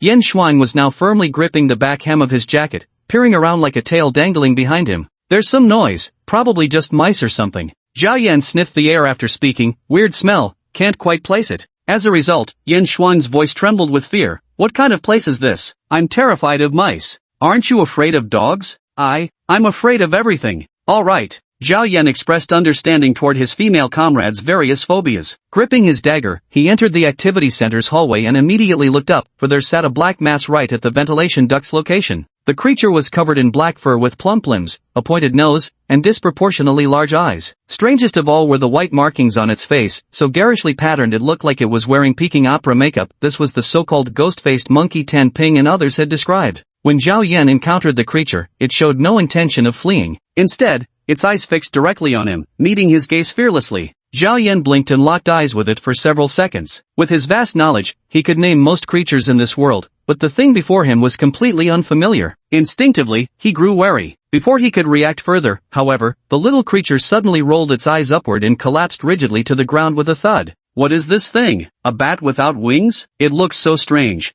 Yen Shuang didn't dare to approach, only peering from a distance. Zhao Yan walked over, picked it up, and realized it had merely fainted. Shaking his head, he casually set it on the windowsill before continuing his search inside for more troublesome spirits. In the monitoring room, the 4 deputy directors remained silent for a moment. The group stared at the unconscious ghost-faced monkey, completely baffled about what had just happened. Tan Ping was the first to speak up. Could it be that the ghost-faced monkey has a limited number of times it can use its abilities, and it exhausted its strength by the time it reached him, collapsing from fatigue? No way. During previous tests, it remained energetic even after affecting over a dozen people. Deputy Director Lu frowned and ordered the staff nearby. We rarely get chances to capture it normally. Take this opportunity to restrain and examine it while it's unconscious. Then he turned to the others. So how many points should we award for this round? It probably has nothing to do with him. He clearly made eye contact with the ghost-faced monkey, but nothing happened. The issue obviously lies with the monkey itself. Your logic doesn't hold up either. Why couldn't it be that this guy has the ability to make ghost-faced monkeys pass out? Look at the surveillance footage. He also seemed confused just now, which proves he didn't know what was happening either. As they spoke, the group pulled up the hidden surveillance footage and unanimously agreed not to count Zhao Yan's performance in this round. He's obtained the 3rd emblem. Deputy Director Wang remarked casually, now we'll see his true capabilities. This assessment wasn't merely about dealing with spirits or supernatural beings. When fulfilling missions in the field, 9th Division agents actually faced threats mostly from other people, both ordinary individuals and members of rival organizations. How to respond swiftly and appropriately during conflicts, that was another crucial consideration for field agents. Otherwise, the 9th Division wouldn't arrange so much recurring training for most of its members. In this Erie Villa district today, over 30 specially trained operatives have been deployed specifically to test the 8 individuals' ability to evade danger and handle emergency confrontations. Their testing method is straightforward. Ambush teams are stationed along several choke points to observe whether the subjects can avoid detection by hidden members. If discovered, the operatives will forcibly seize 1 commemorative badge as a penalty. Thus, those who collect 3 badges but lack evasion skills face the consequence of returning empty-handed to search for badges anew. Even if someone miraculously avoids all operatives, they must ultimately face a sudden one-on-one challenge. Without prior announcement, this measure has indeed disqualified many candidates during testing. But the 9th Bureau specifically wanted this outcome. During mission execution, no one would forewarn you about potential surprises. If you can't even pass this kind of test, going home early would be the wiser choice. Before Zhao Yan, 5 others had already entered the trap zone and were relying on their own skills to evade and counter the threats. 3 of them managed to avoid all the undercover agents hidden in corners using tools they carried, but ultimately lost to the agents in one-on-one challenges, because these individuals were either too old, too frail, and most couldn't engage in sudden physical confrontations with professional tactical officers. Zhao Yan was completely unaware of this. By now, he had collected all 3 badges and was searching for the exit. Following the signs, he entered the half-built and abandoned garden maze behind the villa area. Chapter 53, The Ghost King. Like everyone else, Zhao Yan had no intention of foolishly charging straight through this maze. He instinctively recoiled at complicated terrain, so he turned left instead, planning to bypass it, but after just 2 steps, he stopped cold.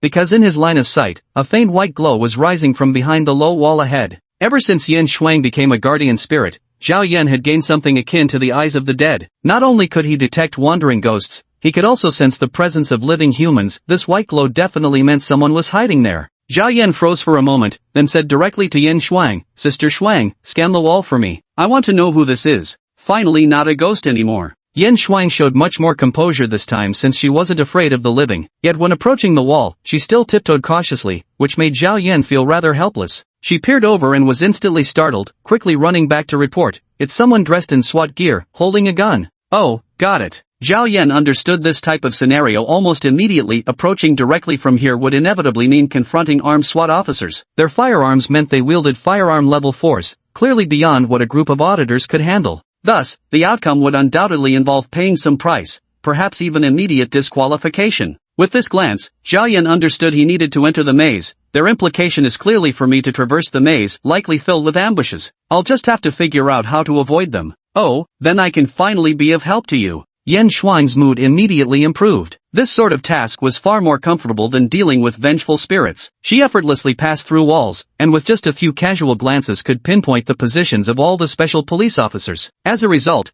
Zhao Yan moved through the heavily booby-trapped maze at breakneck speed, hardly pausing until he'd cleared it. Truth be told, Zhao Yan could have handled this perfectly well without her assistance, but he understood that Yen Shuang's current mindset mirrored Han Shi's persistent desire to treat him to meals. Both felt compelled to repay him in some way. For such trivial matters, letting her busy herself with them was no bad thing. Yan Xuan was meticulous in her work. When Zhao Yan emerged from the maze, he had broken the previous record set by all who came before him. While others needed to cast spells for discernment, Zhao Yan didn't hesitate at all. He never once paused in his steps from start to finish. This speed truly astonished the deputy directors monitoring behind the screens. Yet even after evading these dangers, Zhao Yan still faced his final test, a one-on-one with a special police officer. Exiting the maze, Zhao Yan followed the signage for another 200 meters before spotting a figure clad in SWAT gear standing in the middle of the path, walking toward him. The man stood nearly 1.9 meters tall, with broad shoulders and thick-knuckled hands, clearly a veteran of real combat. Leave behind a token, or defeat me. The SWAT instructor had an intimidating presence, standing like an iron tower just 2 meters in front of Zhao Yan. His deep, raspy voice made even Yan Shuang take a step back. Hesitantly, she stammered, "Why do you still?"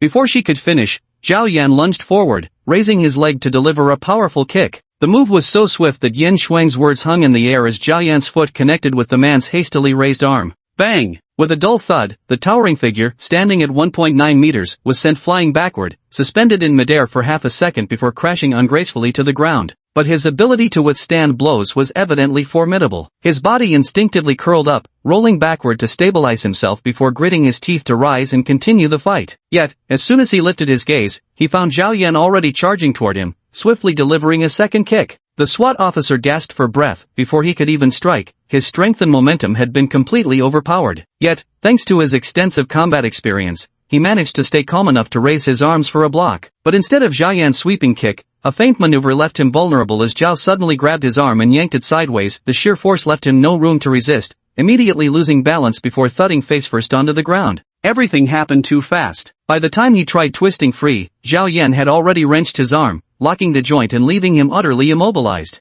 Had enough yet? For 5 full seconds, Zhao Yan didn't even show a hint of heavy breathing. His voice remained calm and gentle, prompting the other man to slap the ground in surrender. Seeing this, Zhao Yan released his grappling hold and helped the man up. Well fought. Brother, what's your name? Zhao Yan. Chun Hu. Nice to meet you. The SWAT officer wasted no words, simply raising his hand to signal Zhao Yan to proceed. Zhao Yan thanked him and continued onward. From the moment Zhao Yan exited the maze to the end of their bout, the entire encounter lasted just 10 seconds. Yet in that brief span, every deputy director in the monitoring room fell into stunned silence. Deputy Director Shang's teacup hovered forgotten by his lips. After Zhao Yan left, he finally took a sip only to realize it was freshly boiled water, sending him into a coughing fit from the scalding heat. With the exception of Tan Ping, everyone wore expressions of disbelief. Zhao Yan appeared 2 weight classes smaller than Chen Hu, so how had he subdued the larger man with such decisive efficiency? However, no matter what, the undeniable facts were laid out before them. Even Bureau Chief Lu, who had never gotten along with Tan Ping, spoke up in praise. Actually,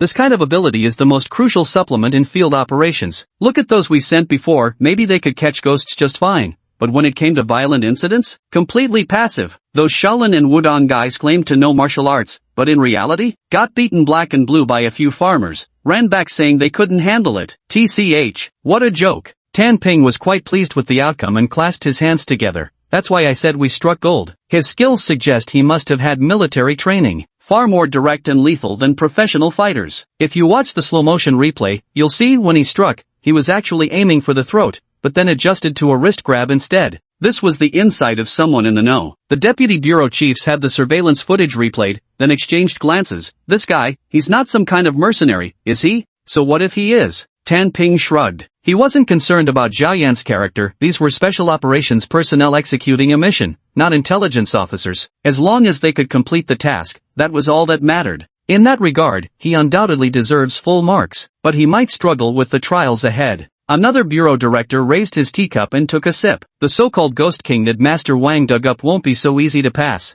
Tan Pin remained silent, his gaze shifting to the screen. Those who had arrived before Zhao Yan had already recollected all 3 badges, but they had now lost their bearings while searching for the exit. The Ghost King was their final trial in this area. Without breaching the Ghost King's barrier, one could only circle endlessly on the spot. Thus most of them had now halted, resorting to various methods to find the correct path. Some lit incense sticks, murmuring incantations only for invisible forces to extinguish the flames mid-chant. Others simply blindfolded themselves and walked by intuition, bumping into walls after just a few steps. Clearly, their attempts to find the exit weren't going smoothly. Zhao Yan met the same fate. When heading toward the theoretical exit, he discovered the Villa District's gate wasn't due north. After walking along the perimeter for a full hour, he finally realized he'd encountered ghost walls. Zhao Yan thought it was an illusion, so he put on the glasses imbued with the Eyes of the Dead skill to test it out. Yet no matter how he cast his spells, the scene before him remained unchanged. As the sky darkened gradually, he turned to ask, "Sister Shuang, can you spot anything unusual?"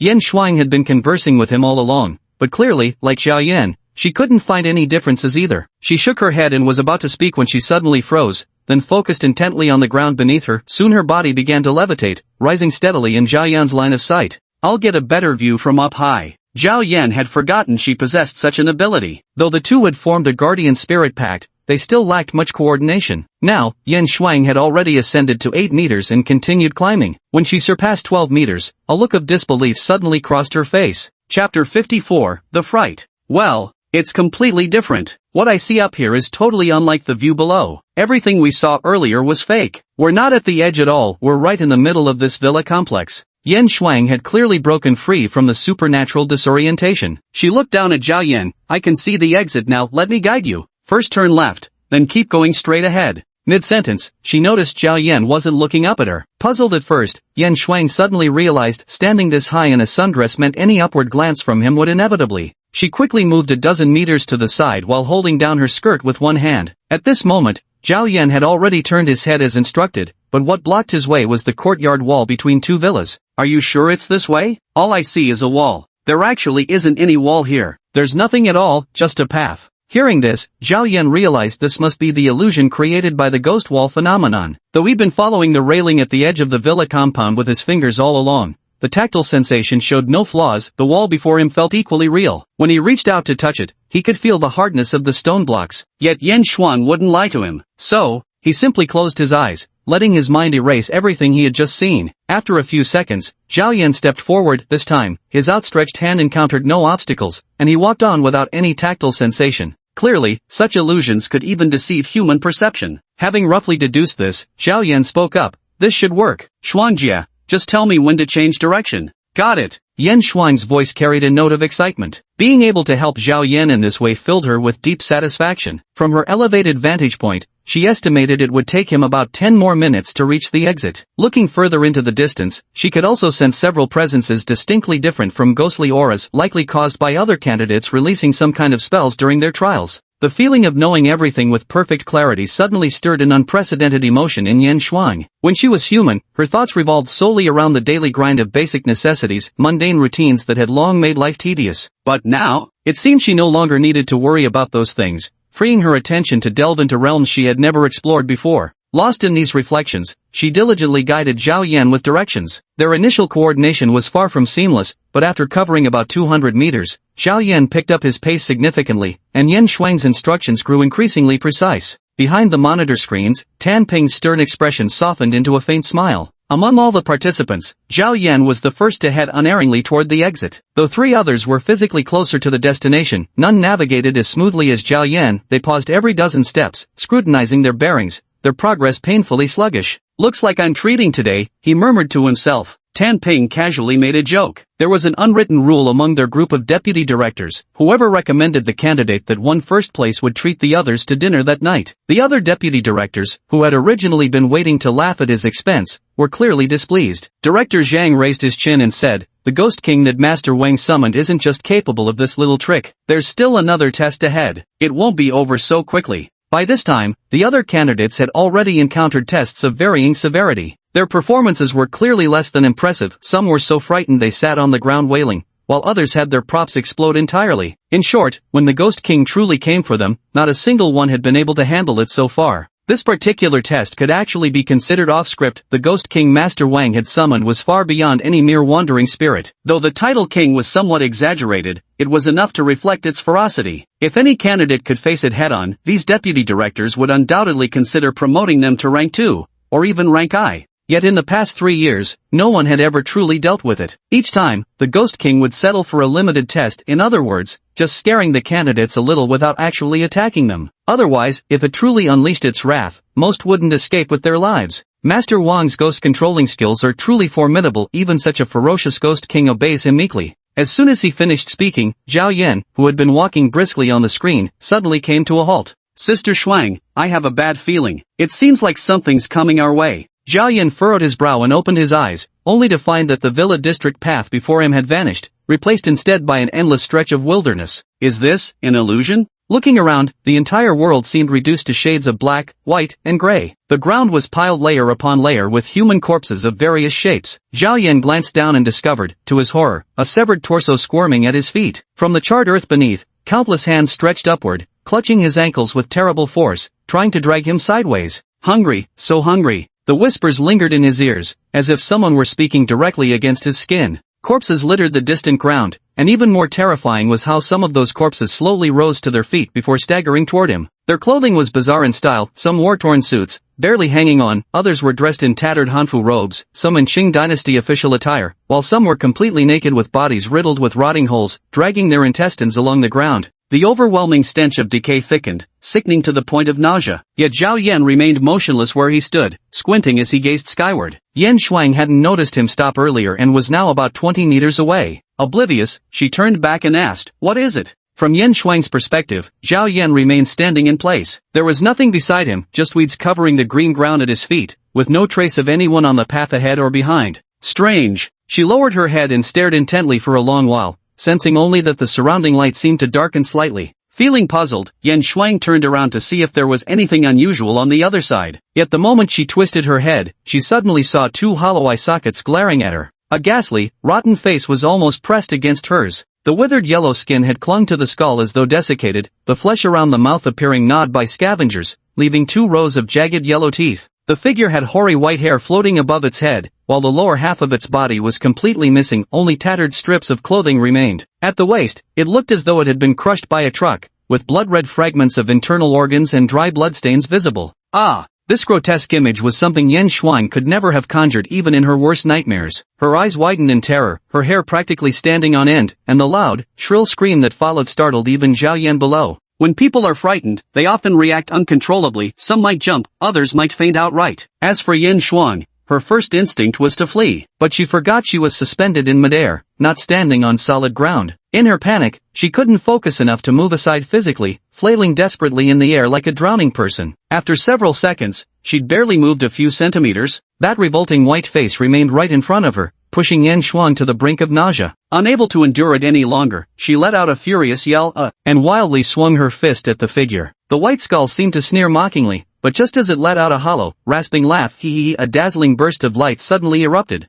Whoosh! Zhao Yan, who had just looked up and seen the ghostly figure, was about to warn Yan Shuang when a blinding white light forced him to shut his eyes the next second. At the same moment, amidst Yan Shuang's scream, an utterly harrowing wail also rang out and was even more piercing. When the light, which had lasted 3 or 4 seconds, finally faded and everything returned to normal, Zhao Yan realized the surrounding scene of corpses strewn everywhere had completely vanished. The villa district road suddenly became bright, and looking ahead, the exit of the villa area 700 meters away stood out conspicuously. Xuanjie? Zhao Yan looked up at the sky, only to find her figure had vanished. Frantically scanning his surroundings, he spotted Yan Shuang lying on the grass nearby. He rushed over and saw her body seemed perilously thin, as if on the verge of disappearing at any moment. Yet she hadn't lost consciousness, merely lay immobilized by sheer exhaustion. He could guess that Yan Shuang had likely unleashed some power beyond her control to attack that spectral entity. Now, drained from overexertion, she'd fallen into this weakened state. As for that malevolent spirit, Zhao Yan searched the vicinity but found no trace of its presence. Even the putrid stench that had fouled the air had completely dissipated.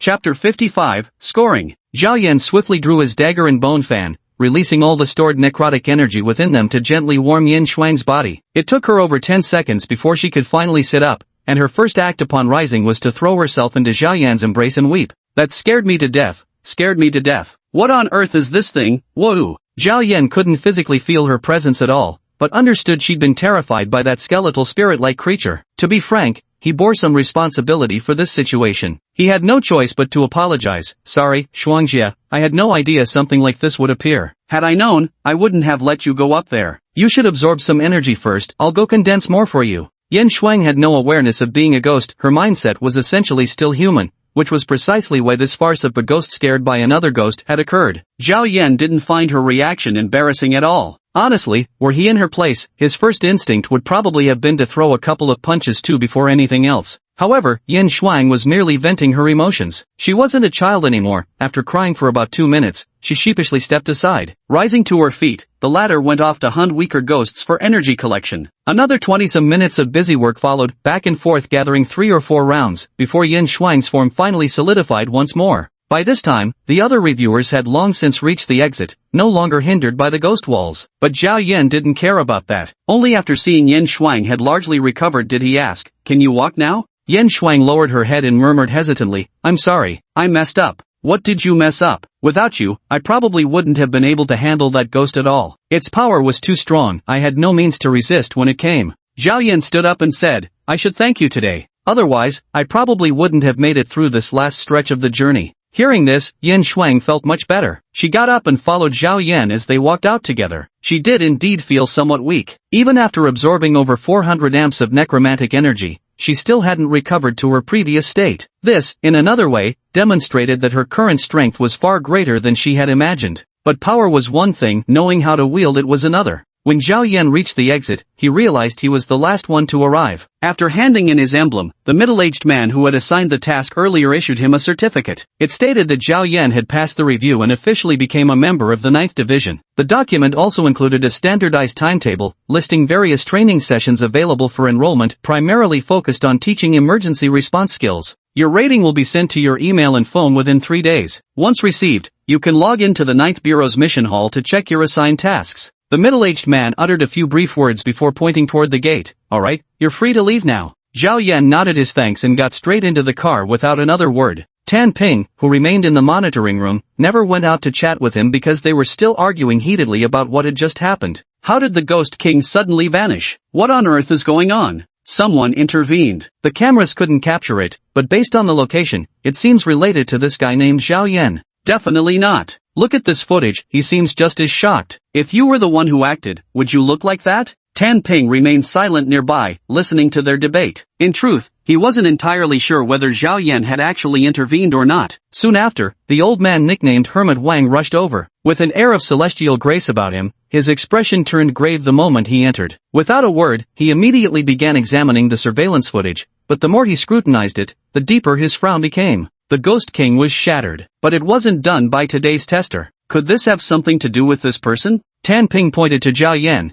but Monk Wang shook his head directly. Not him. When the Ghost King's aura enveloped him, this man had no ability to resist whatsoever. It was another force at work. They all conveniently overlooked the fact that Zhao Yan's periodic energy collection involved Yin Shuang, who remained invisible to outsiders, making his calm conversations with her appear like unsettling monologues to observers. Tan Ping let out a breath and thought for a moment before speaking. "I think we should conclude this as an accident. Mr. Wang, the Bureau will surely compensate you for this incident." The Taoist Wan was indifferent about the compensation. What truly preoccupied him was unraveling who had shattered the Ghost King. Ordinary people couldn't perceive the violent tremors and white light just moments ago, but he had sensed every ripple vividly from afar. But the surveillance footage offered no clues, so he had no choice but to investigate the scene himself. After Master Wang left, the other bureau chiefs had nothing left to argue about. Following a brief discussion, they determined Zhao Yan's performance in the final stage to be the lowest score. Considering his previous performance, Zhao Yan demonstrated average ability in ghost catching and demon fighting, remained unaffected when facing supernatural creatures, though the reason remains undetermined, unsurprisingly scored full marks in combat prowess, but received the lowest score in the final resistance to interference assessment, ultimately placing him around mid-tier level 3. He might have qualified for upper tier, but Tan Ping intentionally lowered the score slightly. This wasn't meant to suppress Zhao Yan, rather, it was protective measure for new recruits. In Tan Ping's view, even without supernatural abilities, Zhao Yan's exceptional combat skills alone were enough to place him among the top contenders in level 3. Tan Ping jotted a few brief comments on Zhao Yan's assessment sheet before heading out with the other deputy directors for drinks. But as soon as they stepped outside, the entire group froze when their phones all simultaneously chimed with alerts. Every deputy director was on the phone, and after answering, their expressions turned grave. Among them, Tan Ping's frown was the deepest. "Everyone, I must take my leave first. Due to the congestion on the Jingqing Expressway, it was already 7 p.m. by the time I drove from Chongping back to Wanjing." Zhao Yan ordered 3 combo meals from the Yoshinoya outside and devoured them all in one go before heading home. Staring at the cluttered living room, Yin Shuang felt a wave of relief wash over her. She slumped into the nearby armchair and sighed, "We're finally back. I feel so exhausted." Zhao Yan spoke in a very sincere tone. I really should thank you for helping me pass the review today. Thank you, Shuangjie. What are you thanking me for? I feel so embarrassed, crying like that from fear. Yan Shuang rubbed her hair, blushing at the memory of throwing herself into Zhao Yan's arms and bawling like a fool, though Zhao Yan didn't mention it as he'd already opened the study door and continued. Rest by the spirit gathering array. You'll recover faster there. Great. She stood up and walked over. Do you still have things to do? I was supposed to go to the boxing gym, but no time today. Going to shower and rest early. Zhao Yan grabbed his pajamas and headed into the bathroom. His shower was quick, and he emerged wearing a sleeping robe within 10 minutes. To his surprise, he found Yan Shuang already asleep on the chair by the spirit gathering array. He genuinely hadn't known ghosts needed sleep. Witnessing this scene definitely counted as adding to his knowledge. After drying his hair, Zhao Yan lay down on the bedroom bed without disturbing Yan Shuang, then pulled out his phone to check notifications. 4 people had liked his morning social media post. Hui Yuchuan commented wishing brother Zhao success, while Han Shi asked brother Zhao job hunting. Xin Mei and Li Qiye just liked the post without commenting. Judging from other updates on the moments, Li Qiye must have been on duty, supposedly checking for drunk driving. Zhao Yan replied yes to Han Shi, only to return to the chat and find she'd sent several restaurant addresses. The implication was clear, she wanted him to pick where she'd treat him. Feeling somewhat helpless, Zhao Yan randomly chose one and replied, this one looks good. I might have time this weekend, but nothing's set in stone. Han Shi quickly responded, sounds good, brother Zhao. I'll follow your lead. How did your interview go today? Smooth sailing? SOSO. Not sure if I passed. Before Zhao Yan returned, he had already messaged Li Qiye to reschedule their visit to the boxing gym for the following evening. Currently with nothing to do, he thought about how pitiful it was for Yan Shuang to sleep on the study chair. He pondered whether he should buy a bed for his partner. After all, the storage room had space for it. Though the idea of buying a bed for a ghost was admittedly eerie, she was, by all means, a guardian spirit. As his mentor had put it, a guardian spirit was as crucial as a necromancer's head, though Zhao Yan had no idea why. That was just how the old man phrased it. Chapter 56, Personal Assistant. Switching back to WeChat, Zhao Yan noticed Han Shi had asked about his job interview. He replied with a classified and claimed he was about to rest. Tactfully, Han Shi didn't press further and bid him an early good night. After this, Zhao Yan lay in bed pondering the gains and losses from today's review. After much deliberation, he concluded that what he urgently needed to improve was the storage capacity of necromantic energy. It was like carrying batteries around. The bone blade and bone fan stored about 90 amps of necromantic energy combined, but this was far from enough to restore Yan Shuang's power. High-level necromancers would use more sophisticated arrays as replacements, but Zhao Yan currently lacked such techniques. All he could do was carry larger props to meet the surface area requirements of the array. But, what would be suitable to carry around? Holding his phone, Zhao Yan racked his brains. The first thing that came to mind was the staff, a staple in all sorts of games. However, staffs are typically used by wizards, while necromancers rely on magic arrays as their spell conduits. Carving arrays onto a wooden staff offers limited surface area. Moreover, carrying such a stick around town would be highly inconvenient. After considering his options, Zhao Yan ultimately settled on another everyday object to serve his purpose, an umbrella. No one would bat an eye at someone carrying an umbrella in public. Once opened, the umbrella provides ample surface area, nearly 3 square meters when accounting for both sides. The only crucial detail was ensuring the canopy material could endure the engraving of magic arrays. This meant that a folding umbrella crafted from layered wood or metal plates would likely be the ideal choice. With his decision made, Zhao Yan found sleep impossible, but since the required materials and design meant he'd have to craft it himself, he rose barefoot and headed straight to his study, intent on sketching out blueprints. At this moment, Yan Shuang was still fast asleep in her chair. Numerous spirits attracted by the gathering array were wandering about the room. Not wanting them to disturb her, Zhao Yan casually activated the array on his fan and dispersed these curious onlookers. The commotion didn't wake her. Zhao Yan glanced back and noticed that in her slumber, Yan Shuang showed no trace of ghostly aura, appearing instead like a guileless infant. Life is like painting on blank paper, some create freehand brushwork, others end up with graffiti. Having lived over 1,000 years, Zhao Yan's paper had essentially become entirely blackened with ink. Thus when he saw Yan Shuang's pristine white paper, he couldn't help but feel a twinge of envy. But after this brief envy, he could only sigh, knowing full well he could never return to such a state. One spirit gathering array wasn't quite sufficient, so Zhao Yan planned to make a larger one soon. However, there clearly weren't enough spare antique parts left at home to dismantle. It seemed gathering new materials had to be bumped up the schedule. With this in mind, he returned to his bedroom. Deep into the night by the time he finished sketching the umbrella design, Zhao Yan, feeling rather weary, turned off the lamp and sank into deep slumber. Meanwhile, in the study, Yan Shuang had woken up in the dead of night. Gazing absent-mindedly at the spirit gathering array before her, she shed silent tears for reasons unknown. After breakfast the next day, Zhao Yan unexpectedly received a message from Li Qie along with a web page link. Sitting at his desk, he clicked it open. The screen displayed none other than his confrontation with Lei Xianlong. Who would even film this? Zhao Yan raised an eyebrow, because in his eyes, this fight held no technical merit whatsoever. Lei Xianlong was just wildly swinging turtle-style punches, while his own defenses were textbook standard combat maneuvers. The only thing that could vaguely demonstrate skill were those few punches that missed, but Li Qie's words held deeper meaning. Bro Zhao, you've gone viral. Puzzled, he replied, what do you mean? How exactly did I go viral? That video was blowing up online. They're calling it MMA versus traditional martial arts embodied. I checked Weibo, it was top 5 trending yesterday. Zhao Yan had little interest in Weibo due to its rampant information pollution and overwhelming junk content. Since installing the app, he'd only checked it twice. But after hearing Li Qie mention it, he gave it another glance, just as he expected. The comments beneath the video were shallow and brimming with delusional nonsense. In other words, such debate-bait videos were nothing but a feast for keyboard warriors. Some boasted about the internal energy and mystical martial arts of Chinese Kung Fu, while others mythologized the combat prowess of UFC fighters. Everyone argued using specious theories and riddled logic, devolving into mudslinging and parent insulting. Within 3 exchanges. Zhao Yan closed Weibo and asked Li Qie, how's Lei Xianlong doing? Torn ligament, needed surgery. Probably sidelined for half a year, came the reply. Did the boxing gym say anything? No, Brother Long said everyone answers for their own actions. He wouldn't resort to any shady compensation scams. This was precisely why Zhao Yan had held back. Had he knocked his opponent out cold right away, the conversation wouldn't have gone so smoothly now.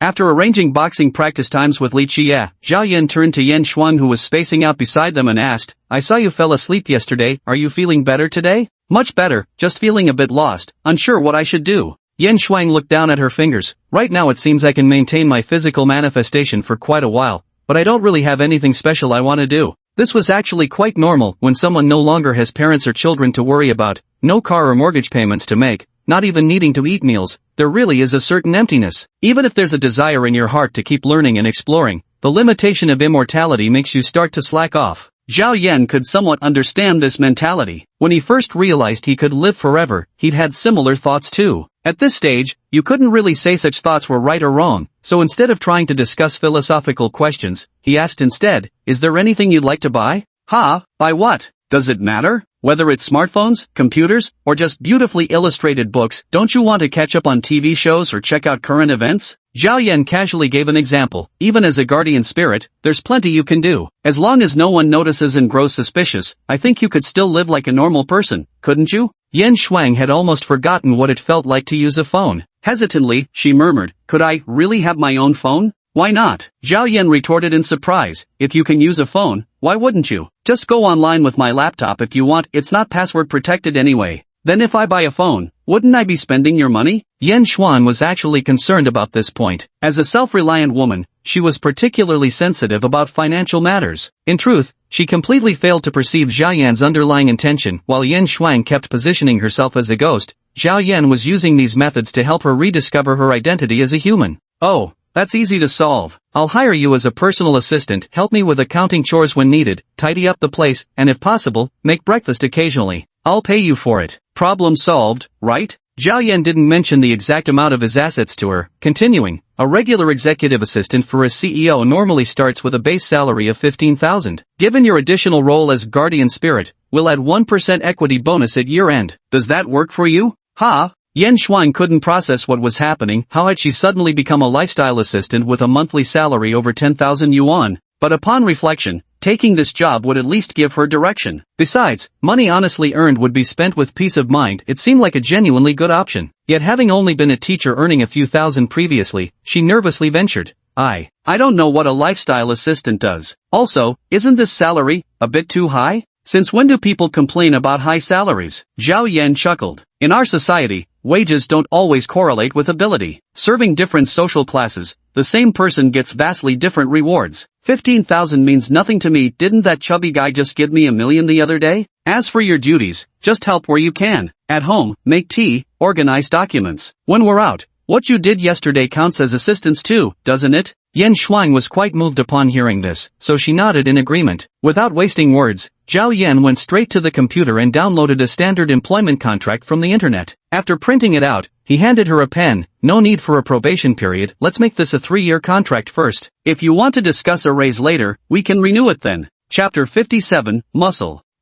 Alright. Half-dazed as she signed the contract, Yan Shuang inexplicably felt a quiet sense of security settle in her heart, like a drifting boat suddenly finding its anchor. Zhao Yan calmly stowed away the 2 contracts and said, "Let's go. Come with me to the furniture mall this morning." Great. Yan Shuang's previously confused and dejected demeanor vanished as she cheerfully quipped, "Should I start calling you President Zhao now? Come on, Shuangjie, just call me Little Yan. It sounds younger, and I like it that way." Zhao Yan rarely grinned, heading off to the bedroom alone to change clothes. Yan Shuang, however, pondered his words thoughtfully. Sound younger? Doesn't that imply he currently doesn't sound young at all? During the day, Zhao Yan kept himself busy. He visited a furniture mall, found a store specializing in solid wood furniture, and placed a high-priced custom order for a batch of lumber. After paying the deposit, he simply waited for the materials to be delivered to his home later. Then he headed to a nearby high-end furniture store, MKL, and bought a single bed in the style Yan Shuang preferred. After finishing these errands, he grabbed a sandwich with coffee for lunch at the Starbucks in MKL. Once done, he drove to a shopping mall in Wangjing and bought Yan Shuang an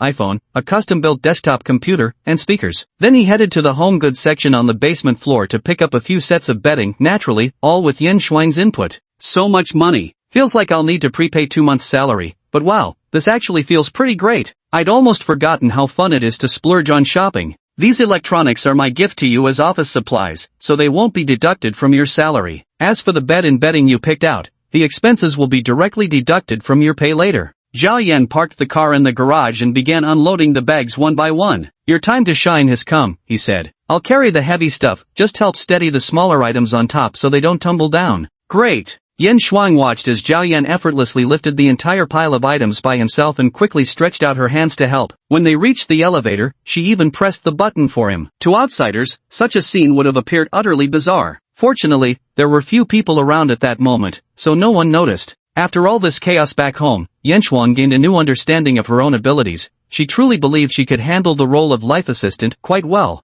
This shift in mindset put her in excellent spirits. Zhao Yan set up the newly purchased computer on another desk in the study. The 34-inch curved widescreen monitor looked impressively high-end. As he finished connecting all the cables, Yan Shuang, holding an iPad beside him, had already logged into her Apple account and begun downloading various apps. She tapped the screen with her fingers and marveled, "Never thought I'd get to browse Taobao again." Zhao Yan didn't even turn his head. Nothing beats the thrill of retail therapy, though you don't have to worry about your hands getting chopped. Yan Shuang giggled softly. This was probably the happiest day she'd had since becoming a ghost. Truly, shopping is every woman's greatest joy. Your phone number's already saved in your contacts. Let me add you on WeChat. She finished fiddling with the iPad, picked up Zhao Yan's phone to scan the QR code, but as soon as she finished scanning, she saw a notification message. Blinking her eyes, she spoke up. "There's someone named Li Chiye saying he's already left the house. Is this about heading out? Going to the boxing gym to work out in the evening?" Zhao Yan finished setting up the system, installed a few commonly used apps, then said, "I'll be heading out shortly. From now on, when I'm free, I'll leave my phone with you so you can keep track of my schedule."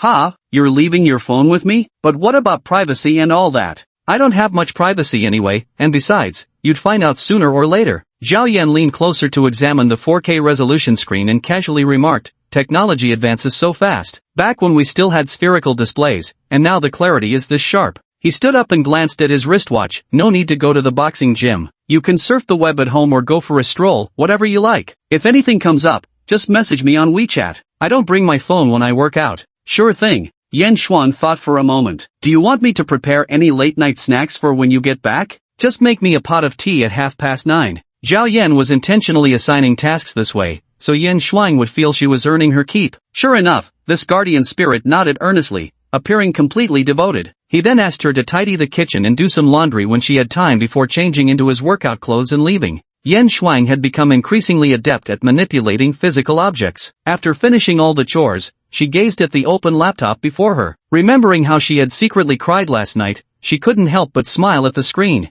This isn't so bad after all. "Brother Zhao, the license plates are all settled, just 10,000 a year." At the boxing gym, Li Chiye immediately shared the good news upon arrival. Zhao Yan directly transferred 13,000 via WeChat, leaving the former momentarily stunned. Just as Li was about to speak, Zhao waved him off. "I can't let you run these errands for nothing. Besides, I saw the market rate average is 15,000, 13 is my ideal price. Thanks for the trouble." With these words, Zhao Yan effortlessly dispelled Li Qiya's urge to decline. Truth be told, Li had indeed gone to great lengths behind the scenes to arrange this matter. The extra 3,000 felt neither excessive nor insufficient, just perfectly appropriate. This only deepened his admiration for Zhao's impeccable judgment in even such trivial matters. Big brother Yan's here? As soon as he entered, Xiao Dai, the receptionist who had acted as their guide last time, greeted him with a beaming smile. Perfect timing. There's something I need to tell you. Your membership card has been upgraded to a gold card now, so you'll enjoy a 50% discount on all expenses here from now on. Ha!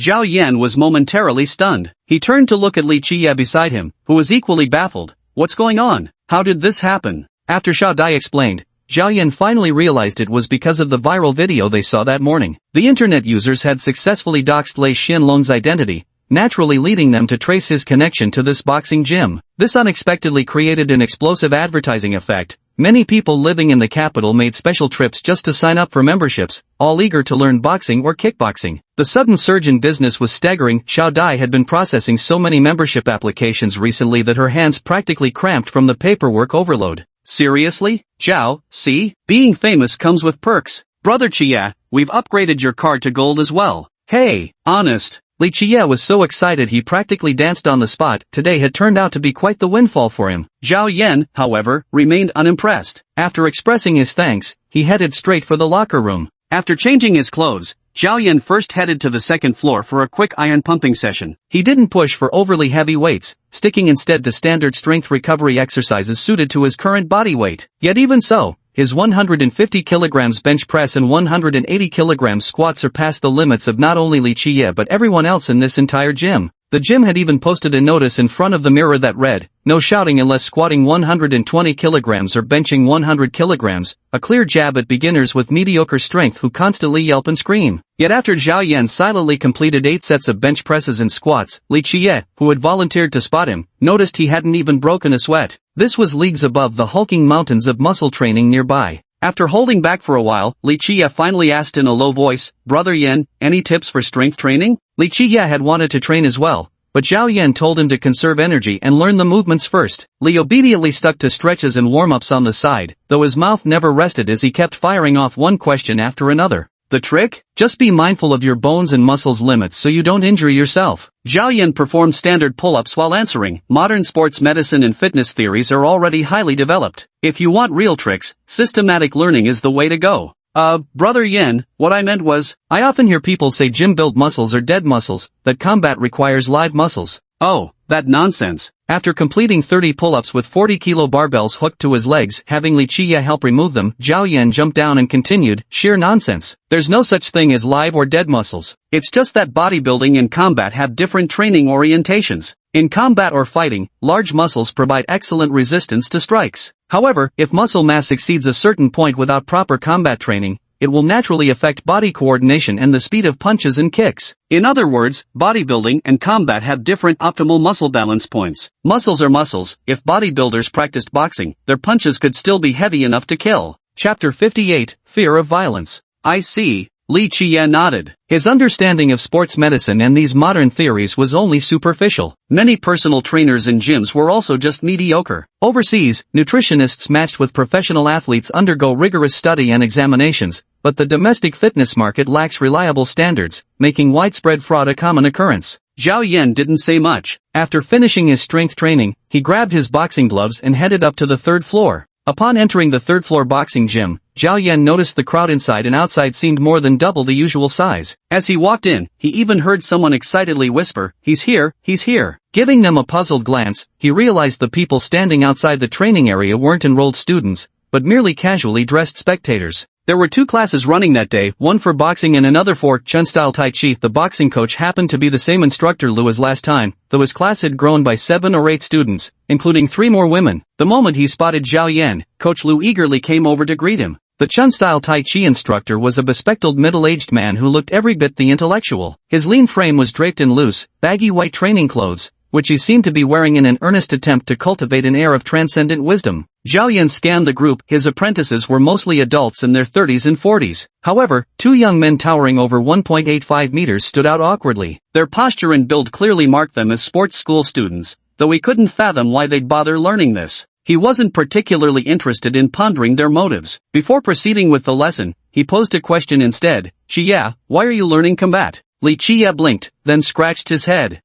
Because I think it's manly? Get a better physique, maybe help with dating, probably? An honest answer, but not what Zhao Yan sought. He pressed further. There's a saying, grasp a blade, and killing intent arises. When you master formidable skills, the urge to test them comes unbidden. So let me ask you, if you ever use these techniques, when would you? Well, actually I've thought about it too. As a traffic cop, I might not encounter truly dangerous people on a daily basis, but if I run into one situation where I can use these skills, it might just save my life. And also, seeing those online videos where people bully others in public while bystanders just coldly watch makes my blood boil. I wish I had strong combat skills to just charge in and beat the crap out of those bastards. Martial artists are often hot-blooded, so Zhao Yan wasn't surprised by such thoughts. He just asked, our country's laws on self-defense are extremely strict. In situations like what you described, even if you're attacking someone who's bullying a woman or vulnerable person, you'd likely end up in jail yourself, charged with mutual combat rather than recognized as a good Samaritan. Brother Yen, working in law enforcement, I know all that. But a person can't always weigh every action by cost-benefit analysis, right? If I could actually beat those scumbags so badly they'd never dare commit evil again, I'd accept getting jailed. That's a trade I'd make. Li Chia was indeed still young, his chivalrous spirit burning fiercely beneath that passion. Zhao Yan pressed further, then have you considered competing professionally with your combat skills? I never really thought about it. I'm not actually very interested in professional competitions like that. Got it. Zhao Yan tossed the gloves aside. Fine, I'll teach you something else, but remember, these skills aren't for combat. This isn't MMA, and there are no rules here. The sole purpose of mastering these techniques is to overwhelm and subdue your opponent in the shortest time possible. Li Chia instantly perked up. Really? Brother Yen, you're this amazing? Do you remember the last time Lei Xianlong used Bajiquan? I remember, but didn't he fail to even break through your defense? That's because he fundamentally didn't understand what Baji Quan was originally designed for, Zhao Yan remarked, executing a propelling hammer stance, his movements swift and crisp. The punch he threw carried a faint whistling sound that cut through the air. Li Chia stared wide-eyed, suddenly realizing that all that talk about cross-force and coiling silk force was nonsense. The truly terrifying thing was nothing but this sheer, unadulterated power. Punch like a spear, because Baji Quan was originally developed to train spear techniques. And what's a spear used for? It's meant for killing. Zhao Yan casually demonstrated two movements, clumsy and utterly unremarkable actions, far from flashy, but Bajiquan from 150 years ago wasn't meant for duels or competitions. Back then, most martial arts were battlefield techniques. Over 100 years later, people forgot their original purpose, twisting them into something bound by combat rules or reducing them to mere performances. What real fighting power do you think remains? Would anyone let you charge onto the battlefield with a spear these days? Impossible. So styles like Bajiquan are fated to decline and vanish. Or, as I said, they're passable for keeping fit at best. What would you do if you faced a truly dangerous enemy? Stick to MMA rules, avoiding groin kicks and eye jabs? Zhao Yan made a throat-slitting gesture. Let me put it this way, in a place with no rules, if the first strike can incapacitate or kill, I wouldn't hesitate to use it. Li Chia stifled a gulp. He suddenly sensed something terrifying beneath Zhao Yan's calm words. Though the man never stated it outright, the implication was clear, he had most likely killed before. You don't need to overthink it. I served as a mercenary in Europe and Africa, so I've seen quite a lot. And if you want to learn, I'm willing to teach you my methods. Zhao Yan spoke with his usual bluntness, but Li Chia's eyes immediately lit up as he nodded frantically. I'll learn. I'll learn. Brother Yan. I knew you weren't ordinary, so you really are a veteran from the battlefield. His expression was like a fan meeting their idol, already treating Zhao Yan's words as sacred edicts. Meanwhile, among the boxing team warming up nearby, Shu Yishu and Lin Shan were whispering to each other. Is it really him? You're sure you didn't mistake him for someone else? It definitely can't be wrong. Lin Shan flexed her joints while stealing glances at Zhao Yan, who was talking to Li Chia in the distance. She felt somewhat exhilarated, because the person she thought she would never see again had actually reunited with her in such a manner. This kind of serendipity struck Lin Shan as truly marvelous. In truth, she harbored profound fear and aversion towards violence. Having suffered from domestic abuse since childhood, Lin Shan struggled with violence phobia, a psychological condition. Much like claustrophobia or agoraphobia, she exhibited stress responses to violence that far exceeded those of ordinary people. Whenever she witnessed or sensed the presence of violence, Lin Shan's emotions would fluctuate intensely, even triggering physical stress reactions. Logically speaking, she would never have joined something like a boxing class. Yet, after watching Shu Yishu attend a session the day before yesterday, she gradually began to change her perspective. Constantly avoiding violence only deepens one's fear. The true way to alleviate this phobia is to immerse yourself in such an atmosphere, understand it, experience it, and gradually overcome the fear within. Lin Shan hadn't reached the point of needing medication, so this flooding therapy was the best approach. After researching psychological treatments for a long time, she finally decided on her first lesson at the boxing gym. There's gonna be a break later. If you want to chat him up, wait till then. Chuishu whispered to Lin Shan, whose face flushed red. Who said anything about chatting him up? I just wanted to thank him properly. How could you still say that? You nearly lost your life, yet you kept it hidden for so long. How impressive of you. Come on, let's start with the basic movement drills now. Everyone focus up. Coach Lu glanced over and said something, prompting the two to quickly straighten up their attitudes, yet they couldn't help stealing glances toward Zhao Yan. Truth be told, it wasn't just them. Nearly everyone in the gym was discreetly watching Zhao Yan and Li Qiye's sparring session. What struck them as odd was that instead of their usual sparring match today, the two were engaged in teaching an entirely different set of combat techniques. Chapter 59, The Difference. In close quarters combat, the role of fists cannot be underestimated, but unless there's a significant disparity in skill level, hastily thrown punches rarely yield substantial results.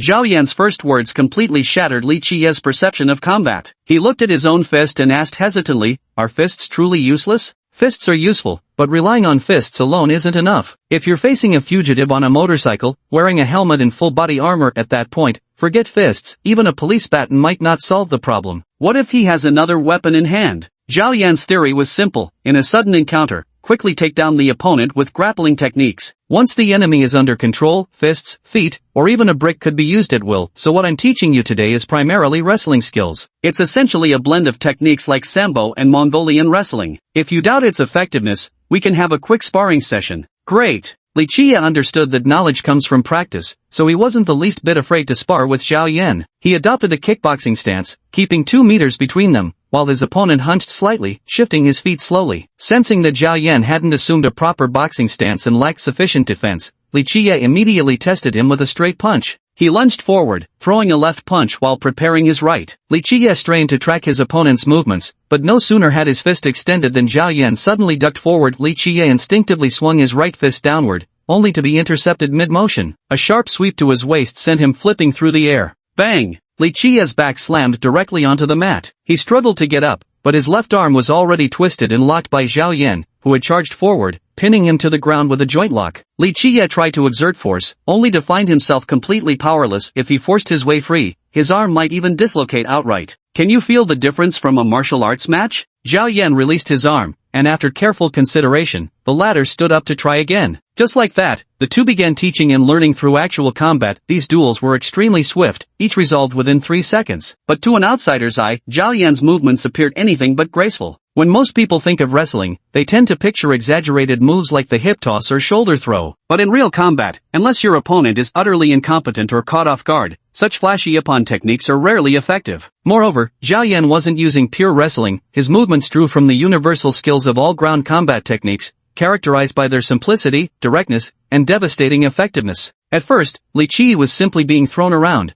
but then Zhao Yan began incorporating execution moves after subduing him for demonstration purposes. It was at this moment Li Qiye realized how terrifying these combat techniques truly were on the battlefield, because after every takedown, Zhao Yan's follow-up was either a dagger slash across the throat or a naked chokehold. He struggled desperately each time, but how could anti-joint techniques allow him to break free? Li Qiye wasn't a boneless octopus, so he never succeeded even once, and he realized that the combat prowess Zhao Yan demonstrated in these moves meant it wouldn't be difficult for him to end a life barehanded within 10 seconds. These moves can be summarized into just about 10 types. What you need to do is apply them instinctively in various situations, without pausing to think about which stance to use when emergencies arise. Zhao Yan threw a punch as he spoke, and Li Qiye instinctively dodged. He stopped the motion. See, your instincts are still primarily combative. If it were me, I could have grabbed the arm and taken you down with that punch. Back in the hospital room, Chang Xinlan, who practiced Muay Thai, had been taken down twice by him in exactly this manner. Li Qiye's previous understanding of ground techniques had been limited to simple locks. Only after being thrown over a dozen times himself did he gain a renewed appreciation for combat skills. He felt that compared to the Sanda he had learned before, these grappling techniques were like a whole other world. After all, punches and kicks were far more intuitive. Moves like throwing someone to the ground and pinning them down, however, were impossible for bystanders to truly relate to, making it hard to grasp the sheer despair of having your joints locked in reverse. Reflecting on why he had taken up martial arts in the first place, Li Qiye had to admit that this was what real practical combat skills looked like. Boxing wasn't useless, it was what you used to attack after knocking someone down. But in real life, who knows how many enemies you might run into? What if it's 3 against 1? While he was busy pondering, over on the other side, Lin Shan, who was learning boxing, was drenched in sweat from exhaustion. Boxing demanded high physical endurance, and to keep trainees up to speed, beginners like Lin Shan had to focus on conditioning first. She was tall, and her toned legs, highlighted by her athletic shorts, practically shone. Nearby, Chu Yishu, practicing her punches, gazed enviously and remarked, "You'd be perfect taekwondo, your kicks would look amazing." Lin Shan sighed helplessly. Of course that's what you'd notice. I looked it up before coming here. Most people online say taekwondo is all style, no substance. Indeed, it's all flash and no substance, so practicing boxing was the right choice for you. Coach Xiao Lu, naturally paying more attention to the pretty girl, temporarily left the other trainees to chime in. In taekwondo competitions, you can only use kicks, just watch the matches and you'll see. Even when two people are grappling, they can't throw punches. What kind of combat is that? Of course, this was just professional bias from a boxing coach. Realizing his tone wasn't appropriate, he quickly corrected himself. Actually, boxing has its limits too, but it's more direct and practical. If you ever face danger on the streets, boxing may not guarantee beating someone, but it'll definitely help you protect yourself better. Coach, speaking of that, how long would it take for someone like me to fend off a creep with boxing training? Chu Yishu reached out and patted Lin Shan's long leg while speaking. A beauty like our little Shan is definitely a target for plenty of creeps. Hey, stop fooling around. Lin Shan swatted her hand away but then waited curiously for Coach Lu's answer, because she had indeed encountered lewd men who harassed her either overtly or subtly in subways or public spaces. As a woman, she naturally loathed these encounters, but finding herself in a vulnerable position, the only thing she could do was flee. However, the coach's answer disappointed her somewhat. Coach Lu shook his head. Let me tell you something, if you ever encounter creeps now, the only thing you should do is call for help from people around you. Never try to confront them alone. If a conflict seems inevitable, the only thing you should do is run for your life. He pointed at himself. Someone like me wouldn't even claim to handle all the street thugs and ruffians, because you never know if they might be carrying knives or other weapons. Even in actual combat scenarios, with your current training frequency, you'd need at least 3 years before gaining any noticeable advantage against average men, but I'd absolutely discourage you from actively picking fights. Lu Xiao, after all, was a professional athlete by background, not one of those half-baked gym amateurs, so he would never bullshit or exaggerate about such matters. Lin Shan and Chu Yishu couldn't hide their disappointment, but Lu Xiaodong continued explaining, boxing is a practical combat skill, but back in sports school, the ones who were truly formidable practiced that. He gestured toward Zhao Yan and Li Qiye. At this moment, Li Qiye was practicing wrestling takedowns while Zhao Yan kept countering during the falls, though since Li Qiye wasn't fluent in ground techniques, Zhao Yan quickly exploited an opening and reversed the pin,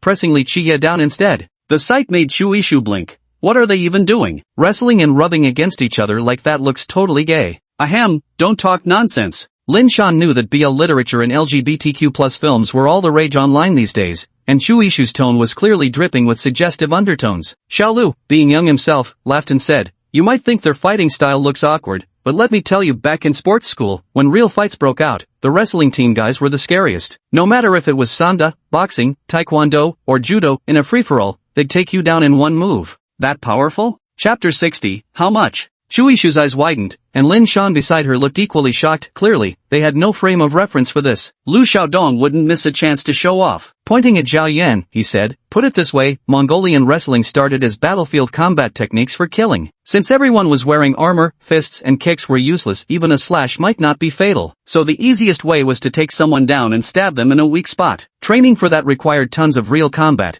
Totally different from those Tai Chi practitioners over there. Later, it branched into Chinese wrestling and international wrestling based on rules, but those are just competition terms. If Chinese martial arts fought with no restrictions, wrestling would hands down be number one. He spoke a few words, glanced at the gym clock, and said, that's enough training for today. Let's do some stretching and cool down now. Make sure you stretch properly, or don't blame me if you're sore tomorrow. The training was nearly concluding. Lin Shan and Chu Yishu began assisting each other with arm stretches while whispering in discussion. Hey, should we go find him after this? Do you think we should treat him to a meal? Let's get to know him first. We should at least say thank you, Lin Shan murmured. Once we see what kind of person he is, if he turns out to be a pervert, then we'll just cut it off right there. True enough. Chu Yishu nodded in agreement. After all, single women surviving in this society must always stay vigilant. The two of them were just discussing how to strike up a conversation when they noticed the nearby Chen-style Taiji class seemed to have ended. However, the 40-something Taiji master didn't leave immediately. Instead, he walked straight toward Zhao Yan and Li Qiye. The sudden movement instantly drew the collective gaze of the previously chatting boxing class members. After all, the last friendly match between Bajiquan practitioner Lei Xianlong and Zhao Yan had started exactly like this. They couldn't help wondering, Could it be that Chun-style Taiji also wanted a sparring session?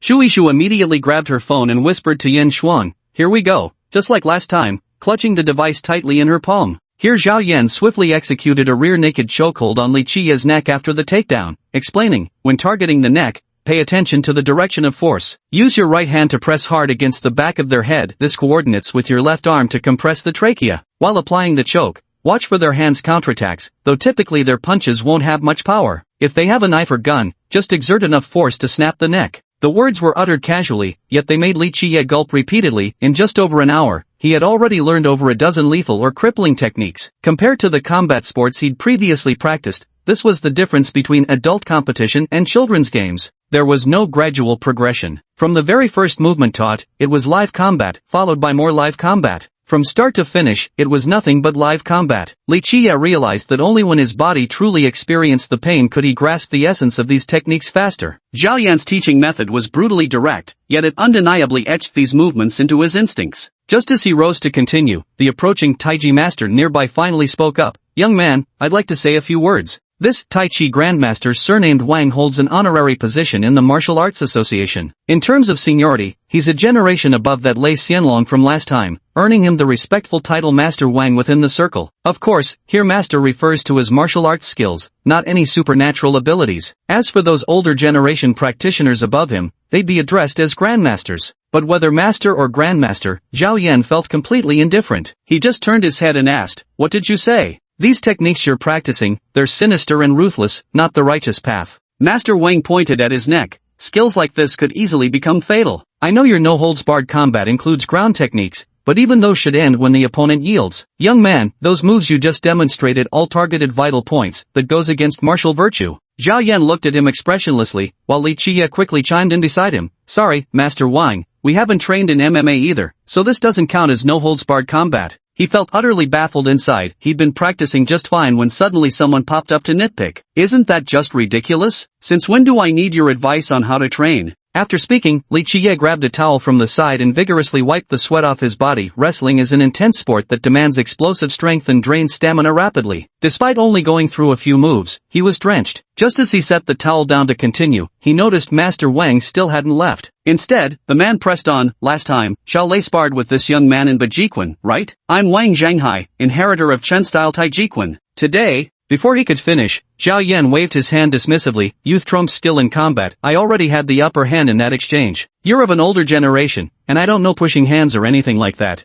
Let's just leave it at that." The group of eavesdroppers nearby immediately perked up when they heard this was indeed related to a sparring match and couldn't resist gathering closer. However, Zhao Yan's words carried an unmistakable tone of rejection, making Wang Zhanghai, who had been mid-sentence, visibly stiffen. After a brief pause, Wang pressed on. "I heard you dismissed Chinese martial arts as unimpressive, young man, which is why I've come seeking a lesson. I'd appreciate it if you'd honor this request. Of course, as you rightly said, youth overcomes technique. Given my age, a direct match might not be fair, so I brought along 2 disciples." As soon as he finished speaking, 2 towering young men, each well over 6 feet tall, took a step forward. Their background in sports academies was unmistakable: cropped buzz cuts, inverted triangle physiques, pronounced brow ridges, piercingly steady gazes, and hands with thick, knuckled fingers marked them unmistakably as fighters trained in combat sports. "I never said I dismissed Chinese martial arts." Zhao Yan shook his head again, showing no interest in further discussion. His previous sparring with Lei Xianlong had only been to establish ties with Li Qiye. Now that his purpose had been fulfilled, indulging such provocations would merely invite unnecessary trouble. He had no intention of entertaining their challenge. Glancing at the clock in the venue, Zhao Yan said directly, 7 nights, let's call it a day. Time to go.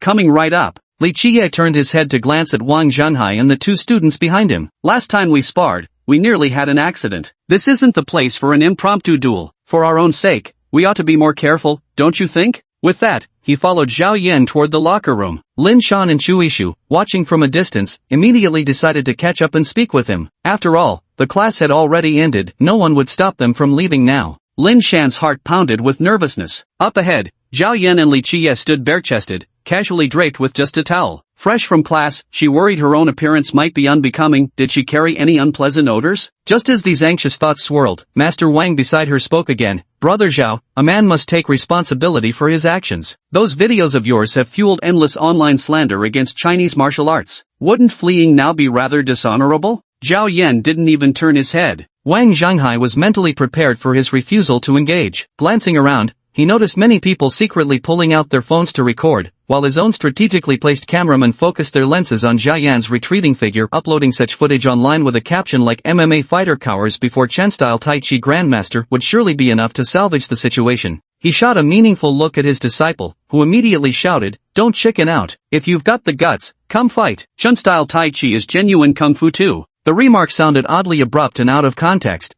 but that was precisely Wang Zhanghai's intention. With skillful video editing, splicing this line at just the right moment would completely twist the narrative. Having previously worked at the Imperial Capital's television station, Wang was intimately familiar with media manipulation tricks. In his view, Zhao Yan had already lost this battle the moment he walked away. Tomorrow the internet will be left with just one narrative: MMA has become a defeated loser fleeing in defeat. What more is there to say? Yet Zhao Yan, who had been walking ahead, suddenly stopped in his tracks. Li Qiye beside him thought he was about to turn back for a sparring session and hastily advised, "Brother Yan, they're definitely up to no good." He felt those two sports academy students towering over 1.9 meters were clearly no pushovers. Though they claimed to practice Chen-style Tai Chi, their foundation was undoubtedly professional Sanda or similar, who knew what might happen in a real fight. But Zhao Yan showed no intention of accepting the challenge. Instead of looking back at the jeering group, he turned his gaze toward the nearby training sandbag. How much would this sandbag cost? Chapter 61, Kicked Away. Ha! Li Qiye was momentarily stunned, taking a few seconds to process the sudden question before answering. Probably around 3,000 or 4,000. The equipment at the boxing gym was even featured in a promotional catalog. I remember this brand's punching bags are the best domestically. Oh, then before I leave today, I'll teach you one final, most important thing. Zhao Yan said with a calm expression, while Li Qiye raised his eyebrows. The most important? What is it? The foremost prerequisite for victory in any combat, killing, or real confrontation, lies in strength. After speaking, he walked directly towards the massive hanging sandbag to the side, step, then abruptly accelerated on the third step, his figure suddenly lunging forward 2 meters. With his left foot as the pivot, his body swiftly rotated, delivering a textbook spinning kick straight into the sandbag. Bang! The impact resonated through the venue like a clap of thunder. Li Qiye, standing closest, was left utterly dumbstruck, while Lin Shan and Chu Yishu, a good 5 to 6 meters away, instinctively covered their mouths in shock. What followed was the crisp snap of the chains suspending the sandbag as they shattered. Boom, crack. A 150-kilogram sandbag was sent flying sideways for 3 meters, colliding with another sandbag before rebounding and falling to the ground. The thick surface of the sandbag had already split open in several places, exposing the gray strips of cloth stuffed inside. For a moment, the gymnasium was so quiet you could hear a pin drop. Then, an involuntary chorus of gasps and muttered "What the hell?" filled the air. A 150-kilogram sandbag, in theory, already equals the combined weight of 2 to 3 average adults, and that's not even accounting for the resistance of the chains restraining it. To put it another way, that single kick just now could probably send even a grizzly bear flying. Li Qiye's mind was still echoing the word power. He had punched that very sandbag many times before, and even at his maximum strength, he'd only managed to make it sway violently. He simply couldn't fathom how much raw strength it would take to send it flying outright. Zhao Yan turned his head with an expressionless face. "So, you shouldn't neglect muscle training. All technical moves require adequate strength as a prerequisite. Without that, no amount of skill will help you." With that, he turned to a staff member wearing the gym uniform nearby and said, "My apologies for the damaged sandbag. I'll pay the full price, but I need a shower first." Afterwards, Zhao Yan left the venue with Li Qiye without hesitation. He didn't even glance at Lin Shan standing not far behind him. From start to finish, his actions carried the same casual indifference as kicking aside a soda can on the street. Yet at this moment, Wang Zhanghai and the two apprentices stood frozen in place, completely stripped of their earlier bravado. The two students exchanged glances before rushing over to examine the sandbag, suspecting it might have been rigged to intimidate them. But before they could even lift the 300 Jin, 150 kg, sandbag with effort, the section that had endured the devastating strike tore completely apart due to the ruptured outer layer. Staring at the scattered filling strips strewn across the floor, the two nearly 2-meter-tall students stood wide-eyed, momentarily too stunned to speak. Only true insiders like them could comprehend the sheer terror of that moment. Kicking a 330-pound sandbag airborne wasn't just about raw leg strength. A spinning kick was an explosive fusion of full-body power. Though not frequently used in MMA, it remained one of the most devastating techniques. In the UFC, countless fighters had been knocked out by spinning kicks. If Zhao Yan's kick had landed directly on a human skull, a fractured neck would have been the optimistic outcome. In the face of such overwhelming power disparity, so-called technique became laughable. Those two self-proclaimed Chun-style Taiji trainees had completely lost their nerve to continue their bravado about challenging anyone. This wasn't about saving face anymore, it was about saving their necks. Wang Zhonghai, however, had been thoroughly humiliated beyond recovery. His face darkened as he desperately racked his brain for a solution, then abruptly waved his crew away. Only after the group left did the remaining trainees swarm toward the sandbag in awe, murmuring admiration while testing their own spinning kicks on other bags, each wondering just how far they could push themselves. Yet their group of amateurs could only make the sandbag sway slightly at best. Only Lin Shan, who remained standing to the side, didn't move. Beside her, Chu Yishu had eagerly rushed over to take pictures from every angle. Only after posting the video did she realize Lin Shan was behaving strangely and quickly returned to ask, Shan, what's wrong?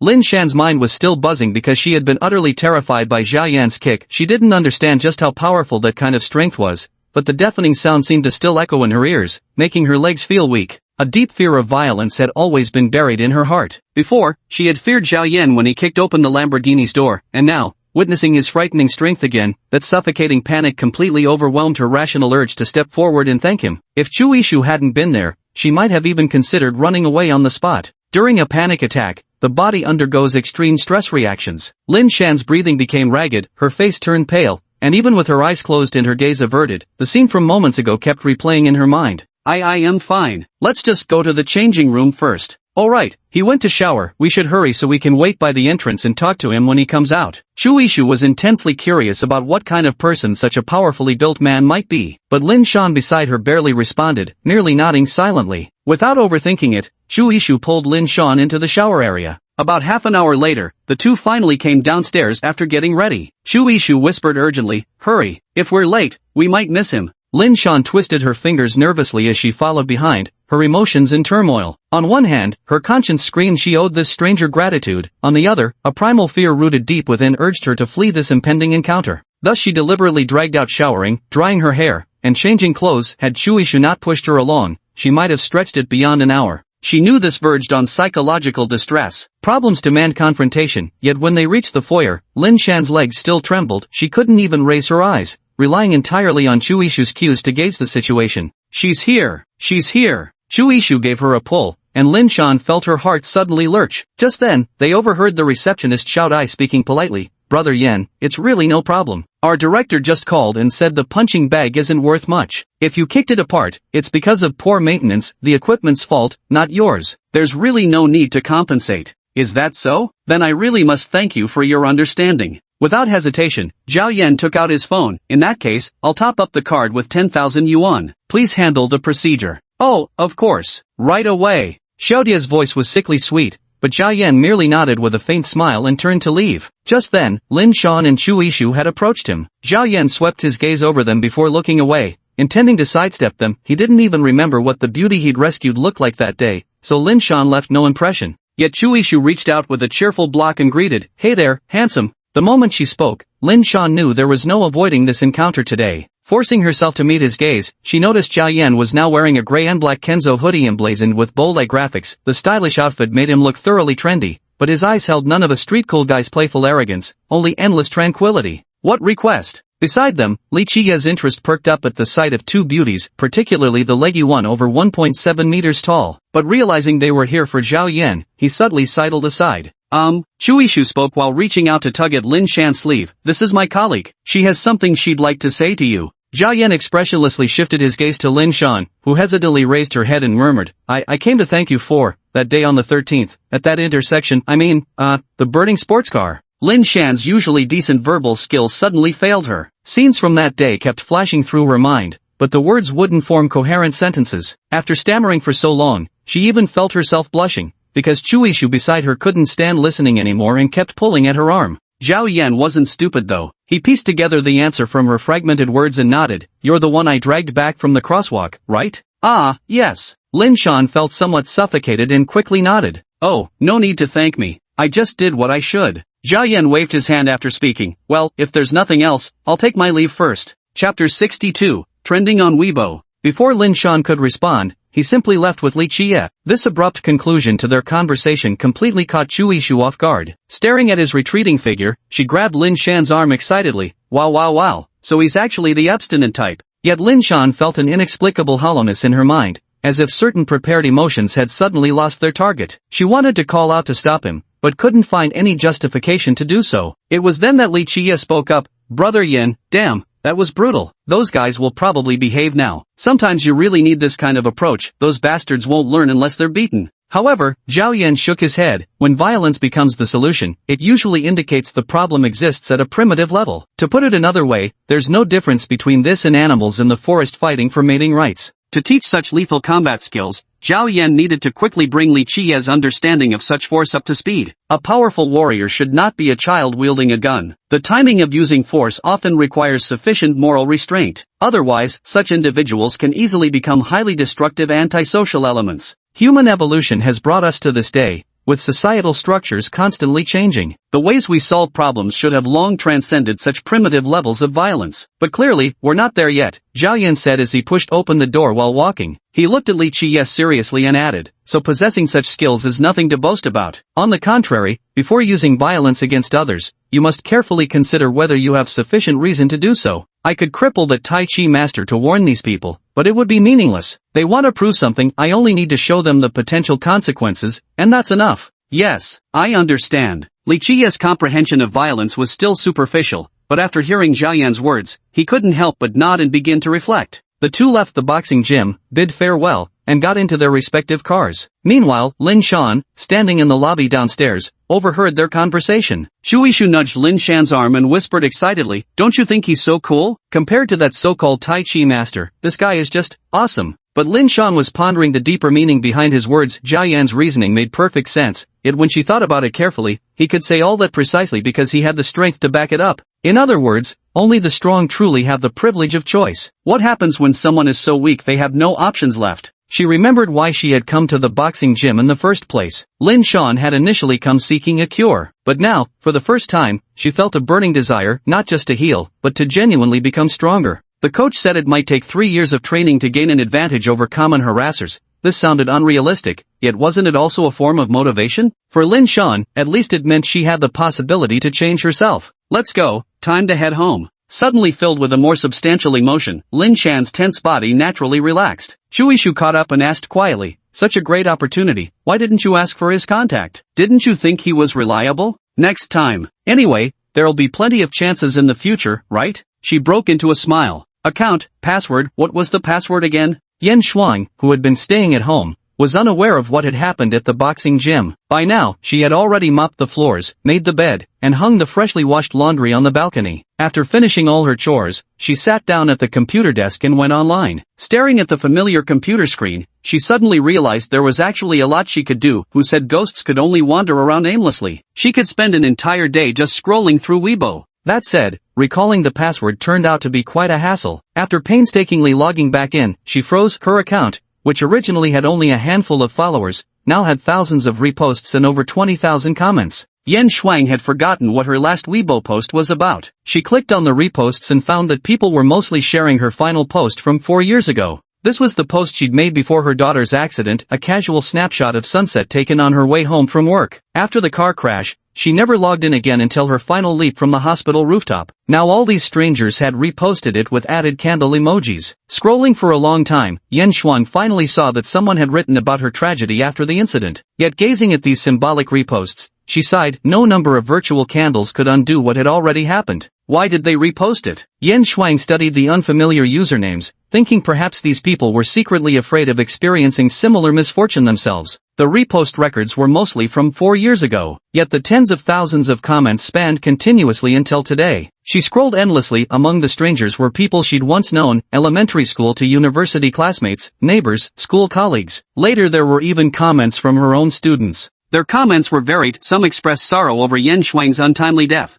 while others cursed the Zhao family for their cruelty. What puzzled Yan Shuang even more were remarks like, "Who told you to be so pretty and flirtatious? Of course you'd attract trouble." These comments came from complete strangers, employing the classic tactics of slut-shaming. Since Yan Shuang's profile picture showed her wearing a short skirt during a trip to Juzhegu, many seized this as ammunition, accusing her of dressing provocatively or calling her a born temptress at first glance. Weibo truly exposes the dark souls lurking behind keyboards. Yan Shuang felt a surge of anger, but quickly realized it wasn't worth arguing anymore. Whether dead or alive, she refused to waste her time on such people. Scrolling further, she noticed a recent comment from just 2 days ago. The user's ID was apu.jpg, with a profile picture of the AMG Apple tree emblem from Mercedes-Benz. Yan Shuang already guessed it was Zhao Pu, but seeing the image he posted stirred mixed emotions. She recognized the restored family gravesite, decorated with fresh flowers in full bloom at the tombstone. Thank you, Sister Shuang, for giving me this opportunity. Reading his message, Yan Shuang wanted to reply something but felt it might be inappropriate. Noticing a thumbs-up icon nearby, she curiously tapped it and realized this was the like function. Back when she used Weibo years ago, this feature didn't exist. Was this how people showed approval now?